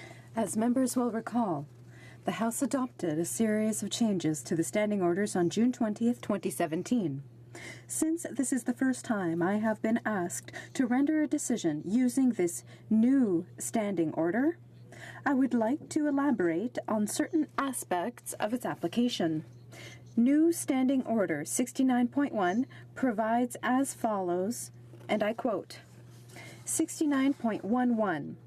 In the case where a government bill seeks to repeal, amend, or enact more than one act, and where there is not a common element connecting the various provisions, or where unrelated matters are linked, the Speaker shall have the power to divide the questions for the purposes of voting on the motion for second reading and reference to a committee and the motion for third reading and passage of the bill. The Speaker shall have the power to combine clauses of the bill thematically and to put the aforementioned questions on each of these groups of clauses separately, provided that there will be a single debate at each state. La citation. End quote. Of the Chair to divide a complicated question has long existed in our parliamentary practice, though it has only rarely been exercised. The second edition of House of Commons Procedure and Practice, at pages 562 and 563, describes this power and enumerates the few examples of it being used. It also makes clear that this power had never traditionally applied to bills, but only to motions. In her presentation, the Honourable Opposition House Leader elaborated on several of these examples. In the flag debate of 1964, Speaker McNaughton divided a motion into two questions, the first concerning the establishment of a new Canadian flag, and the second concerning the continued use of the Union Jack. In 1991, Speaker Fraser divided a 64-part motion to amend the standing orders into three separate questions. In 2002, Speaker Milliken divided a lengthy motion to reinstate certain items of business into two questions, while ordering that another portion of the motion be considered separately. Though not mentioned, a similar decision was rendered by my predecessor on October 17, 2013, in relation to a motion to reinstate certain items of business where two separate votes were held. The Opposition House Leader also referred to several examples of motions being divided in British practice dating back to the late 19th century and the early 20th century. L'article 60.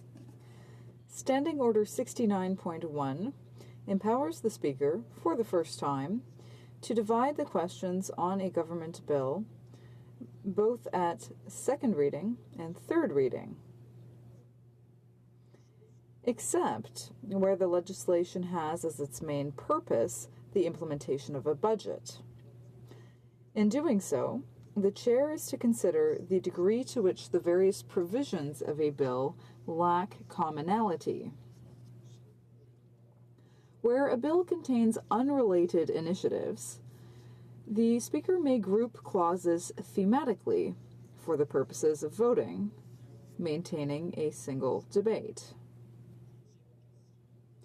Though there may be multiple questions put to a vote for second or third reading, there remains only one bill.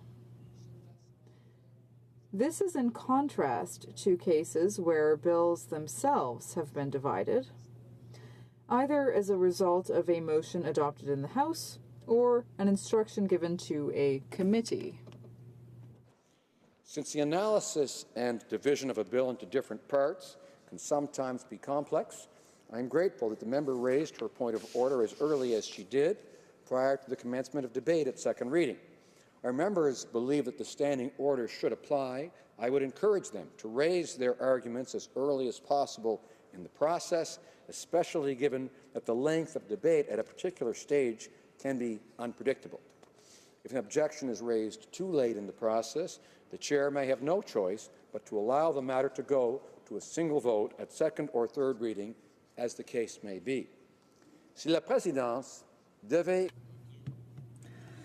When the Chair finds that the standing order does apply and that the question should be divided on a bill, I will indicate to the House which elements will be grouped together for the purposes of voting.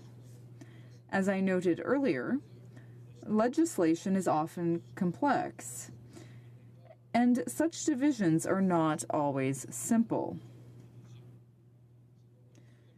This is particularly the case when a bill contains coordinating and consequential amendments, as well as coming into force provisions, which impact various sections of the bill.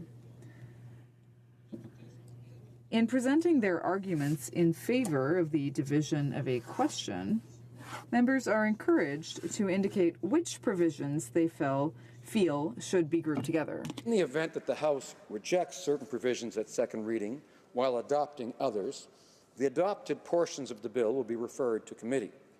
In such cases, I would order that the bill be reprinted for the committee's consideration.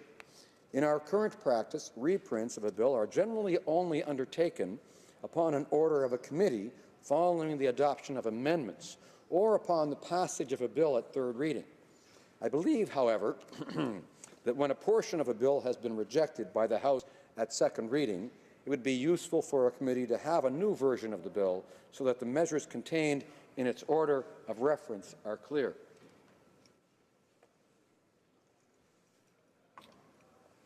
In the specific case of Bill C-56, after having examined the bill, I also concluded that the bill does indeed contain two distinct measures. The first part amends the Corrections and Conditional Release Act to implement a new regime for the administrative segregation of inmates. The second part, essentially Clause 10 of the bill, amends the Abolition of Early Parole Act, dealing with the eligibility of certain offenders for accelerated parole reviews. I note that the Abolition of Early Parole Act is the short title of an act to amend the Corrections and Conditional Release Act, accelerated parole review, and to make consequential amendments to other acts. This act was enacted in 2011 and repealed the accelerated parole review framework established by Sections 125 and 126.1 of the Corrections and Conditional Release Act.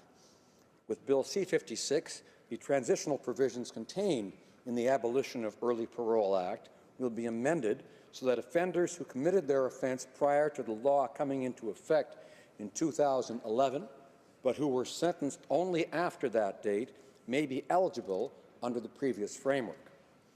The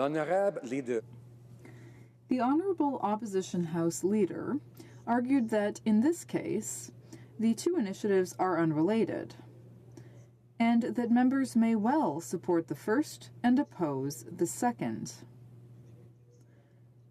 Members will know that many bills contain a number of initiatives on a number of policy areas, some of which members support and some of which they might oppose.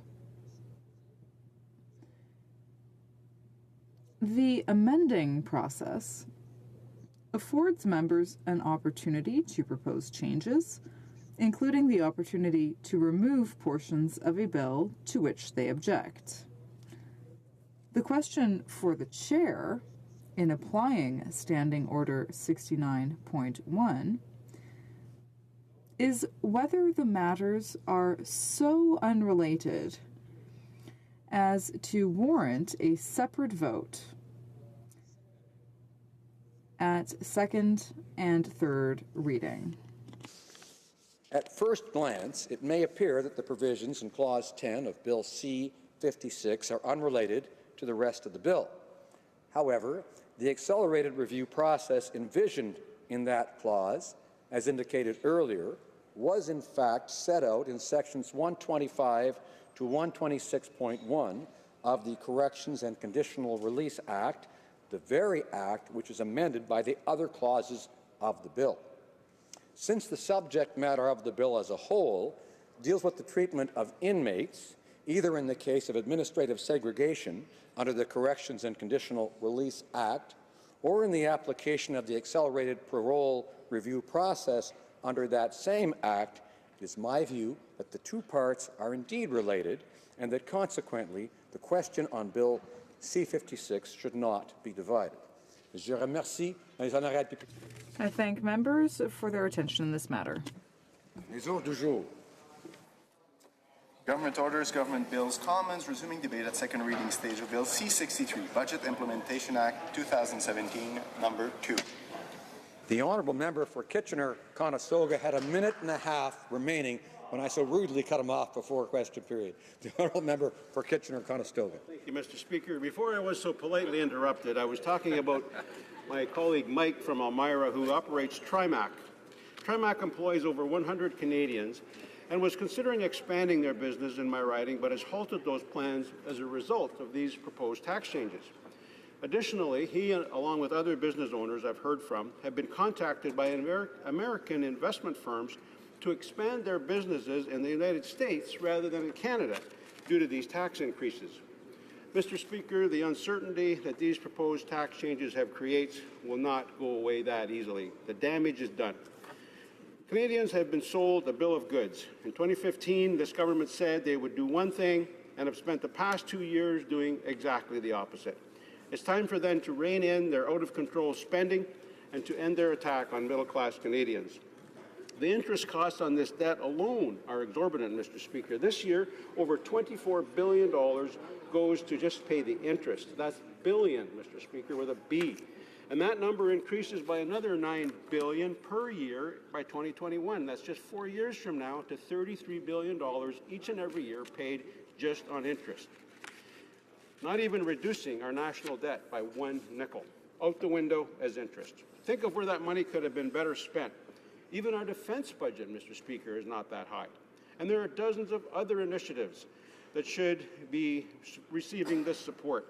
Why not invest some of that money, for example, to stand up against persecution and for religious freedom in the Middle East, in Iraq, and Syria, and North Africa? In 2003, there were 1.5 million Christians in Iraq, but today only around 150,000.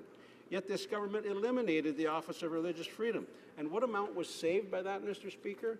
$5 million, 0.02% of the amount that we spend on interest. This government has many misplaced priorities.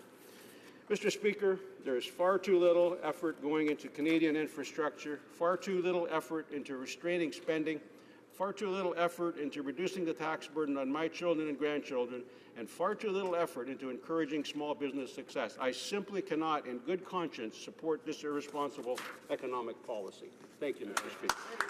Questions and comments. The Honourable Parliamentary Secretary to the Government House Leader. Yes, thank you, Mr. Speaker. I believe the member made reference to Trimark as the company in terms of just some concerns in terms of future employment and so forth. I would like to, assure the member that different businesses have different approaches.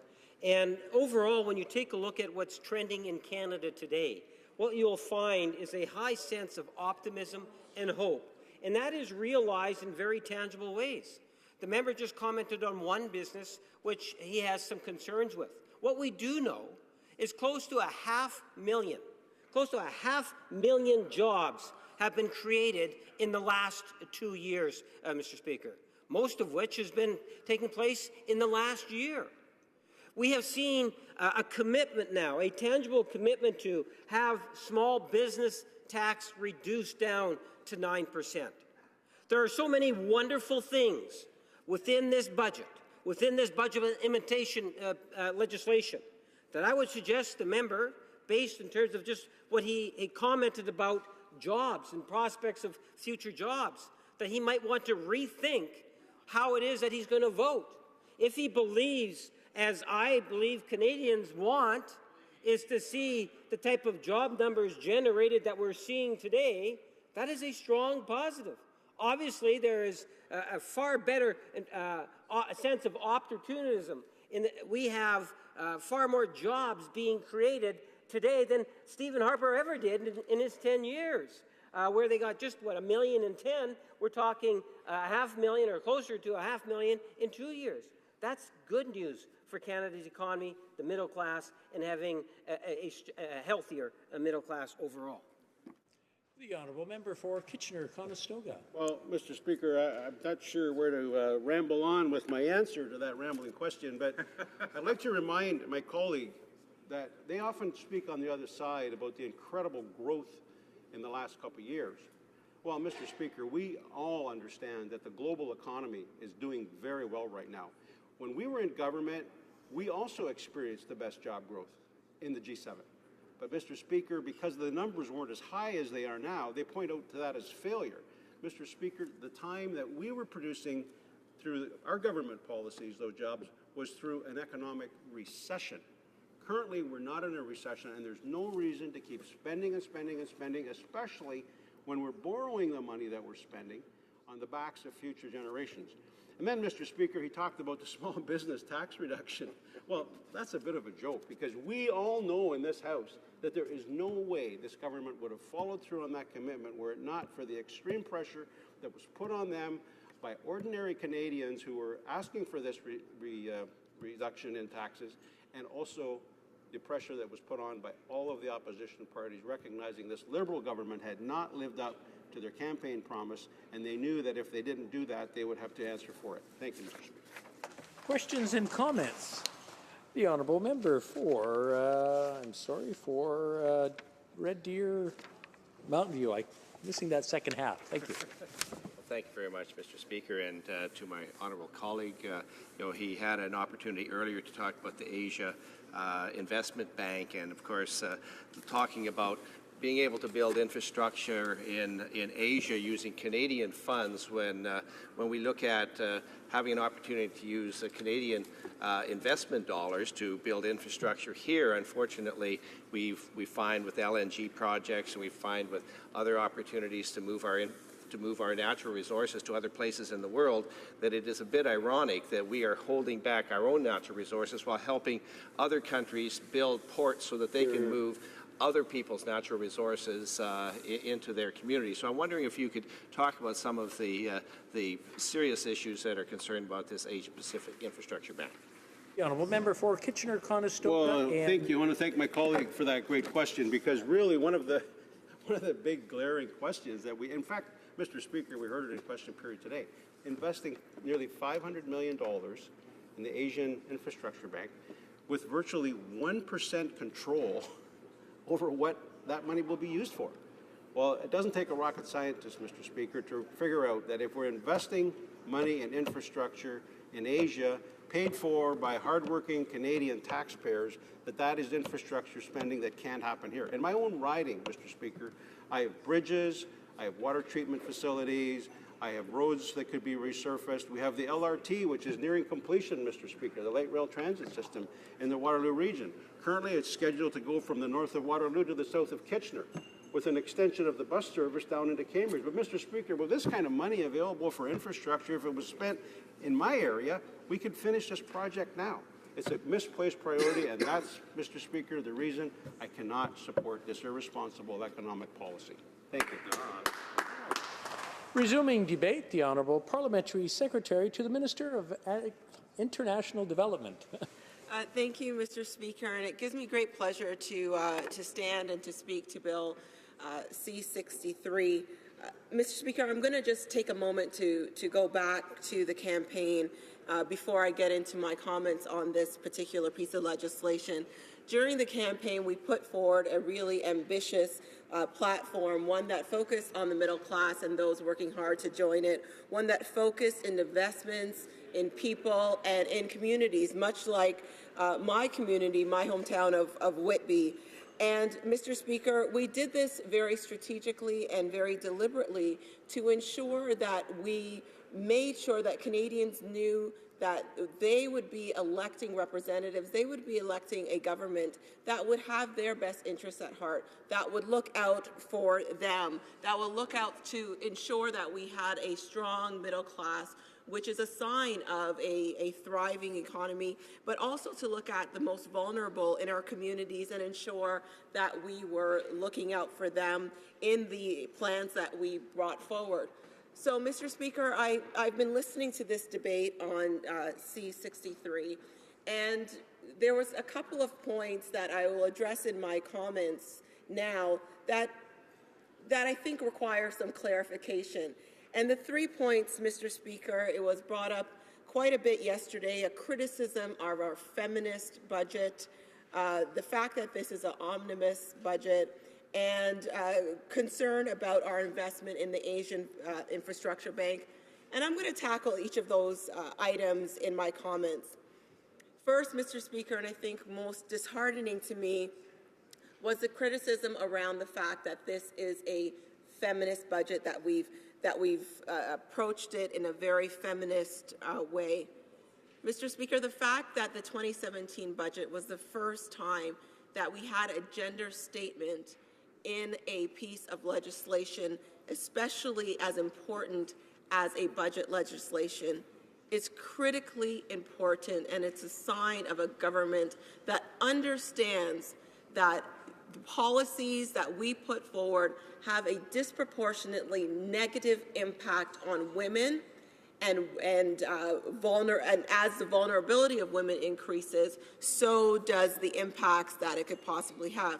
Mr. Speaker, I really want to emphasize that women of color, racialized women and Indigenous women, women with disabilities, women with different sexual orientation, women that belong to religious groups, and women who are too old or too young face significant barriers in this country.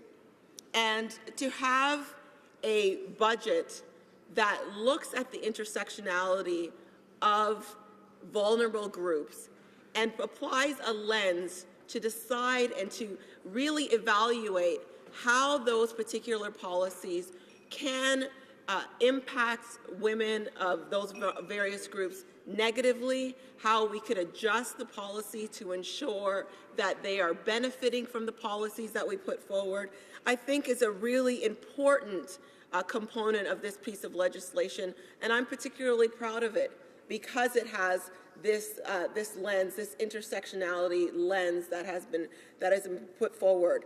And it really speaks to the fact that not everyone is part of the middle class, Mr. Speaker, and it is incumbent upon us to, when we look at a gender-based analysis, when we look at the intersectionality of other components that provide barriers for women, that we do so cognizant of the fact that we have individuals who are not part of our middle class, who are seriously working hard to join it, who are struggling on a day-to-day basis, and we have made sure that we're looking at those individuals. Mr. Speaker, I now want to move to the conversation around this being a budget omnibus bill. Mr. Speaker, I could reassure you that it is not. Everything in this bill relates to the budget. It is about growing communities. It is about growing our country. It is about investing in Canadians, investing in young people, investing in our future. It is about investing in innovations and skills, things that we know, if we make investments today, will ensure longevity, will ensure a promising future for our children and for our grandchildren. So, Mr. Speaker, one of the first things that we did, and I'm going to rewind a little bit, as we came out of our election, as we looked to implementing our budget, we did a couple of things. We cut taxes for middle-class families and raised them on the top 1%. Mr. Speaker, many of the families in Whitby are middle-class families. Many of those families have children. And when we introduced the Canada Child Benefit, it was for families to be able to use that money, not to wait to get a tax rebate later on, or they were able to get that money right away that they could use for books, for sports programs, for good nutritional food, Mr. Speaker, for them to do daily activities. So, Mr. Speaker, you know, this particular, the Canada Child Benefit was able to, not sure what that was, but was able to help 9 out of 10 families, provide more money to 9 out of 10 families, raise hundreds of thousands of kids out of poverty, to pay for the things that they prioritize within their family. Mr. Speaker, when we look at the Canada Child Benefit in terms of its impact in Whitby, 12,000 plus payments went out, benefiting over 21,000 children. In my riding alone, look at that across the country. When we're talking about making investments in our future, we have done so with the most ambitious social policy within the Canada Child Benefit. We have done that. As well in Whitby, Mr. Speaker, and in the Durham region, we've invested in public transit. We've invested in clean water, wastewater infrastructure. We've invested in our colleges, Durham College and UOIT, and in our seniors. And this plan is working. 2 years in, Mr. Speaker, we have the best fiscal growth in the G7. We have, since being elected, 500,000 new jobs, most of them full-time jobs, Mr. Speaker. When we talk about our young people really struggling to get out of college or university and to do the things with their life that they want to do, these kinds of numbers decrease unemployment, really give a boost to Canadians, give them confidence. Mr. Speaker, I'll take my last couple of minutes to wrap up and talk about Canada's leadership globally in the investments in the Asia Infrastructure Bank. We are engaging in multilateral infrastructure effort. We are renewing our commitment to engagement around the world. Mr. Speaker, when we look at our Sustainable Development Goals, Sustainable Development Goal number 17 is around partnerships. We understand as a country that we cannot achieve the Sustainable Development Goals, the 2030 agenda, to leave no one behind if we do not take the time to make those investments and to develop those very strong partnerships. We have taken leadership to do so. We will continue to do that because those 17 goals, Mr. Speaker, and those 169 targets are very much interconnected. We understand that, and through that investment, we will help to ensure that the most vulnerable in our world are also thriving. So, Mr. Speaker, this piece of legislation is really about ensuring that we have a sustainable future for our children and our grandchildren. We are making smart, strategic, green investments in our communities at home. We are ensuring that we are growing the economy. Our plan is working. We're putting more money in the pockets of Canadians, and we're ensuring also that we're taking leadership on the world stage. Thank you, Mr. Speaker. Questions and comments. The honourable member for Edmonton Strathcona. Mr. Speaker, and I'd like to thank the member for her speech. She's certainly raising matters that I and my colleagues would like to see the government committing our budget dollars to. But regrettably, we in fact are falling down on commitments that we made. we have so far only committed a little over half of what we committed for international aid for climate mitigation and adaptation. And we committed that there would be a 50-50 balance in giving global assistance for adaptation and mitigation, and that most of that would go to grants, not to loans, and through public dollars, not through private. And yet Canada has taken completely the opposite direction. We have just heard from the head of the OECD, deeply disappointed in Canada, that we're falling far behind our commitments to reduce greenhouse gases. So I wonder if the member could speak to what she sees in this budget that will in fact shift us towards what we've committed to. The Honourable Parliamentary Secretary. Mr. Speaker, I'd like to thank the my honourable colleague for her question. Mr. Speaker, when we decided that we were going to put a price on carbon pollution, pricing the things that we don't want, when we decided to make investments in green infrastructure, ensuring that we have communities, we have roadways, we have bridges, we have the infrastructure that we could use now, but also ensuring that that infrastructure was sustainable for our future. Those are the investments that we have been making in communities that allow us to be able to ensure that we meet the climate targets. Mr. Speaker, when we made investments, like I mentioned in Whitby, of over $700,000 in clean water and wastewater infrastructure, I mean, it might not seem like it's a big deal, but when we're looking at ensuring that our communities are safe, that our waters are safe, that we are making investments that are sustainable and forward-looking. These are the types of investments that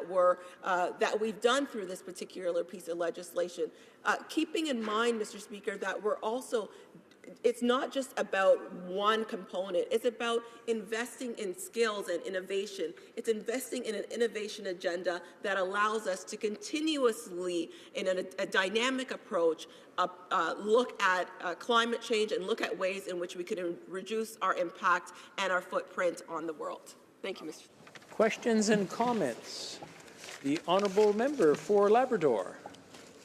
Mr. Speaker, and I want to thank my colleague for that wonderful speech that she gave today about how the government is empowering Canadians and lifting Canadians up at a time when they need our help. They need their government to be reaching out and being a partner with them and not being dictatorial in terms of how we approach things. But my colleague has traveled internationally. She's represented our country at a number of engagements around the world, and I ask her today, in all that we do in this country, and how we are seen globally, is our government on the right track in terms of being there not just for our citizens at home, but for those who depend upon us around the world? The Honourable Parliamentary Secretary. Thank you, Mr. Speaker, and I'd like to thank my honourable colleague for her question. Mr. Speaker, as the Parliamentary Secretary for International Development, we have very recently introduced our Feminist International Assistance Policy.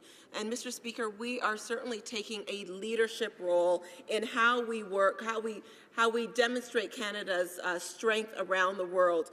Mr. Speaker, I've had the opportunity to travel to many different places where we speak very strongly about human rights, when we speak very strongly against female genital mutilation, where we speak very strongly around the fact that we discourage and do not want, not even discourage, but do not want early forced marriage of our girls, that we want our children in school, that we want to ensure that we're making investments that help countries who are developing really do so in a way that allows them to combat the battles of climate change, but also grow and become economically viable so that one day they are able to trade with Canada. Mr. Speaker, we are very focused on ensuring that women and girls stay at the center of our policies, because we cannot eliminate poverty. We cannot ensure that no one is left behind as per the Sustainable Development Goals if we leave 50% of our population behind. Resuming debate, the Honourable Parliamentary Secretary to the Minister of Crown, Indigenous Relations and Northern Affairs. Thank you very much, Mr. Speaker, and it's a pleasure for me to rise today to speak to this particular bill. As you know, Bill C-63 is looking at different provisions within the Government of Canada and a budget that was tabled in the spring of this year. And it's looking at what needs to change in order for government to respond effectively to Canadians and to ensure that their requests and their expectations of their government are being met.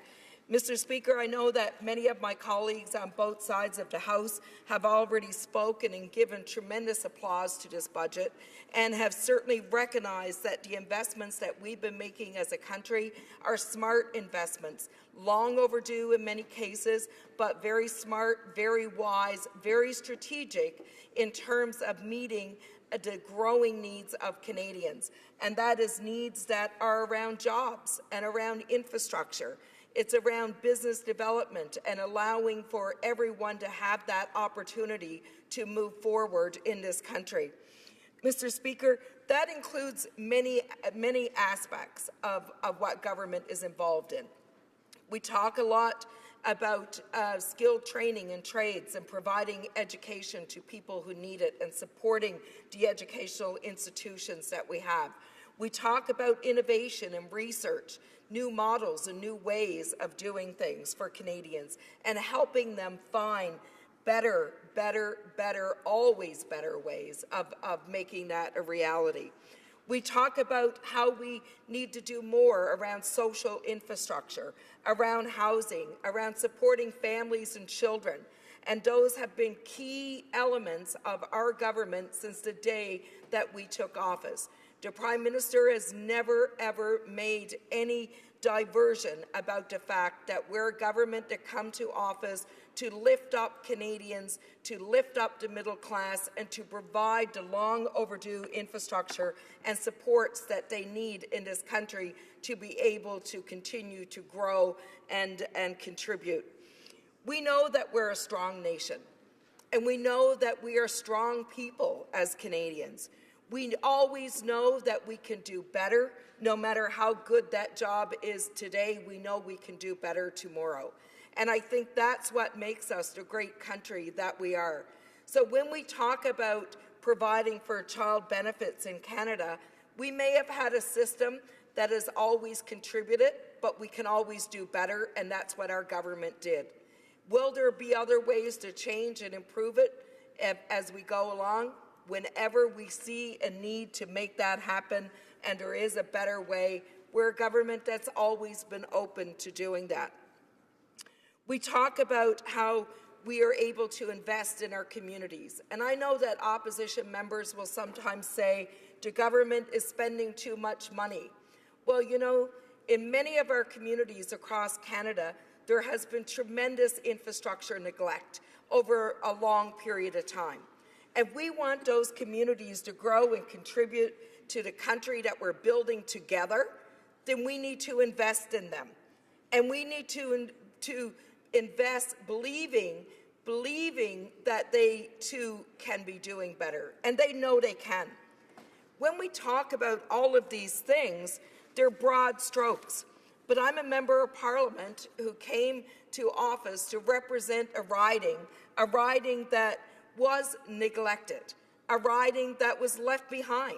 Why? Because they were rural, they were remote, they were Indigenous, and because they're so far away from the centre of power, they were often not recognized in terms of their needs.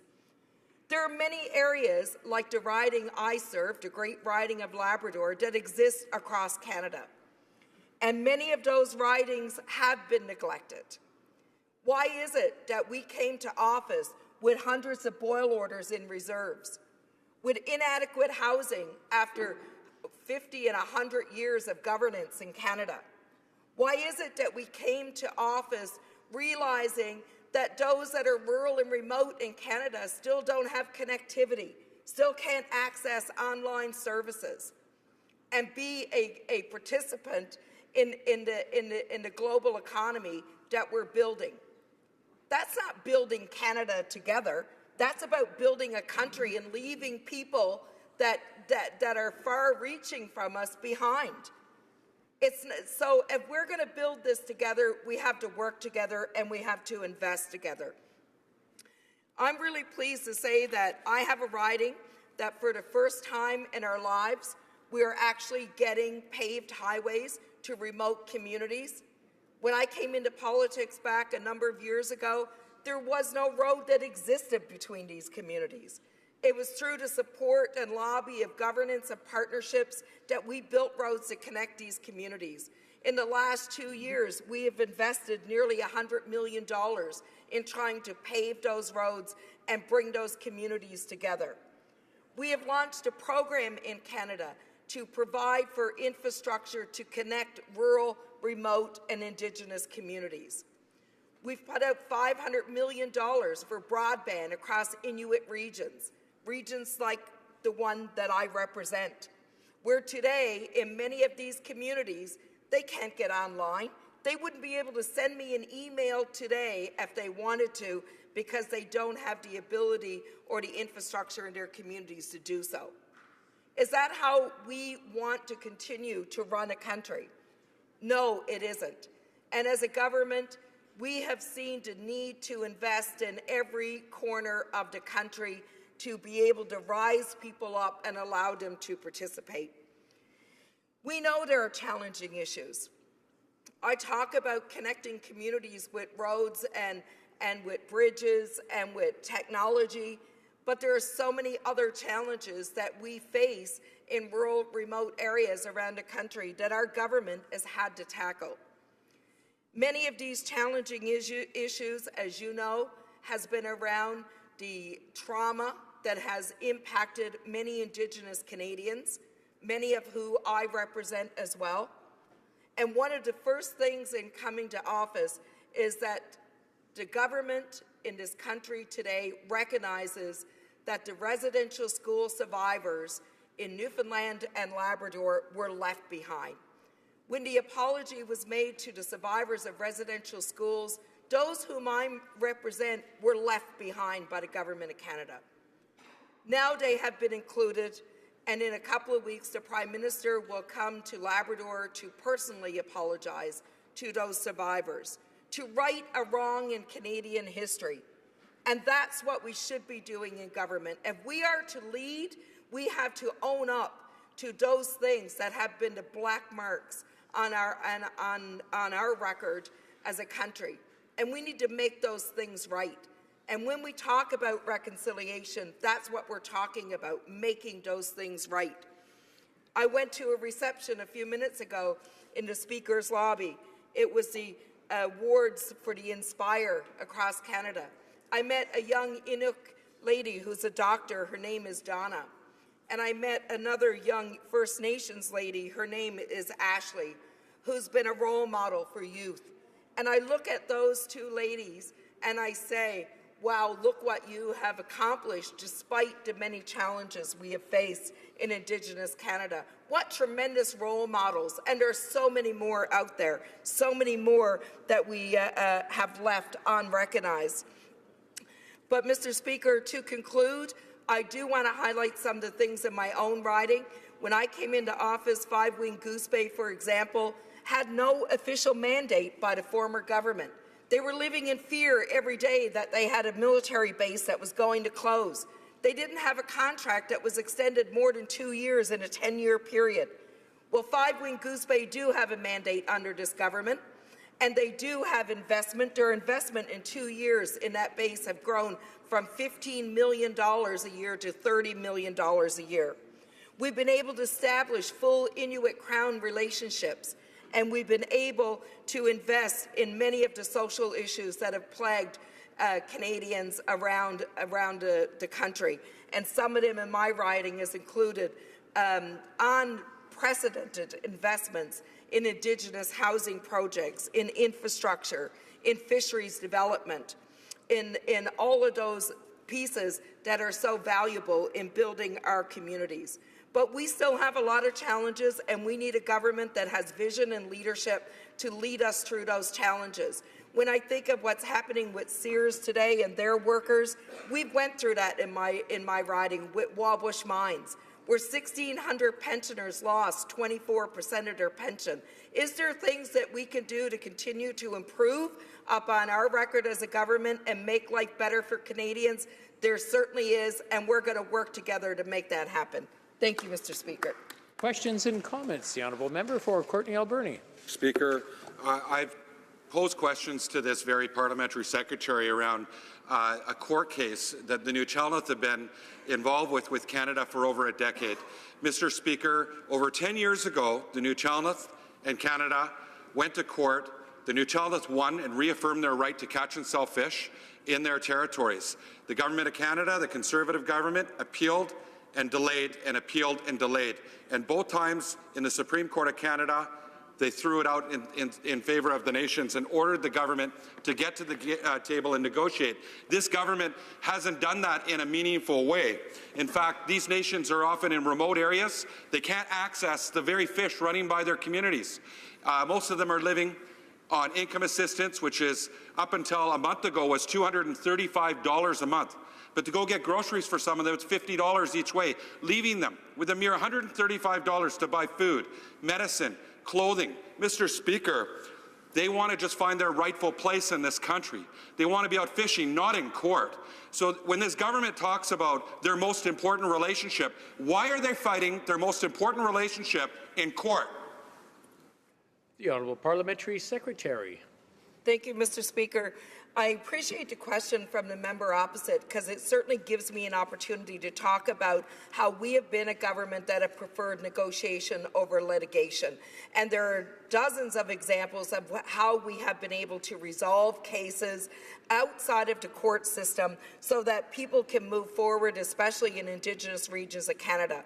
The unfortunate thing in this country is that Indigenous people have not had the fortune of having historical attachment to resource development.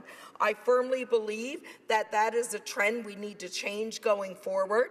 It is something in my riding where I have been very active in saying to the Government of Canada that new allocations around things like fisheries resources need to be looked at in the context of the Aboriginal governments and Indigenous people to see how these people can be benefiting from a resource that's directly on their shores. Historically, governments of the past have allocated these resources to other interests. In my own case, I can say to the member, there are resources off the coast that I represent adjacent to Indigenous communities that are fished by people from other regions of Canada and even own quotas by fishers who live in the United States. So how did that happen in Canada? And I agree that it is a historical trend that has to be corrected going forward. I'm never convinced that the courts is the way to do that, but the way to do that is to work together to ensure that these things do not happen in the future that happened in the past. Questions and comments. The Honourable Member for Yukon. Thank you, Mr. Speaker. And I'd like to just add a perfect example of what the Parliamentary Secretary just said about not being in court is C-17, which hopefully we will get passed soon and have that dealt with that way. And it was great that she mentioned the access to resources. The Prime Minister was recently in my riding, announced $247 million, maybe the biggest announcement ever for infrastructure, and for time immemorial, the Northern premiers and politicians have been arguing that the resources are there, but you can't get to them, can't access them. And further on top of that, there's for a lot of the rural and remote communities, there's infrastructure projects for almost every community that I've announced so far, which has put so many people to work that were basically economically at full employment. So I just wonder if the member has had the same experience, her riding, of investment in infrastructure and the great economic benefits that's had. The Honourable Parliamentary Secretary. Thank you, Mr. Speaker, and I want to thank the member for the Yukon. I've had the opportunity to work with him for the last couple of years here in the House of Commons, and at one point he was actually my seatmate. So I know how passionate he is about his riding and also about the North. But what he says is absolutely accurate, and that is that many ridings like his in the Yukon, like mine in Labrador, and other remote Indigenous ridings across Canada have been left behind for a long time. So when the government Government of Canada steps up and invests $270 million in infrastructure in the Yukon, or $200 million in infrastructure throughout a riding like mine in Labrador, it is creating jobs. It is not only creating jobs, but it's allowing people the opportunity to go back to school, to do skilled trades, to become equipped for those new opportunities that are now on their doorstep that have not been there for some time. It's really giving a tremendous sense of hope that has not existed. Resuming debate, the honourable member for Perth Wellington. Thank you, Mr. Speaker, and it's a pleasure to rise today to debate Bill C-63, a second act to implement certain provisions of the budget tabled in Parliament on March 22, 2017, and other measures. I find it interesting the other measures part almost indicates that it may be an omnibus bill, despite the protestations to the contrary. It does certainly seem like an omnibus bill, and one would have hoped that you might have been able to apply the provisions of Bill C, Standing Order 69.1, but of course the government carefully worded that standing order change to specifically eliminate the provision to budget implementation acts. But I digress, Mr. Speaker, and that's certainly a debate that would be joyfully had on another occasion. But thinking about this bill in particular, this bill further indicates the problem with this Liberal government. They have a spending problem. Time and time again, we've seen, Mr. Speaker, this Liberal government commit to tiny deficits of $10 billion. Small one-time deficits over 3 years and quickly return to balanced budgets by 2019. But of course, Mr. Speaker, that isn't happening. And yet we see reckless spending time and time again. Like, for instance, $212,234 on a budget cover. $200,000 on a budget cover. We cannot invest in the priorities of Canadians when money is being recklessly spent by this Liberal government. Looking at the projections going forward, Mr. Speaker, we see at least $100 billion in new deficit spending over the next 6 years, far beyond what was promised by this Liberal government in the last election campaign. And it's intriguing. On the day before Christmas Eve of last year, the Liberal government, through the Department of Finance, released its long-term economic and fiscal projections. And now it's interesting, Mr. Speaker, because already the Liberal Finance Minister has projected that he will once again release these figures later in the year. I suspect we'll all be feverishly refreshing finance.gc.ca to see these new figures released perhaps on Christmas Eve, perhaps on New Year's Eve. But either way, I'm sure, Mr. Speaker, that it will not be done with much fanfare. Because when these were last released on December 23rd, 2016, we saw that the government would not be able to balance its books until at least 2055. 2055, Mr. Speaker, that means that a high school student graduating this year at the age of 18 won't see a balanced budget until he or she is 56 years old. They will spend nearly their entire working career dealing with the spending and the reckless spending of this Liberal government. 30 years, Mr. Speaker. So my children who are now 3 and 1, will spend this time paying for the reckless spending of this current government. And it's not just Conservatives who are saying this. In fact, the Parliamentary Budget Officer is saying similar things. Dans le rapport Perspectives économiques et financières rendu public. In a report on October 31st, the Parliamentary Budget Officer indicates that program expenditures will continue to increase every year until 2023. Public debt charges will increase, going from $24 billion this year to $38.5 billion by 2023. Mr. Speaker, that's a lot of money, of taxpayers' money, that will be used to service the debt. The Parliamentary Budget Officer indicates that the federal debt will go up every single year and will go up to $700 billion by 2023.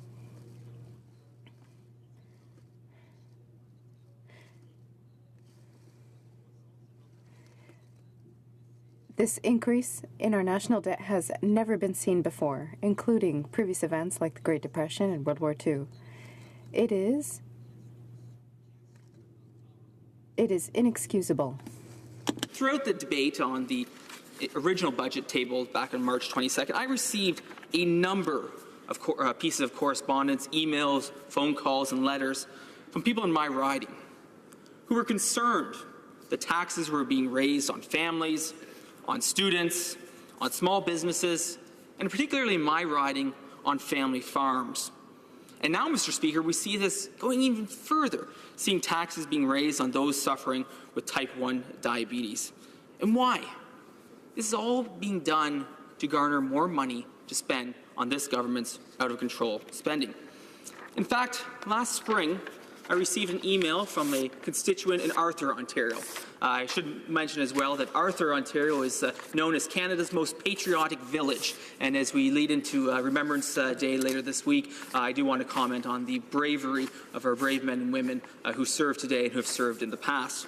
But this constituent from Arthur wrote this, and I quote, "I feel compelled to pass on this feedback in regard to personal income tax, as I recently filed our taxes. We're virtually a single-income family, as my wife makes less than the personal basic amount. We saw very limited changes in our income and deductions in 2016 relative to previous years. However, our tax refund is 50% less than it was in 2015. I know we are not alone, as others have told me similar stories." End quote. Mr. Speaker, this is reflective of the changes that these Liberals undertook in their first two budgets. Cancelling the fitness credits for kids in sporting activities, arts credits, the textbook credits for those undertaking post-secondary education, the public transit tax credit. Time and time again, this Liberal government is making hard-working Canadians pay for their fiscal mismanagement. And what's more, Mr. Speaker, the burden is being placed on the middle class. And a recent study found that 87% of middle-class taxpayers are paying more in income tax now than they were just 2 years ago, as much as $800 more per year. Now, Mr. Speaker, in Division 2, Section 176 of Bill C-63, we see the government sending money overseas. In fact, they're sending nearly $500 million to the Asian Infrastructure Investment Bank.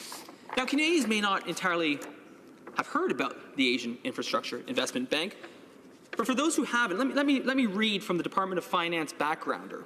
It says, founded in January 2016 and based in Beijing, the AIIB is an international financial institution focused on addressing the estimated $8 trillion infrastructure gap in Asia. Mr. Speaker, just last week, we found that the Liberal government would be delaying $2 billion in infrastructure spending here in Canada. But yet $500 million is being sent for overseas infrastructure projects. I think of my riding of Perth-Wellington and so many of the important infrastructure investments that my municipalities are calling for. I look at places like West Perth and the town of Mitchell, who are looking to put in a second bridge and a second water crossing for the purposes of connecting the two sides of the town, but also for allowing the flow of the water system in a more efficient and a better flow capacity. They're seeking funding for that. But yet we have yet to see the government reopen the New Building Canada Fund to allow for investment in important infrastructure such as roads and bridges. I think of places like Arthur and Drayton, who have important wastewater projects that need to be undertaken to allow those municipalities and communities to continue to expand and to continue development in those communities. I think of places like Perth South and the town of St. Mary's, who are continually updating their infrastructure with roads and bridges and important infrastructure to make sure those towns remain viable.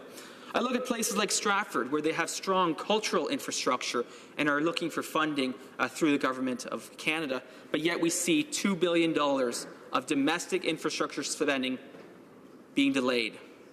But yet this government sees fit to send $500 million overseas, rather than investing in important projects in Perth-Wellington and across Canada.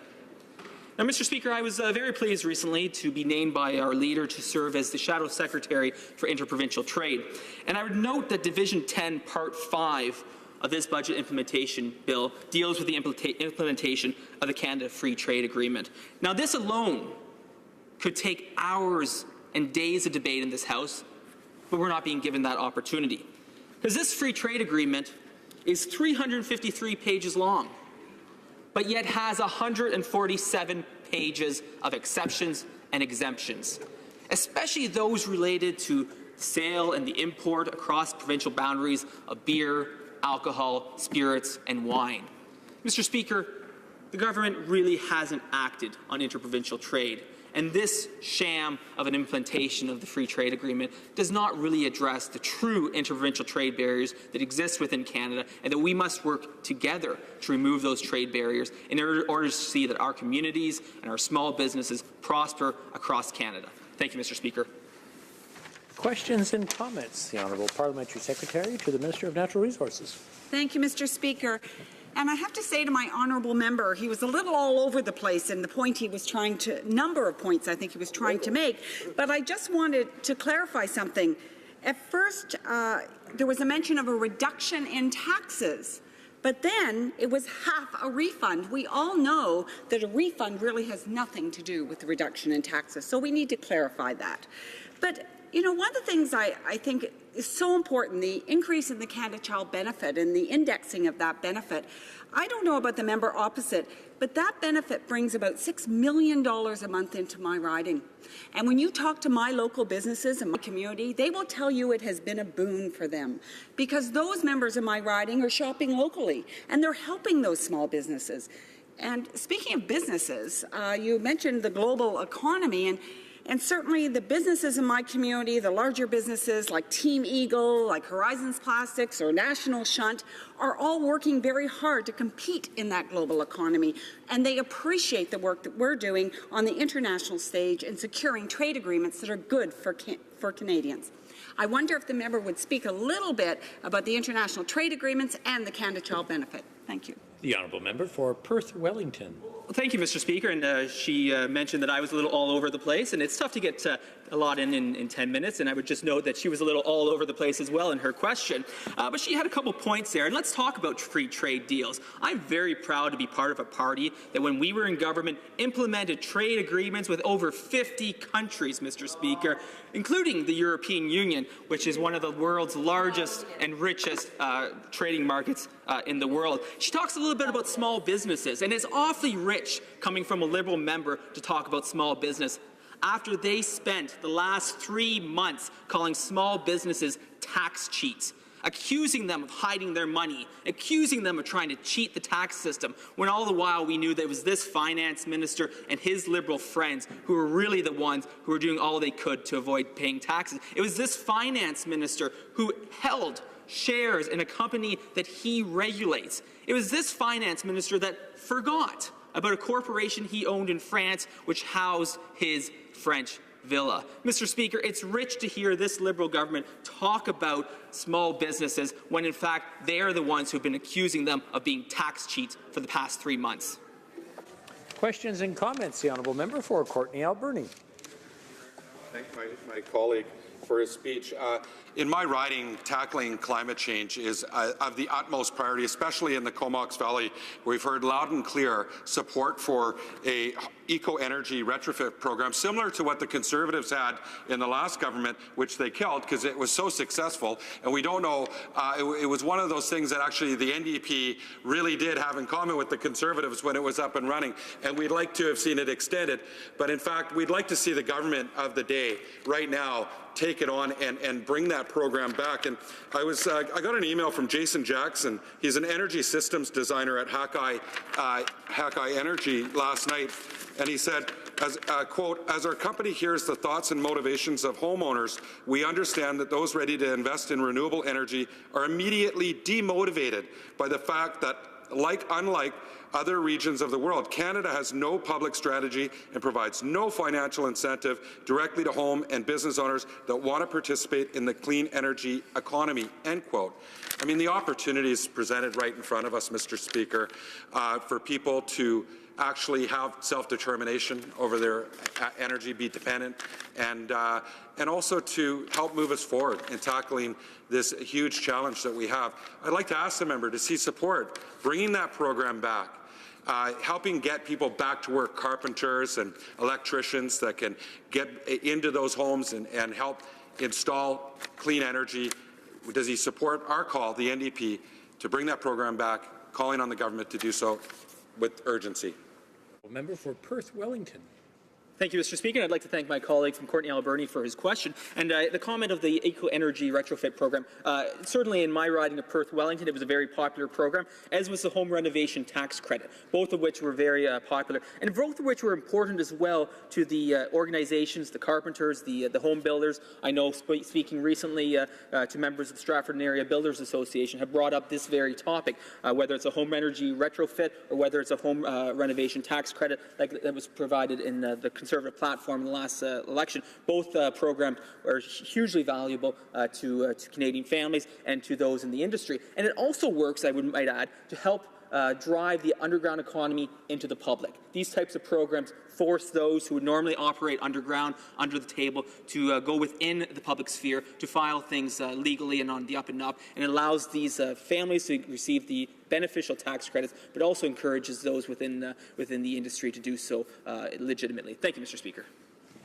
Resuming debate, the Honourable Parliamentary Secretary to the Minister of Justice. Thank you very much, Mr. Speaker. And I'm very pleased to have the opportunity to rise today.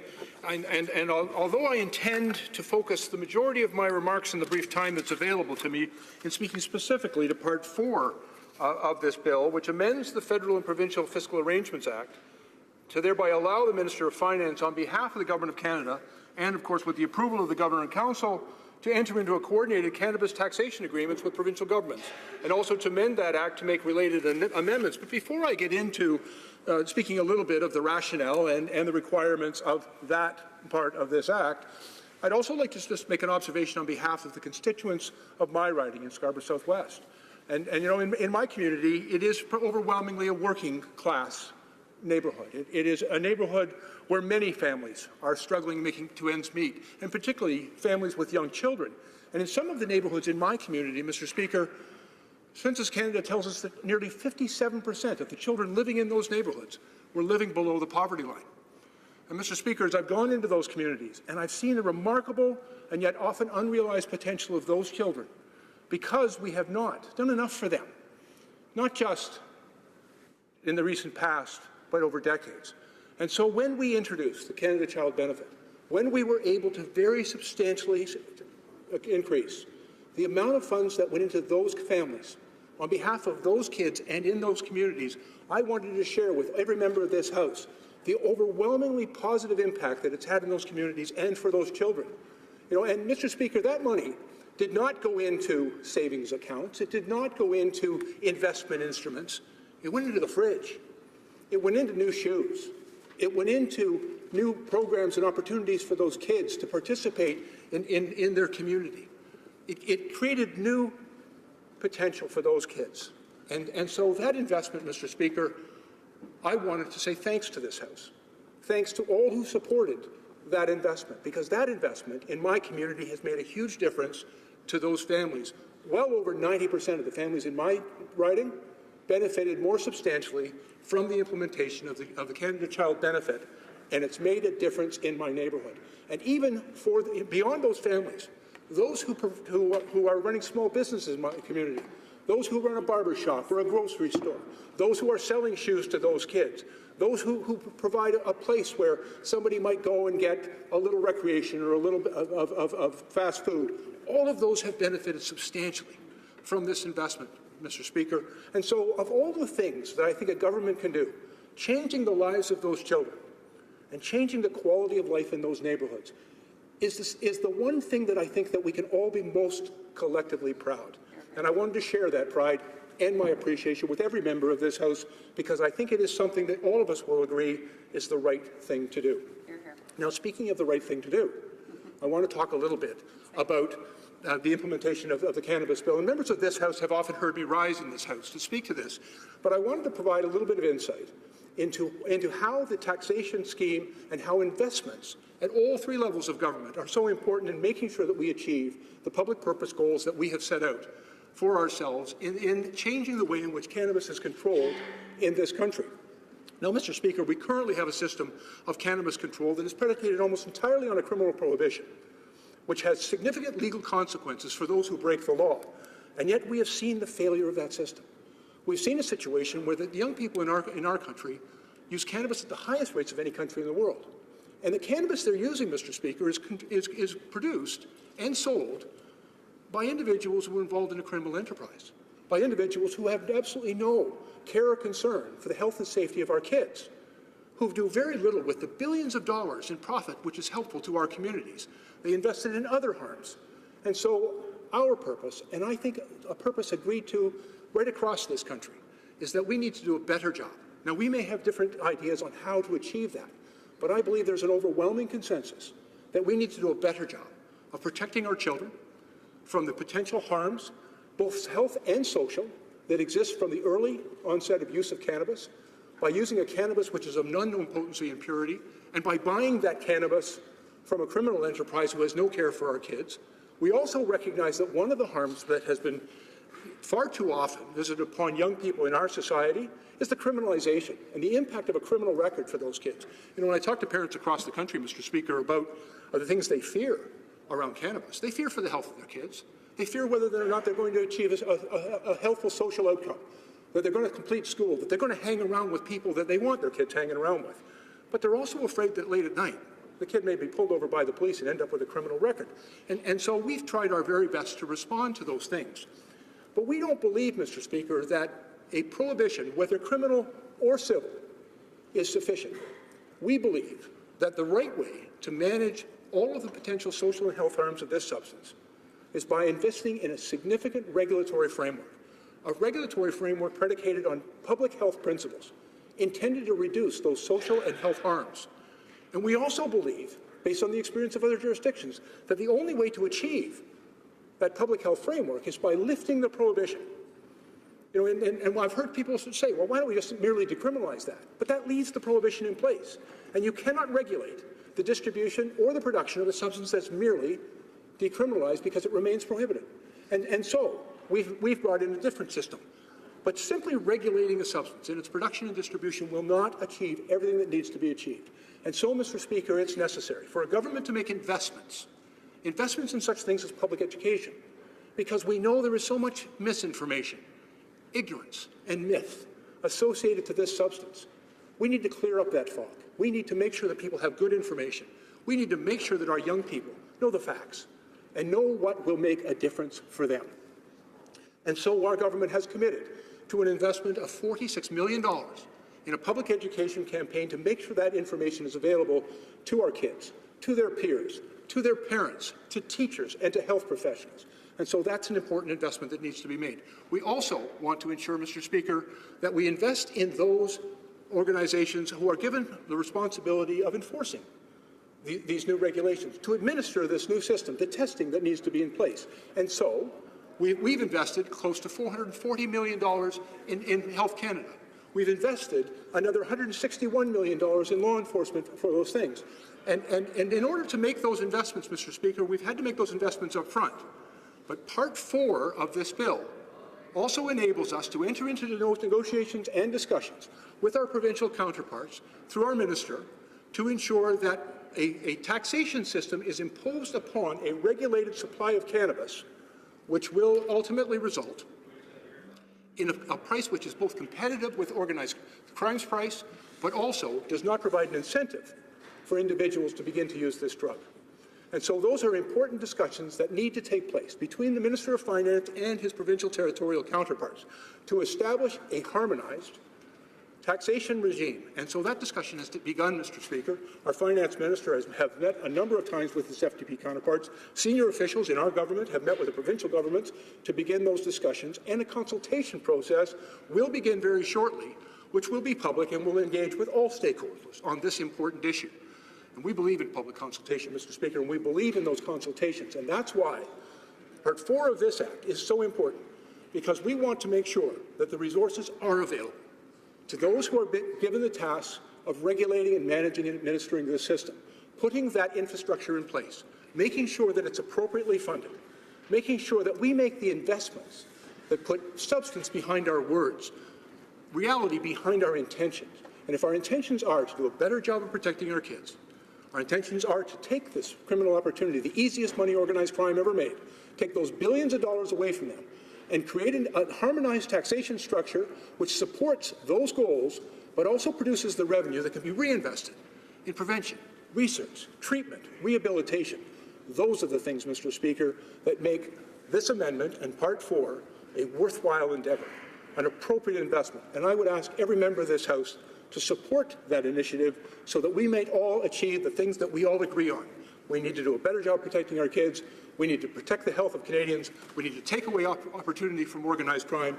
And we need to protect our kids from the threat of criminal sanctions. All of those things can be achieved through appropriate investments, change in the legislation, and I thank the members for their thoughtful attention to my remarks.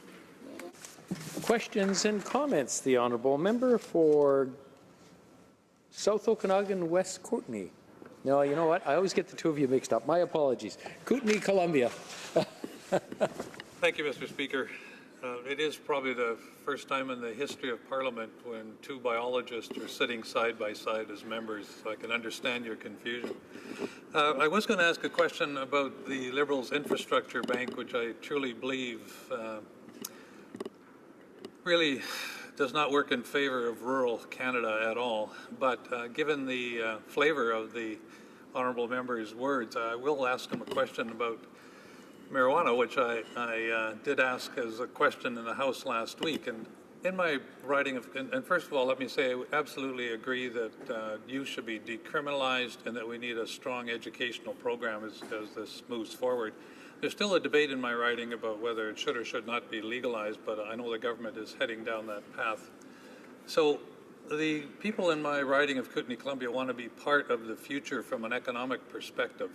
And therefore they have formed a co-op in the West Kootenays to provide a solid way of moving forward with outdoor growing of marijuana through a co-op. So it'll be a single source that the government has to deal with. There are about 120 people who have expressed interest in being part of that co-op.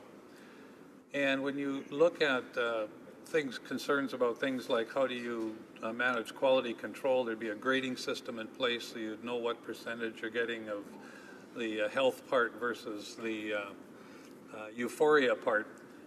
So I think it is manageable, but so far it appears that the Liberal government only want to include large corporate growers as part of the economic future for marijuana. So my question for the honourable member is, will the government try and provide opportunities so that small growers who work together cooperatively in a co-op can be part of the future? And I can pretty well assure the member that if that's not the case, the illegal growing of marijuana will continue in Canada.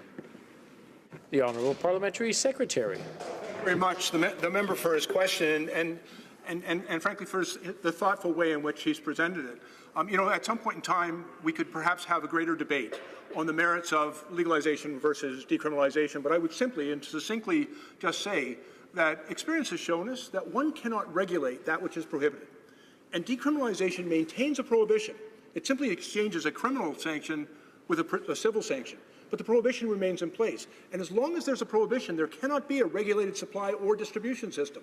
And so that's why I believe so firmly that in order to get this right, we have to lift the prohibition in order to implement a proper and comprehensive framework for the regulation of the production and distribution. Now, with respect to the specific question that he asked about the opportunity for small growers and craft growers, I can assure the member, Mr. Speaker, that the regulations that Health Canada has brought forward do not in any way impede the participation of small business. And in fact, the overwhelming majority of licenses that have currently been issued have been issued to companies with fewer than 100 employees and therefore qualify as a small business. There are, of course, very strict regulations in place to ensure that the purity and the potency can be known and verified before anything moving to market. And so those standards are in place to protect the health and safety of our citizens. And so we will not compromise on those, but we will not, in our regulations, impede the participation of the small business owner, the small craft producer. As long as they're willing and able to abide by the strict regulations that are being put in place, they should be able to participate in the market. Questions and comments? We have time for a very brief question. The Honourable Member for St. Catharines, if you can make it in 30 seconds, I'd appreciate it. Thank you very much, Mr. Speaker. I'd like to thank the Honourable Member for his speech. He's been a public servant his entire life, serving his community in Toronto, rising to Chief of Police. I was wondering if he could explain to the House what he's heard from other chiefs of police and what the government's doing to assist police forces implementing legalization of cannabis. The Honourable Parliamentary Secretary in 45 seconds or less, please. Thank you very much, Mr. Speaker. And, I have been very much engaged in consultation with my colleagues, my former colleagues in public safety. What they told us unequivocally is that they need resources in order to address law enforcement capacity issues for the enforcement of these regulations. They needed training, they need access to technology, and they need resource. And we've listened, Mr. Speaker, perhaps better than any other government in my experience. I've been doing this for 40 years, and I can tell you in my experience, I can recall for you dozens and dozens of times where very complex legislation was basically thrown over the fence to us and said, good luck with that. And instead, we have been working with law enforcement leaders in this country for over 2 years. We've listened to what they said they needed. We've responded to that. We've announced up to $274 million to make those investments in training, technology, resources that they said that they needed, and we'll be there to help them be ready. Order. It's my duty, pursuant to Standing Order 38, to inform the House that the questions to be raised tonight at the time of adjournment are as follows. The Honourable Member for Brandon Souris, Fisheries and Oceans. The Honourable Member for Vancouver East, Immigration, Refugees and Citizenship. L'Honourable. The Honourable Member for Saint-Hyacinthe-Bagotte, Employment Insurance.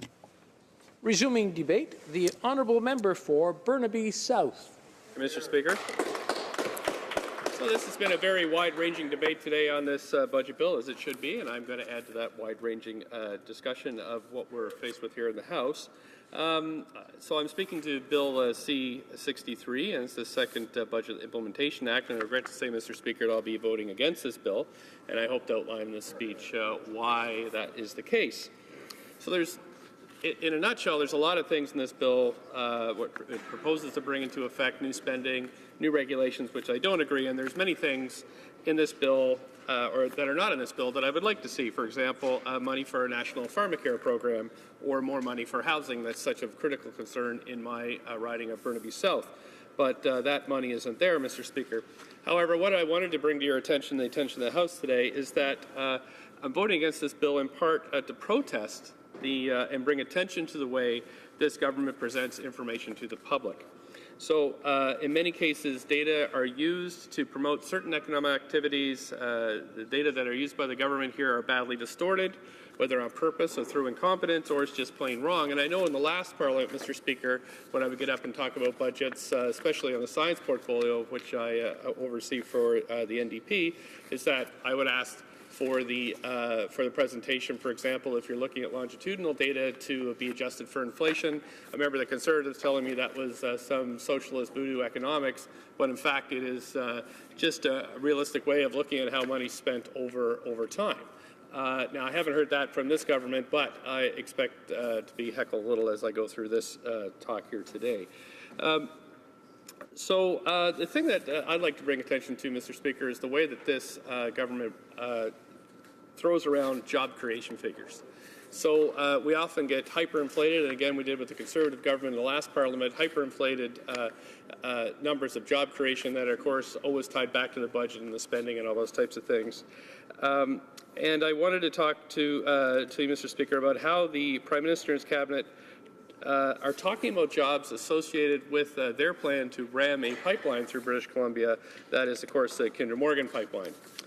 And of course, Mr. Speaker, as you know, if you'll recall, this project was approved. The Prime Minister broke his promise to British Columbians and said that he would, of course, thoroughly review this project to see actually how many jobs and the effect on the environment.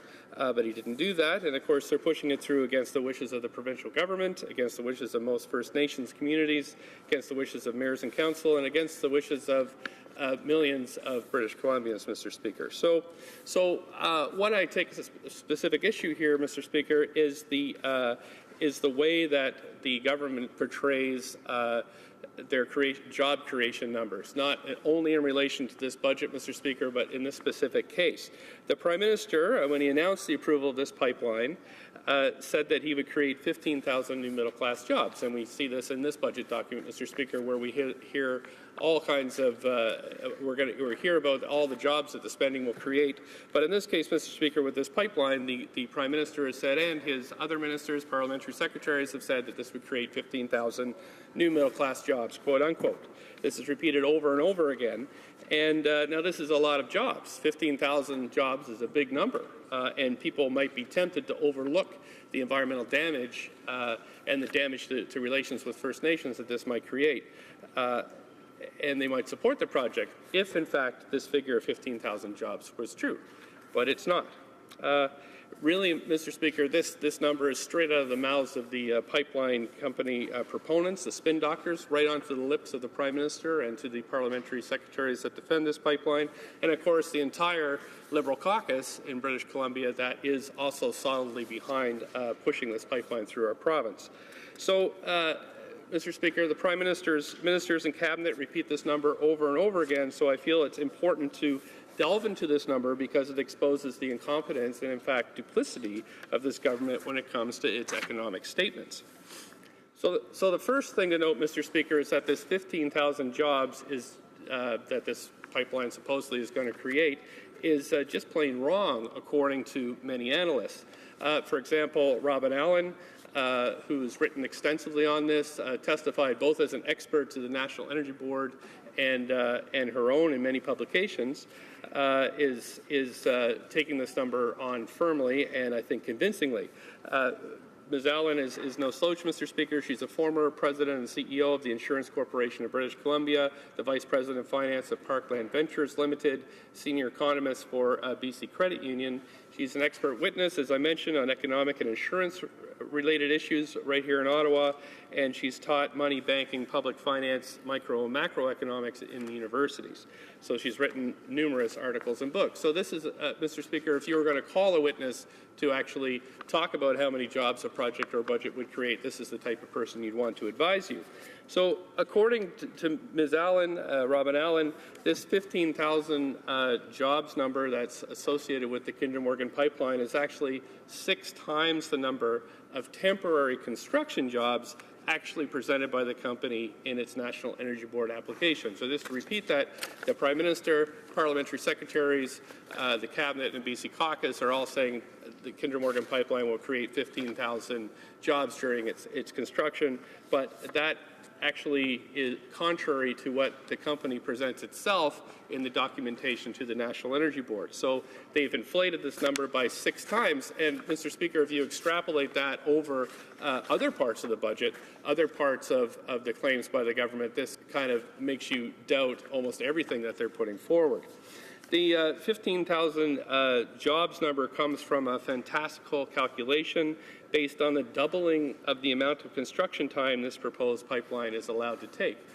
The pipeline is supposed to be constructed over 2 years. This 15,000 job number comes from a 4-year construction period. So according to Ms. Allen, Trans Mountain's, quote, Trans Mountain's estimate of 15,000 construction workforce jobs is a scam. The more realistic figure is less than 20% of that size. So when Canadians are here listening to this debate in the House about Liberals and their fiscal plans, one of the biggest projects in the country, Mr. Speaker, they're flat out telling falsehoods about what we can expect. They downplay the environmental damage this one spill from this pipeline, or in fact its construction will create in communities right across British Columbia. But of course they artificially inflate the number of jobs that will be created. So what's also important is the second part of the Prime Minister's statement that these jobs will be in fact middle-class jobs. Mr. Speaker, these 15,000 jobs that the government claims will come from this pipeline are not permanent. And this is, of course, from documents submitted to the National Energy Board. Quote, once the proposed expansion project is complete, this is right from the company itself, the operating and maintaining of this pipeline will result in approximately 90 new operating positions. So in fact, you'll never see the Prime Minister stand up and say he's justified this pipeline because he's going to create 90 permanent jobs. He uses the inflated number of 15,000. That's just clearly wrong. The idea that these jobs are middle class, Mr. Speaker, is also wrong. Kinder Morgan President Ian Anderson was here on a committee and admitted that he hires temporary foreign workers, Mr. Speaker, and that's who's going to be hired to build this pipeline. So these are not full-time middle-class jobs, 15,000 full-time middle-class jobs. These are 90 full-time jobs, perhaps 2,000 or 3,000 temporary construction jobs filled by temporary foreign workers. And what's worse, Mr. Speaker, the Kinder Morgan is contracted with CLAC, which is not an official union. It's not the BC, for example, the BC Building Trades Union. So they are skirting the unions in British Columbia that would ordinarily protect workers in order to make this happen. So once you actually start looking at the facts that come from the company, from the National Energy Board, you see that this 15,000 job claim is wrong, Mr. Speaker. So we've got temporary foreign workers, we've got permanent, we've got temporary jobs, we have 90 full-time jobs, and that's hardly worth rupturing our entire relationship with First Nations people, Mr. Speaker, or local communities. In fact, 45% of British Columbians oppose this pipeline, 30% strongly opposed and are willing to take action to stop it. This is, of course, if you haven't been to British Columbia, Mr. Speaker, many are not aware that we do not have treaties with First Nations in British Columbia, so they have significant rights. We're seeing this play out right now, Mr. Speaker. We have 18 court cases, many of which were filed by First Nations in the courts, including one that started yesterday by the Squamish Nation, where they're challenging the legitimacy of the of the review process for the pipeline. So, Mr. Speaker, I would suggest that the government go back, take a look at these numbers for real, and come back with realistic numbers that we could debate more fully. Thank you, Mr. Speaker. Questions and comments? The honourable members for St. Catharines. Thank you very much, Mr. Speaker, and I'd like to thank the honourable member for his intervention, but I'd like to ask about something in the Budget Implementation Act, and that's the indexing of the Canada Child Benefit. And we know that the Canada Child Benefit has had positive impacts across the country, including in the honourable member's riding. And I was wondering if he could tell stories, if he's heard from his constituents, I know I have, about the benefits it has to low and middle income Canadians.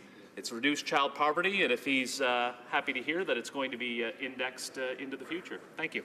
Honourable member for South Burnaby.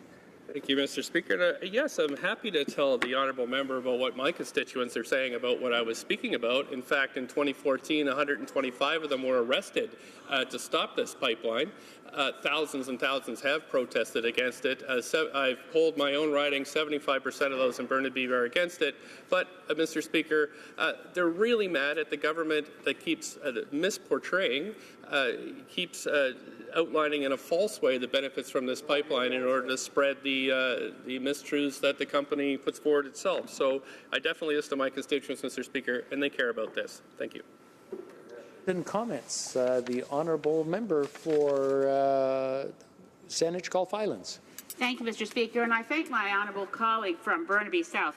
I'm going to do something I rarely do, which is forgive him for not speaking to the bill before us, because I passionately share his opposition to this wrong-headed project. And I'd like him to expand on the theme. He carefully laid out how Kinder Morgan's claims that they will create vast numbers of jobs are completely erroneous.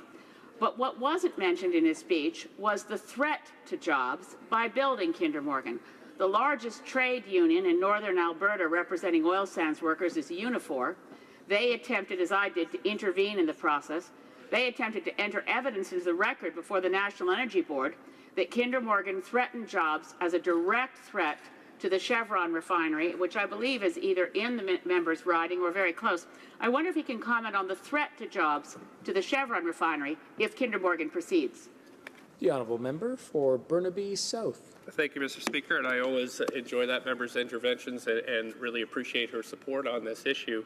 Of course, that is not covered in any of the idea of the threat to jobs of jobs, whether in Burnaby or the rest of British Columbia, is not covered by examinations by the National Energy Board, because this government relies on the process that was created by the Conservatives, which is to limit debate, is to stop cross-examination of companies, and so we really get a very pro picture for almost all projects.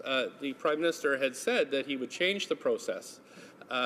He would actually send this pipeline proposal back to the drawing board. He immediately broke the process, broke his promise, did not revise the process, and here we are.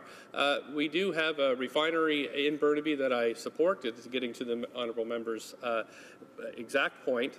And however, what's happened is Kinder Morgan is pinching off supply to that refinery, and it's in danger of closing. Mr. Speaker, I fully support those jobs that are good union-paying jobs, and it's a shame that this government is not paying more attention to the welfare of people in British Columbia. Thank you, Mr. Speaker.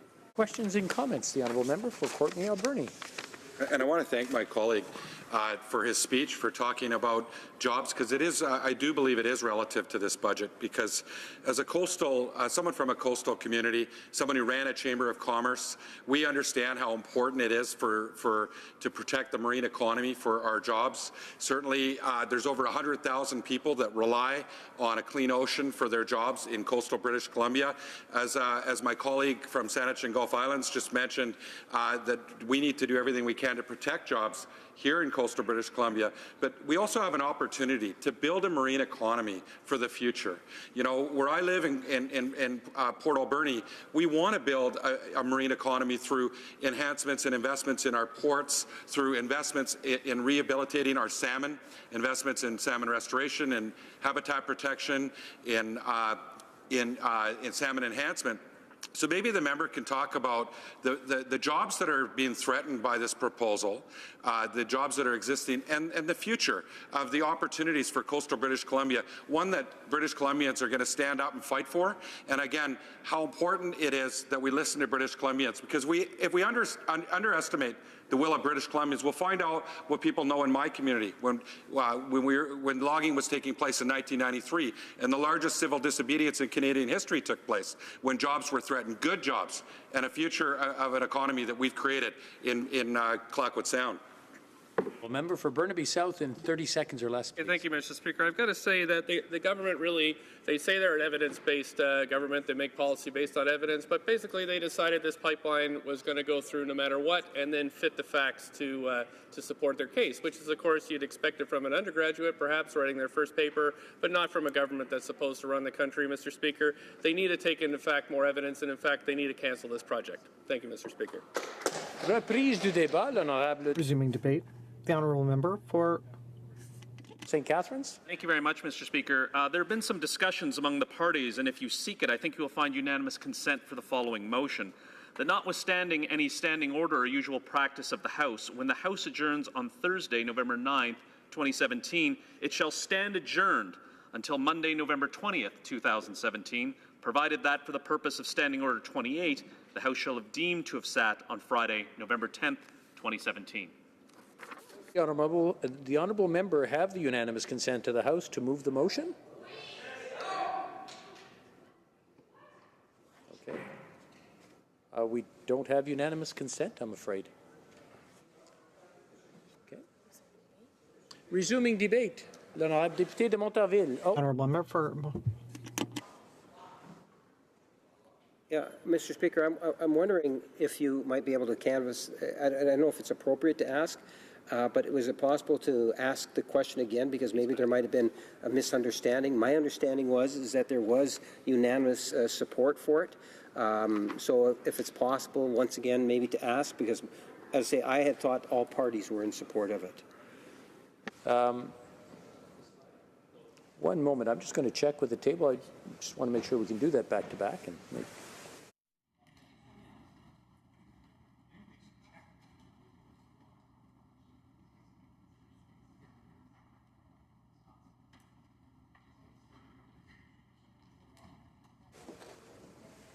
okay, we'll try it one more time. And does the honourable member have the unanimous consent of the House to move the motion? Yes. Agreed? Agreed? The House has heard the terms of the motion. Is it the pleasure of the House to adopt the motion? Yes. Agreed? Carried. Very good.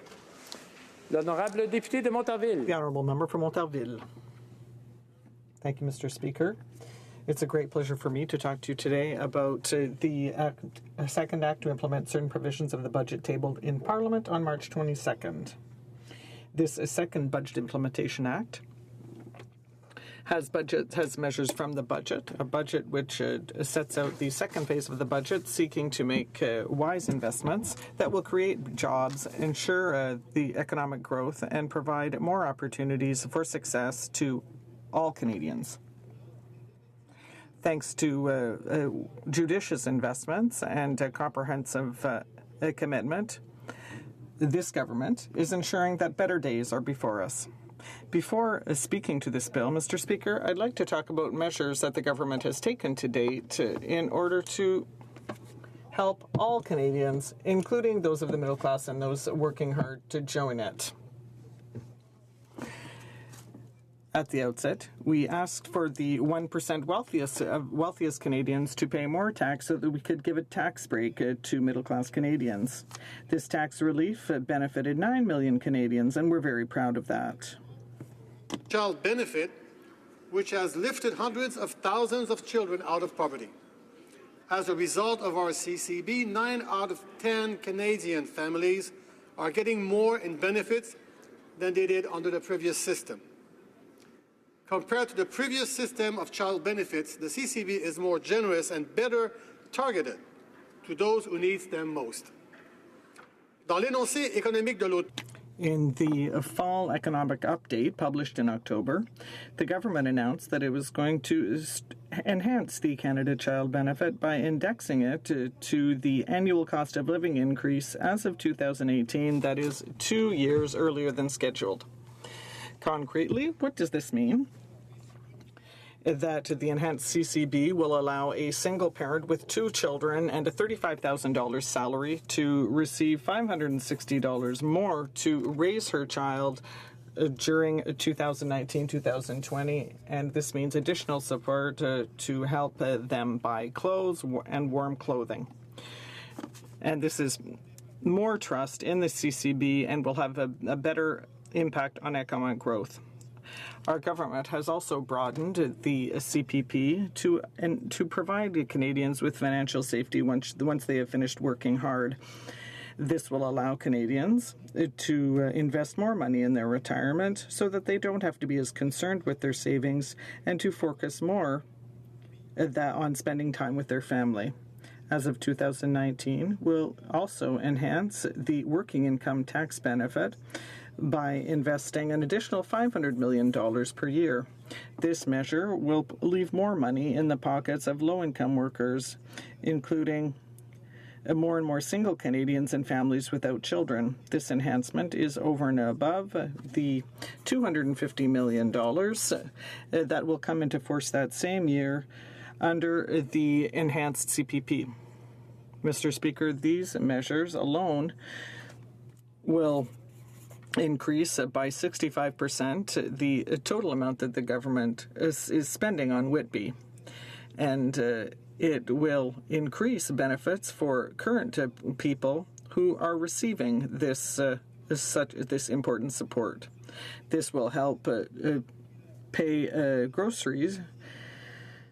for groceries and warm clothing, and it will help low-income families make ends meet.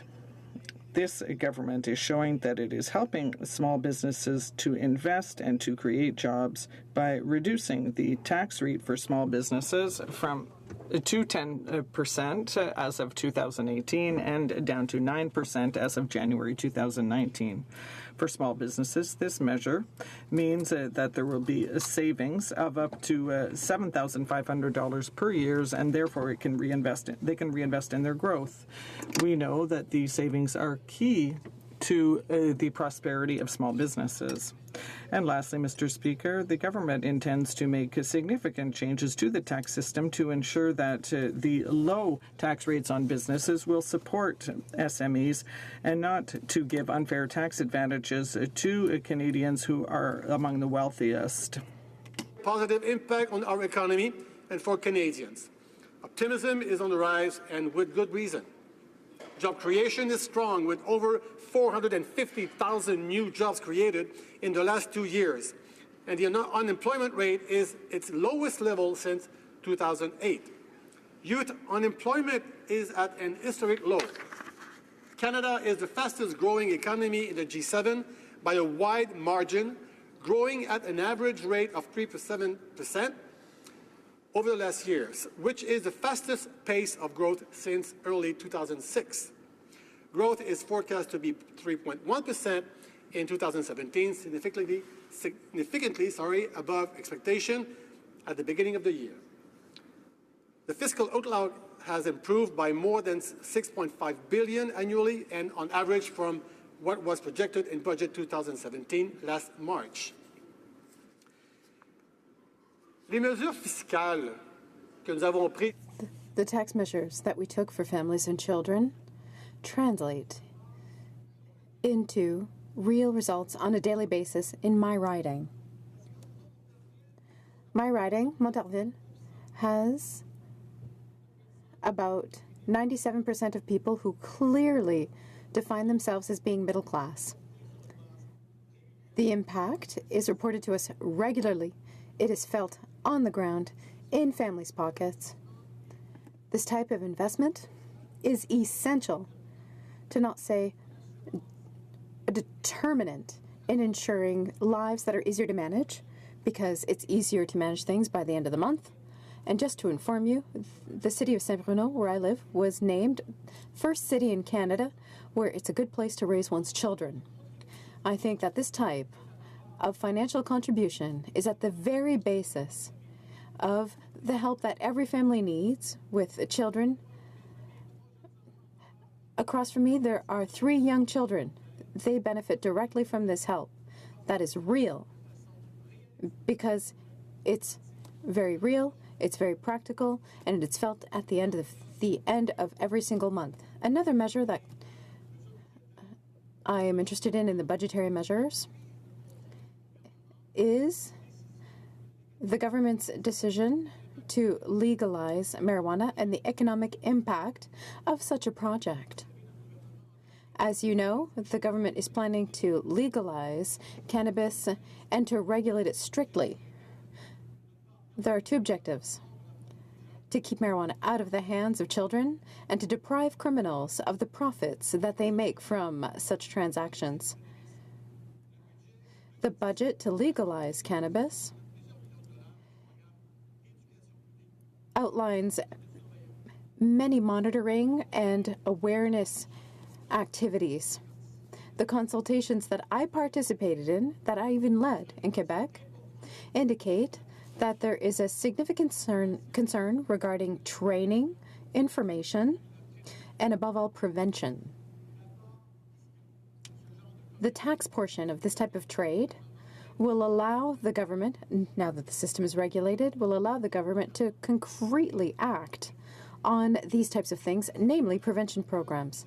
Taxation is one of the key elements that plays an important role in the objectives of this legislation. The Prime Minister and the Minister of Finance clearly indicated that legalization must be effective and taxes must be levied.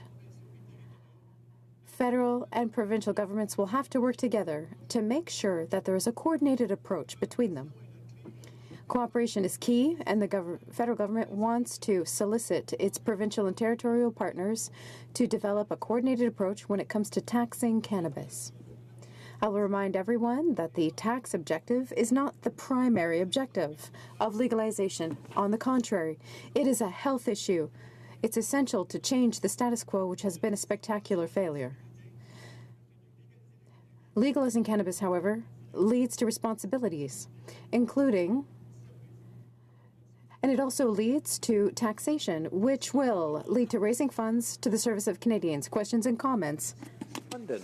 Thank you for the speech. And Mr. Speaker, a lot of times we hear the government talk about the child benefit. And I just want to know, have they actually addressed the results that we're finding in places like Fort McMurray, where many of the families have lost the child benefit because of increased incomes, but not taking into consideration the fact that that the cost of living is so high, and that we're also seeing so many people lose their jobs in those areas as well as their homes. So I'm wondering, what is this government doing to address those issues where families are having a new situation come upon them and the government is not there to support at all?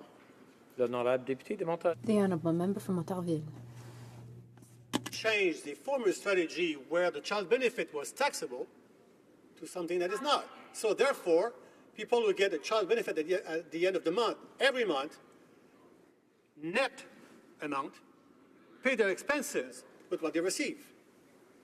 Questions and comments? The Honourable Member for Courtenay Alberni. Mr. Speaker, in the election campaign, the Liberal government made a promise that they were going to invest in language revitalization for Indigenous peoples. We've been through two budgets, a Budget Implementation Act here today that we're talking about, and again, nothing for Indigenous language.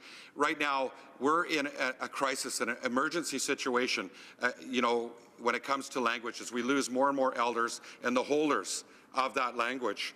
When I hear Cliff Atleo, who's one of our New Chalnoth elders at the Council of the Hatwiya, which is the hereditary chiefs of the New Chalnoth, he says, our language is our identity. When we lose our language, we lose our identity. Mr. Speaker, I ask this member if he supports language revitalization, investments in holders of the language. There's young people like Victoria Wells and Ivy Martin that want to carry on the legacy of their language and their culture, and holders of the language like Levi Martin that want to share that knowledge. But we need assistance, Mr. Speaker, to help them carry on their culture and their traditions.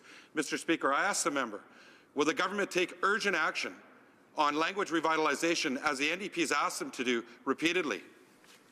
The Honourable Member for Montarville. Les initiatives en termes de réconciliation. When it comes to initiatives for reconciliation with Indigenous people are at the heart of our commitment. As an example,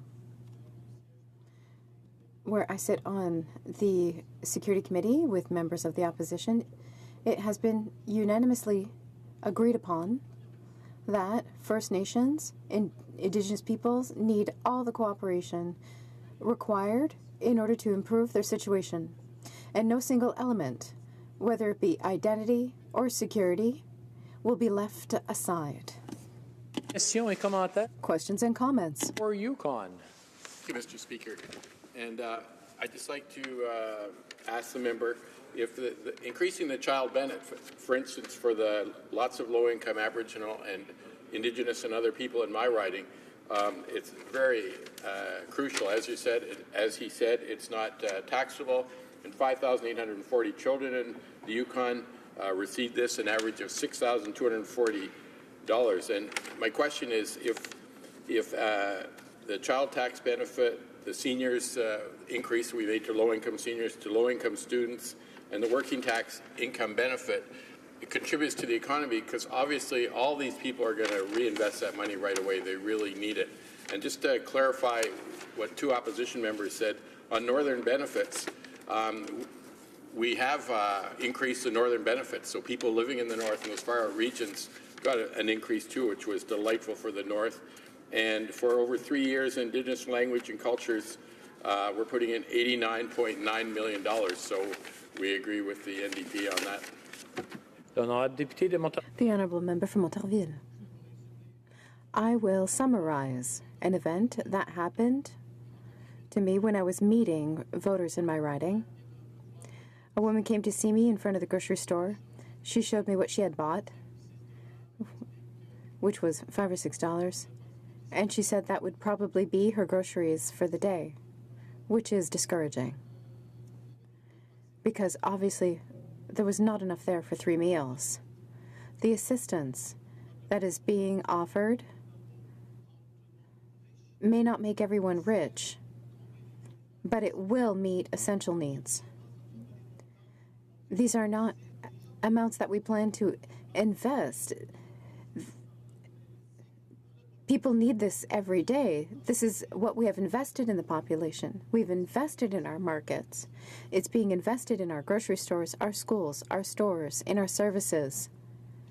This is a clear, definitive way to supported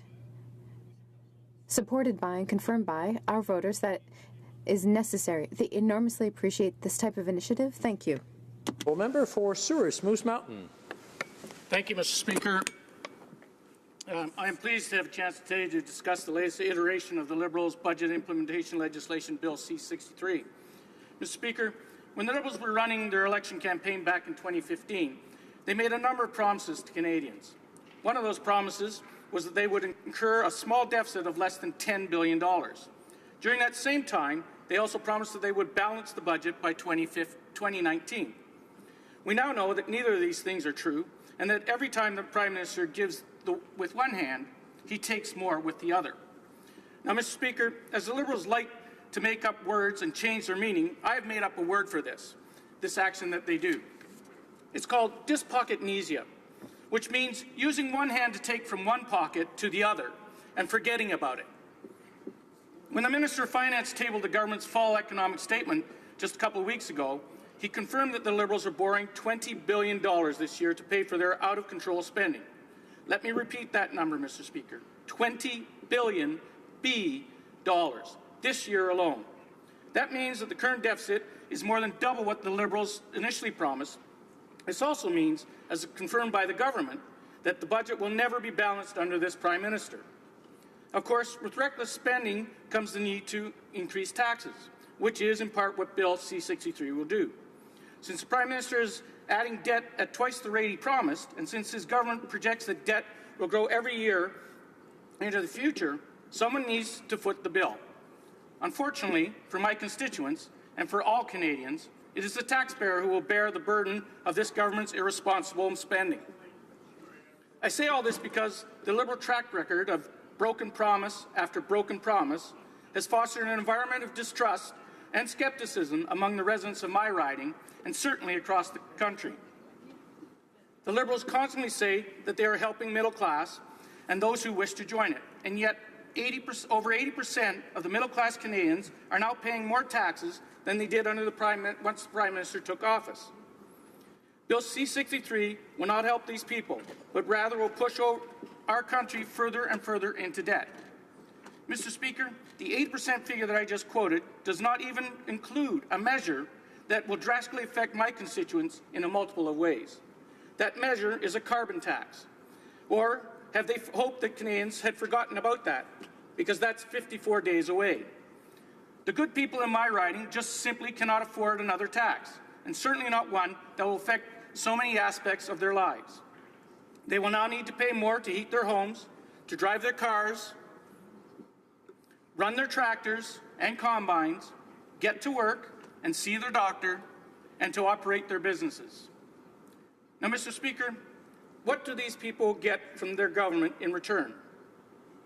Mr. Speaker, well, I'd like to say that my riding is currently booming with government-funded infrastructure projects that it sorely needs, but that would be a lie. I would like to tell my constituents that in return for the increases in their household bills due to a carbon tax, they would have a government that cares about Western Canada. But I definitely can't say that under the Liberals. I would very much like to tell the small business owners in my riding that the government will start making life easier for them by not changing the tax rules to the point that they are unsure of their businesses and whether they will even be viable in the future. But alas, I cannot do any of these things. This government lacks the credibility as shown by their dismal track record, and Canadians expect better. One of the major measures contained in Bill C-63 that I would like to touch on is regarding the Asian Infrastructure Investment Bank and the effect that this investment will have on Canadians. The Liberals are investing $500 million, that's right, $500 million, to be a part of an investment bank in another country. You would think that an investment of that size would be overwhelmingly beneficial to the Canadian public, especially given that the federal government is not exactly swimming in dollars at this moment. Unfortunately, there will be very little direct benefit to Canadians as a result of this investment. And those who do benefit are the wealthy 1%, who are the only ones who can afford to consider bidding on contracts through this infrastructure investment bank. We do not know if our investment will be used for anything. We do not know what it will be used on or whether it will be to fund a pipeline. No, not a pipeline in Canada, despite the fact that Energy East was cancelled, but rather a pipeline in Asia. Instead of making it competitive for Canadian companies to sell their oil, this makes it easier for foreign countries to compete against us. Mr. Speaker, how can the Liberals claim to be helping and representing the middle class when they invest in measures such as the Asian Infrastructure Investment Bank, rather than using even a portion of that money to help Canadians at home? We know that the Liberals love to spend, and we understand the need to create strong relationships and international partnerships through initiatives like investment banks. But it should not be at the cost of the Canadian taxpayer, who will see no direct benefit. This is yet another reason why my constituents tell me they have completely lost faith in this government's ability to spend money responsibly. It appears that the Liberals have a hard time understanding the needs of the middle-class Canadians they say they are working for. This is not surprising, given that the Prime Minister and the Finance Minister have never actually been middle class. The Finance Minister cemented this general lack of faith when it was recently discovered that he failed to disclose financial assets to the Ethics Commissioner.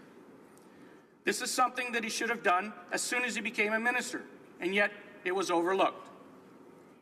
If an average Canadian failed to disclose their assets to the appropriate government body, they would be punished accordingly. But when it's the Prime Minister's right-hand man, the problem seems to simply disappear. How are Canadians supposed to trust the Finance Minister with control of our country's finances when we can't even properly take care of his own? Mr. Speaker, the Finance Minister also refuses to disclose whether or not he recused himself from important conversations surrounding legislation that would have an effect on his multi-million-dollar company, Morneau Shepell. As far as we know, he took part in discussions surrounding Bill C-27. Was he involved in the talks on pensions for Bombardier? And did he fail to recuse himself from discussions on the Bermuda Tax Treaty? Thankfully, he was unable to recuse himself when the Ethics Commissioner came calling. He paid the $200 fine for his actions, but this leaves the question of just how open and honest our Finance Minister really is. Mr. Speaker, Canadians expect this government to do better and be better. We expect the Cabinet Ministers will uphold the rules to the letter of the law and will also do the right thing. The government has shown that the conduct of their Cabinet Ministers is not befitting the expectations of the people they represent. Not only they are unable to follow the rules themselves, but they expect the support of Canadians who are being punished for doing just that, as stated in their messaging surrounding the tax changes to close perceived loopholes. Those tax changes are going to hurt Canadians, especially in my riding, where there are a plethora of small businesses, including farms. There are huge concerns over the cost of transfer a farm down from one generation to the next, something that people in my constituency have been doing for over a century in some cases. The cost of doing business is going to go up for all business owners, too, not just the farmers. Mr. Speaker, do you know what who the cost isn't going to go up for? The Prime Minister and the Finance Minister, whose family fortunes are safely tucked away and will be unaffected by these tax changes. This just goes to show how out of touch the Liberals are when it comes to the needs of the real, hard-working, middle-class Canadians. Mr. Speaker, C-63 contains many provisions given that it is an omnibus bill. But unfortunately, I am failing to see how this piece of Sunny Ways legislation will actually help the people in my riding. My hometown of Estevan is known as the Sunshine Capital of Canada. And even with that moniker, everyone knows that the Liberals are not building green transit lines in rural Saskatchewan. On this side of the House, we believe in responsible government spending, lower taxes, and making life more affordable for every Canadian. We have learned that we absolutely cannot trust this Prime Minister to give Canadians a tax break. In fact, the only thing that we can trust is that he will continue to break his promises and put us further and further into debt, one tax increase at a time. This is not what my constituents want, it is not what Canadians want, and we will continue to fight the Prime Minister's continued tax hikes every step of the way. Thank you, Mr. Speaker. Questions and comments? The honourable member for,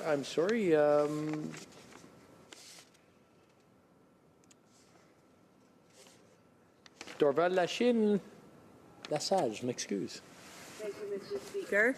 I listened very attentively to my colleague's speech just now, and I have to say that since our government came into power, we have had extremely good growth. We are one of the fastest growing economies in the G7, and there is no denying this. I don't think my honourable colleague could deny that fact. And Budget 2017 will be continuing in the same way to help our economy grow further and to continue cutting taxes for the middle class, for small businesses, and to also help us grow people into the middle class. And I don't think my colleague across the way can deny that. Thank you very much. The honourable member for Souris Moose Mountain. Thank you, Mr. Speaker, and I thank my honourable colleague for her question and appreciation. I've had the opportunity to have a number of conversations with her over the last 2 years, and I appreciate and always found her very open in her conversation.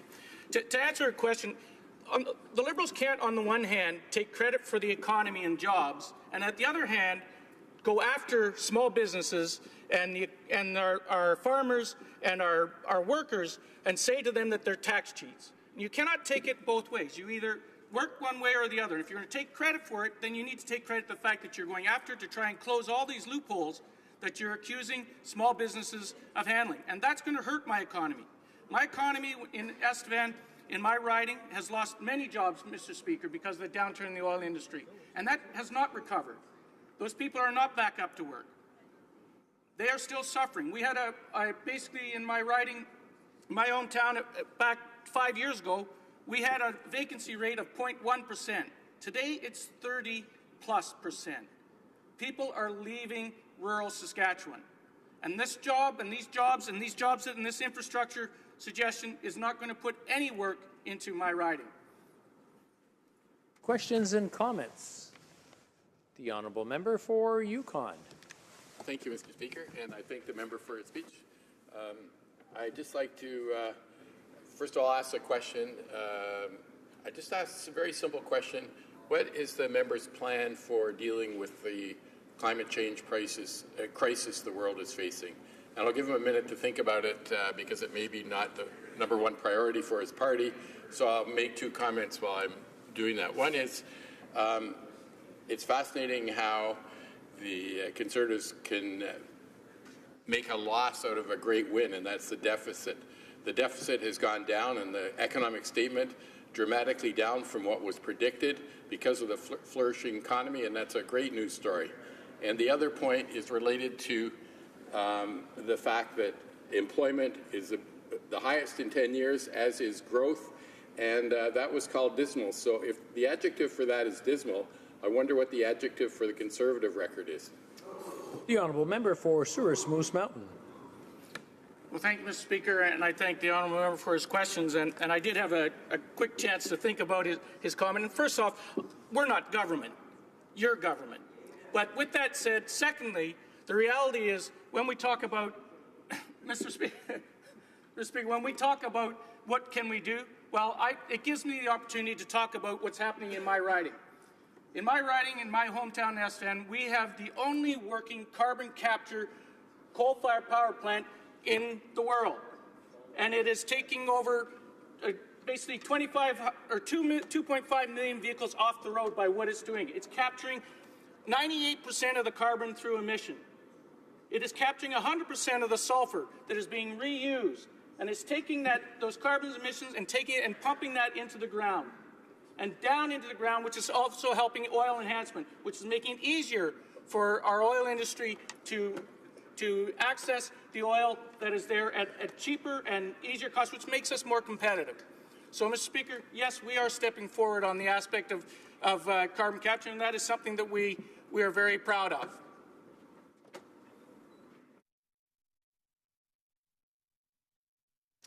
It looks like we don't have enough time for another question and comment, so we're going to go to resuming debate. And before we do that, I'll let the honourable member for Hamilton East Stony Creek know that there are only about 5 minutes remaining in the time before we have to go to the next rubric. But he'll have the remaining time, of course, when the House next gets back to consideration on the motion. The honourable member, resuming debate, the honourable member for Hamilton East Stony Creek. Well, thanks, Mr. Speaker, and I'm pleased to speak to Bill C-63, an act to implement certain provisions of the budget. And I want to first of all say that how proud I am to be a colleague of the Finance Minister and to sit in the government with him.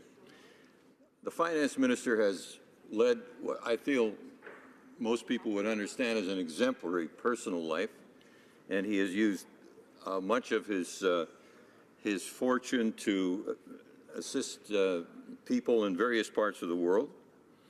And he has to suffer the innuendo that's being offered almost every day that perhaps that he joined public life in order to enrich himself. And I don't think anyone would seriously believe, Mr. Speaker, that we would actually engage in the election campaign and be successful in public life in the hopes of leaving this place much wealthier than when we came.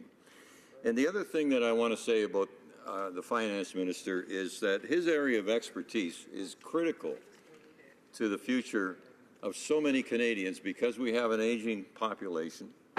We have many, many issues with regard to pensions, and I think that it should be seen by most Canadians as a benefit to have someone with profound expertise in the world of pensions, such as our minister.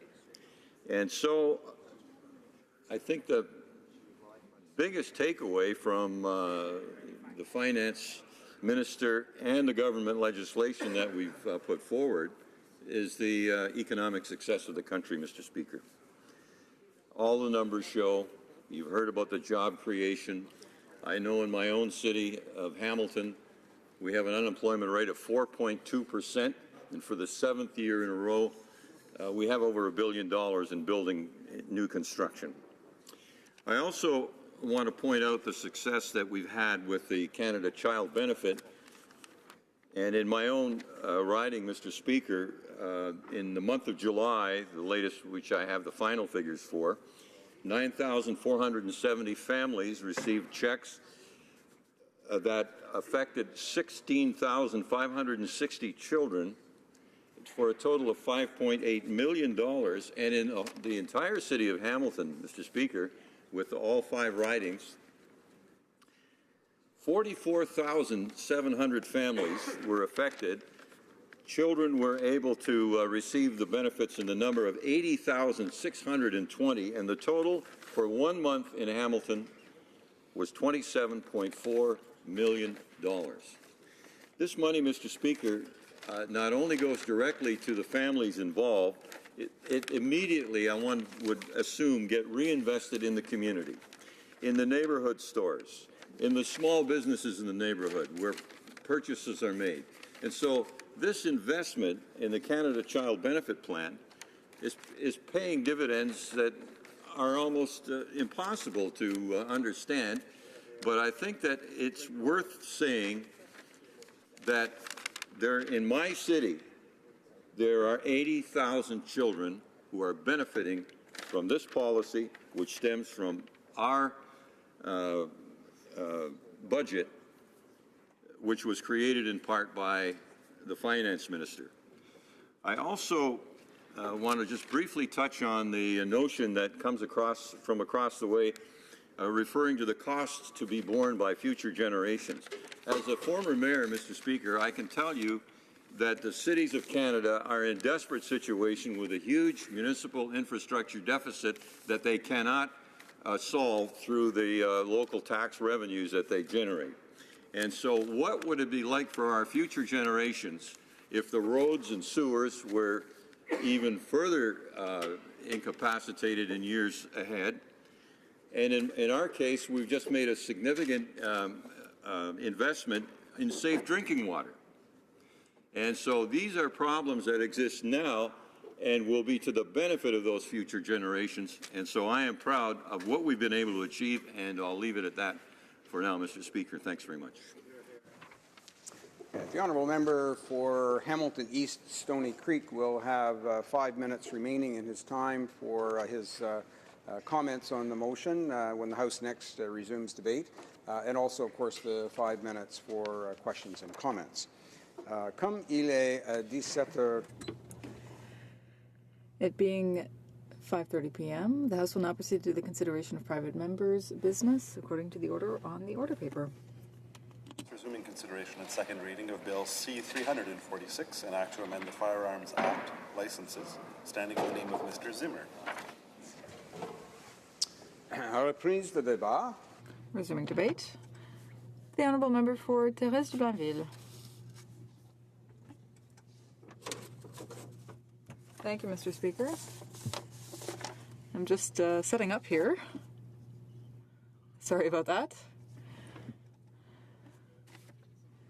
Well, I'm very pleased today to speak about Bill C-346, an act to amend the Firearms Act, licenses. As my colleagues know, we campaigned on a promise to implement reasonable and effective measures concerning firearms. And this is in the aim of protecting public safety while still ensuring that firearms owners who are law-abiding be treated in a fair and reasonable manner. I think that it's fair and reasonable that firearms owners would need a license to own those firearms. It's also reasonable that people requesting a license would have to provide information proving that they don't represent a risk. For example, information about their mental health and their past. It's also reasonable that this information would be regularly updated because, of course, circumstances can change. That's why firearms licenses currently have expiration dates. Every 5 years, firearms owners have to present a request to renew their license, and they have to provide up-to-date information about their eligibility. This is fair and reasonable. Permits for many other things, such as cars, like driver's licenses, work in a similar fashion. Now, the bill before us would eliminate the very concept of an expiration date for the firearms system. This bill would allow people to spend 10 years without having to update their license. This is not fair, and it's not reasonable. This bill would go against public safety. That is why I cannot support it. Let's look a bit more closely at what Bill C-346 actually proposes. Under the bill, a firearms license would essentially be good for life for any owner age 18 and over.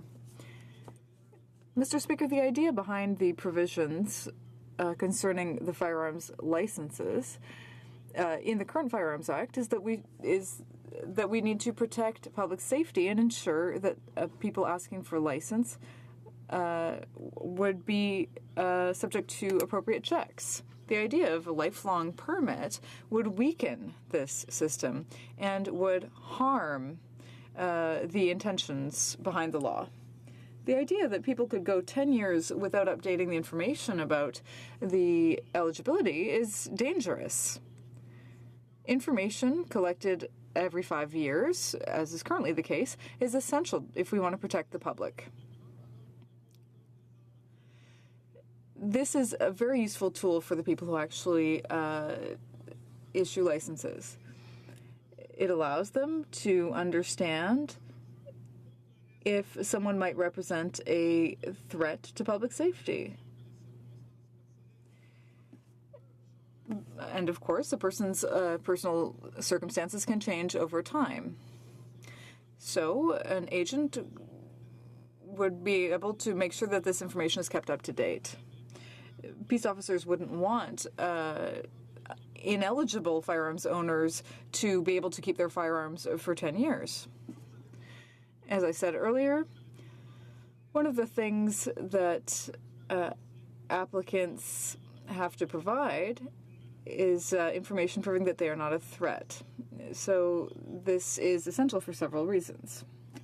First of all, studies have shown that women who are the subject of domestic violence are far more likely to be killed if their partner has a firearm. The Violence Policy Center in the U.S. showed that 2/3 of women killed by firearms were killed by their intimate partner.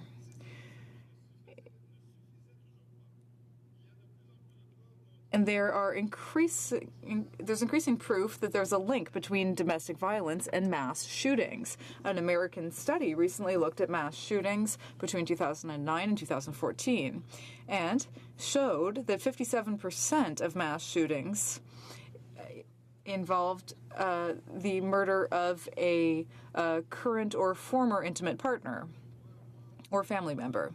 So there are serious concerns about former intimate partners who may have firearms, and we wouldn't want them to keep a firearm for 10 years.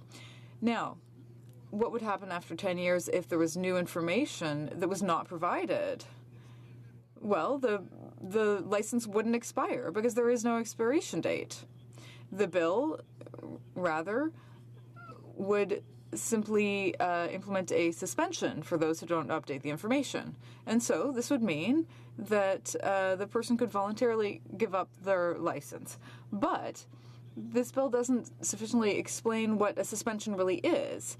The concept of a suspension doesn't exist in the Firearms Act and is not defined in the Criminal Code.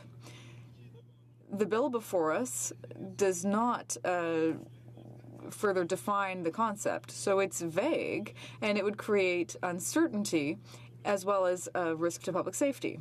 For example, if someone's license were suspended, would they have the right to buy, sell, or trade a firearm without restriction? The bill doesn't say. The bill doesn't explain the way that it would modify the Firearms Act when it comes to the transfer of unrestricted firearms. Someone could buy a firearm with their license because it would still appear to be valid. The bill doesn't indicate whether someone who still has firearms with a suspended license would be able to keep their permit even if they break the Firearms Act. We still don't know if someone who has access to firearms could simply allow their license to be suspended indefinitely. Mr. Speaker, this type of oversight is unacceptable in a bill that deals with such an important issue. Public safety is at stake. The inconsistencies in the bill go against our reasonable and effective approach to firearms. Over the last 2 years, the government has taken basic, reasonable measures to ensure public safety, while continuing to treat law-abiding firearms owners in a respectful fashion. The government has left this up to experts and specialists when it comes to the classification of firearms. These decisions are made by the RCMP according to standards that are set by Parliament in the Criminal Code and other systems. The Minister of Public Safety overturned a decision of the previous government that allowed firearms owners to determine the classification of their own product. And a new advisory council on firearms, which is more representative, has been established.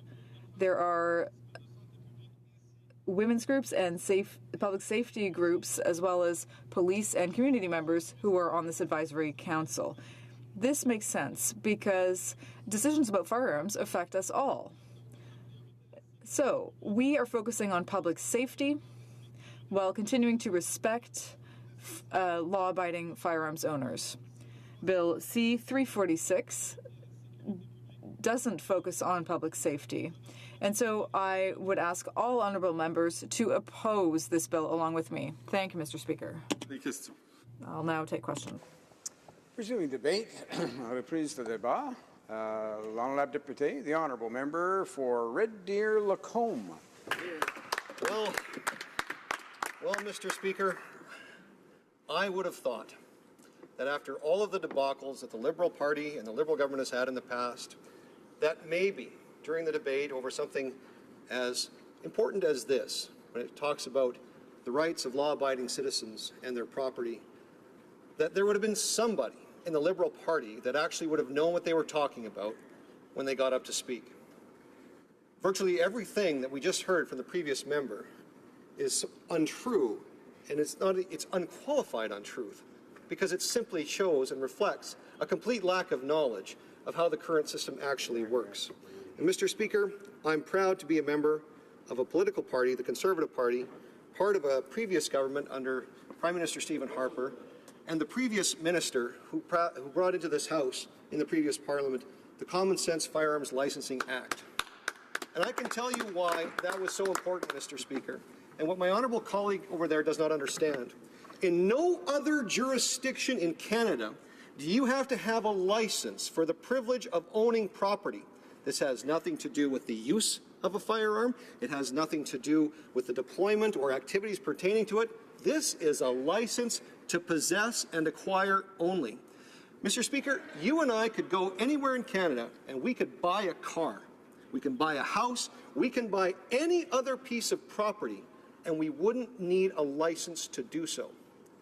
We would not need a license to do so. So the fact that a license and the licensing requirement for firearms owners is already in place is a precedent. And all that this bill from my honourable colleague from Prince George Peace River Northern Rockies is seeking to do is to keep law-abiding citizens from becoming arbitrary criminals because of bureaucratic delays. Now, one of the things that the Common Sense Firearm Licensing Act did was it provided a grace period of up to, I believe it was 6 months, on the expiry of a firearms or a possession acquisition or possession-only license. And it merged the possession-only and possession acquisition license into a common license.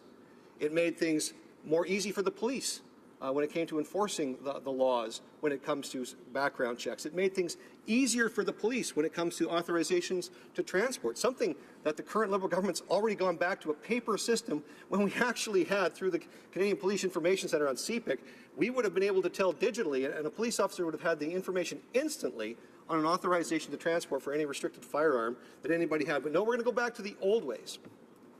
The old ways where the Liberals hide behind institutions. They love institutions. We over here on this side of the House, we trust in Canadian citizens. We trust in their ability to make decisions that are best for themselves, and we trust law-abiding firearms owners.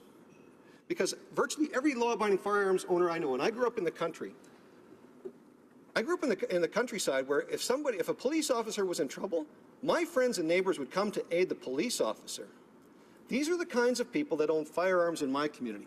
Farmers, hunters, duck hunters, sport shooters, people who actually are patriotic Canadians that love the sport that they do, or they need that tool for their way of life.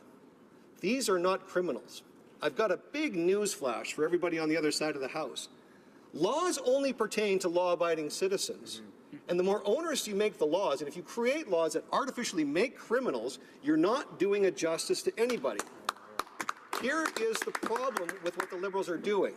They are now basically going back to hiding behind the RCMP. Now, I love the RCMP.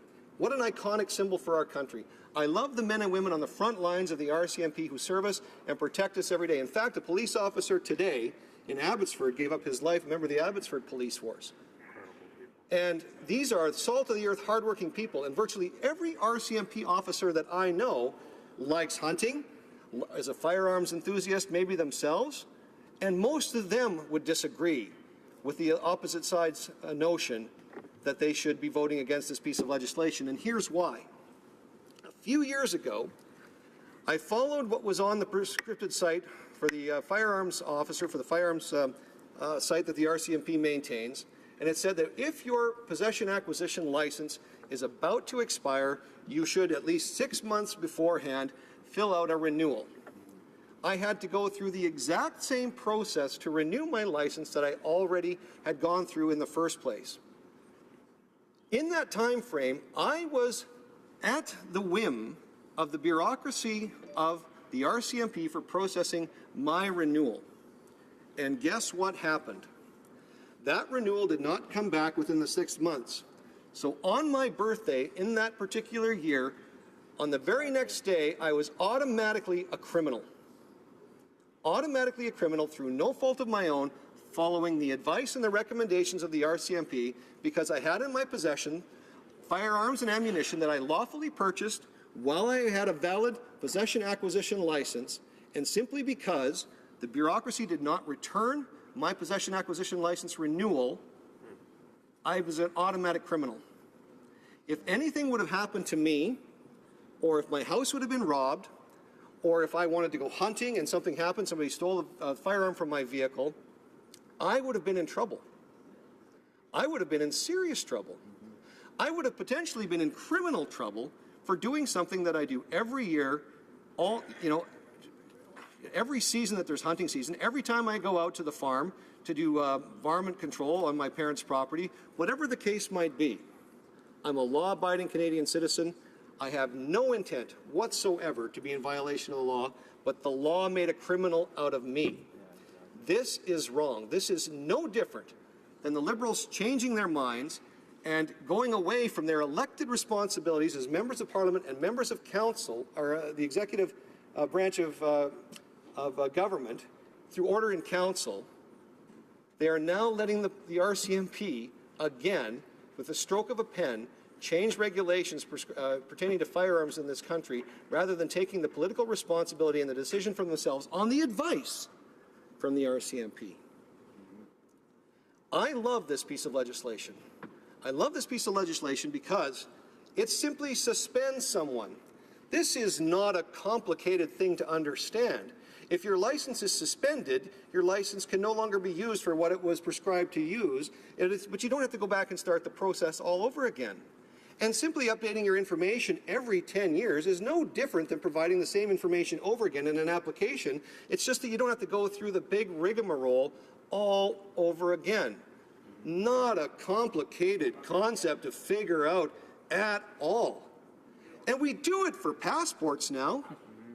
The precedent is set for government-issued ID for 10 years to be valid. What is so complicated about that? Or is it just the love of bureaucracy that, and creating jobs in the bureaucracy that the Liberals over there admire and adore so much? These things are an attack on law-abiding citizens. I'll remind you that nobody in Canada wants to see any type of violent crime at all. But the issue here is not about violent crime. The issue here is about law-abiding Canadian citizens and another attack or assault on their rights. Bill C-346 will amend the Firearms Act to eliminate the expiry of firearms licenses within a mandatory provision that the license holder updates their relevant information every 10 years. Oh, well, we can't have that. No, we have to have it every 5 years and have to start the process all over again. And God forbid, if your license expires, you're immediately a criminal. What is so complicated about this? It simplifies and streamlines a process. People have already been vetted. And if their license has been revoked in some way, they would know, because every single day, 365 days a year, that even means today, the RCMP, through the Canadian Police Information Centre and the CPIC database, would have verified and validated every Canadian firearms license owner. Every single one of them. And if something was flagged through either a trial decision or a court decision that somebody's firearms license should have been revoked or they lost their privileges, that would be flagged, and then the RCMP or the local police force, wherever it happens to be, would then go in and remove the license from the individual and take them off. That's how you flag somebody who's in trouble, not by going through an application process all over again. If your license is suspended, you can't buy or sell your firearms or buy any ammunition. What an incentive to actually get the paperwork done in that 10-year period get the information into the police, and get your license back out of the suspended mode. And you should be able to turn your license in at any point in time. This bill actually makes it easy for people to say, you know what, I no longer need my firearms license. I simply want to hand it in and be done with this. And it's an easy thing to do. That's how the process should be stopped. Mr. Speaker, this bill is full of common sense, and anybody that votes against it obviously isn't. Thank you. Resuming debate, the honourable member for Toronto Danforth. Thank you, Mr. Speaker. Today I rise to speak about Bill C-346. And for those who have just joined us, Bill C-346 amends the Firearms Act to eliminate the expiration of firearms licenses for those over the age of 18. It essentially makes licenses valid for life, only requiring an update of information every 10 years, with a penalty of a license suspension if the information is not updated. The current legislation requires owners of firearms to renew their license every 5 years. As part of the process, they must update the information relevant to their license eligibility. I'll discuss this in further detail, but at this point, I would like to clearly state that this doesn't seem like an overly onerous requirement to balance against the requirement and responsibility of having a firearms license. I believe everyone in this place can agree. We want to keep firearms out of the hands of people who could be dangerous. Our safety and the safety of our communities is paramount. Canadians and my constituents want to live in a country with effective gun regulations. Millions of Canadians lawfully and responsibly own firearms. Responsible firearms owners understand why it is important for them to be kept out of the wrong hands.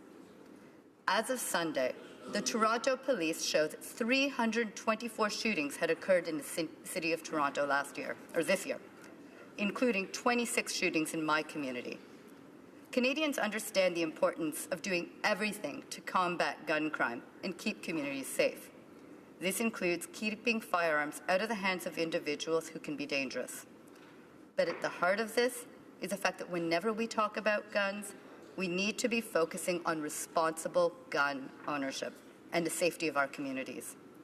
Our government believes in an effective approach that prioritizes public safety while respecting law-abiding firearms owners. The fundamental principle of the Firearms Act is ensuring public safety. Bill 346 disturbs the balance, and for that reason, I cannot support this bill. Firstly, I cannot support the primary premise of this bill, which appears to be that the current requirements that a firearms owner renew their license every 5 years is too onerous. I talk all the time with my kids about privileges and responsibilities, that when we have certain privileges, we must accept the responsibilities that come along with that privilege. For example, many Canadians have the privilege of driving a car. We accept that this comes with the responsibility to drive the car responsibly and to renew the licenses to ensure that the driver continues to meet eligibility requirements, such as, does the driver still have the eyesight eligibility? Mr. Speaker, you get the idea. Under the current legislation, every 5 years, a responsible firearms owner must renew their license. They update the information relevant to their license eligibility. A renewal notice is sent to licensees about 90 days prior to expiry, and they have a 6-month grace period if the license is, for some reason, not renewed within that timeline.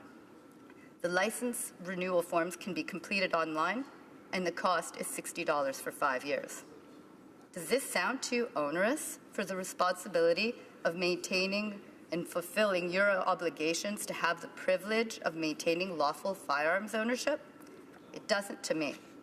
What I cannot understand is what is the problem that the member from across the way wants to address. I could understand that we would want to see people update information and to keep their eligibility information current. I cannot accept that we would be promoting responsible firearm ownership or keeping our communities safe by taking away the renewal every 5 years. We can all logically understand the principle behind license renewals. Circumstances change, and we can all understand that an individual might qualify for a firearms license at one point and in the future not meet those qualifications. Under the current regime, the information collected every 5 years is critical to protecting the public. It is an invaluable tool for the chief firearms officers who review the information to determine whether there are safety risks associated with allowing an individual continued lawful access to firearms. One of the most key parts of the current 5-year license information update is what information can be investigated under Section 55 of the Firearms Act to determine whether an applicant is eligible to hold a license. 55 states a chief firearms officer or the registrar may require an applicant for a license or authorization to submit such information. In addition to that, included in the application, as may be reasonably regarded as relevant for the purposes of determining whether an applicant is eligible to hold the license or authorization. Without restricting the scope of the inquiries that may be made with respect to an application for a license, a chief firearms officer may conduct an investigation of the applicant, which may consist of interviews with neighbors, community workers, social workers, individuals who work or live with the applicant, spouse or common law partner, former spouse or former common law partner, dependents, or whomever, in the opinion of the chief firearms officer, may provide information pertaining to whether the applicant is eligible under Section 5 to hold the license. So, a firearm license holder's personal situation, including mental health, employment, and marital status, can change numerous times in a 10-year period. By moving a requirement to update the chief firearms officer every 10 years, it will make it more difficult to determine all the factors in a person's changing life. I also would like to address a specific part of the renewal eligibility requirements that should be emphasized and should be viewed through a gender-based analysis. One aspect of the license renewal eligibility concerns the owner's role in domestic violence. The key part of the 5-year license information update is that the current or former partners of an individual may be contacted about their concerns regarding extending the privilege of that person to acquire a firearm and to continue with their license. In a 2011 Statistics Canada report on family violence in Canada, they found that from 2001 to 2009, in 53% of spousal murder-suicides, the cause of death was shooting. According to the RCMP 2015 Commissioner of Firearms report, in 2015, almost 400,000 new or renewal of individual licenses were issued, and 688 applications were refused. Of these refusals, 40 were because of domestic violence. I am proud that our government has adopted Canada's first gender-based violence strategy. Taking that into account and the fact that women who leave an abusive spouse are at particular risk of violence, it seems reasonable to me that we have a system that allows for this factor to be reviewed every 5 years. I should add that domestic violence can be the basis for a license to be revoked if an issue arises before the 5-year renewal. But every 5 years, we have a chance to review. In addition, 112 of the refusals were because of mental health, 203 refusals were because there was a concern that a person would be a danger to themselves, and 132 refusals were because there was a concern that a person would be a danger to others. The refusals are just a handful of the new and renewal licenses issued, as we would hope and we would expect. But can't we all agree that it is better for us to remove the privilege that comes with a firearms license from a person who is involved in domestic violence, is viewed as a threat to themselves, or is viewed as a danger to others? Isn't that at the heart of public safety? And this isn't just a question of renewing a license every 5 years or every 10, because under this proposed legislation, if the license is not updated at the 10-year timeline, it does not expire. It is not a 10-year license that expires. At 10 years, the license is suspended. My colleague, the Parliamentary Secretary for the Minister of Public Safety, laid out very clearly all of the unanswered questions of Bill C-346 in respect to suspension. It's not a defined term in the legislation that we have. What does a license suspension mean? Would people who have suspended licenses be allowed to continue possessing firearms? Would they be allowed to purchase ammunition? Would they be allowed to buy or sell or trade firearms? Can a suspended license be confiscated? All this ambiguity in the Firearms Act is unacceptable, and it clearly does not prioritize public safety. I understand that when we talk about all of these matters in the House, that there are different perspectives. I've heard them. And I am not a gun owner. I represent a community of fewer gun owners than many of my colleagues. I understand that.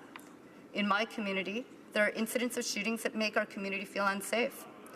2 weeks ago, a man was shot a couple blocks from my house with a child in the vehicle.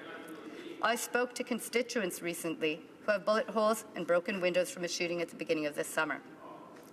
Our government will be implementing measures consistent with our platform and ensure that criminals and individuals who pose a danger to themselves or the public are not able to obtain and use firearms. I will not be supporting this bill, Mr. Speaker. To me, it is not a heavy burden for gun owners to actually renew their licenses on the 5 years as the current legislation requires. Thank you.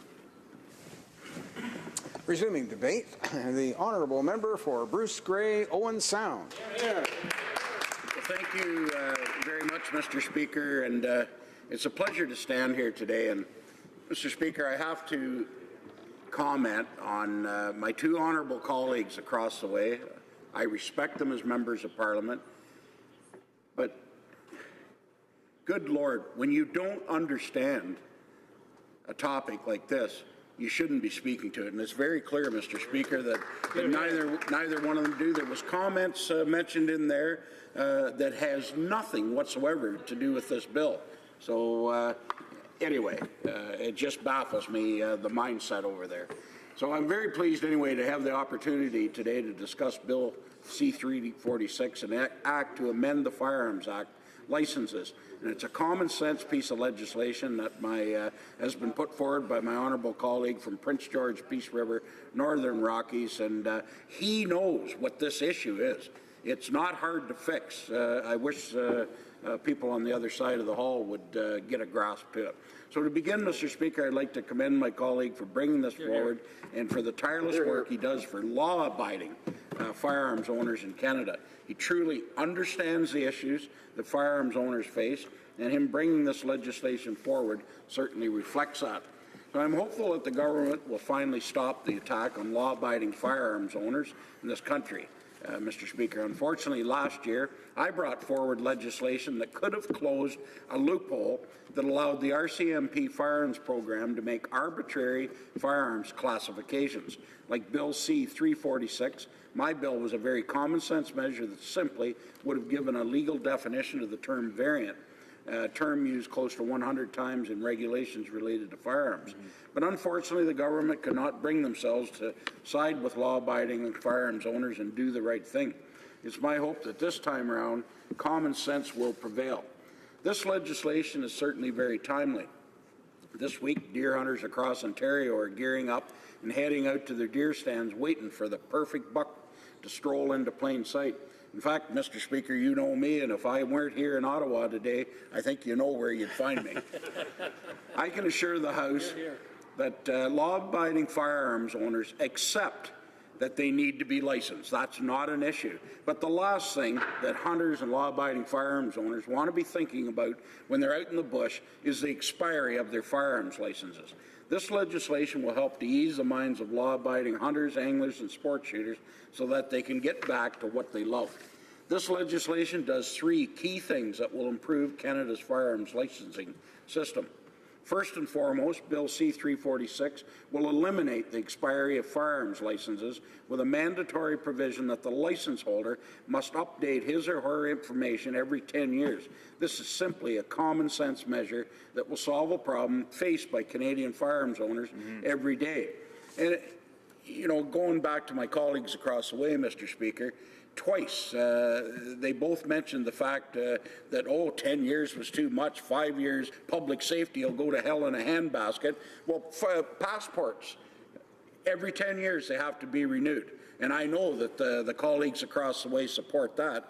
And public safety is involved in passport applications as well, and you know, because of illegal entry otherwise. And that's accepted, but when it comes to firearms owner, them scary bad firearms owners, you know, it just blows me away.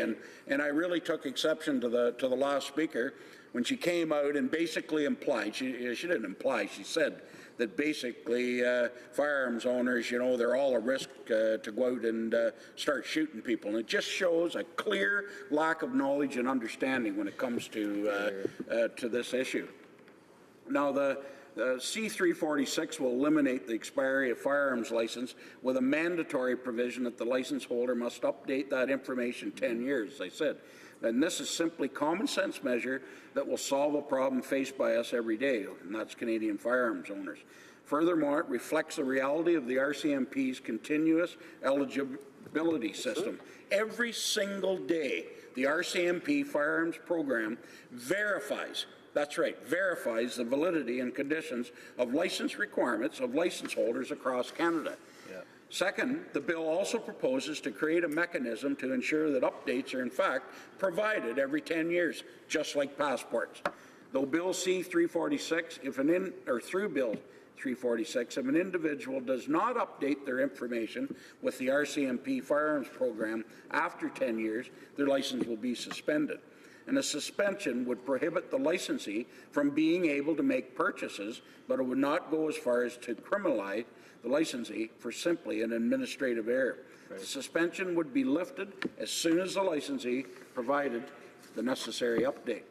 So this provision, Mr. Speaker, will ensure compliance with the licensing system, but will not criminalize firearms owners simply because they have forgotten to update their license. Again, a common sense measure. Finally, 346 will also allow for the relinquishment of licenses. It will create an environment in which somebody or someone who no longer desires a firearms license can voluntarily relinquish their license to a chief firearms officer with no negative consequences. Once again, another common sense measure. My father-in-law actually went through this a few years ago prior to his passing. But now, Mr. Speaker, I want to take some time to speak to why 346 is necessary and why it is good news for not only firearms owners, but for the RCMP firearms program and for Canadians in general. I know that not all members in this place own firearms, but I can tell you as a law-abiding firearms owner, the provisions in Bill C-346 go a long way in easing the tensions between firearms owners and RCMP and the RCMP firearms program when it comes to licensing. Time and time again, firearms owners have felt personally criminalized for simply administrative errors. In 2014, our government, Conservative government, passed the Common Sense Firearms Licensing Act. And this bill created a 6-month grace period when a firearms license expired to ensure that firearms owners would not feel criminalized for administrative errors. This bill goes even further and truly solves this problem once and for all. Essentially, what can happen and does happen when a firearms license expires is that the RCMP firearms program deems you in possession of an illegal firearm. Now, I'd like to cite the criminal code to demonstrate to the House just exactly what this could mean for a firearms owner with an expired license. The criminal code says every person commits an offense who possesses a prohibited firearm, a restricted firearm, or a non-restricted firearm without being the holder of a license under which the person may possess it. And in terms of punishment, the criminal code states that anyone in violation of the section above is guilty of an indictable offense and liable to imprisonment for a term not exceeding 5 years or an offense punishable on summary conviction. 5 years for failing to renew on time. This, Mr. Speaker, is why there's so much angst amongst firearms owners when it comes to licensing. Under this system, the moment a license is expired, firearms owners face the possibility of not only losing their property, but facing up to 5 years in prison. The elimination of expiry will go a long way in creating a system that is respectful of firearms owners, which will in turn make firearms owners respectful of the system. It is truly a win-win situation. Furthermore, this will decrease the administrative burden on the RCMP firearms program. There will be fewer administrative tasks to deal with, such as numerous renewals. Attention can then be paid to tasks that will truly make the system even safer. Imagine less bureaucracy. Wow, what a concept. To close, Mr. Speaker, I'd like to say to my honourable colleagues across the way that this is truly a common sense piece of legislation that will not only maintain the safety of Canada's firearms licensing system, but will in fact enhance it. By creating a licensing system that is respectful to firearms owners, you will in turn see a greater appreciation of the licensing system rather than distrust and angst from firearms owners. I know that the government has made a number of promises related to firearms in Canada, promises that I'd certainly like to see the government break. The promises made in the 2015 campaign do not reflect the reality of Canada's firearms safety regime. This legislation does. So I urge my colleagues across the way, don't listen to all the talking points coming out of the PMO. Do the right thing on this and support 346. Here, here.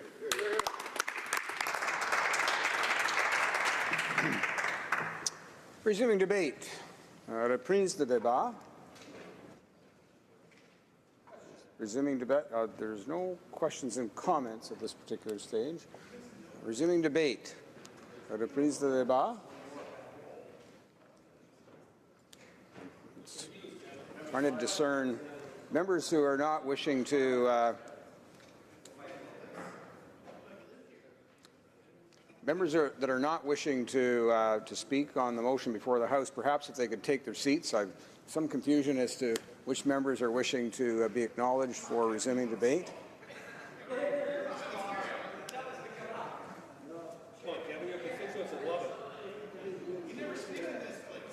Order.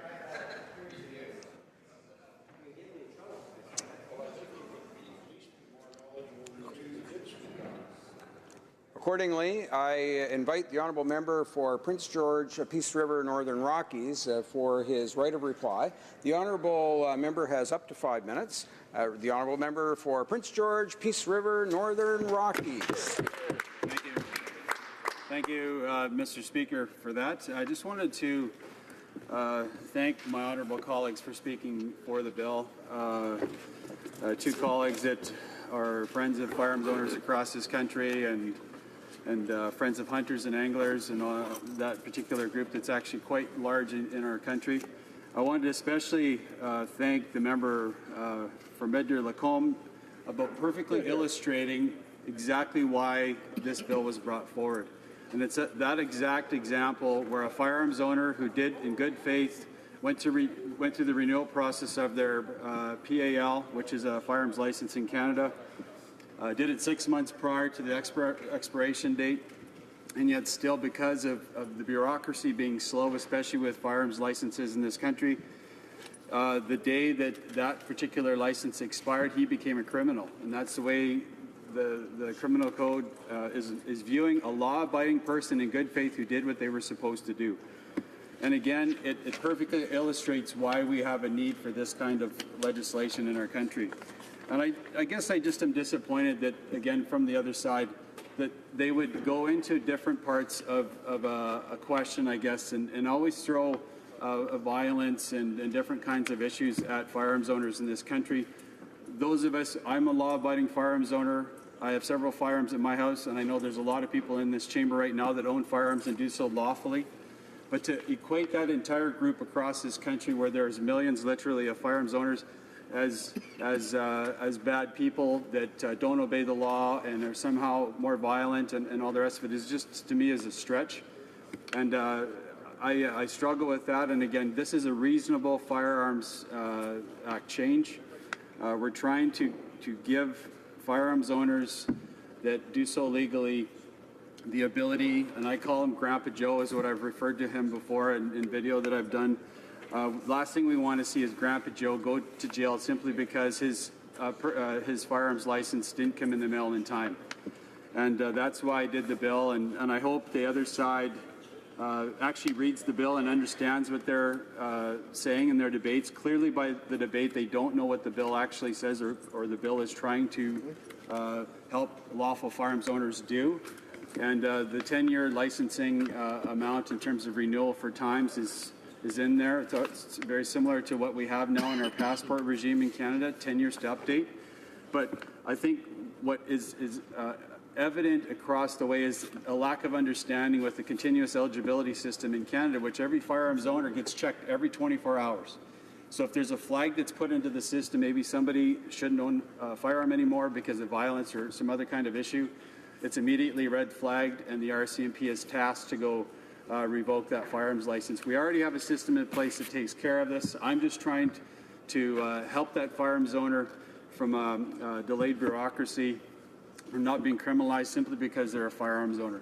And the example that I've used many times is, we all have licenses for vehicles, but when your license for your vehicle expires and it's sitting in your driveway, just because it expires doesn't make you a criminal. With firearms, it does. And we've heard 5 years as a minimum in jail by simply not renewing your firearms license. To me, this is exactly what this bill is trying to fix.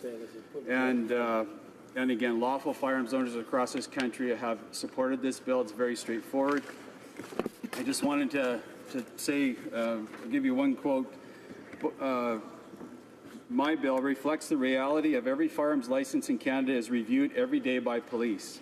The RCMP's continuous eligibility should equate to continuous entitlement to possess firearms. Tony Bernardo of the Canadian Shooting Sports Association. So a group, one of the largest sports shooting groups across this country, knows that also supports licensing of firearms owners. We're not saying we don't want licensing for firearms owners, not at all. We're just saying that we don't want Grandpa Joe simply because, again, a bureaucracy didn't get his license back to him within 6 months. We have a sitting member of Parliament that didn't get his license in time and would have been a criminal at that particular moment in time. And to me, that's exactly what this bill is doing. And I trust that members on both sides and across the way in government would support my bill. Thank you, Mr. Speaker.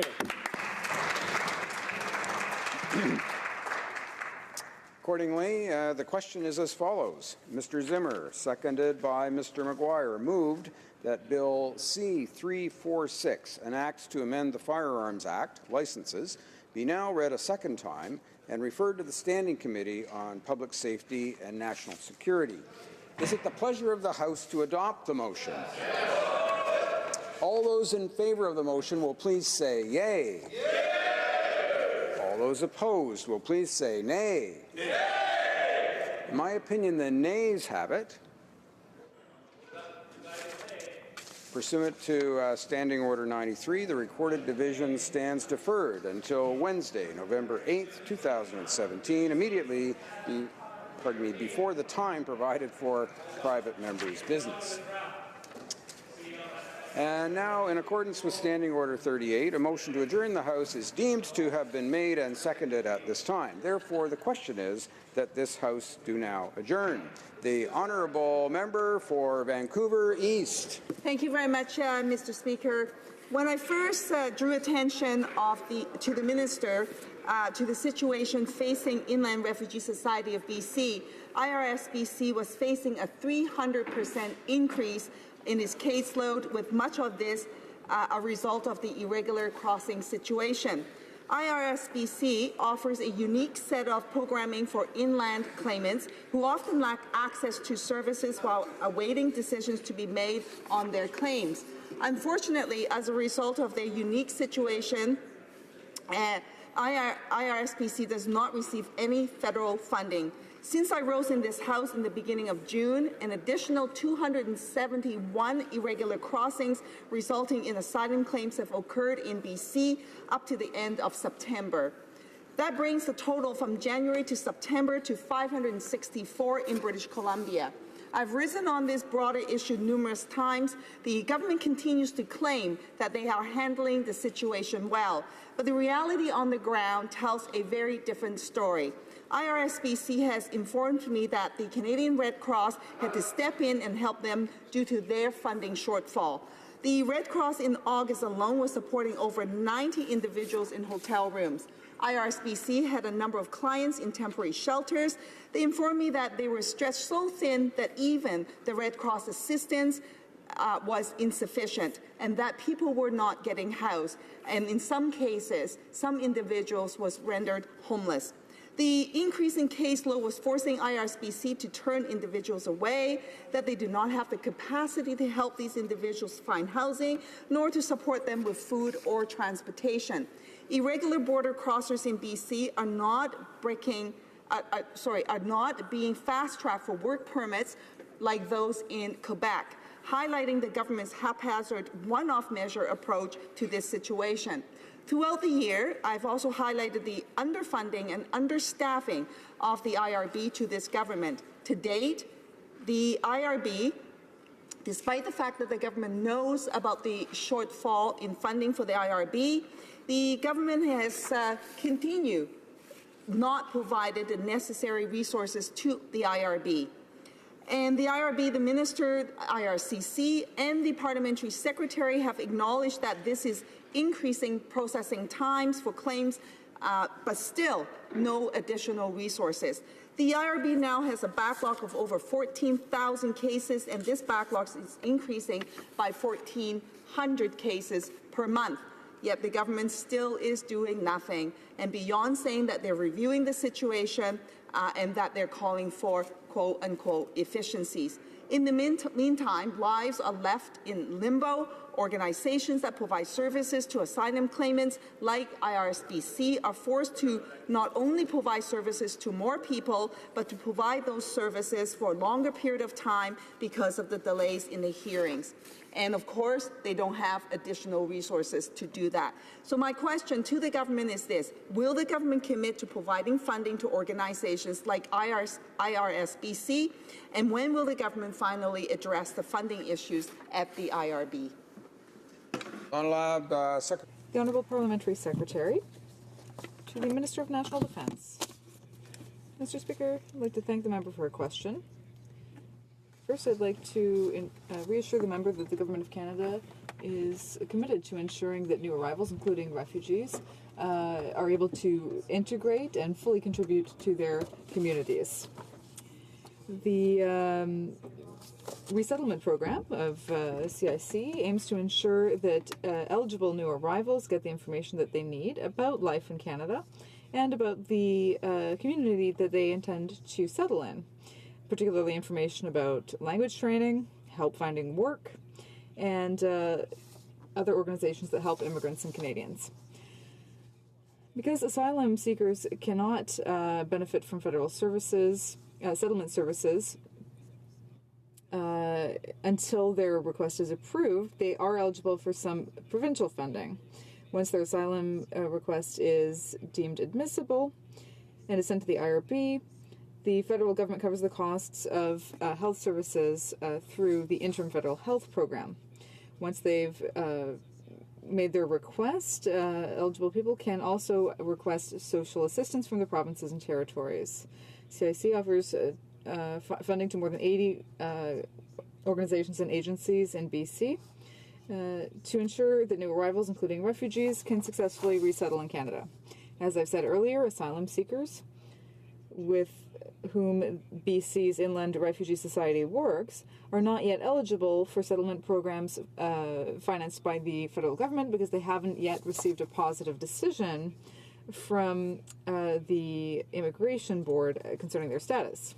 Consequently, this organization does not receive federal funding as part of the settlement program for this group of clients. It's important to say once again that someone can submit an asylum request in Canada and can benefit from social assistance, education, health services, and legal assistance while waiting for the decision, with the exception of health services, which are funded by the Government of Canada. The provision of most of these services is the responsibility of the provinces and territories. Municipalities and NGOs also provide some support services. Furthermore, most people who are deemed eligible to presenting an asylum request can ask for a work permit after having gone through the health checks. The Government of Canada also provides funding through the social transfers, a federal program that gives money to the provinces and territories for post-secondary education, children's programs, social assistance, and other social programs. This transfer program gives money to the provinces on a per capita basis based on annual estimations determined by Statistics Canada. And these estimates include asylum seekers and their family members who live with them. In 2017-18, there will be $13.7 billion transferred to the provinces and territories through this program. It's also important to note that the number of asylum seekers varies over time and can depend on various factors. We will be pursuing Canada's noble tradition of providing protection to those seeking refuge, and we will do so responsibly and effectively. We want to ensure that our organizations are capable of dealing with higher volumes, and we want to make sure that people understand the facts about Canada's asylum system. Once again, I'd like to thank the member for Vancouver East for her question. Thank you. The honourable member for Vancouver East. Thank you very much, Mr. Speaker. The truth of the matter is that these asylum seekers come in, and we have had a large influx of those numbers. Quebec is the province where they are getting some resources from the government to deal with these asylum seekers, but Manitoba and British Columbia did not get any resources at all. IRSBC have been struggling on the ground to provide support to these asylum seekers. What are they supposed to do? Just turn them away and say, sorry, we can't help you? Because that's exactly what's happening. Families are being turned away and they're left on the streets. Canada is supposed to do better, but right now our federal government's turning their backs on these families, and they're not supporting the organizations, the NGOs on the ground who's doing the heavy lifting. So again, I ask the government to look at this issue and to reevaluate their approach to this. It is not the right thing to do in ignoring the situation in the way in which the government has been doing. IRSBC deserves funding, deserves support, as do all other organizations who's doing this important work across the country. The Honourable Parliamentary Secretary. Mr. Speaker, the Government of Canada is committed to ensuring that new arrivals, including refugees, are able to resettle and contribute to Canada's economy and to their communities. They can only benefit from federal services from the time that their request is approved. Once an asylum request is deemed admissible, the federal government covers the costs of health services if they're eligible. Like the people with whom this organization works, they're not yet eligible for federal funding, and this organization does not receive federal funding as part of the resettlement program. The provision of most of these support services in the interim, such as social assistance, education, health services, and housing services, is provincial jurisdiction. We are pursuing Canada's noble tradition of providing protection to people seeking refuge, and we are committed to doing so effectively and responsibly. Once again, thank you. The honourable member for Brandon Souris. Thank you, Mr. Speaker. I just want to start out by saying that last Friday I raised the question of worthwhile projects not being allowed to apply for funding under the Recreational Fisheries Conservation Partnership Program. And the reason I asked this question was that for the past year, not a single new funding application has been accepted. So I asked the government if they would open the program for funding proposals, such as the Killarney Lake Aeration Field project, and unfortunately I didn't receive an answer. Now, the question isn't about if there's money for the program. As I understand, the department has allocated $10 million for this fiscal year and $8 million for the next fiscal year. And when determining if any of these dollars were available, my office contacted DFO, and they said the money had been allocated for this year, even though no call for proposals was released. Well, I don't know if this is true or not, because when you search the government's news release website, you would think it would be teeming with information on all the projects that have been allocated funding under this program. I was surprised to only find one project was listed. So I thought it must be just an oversight, and the Government of Canada didn't post any news releases on the website. The next logical step was to go to Google and maybe discover any local stories over the past 2 years, and I only found 2 more projects. So after searching the government's news release website, searching Google, looking for a full list of projects on DFO's website, and even asking the Library of Parliament to get involved, I'm no closer to finding out how the government allocated 2 years' worth of money and is refusing to accept any new proposals. I'm certain the Parliamentary Secretary will laud the success of the program, and I hope he does, because it was none other than designed by a Conservative MP, the Honourable Member from Dauphin Swan River, Neepawa. And when I say designed, I literally mean was involved in every aspect of the program, and he almost single-handedly spearheaded this initiative.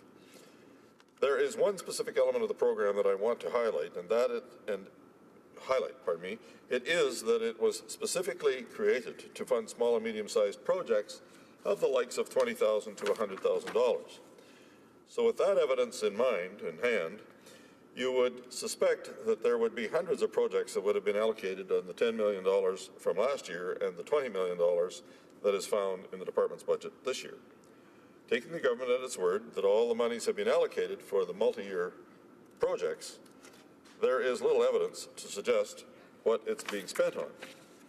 Secondly, if the government has strayed away from the original intent of the program to support smaller projects put forward by local fishing groups, healthy lake groups, and conservation districts, are they not forgetting why the program was originally put in place? Well, this government has millions of dollars for a number of different projects, including rinks and Stanley Cup tributes. Could they not open the program for worthwhile initiatives like the Killarney Lake Aeration Field for this fiscal year? And now that the Parliamentary Secretary to the Minister of Fisheries has had a full weekend to prepare for this question, and it's my sincere hope tonight that I can get a clear answer. My question is simple. Will the government allow funding proposals, such as the proposed aeration for Killarney Lake, to be accepted for this fiscal year? Parliament Secretary to the Minister of Fisheries and Oceans. Well, I'd like to start, Mr. Speaker, by thanking the member from Brandon Souris for this question. I appreciated it when he raised it on Friday. I appreciated him giving me the weekend to research it. And certainly, if he doesn't get the answer that he wants tonight on Killarney Lake or any other project, I would invite him to meet with me personally, and we can talk more about the program after today. Fishing has historically been one of the country's popular leisure activities, both for Canadians and visitors alike, Mr. Speaker. And currently, countless people rely on recreational fisheries for their livelihoods, culture, and enjoyment. Every year, anglers from all around the world come to visit and participate in recreational fishing activities across Canada. This important socioeconomic contribution that recreational fishing contributes is felt in all of Canada's provinces and territories, particularly in some of the more remote areas of Canada. The Recreation Fisheries Conservation Partnerships Program, or RFCPP, is a $53 million contribution program that supports recreational fisheries habitat restoration projects led by recreational fishing groups, conservation organizations, and Indigenous groups to rebuild and rehabilitate recreational fish habitat. The RFCPP was established in June 2013 to support multi-partner projects at the local level aimed at restoring recreational fisheries habitat in order to enhance the sustainability and productivity of Canada's recreational fisheries. Specifically, the program, through contribution funding, enables proponents to both manage and execute projects that restore compromised or threatened recreational fisheries habitat. These projects restore fish habitat for many different species, such as trout, Chinook and coho salmon, Atlantic salmon, walleye, and perch. By restoring compromised recreational fisheries habitat, the RFCPP projects will help support more productive and sustainable fisheries and, by extension, increase fishing opportunities. During its first 5 successful rounds, RFCPP provided funding to a total of 618 projects that restored more than 14 million square meters and more than 6,000 kilometers of habitat. RFCPP projects leveraged almost $55 million from project partners and triggered the participation of 16,380 volunteers. My honourable friend is quite right. It was a very successful and is a very successful program. One of the most important aspects of this program is that it brings together like-minded partners to address important conservation issues across the province and indeed the country. This unique approach helps us leverage our resources and expertise to achieve results that would not otherwise be possible. The RFCPP is a unique initiative that capitalizes on the knowledge of local anglers, conservation and Indigenous groups, and share our vision of a healthy aquatic ecosystem. Our government is especially committed to a nation-to-nation relationship with Indigenous people, which is why the program is open to all Indigenous organizations right across Canada. At the local and community level, RFCPP proponents possess important knowledge and capacity that can be used to help improve recreational fisheries across Canada. We strongly believe that if we work together towards common goals, tangible progress can be made. After 6 years, the RFCPP is due to sunset in 2019. Due to the success of the program, all the funds have already been allocated to support multi-year projects. That said, our government is committed to working with groups who share our concern about the health and well-being of fish and other species. Fisheries and Oceans Canada is presently reviewing our existing programming and remains committed to working with all stakeholders to address future concerns related to the sustainability management of fish and fish habitat. And I would again repeat my offer at the start of my speech to meet personally with the member from Brandon-Souris, and I'd be happy to work with him on the Killarney Lake issue or any lake issue in southwestern Manitoba or otherwise. Thank you, Mr. Speaker. The honourable member for Brandon-Souris. Well, thank you very much, Mr. Speaker, Deputy Speaker, and I thank my colleague for his comments in regards to the program tonight as well in regards to my question. I'm a bit surprised that they don't have an answer for this simple question in regards to this particular lake right now, but and so I just want them to know that there's other worthwhile projects that are being ignored. And the Killarney Lake Action Committee is now ready to apply for funding to install an aeration field to improve the water quality and combat the toxic blue-green algae that's plaguing their lake. And so I asked the Parliamentary Secretary again if he'll commit today to allow the Killarney Lake Action Committee to apply for funding for an aeration field that has the potential of dramatically improving the quality of their water in Killarney Lake. Honourable Parliamentary Secretary to the Minister of Fisheries and Oceans. Well, Mr. Speaker, as I said previously, after 6 years, the RFCPP is due to sunset in 2019. During its 5 successful rounds, RFCPP provided funding to a total of 618 projects that restored more than 14 million square meters and more than 6,000 kilometers of habitat. The program projects leveraged almost $55 million from project partners and triggered the participation of 16,388 volunteers. Our government is committed to working with groups like the one that the member opposite just mentioned, and I would be happy to sit down and see how we can work together. Fisheries and Oceans Canada is presently reviewing our existing programming and remains committed to working with all stakeholders, including recreational fishers, to address future concerns related to sustainable management of our lakes, rivers, and oceans. And I would just close by saying that our government is making historical investments in restoring our fish habitat, restoring protections under the Fisheries Act, protecting our oceans under the Oceans Act, and we will continue to do everything that we can to make sure that recreational fishers have lots of great opportunities to fish and future generations as well. Thank you, Mr. Speaker. Honourable Member for Saint-Hyacinthe-Bayotte. Mr. Speaker, on June 7th, I rose in this House to ask a question about the problem of the so-called black hole for seasonal workers. The Liberal government had promised to restore the program with 5 additional weeks, but despite their promises, many seasonal workers will still end up without income next spring. It's unacceptable that the government has not found a concrete solution to help the families who will be in a precarious situation because of its lack of action. The government doesn't seem to realize how urgent this situation is. More than 16,000 seasonal workers are facing this problem, and nearly 40% of them are in Quebec. The majority of these seasonal workers will have their EI benefits end before they're able to go back to work. And often that period without income will last up to 4 months. These workers who work in forestry, agriculture, tourism, and fishing will have a hard time finding another job to make up for this lost income. During the election campaign, the Prime Minister had promised that there would be a reform to the EI system to deal with this problem. Organizations like the Unemployed Persons Council are waiting for the Prime Minister to deliver on his promise. For example, they're calling on the government to set up a program that would take into account the experience of seasonal workers. But we've still heard nothing. So what is the government waiting for to act? Each year, these workers and their families have to deal with very difficult experiences, and there are many examples. Last June, workers in the shrimp industry in Gaspé were deprived of almost 6 weeks of work. And the number of weeks of the EI that they will obtain after their contract will be reduced. The workers in the shrimp industry will thus be without income in the spring before being rehired. But that doesn't only concern Gaspé, Mr. Speaker. According to the Côte-Nord workers group. This black hole represents between 5 and 15 weeks of extreme poverty for many families. These are people who earn less than $20,000 per year and who have to go into debt.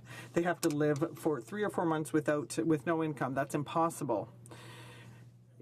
And in my riding of Saint-Hyacinthe-Bagotte, there are also many seasonal workers in the agri-food region. In the agri-food sector in New Brunswick, it is the same thing. Those workers do not have access to EI benefits for next spring. This shows how serious the situation is.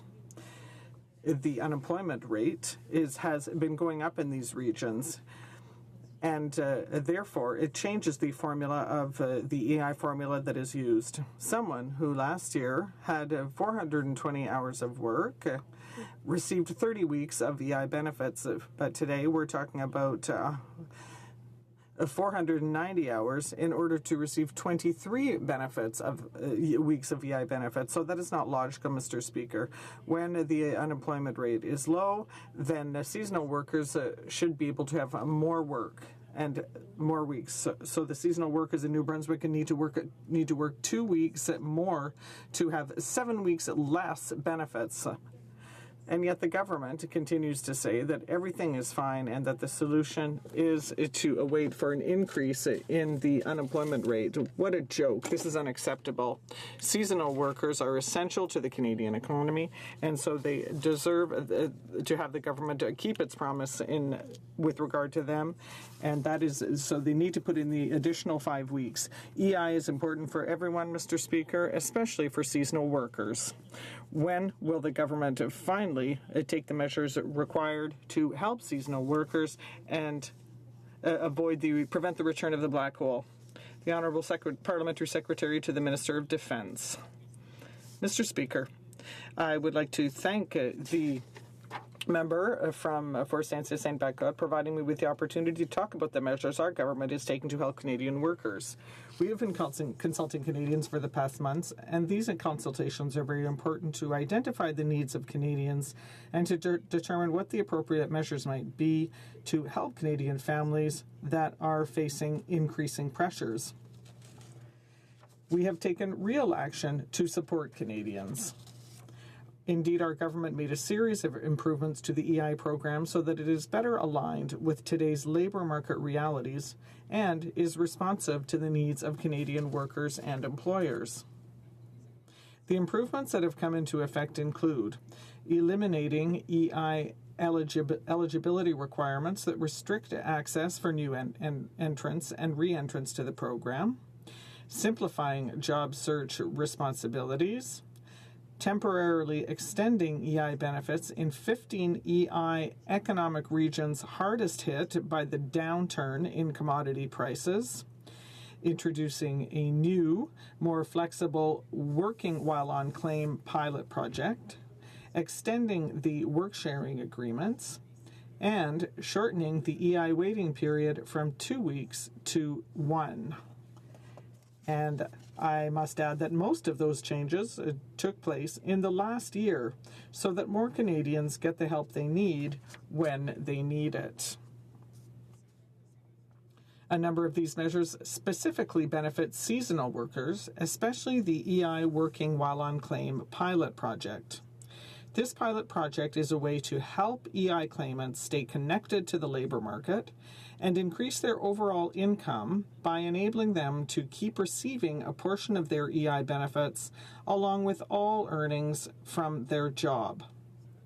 This ensures, for example, that seasonal workers claiming EI can benefit from part-time jobs in the off-season without being penalized through reduced total compensation and ensures that they benefit from accepting work. Furthermore, the reversal of the 2012 EI changes and the simplification of the job search responsibilities ensure that all EI claimants have the same obligations to search for and accept work regardless of their EI history. This benefits all Canadian workers. As you can see, Mr. Speaker, our government is taking immediate action to improve EI for Canadians across the country so that it works better in today's job market. We are also committed to ensure that the EI program provides workers, families, and the regions with the security they need. We are committed to helping middle-class Canadians and those who wish to join them. Thank you, Mr. Speaker. The Honourable Member for Saint-Hyacinthe-Pagode. Always the same answer. There's been no development. Nothing has changed over the past 18 months of consultations. The government has to change and act now. It needs to keep its promises and concretely tackle the problem of the black hole. Seasonal workers across Canada are sick of having to keep fighting the government. Many of them believed in the Liberals' election promises, and yet their situation has not improved. Once again, they will be without income next spring for a number of weeks or even a number of months. That proves once again that we cannot trust this government's promises. It is disappointing to see that over the past 2 years, the Liberals have not yet taken into account the demands of seasonal workers. I'm going to ask the question again, Mr. Speaker. When will the government finally take the measures that are needed to help seasonal workers and prevent the return of the black hole? They're just asking for 5 additional weeks of benefits. The Honourable Parliamentary Secretary. Mr. Speaker, I would like to make it clear to the members of this House that our government has taken immediate action to improve EI for Canadians across the country so that it works better in today's job market. For example, the measures our government introduced last year made more Canadians eligible for EI support, simplified job search rules, and provided more help for people who are impacted by the economic downturn. A number of improvements have already come into effect, and we are always looking for new ways of improving the EI program. We are determined to support Canadians when they need it most. Thank you, Mr. Speaker. Alors, la motion pour le temps. Order.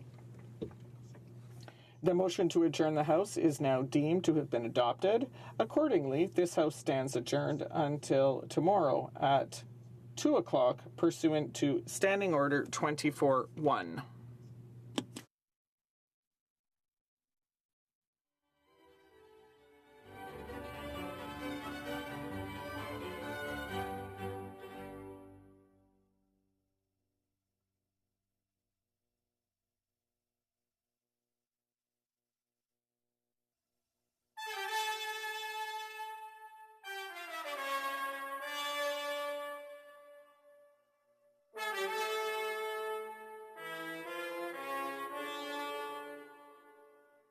Thank you.